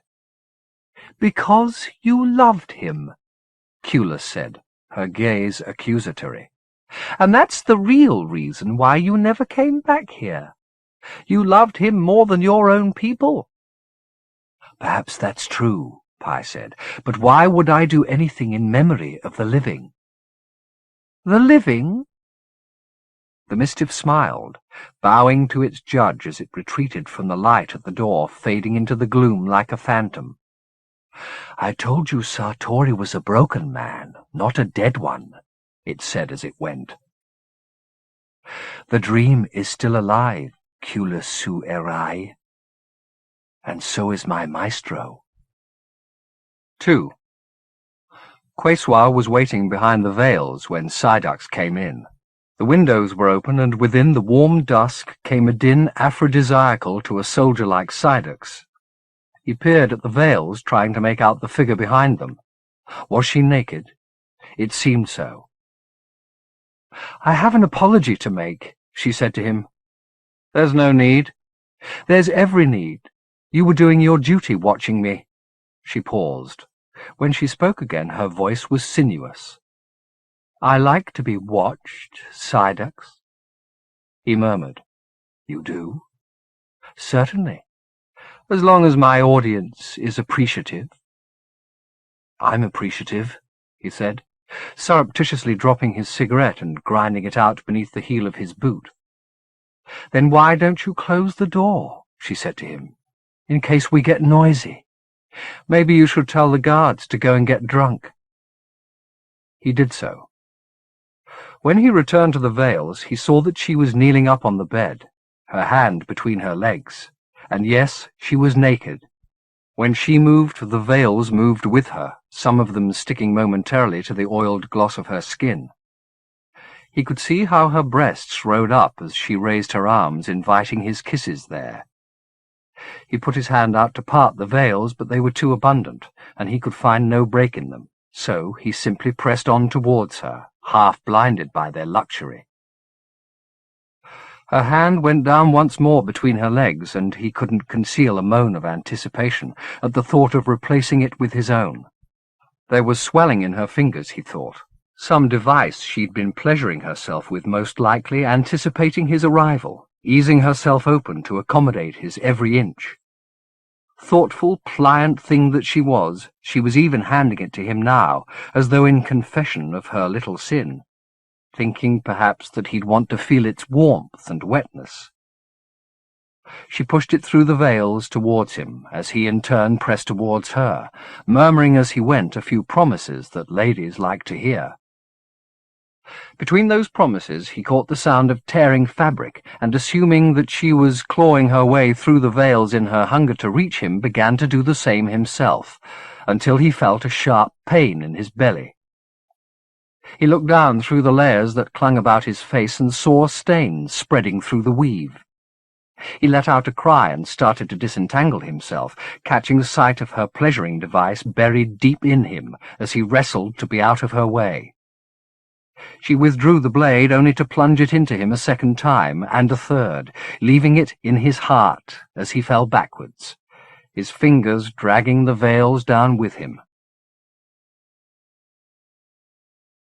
Standing at one of the upper windows of Peckable's house, watching the fires that raged in every direction, Jude shuddered, and looking down at her hands saw them glistening, wet with blood.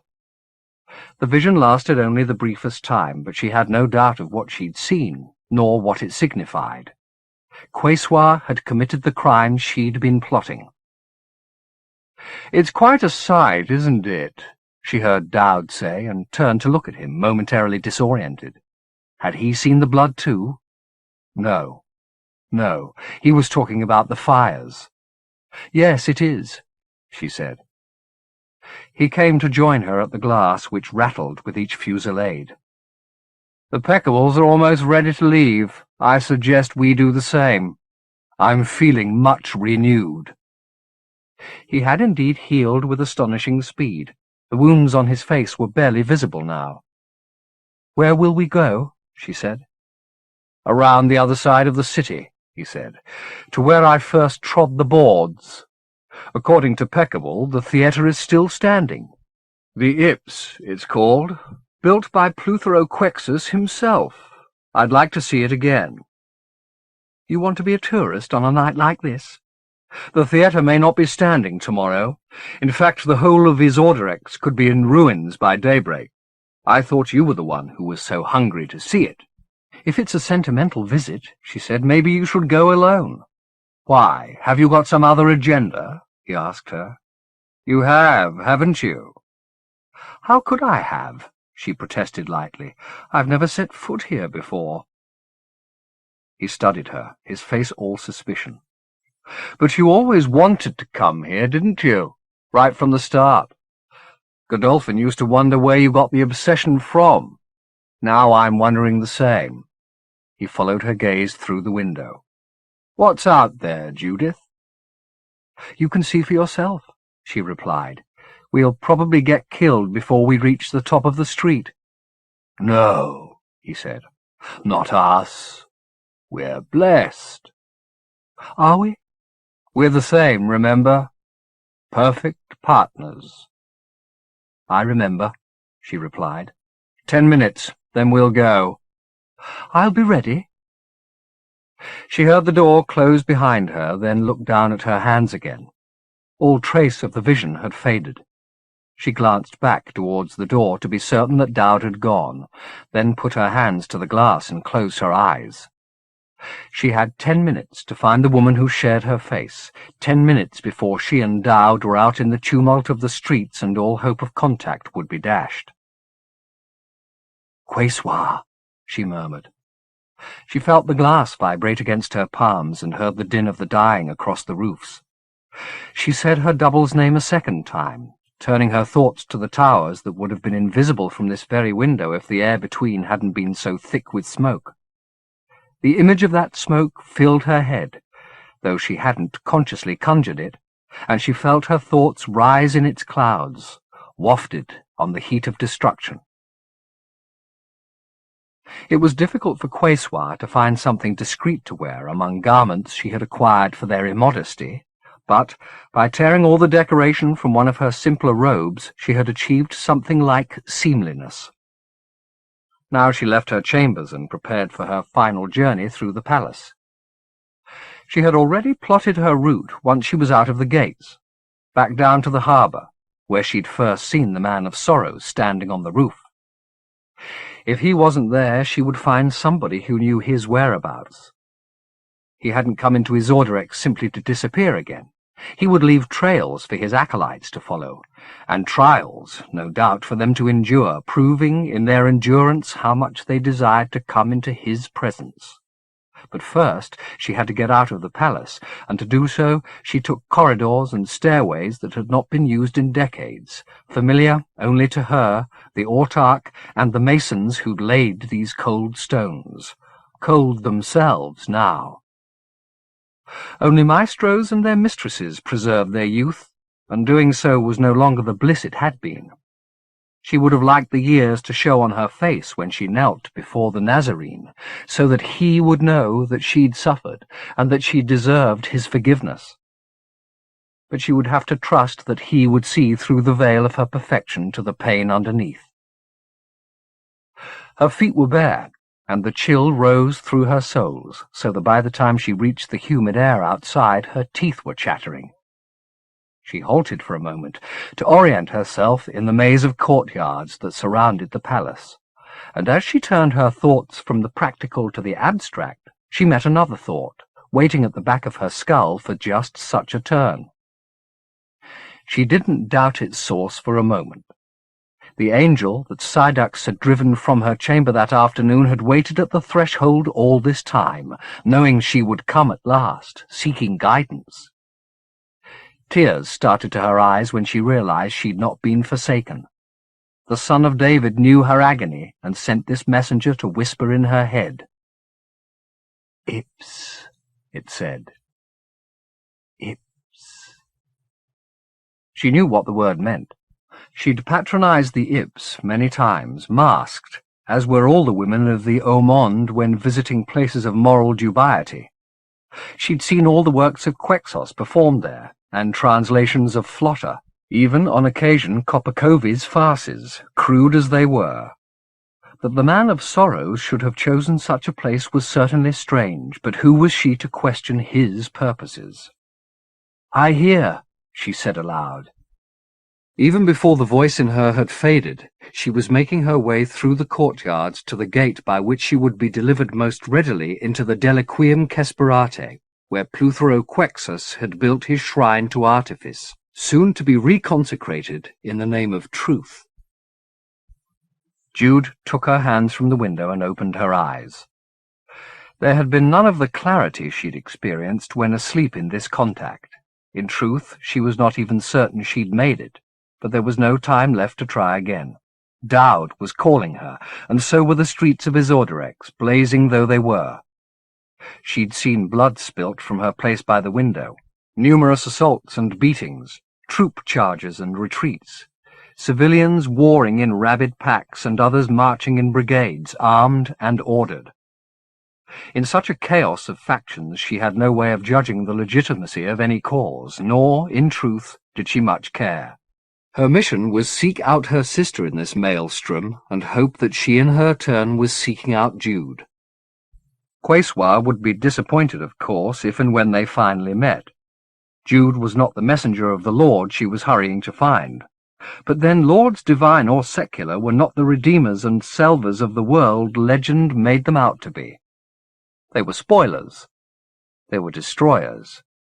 The evidence of that was out there in the very streets Jude was about to tread, and if she could only make Quayswa share and understand that vision, perhaps the promise of sisterhood would not be so unwelcome a gift to bring to this meeting, which she could not help but think of as a reunion.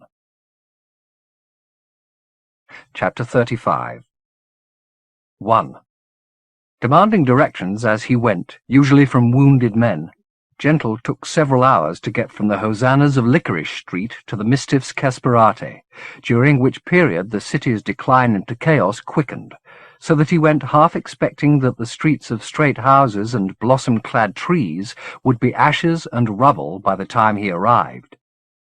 But when he finally came to the city within a city, he found it untouched by looters or demolishers, either because they knew there was little of worth to them here, or, more likely, because the lingering superstition about a people who'd once occupied the unbeheld's dominion kept them from doing their worst. Entering, he went first to the Ciancula, prepared to do whatever was necessary, threaten, beg, cajole, in order to be returned into the Mistiff's company. The Ciancula and all the adjacent buildings were deserted, however, so he began a systematic search of the streets. They, like the Ciancula, were empty, and as his desperation grew, his discretion fled until he was shouting Pye's name to the empty streets like a midnight drunkard. Eventually, these tactics earned him a response. One of the quartet who'd appeared to offer such chilly welcome when he'd first come here appeared. The moustached young man. His robes were not held between his teeth this time, and when he spoke he deigned to do so in English. But the lethal ribbon still fluttered in his hands, its threat undisguised. "You came back," he said. "Where's Pye?" "Where's the girl child?" "Dead. Where's Pye?" "You seem different." "I am. Where's Pye?" "Not here." "Where, then?" "The Mistiff's gone up to the palace," the man replied. "Why?" "That was the judgment upon it." "Just to go?" Gentle said, taking a step towards the man. "There must have been more to it than that." Though the silk sword protected the man, Gentle came with a burden of power that beggared his own, and sensing this, he answered less obliquely. "The judgment was that it kill the autarch," he said. "So it's been sent up there alone?" "No, it took some of our tribe with it, and left a few of us to guard the Casperate." "How long ago since they went?" "Not very long, but you won't get into the palace. Neither will they. It's suicide." Gentle didn't linger to argue, but headed back towards the entrance, leaving the man to guard the blossoms and the empty streets. As he approached the gate, however, he saw that two individuals, a man and a woman, had just entered and were looking his way. Both were naked from the waist up, their throats painted with the blue triple stripe he remembered from the siege at the harbour, marking them as members of the dearth. At his approach, both acknowledged him by putting palm to palm and inclining their heads. The woman was half as big again as her companion, her body a glorious machine, her head shaved but for a ponytail set on a neck wider than her cranium, and, like her arms and belly, so elaborately muscled the merest twitch was a spectacle. "I said he'd be here," she told the world. I don't know what you want, he said, but I can't supply it. You are John Fury Zacharias? Yes. Called Gentle? Yes, but then you have to come. Please. Father Athanasius sent us to find you. We heard what happened on Licorice Street and we knew it had to be you. I'm Nicaea Tomas, the woman said. This is Flockus Dardo. We've been waiting for you since Estabrook arrived. Estabrook? Said Gentle. There was a man he hadn't given a thought to in many a month. How do you know him? We found him in the street. We thought he was the one, but he wasn't. He knew nothing. And you think I do? Gentle said, exasperated. Let me tell you, I know fuck all. I don't know who you think I am, but I'm not your man. That's what Father Athanasius said. He said you were in ignorance. Well, he was right. But you married the Mistiff. So what? Said Gentle. I love it, and I don't care who knows it. We realize that, Nicaea Tomas said, as though nothing could have been plainer. That's how we tracked you. We knew it would come here, Flockus said, and wherever it had gone, you would be. It isn't here, Gentle said. It's up in the palace. In the palace? Said Nicaea Tomas, turning her gaze up towards the lowering walls. And you intend to follow it? Yes. Then I'll come with you, she said. Mr. Dardo, go back to Athanasius. Tell him who we've found and where we've gone. I don't want company, Gentle said. I don't even trust myself. How will you get into the palace without someone at your side? Nicaea Tomas said. I know the gates. I know the courtyards. Gentle turned the options over in his head. Part of him wanted to go as a rogue, carrying the chaos he'd brought to Licorice Street as his emblem. But his ignorance of palace geography could indeed slow him, and minutes might make the difference between finding the Mistiff alive or dead. He nodded his consent, and the parties divided at the gate. Flockus Dardo back to Father Athanasius, Gentle and Nicaea Tomas up towards the autarch's fortress. The only subject he broached as they travelled was that of Estabrook. How was he? Gentle asked. Still crazy? He was almost dead when we found him, Nicaea Tomas said. His brother left him here for dead, but we took him to our tents on the Eratia and we healed him there, or more properly, his being there healed him. You did all this, thinking he was me? We knew that somebody was going to come from the Fifth to begin the reconciliation again, and of course we knew it had to be soon. We just didn't know what he looked like. Well, I'm sorry to disappoint you, but that's twice you've got it wrong. I'm no more your man than Estabrook. Why did you come here, then? She said. That was an inquiry that deserved a serious reply, if not for her sake, then for his own. There were questions I wanted answered that I couldn't answer on earth, he said. A friend of mine died, very young. A woman I knew was almost murdered. Judith? Yes, Judith. We've talked about her a great deal, Nicaea Tomas said. Estabrook was obsessed with her. Is he still? I haven't spoken to him for a long time, but you know he was trying to bring her to his Ordrex when his brother intervened. Did she come? Apparently not, Nicaea Tomas said. But Athanasius believes she will eventually. He says she's part of the story of the reconciliation. How does he work that out? From Estabrook's obsession with her, I suppose.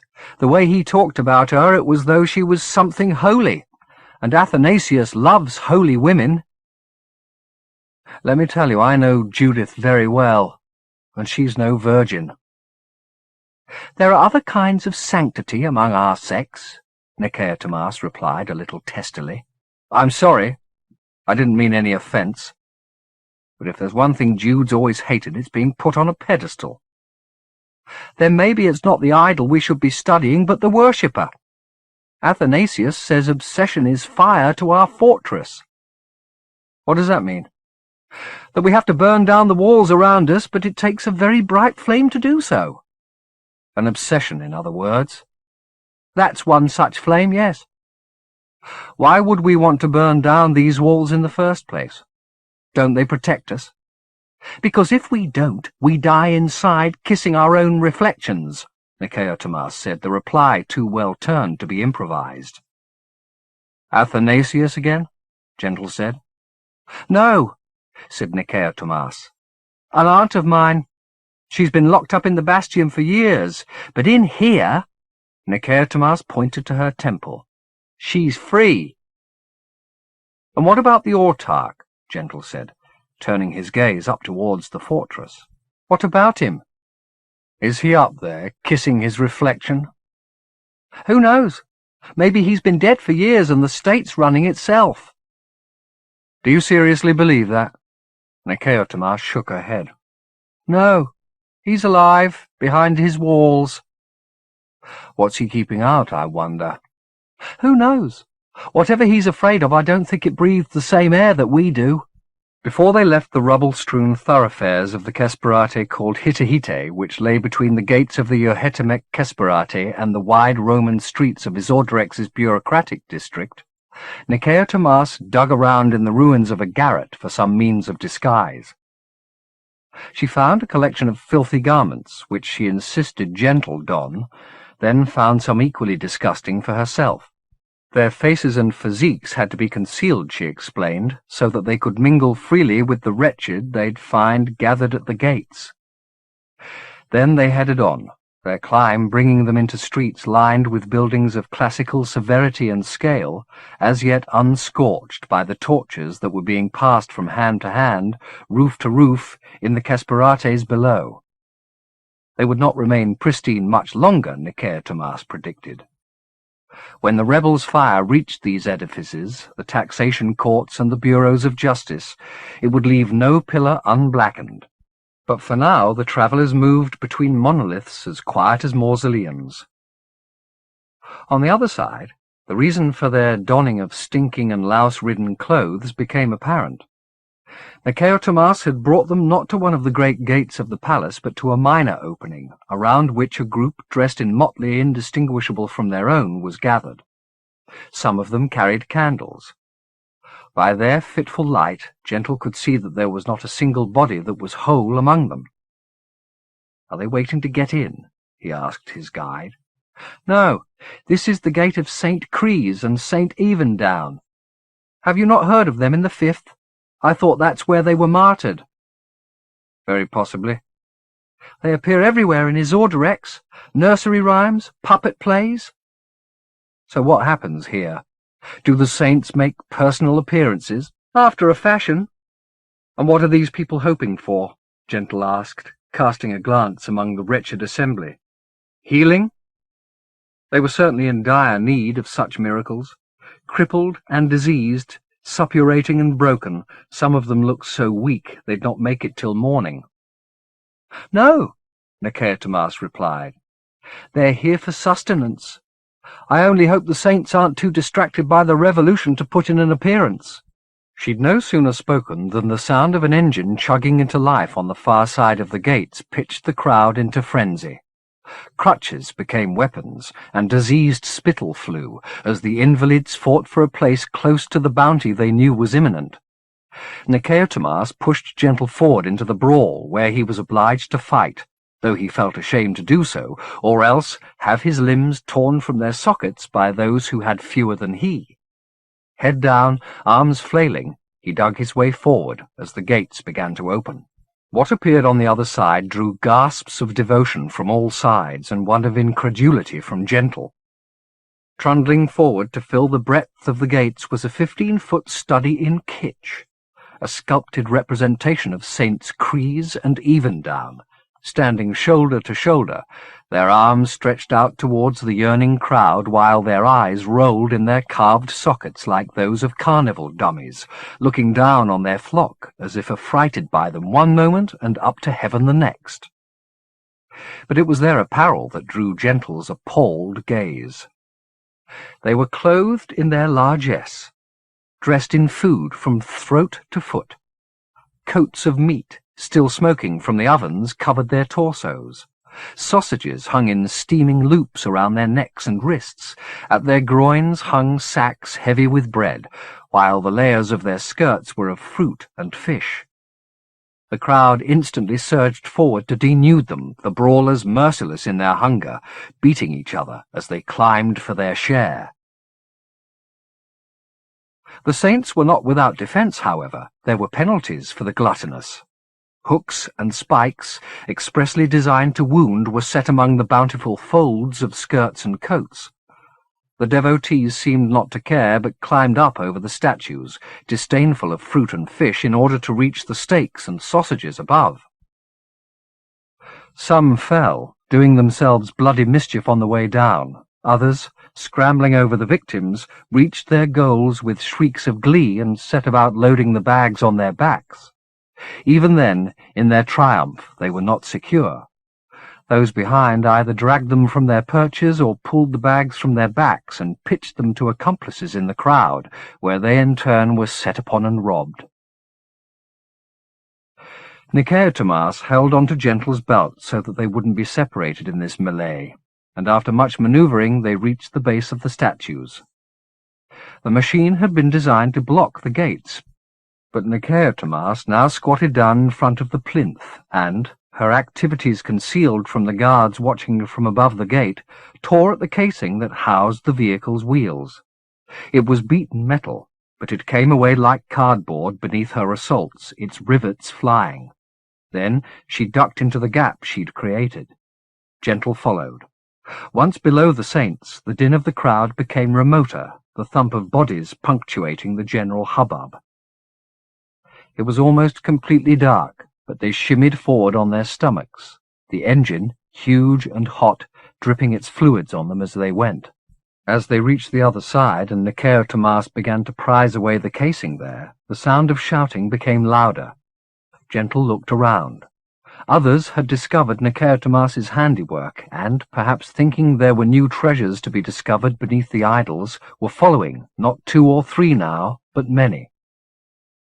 Gentle began to lend Nicodemus a hand, as the space filled up with bodies, new brawls erupting as the pursuers fought for access.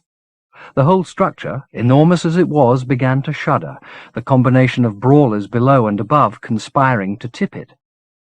With the violence of the rocking increasing by the moment, Gentle had sight of escape. A sizable courtyard lay on the other side of the saints, scored by the tracks of the engine and littered with discarded food. The instability of the machine had not gone unnoticed, and 2 guards were presently forsaking their meal of prime steak and raising the alarm with panicked shouts. Their retreat allowed Nicodemus to wriggle free unnoticed, then turn to haul Gentle after her. The juggernaut was now close to toppling, and shots were being fired on the other side as the guards above the gate sought to dissuade the crowd from further burrowings. Gentle felt hands grasping at his legs, but he kicked back at them as Nicodemus dragged him forward and slid out into the open air, as several cracks, like sudden thunder, announced that the saints were tired of teetering and ready to fall. Backs bent, Gentle and Nicodemus darted across the rind and crust-littered ground to the safety of the shadows, as, with a great din, the saints fell backwards like comic drunkards, a mass of their adherents still clinging to arms and coats and skirts. The structure came apart as it hit the ground, pitching pieces of carved, cooked, and crippled flesh in all directions. The guards were descending from the ramparts now to stem with bullets the flow of the crowd. Gentle and Nicodemus didn't linger to watch this fresh horror, but took to their heels, up and away from the gates, the pleas and howls of those maimed by the fall following them through the darkness. 2. "What's the din, Rosengarten?" "There's a minor problem at the Gate of Saints, sir." "Are we under siege?" "No, it was merely an unfortunate accident." "Fatalities?" "Nothing significant. The gate's now been sealed." "And Quesoir? How's she?" "I haven't spoken with Psyduck since early evening." "Then find out." "Of course." Rosengarten withdrew, and the autarch returned his attention to the man transfixed in the chair close by. "These is Ordorexian nights," he said to the fellow. "They're so very long. In the 5th, you know, they're half this length, and I used to complain they were over too soon. But now," he sighed, "now I wonder if I wouldn't be better off going back there and founding a new Isordorex. What do you think?" The man in the chair didn't reply. His cries had long since ceased, though the reverberations, more precious than the sound itself and more tantalizing, continued to shake the air, even to the ceiling of this chamber, where clouds sometimes formed and shed delicate, cleansing rains. The autarch drew his own chair up closer to the man. A sack of living fluid the size of his head was clamped to the victim's chest, its limbs, fine as thread, puncturing him and reaching into his body to touch his heart, lungs, liver, and lights. He'd summoned the entity, which was the shreds of a once much more fabulous beast, the renunciants, from the in ovo, selecting it as a surgeon might choose some instrument from a tray to perform a delicate and very particular task. Whatever the nature of such summoned beasts, he had no fear of them. Decades of such rituals had familiarized him with every species that haunted the in ovo, and while there were certainly some he would never have dared bring into the living world, most had enough base instinct to know their master's voice and would obey him within the confines of their wit. This creature he'd called Abe-Love, after a lawyer he'd known briefly in the 5th, who'd been as leech-like as this scrap of malice, and almost as foul-smelling. "How does it feel?" the autarch said, straining to catch the merest murmur of a reply. "The pain's past, hasn't it? Didn't I say it would?" The man's eyes flickered open, and he licked his lips. They made something very close to a smile. "You feel a kind of union with Abe-Love, am I right? It's worked its way into every little part. Please speak, or I'll take it from you. You'll bleed from every hole it's made, but that pain won't be anything beside the loss you'll feel." "Don't," the man said. "Then talk to me," the autarch replied, all reason. "Do you know how difficult it is to find a leech like this? They're almost extinct. But I gave this one to you, didn't I? And all I'm asking is that you tell me how it feels." "It feels good." "Is that Abe-Love talking, or you?" "We're the same," came the reply. "Like sex, is it?" "No." "Like love, then?" "No. Like I'm unborn again." "In the womb?" "In the womb." "Oh, God, how I envy you. I don't have that memory. I never floated in a mother." The autarch rose from his chair, his hand covering his mouth. It was always like this when the dregs of Criorci moved in his veins. He became unbearably tender at such times, moved to expressions of grief and rage at the obscurest cue. "To be joined with another soul," he said, "indivisibly, consumed and made whole in the same moment. What a precious joy!" He turned back to his prisoner, whose eyes were closing again. The autarch didn't notice. "It's times like this," he said, "I wish I were a poet. I wish I had the words to express my yearning. I think that if I knew that one day, I don't care how many years from now, centuries even, I don't care, if I knew that one day I was going to be united indivisibly with another soul, I could begin to be a good man." He sat down again beside the captive, whose eyes were completely closed. "But it won't happen," he said, tears beginning to come. "We're too much ourselves, afraid of letting go of what we are in case we're nothing, and holding on so tight we lose everything else."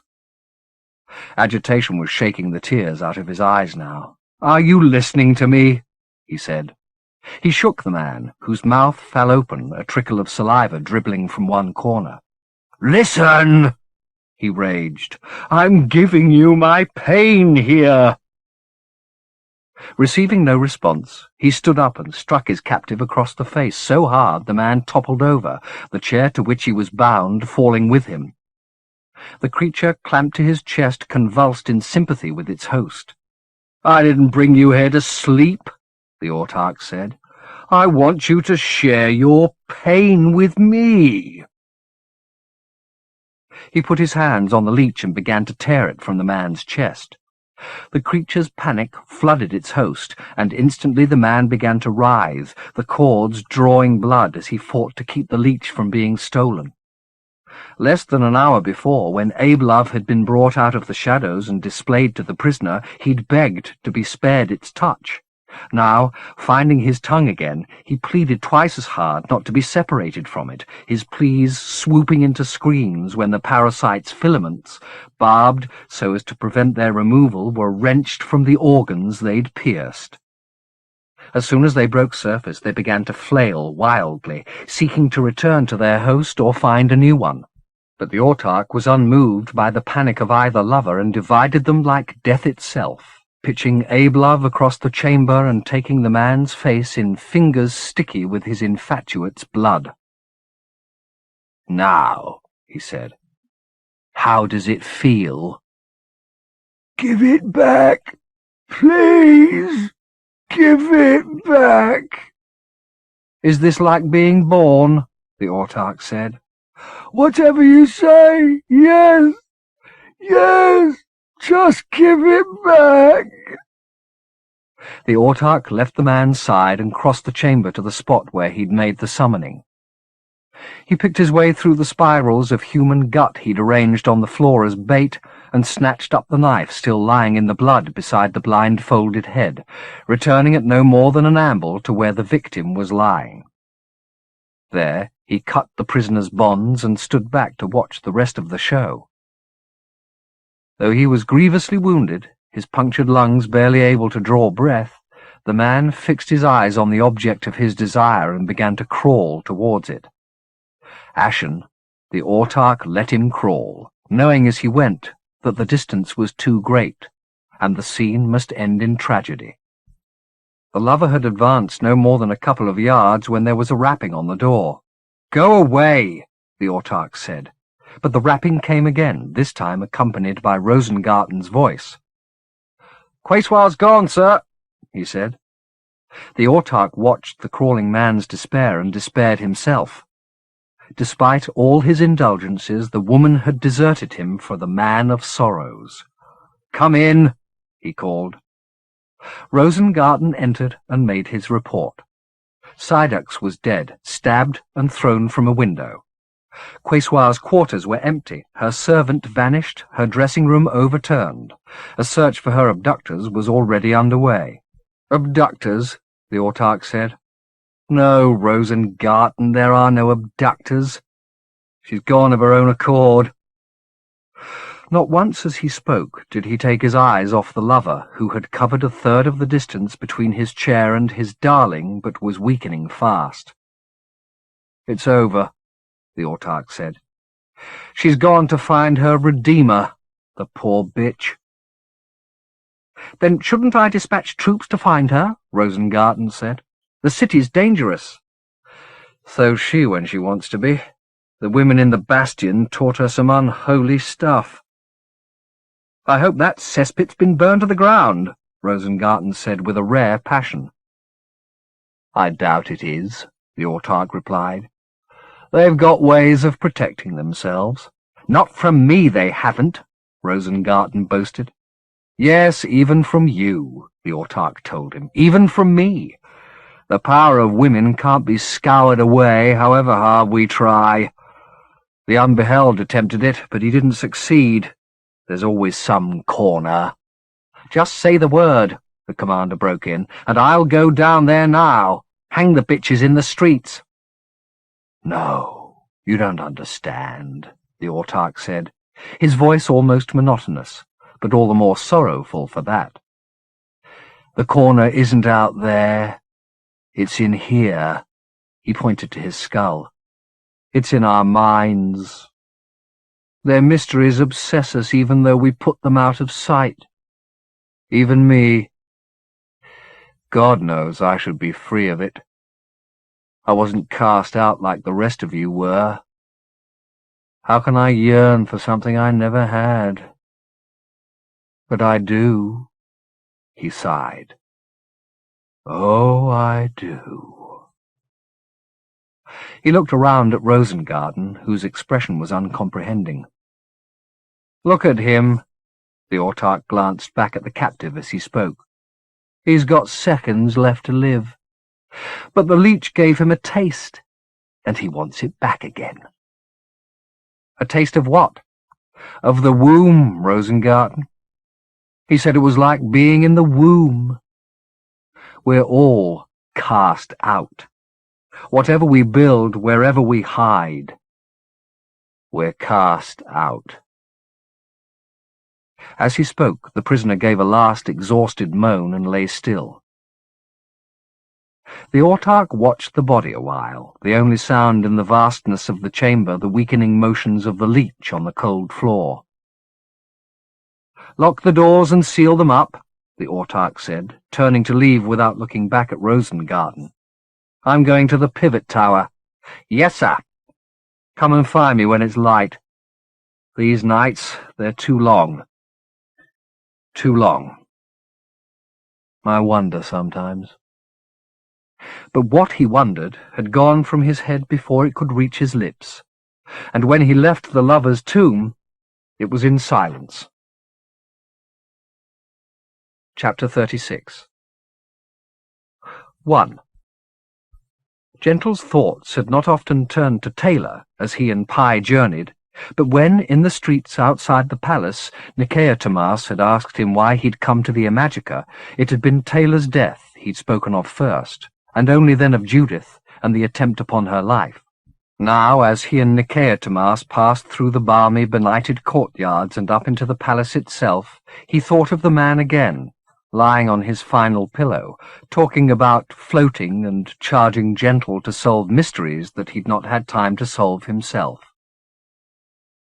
"I had a friend in the Fifth who would have loved this place," Gentle said. "He loved desolation." It was here, in every courtyard. Gardens had been planted in many of them and left to riot. But riot took energy, and nature was weary here, the plants throttling themselves after a few spurts and withering back into earth the colour of ash. The scene was not so different once they got inside, wandering mapless down galleries where the dust was as thick as the soil in the dead gardens, into forsaken annexes and chambers laid out for guests who had breathed their last decades before. Most of the walls, whether of chambers or galleries, were decorated, some with tapestries, many others with immense frescoes, and while there were scenes Gentle recognized from his travels, Partashokwa under a green-gold sky with a flight of air balloons rising from the plain outside its walls, a festival at the Limbi temples, the suspicion grew on him that the finest of these images were of Earth, or, more particularly, of England. Doubtless, the pastoral was a universal mode, and shepherds wooed nymphs in the reconciled dominions just as sonnets describing them doing in the Fifth. But there were details of these scenes that were indisputably English. Swallows swooping in mild summer skies, cattle drinking in water meadows while their herders slept, the Salisbury spire rising from a bank of oaks, the distant towers and domes of London glimpsed from a slope on which maids and swains made dalliance. Even Stonehenge, relocated for drama's sake to a hill and set against thunderheads. "England," Gentle said as they went. "Somebody here remembers England." Though they passed by these works too fast for him to scrutinize them carefully, he saw no signature on any. The artists who'd sketched England and returned to depict it so lovingly were apparently content to remain anonymous. "I think we should start climbing," Nikeotimas suggested when by chance their wanderings brought them to the foot of a monumental staircase. The higher we are, the more chance we'll have of grasping the geography. The ascent was 5 flights long, more deserted galleries presenting themselves on every floor, but it finally delivered them onto a roof from which they were able to glimpse the scale of the labyrinth they were lost in. Towers 2 and 3 times the height of the one they'd climbed loomed above them, while, below, the courtyards were laid out in all directions, some crossed by battalions, but most as deserted as every other corridor and chamber.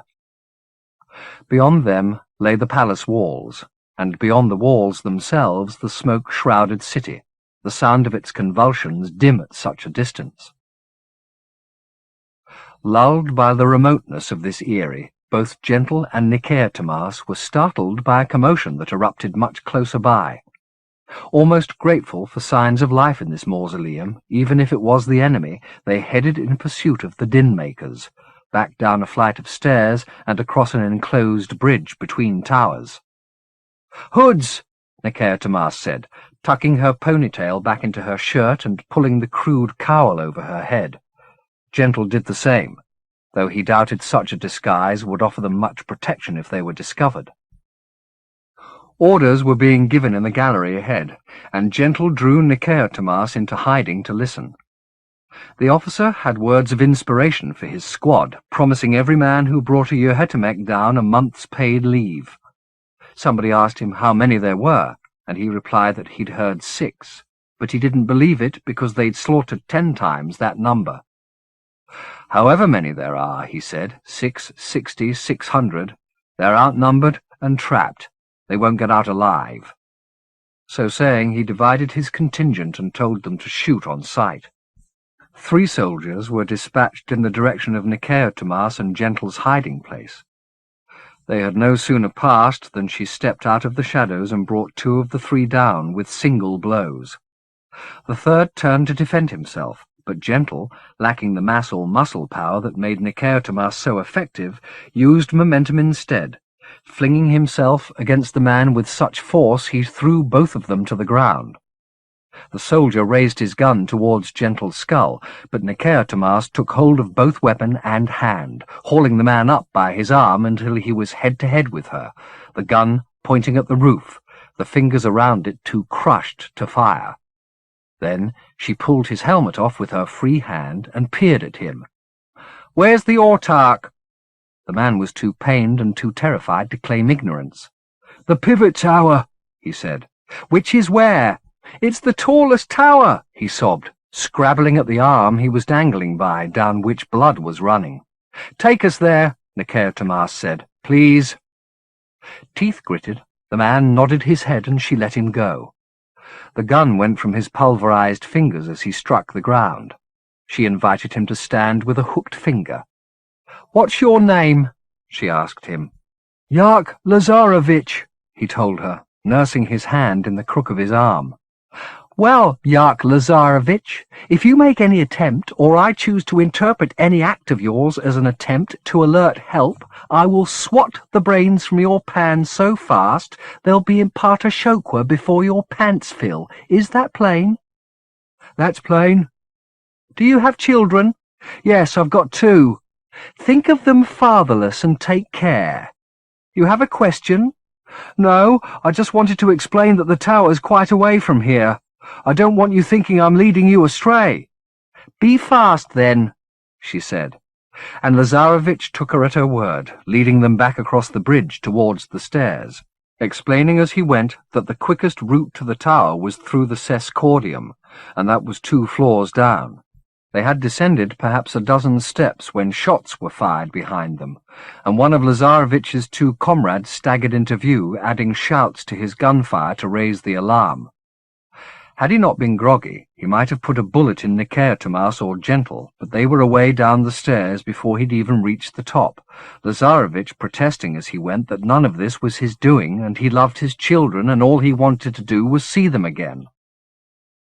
There was the sound of running in the lower gallery, and shouts answering those of the alarm-raiser above. Nicaetomas unleashed a series of expletives which could not have been fouler had Gentle understood them, and reached for Lazarevich, who hared off down the stairs before she could snatch hold of him, meeting a squad of his comrades at the bottom. Nicaetomas's pursuit had taken her past Gentle directly into their line of fire. They didn't hesitate.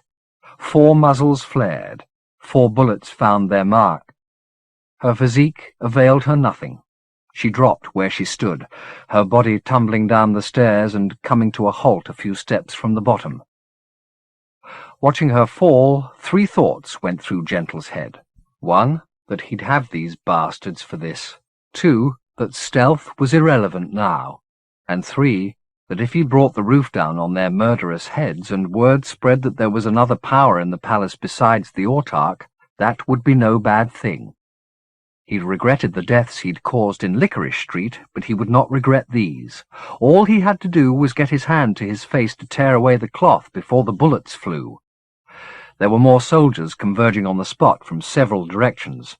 "Come on," he thought, raising his hands in feigned surrender as the others approached. "Come on, join the Jubilee."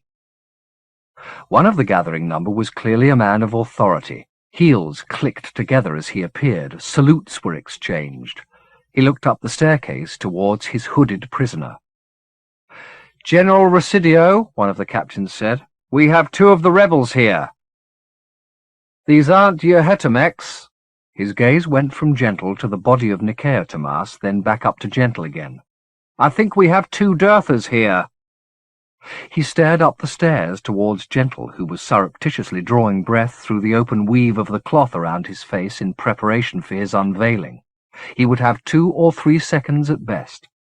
Time, perhaps, to seize Residio and use him as a hostage if the pneuma failed to kill every one of the gunmen. "Let's see what you look like," the commander said, and tore the cloth from Gentle's face. The instant that should have seen the pneuma loosed instead saw Residio drop back in stupefaction from the features he'd uncovered. Whatever he saw was missed by the soldiers below, who kept their guns trained on Gentle until Residio spat an order that they be lowered. Gentle was as confounded as they, but he wasn't about to question the reprieve. He dropped his hands, and, stepping over the body of Nicaetomas, came to the bottom of the stairs. Residio retreated further, shaking his head as he did so and wetting his lips, but apparently unable to find the words to express himself. He looked as though he was expecting the ground to open up beneath him, indeed was silently willing it to do so. Rather than risk disabusing the man of his error by speaking, Gentle summoned his guide Lazarevich forward with the hooked finger Nicaetomas had used minutes before. The man had taken refuge behind a shield of soldiers, and only came out of hiding reluctantly, glancing at his captain and Residio in the hope that Gentle's summons would be countermanded. It was not, however. Gentle went to meet him, and Residio uttered the first words he'd been able to find since setting eyes on the trespasser's face. "Forgive me," he said. "I'm mortified." Gentle didn't give him the solace of a response, but, with Lazarevich at his side, took a step towards the knot of soldiers at the top of the next flight of stairs. They parted without a word, and he headed between their ranks, fighting the urge to pick up his pace, tempting though it was. And he regretted, too, not being able to say his farewells to Nicaetomas. But neither impatience nor sentiment would profit him now. He'd been blessed, and maybe in the fullness of time he'd understand why. In the short time, he had to get to the autarch and hope that the mischief was there also. "You still want to go to the pivot tower?" Lazarevich said.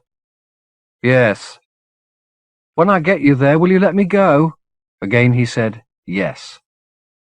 There was a pause while Lazarevich oriented himself at the bottom of the stairs. Then he said, "Who are you?" "Wouldn't you like to know?" Gentle replied, his answer as much for his own benefit as that of his guide. 2. There had been 6 of them at the start. Now there were 2. One of the casualties had been Thésre-Ot, shot down as he etched with a cross a corner they'd turned in the maze of courtyards. It had been his inspiration to mark their route and so facilitate a speedy exit when they'd finished their work. "It's only the Autarch's will that holds these walls up," he'd said as they entered the palace. "Once he's done, they'll come too. We need to beat a quick retreat if we're not to get buried." That Thays-Re-Ot had volunteered for a mission his laughter had dubbed fatal was surprising enough, but this further show of optimism teetered on the schizophrenic. His sudden death not only robbed Pi of an unlooked-for ally, but also of the chance to ask him why he'd joined the assault. But then several such conundrums had accrued around this endeavour, not least the sense of inevitability that had attended every phase, as though this judgment had been laid down long before Pi and Gentle had ever appeared in his Orderex, and any attempt to flout it would defy the wisdom of greater magistrates than Culus. Such inevitability bred fatalism, of course, and though the Mischief had encouraged Thays-Re-Ot to plot their route of return, it entertained few delusions about making that journey. It wilfully kept from its mind the losses that extinction would bring until its remaining comrade, Lu Chua-Chem, a pure-bred Yuhetemek, his skin blue-black, his eyes double-irised, raised the subject. They were in a gallery lined with frescoes that evoked the city Pi had once called home, the painted streets of London, depicted as they'd been in the age into which the Mischief had been born, replete with pigeon-hawkers, mummers, and dandies. Seeing the way Pi gazed at these sights, Lu Chua-Chem said, "Never again, eh?" "Never again what?" "Out in a street, seeing the way the world is some morning." "No?" "No," Lu Chua-Chem said. "We're not coming back this way, and we both know it." "I don't mind," Pi replied. "I've seen a lot of things. I've felt even more. I've got no regrets." "You've had a long life?" "Yes, I have." "And your maestro, he had a long life too?" "Yes, he did," Pi said, looking again at the scenes on the walls. Though the renderings were relatively unsophisticated, they touched the Mischief's memories awake, evoking the bustle and din of the crowded thoroughfares it and its maestro had walked in the bright, hopeful days before the reconciliation. Here were the fashionable streets of Mayfair, lined with fine shops and paraded by finer women, abroad to buy lavender water and Mantua silk and snow-white muslin. Here was the throng of Oxford Street, where 100 vendors clamoured for custom, purveyors of slippers, wild fowl, cherries, and gingerbread, all vying for a niche on the pavement and a space in the air to raise their cries. Here, too, was a fair, St. Bartholomew's most likely, where there was no more sin to be had by daylight than Babylon ever boasted by dark. "Who made these?" Pi wondered aloud as they proceeded. "Diverse hands, by the look of 'em," Lu Chua-Chem replied. "You can see where one style stops and another starts." "But somebody directed these painters, gave them the details, the colours, unless the Autarch just stole artists from the Fifth Dominion." "Perfectly possible," Lu Chua-Chem said. "He stole architects. He put tribes in chains to build the place." "And nobody ever challenged him?" "People tried to stir up revolutions over and over again, but he suppressed them, burnt down the universities, hanged the theologians and the radicals. He had a stranglehold, and he had the pivot, and most people believe that's the unbeheld seal of approval. If Hapexamendios didn't want the Autarch to rule his Orderex, why did he allow the pivot to be moved here? That's what they said. And I don't—" Lu Chua-Chem stopped in his tracks, seeing that Pi had already done so. "What is it?" he asked. The Mischief stared up at the picture they had come abreast of, its breath quickened by shock. "Is something wrong?" Lu Chua-Chem said. It took a few moments to find the words. "I don't think we should go any further," it said. "Why not?" "Not together, at least. The judgment fell on me, and I should finish this alone." "What's wrong with you? I've come this far. I want to have the satisfaction." "What's more important?" the Mischief asked him, turning from the painting it had been so fixated by. Your satisfaction, or succeeding in what we came here to do? You know my answer to that.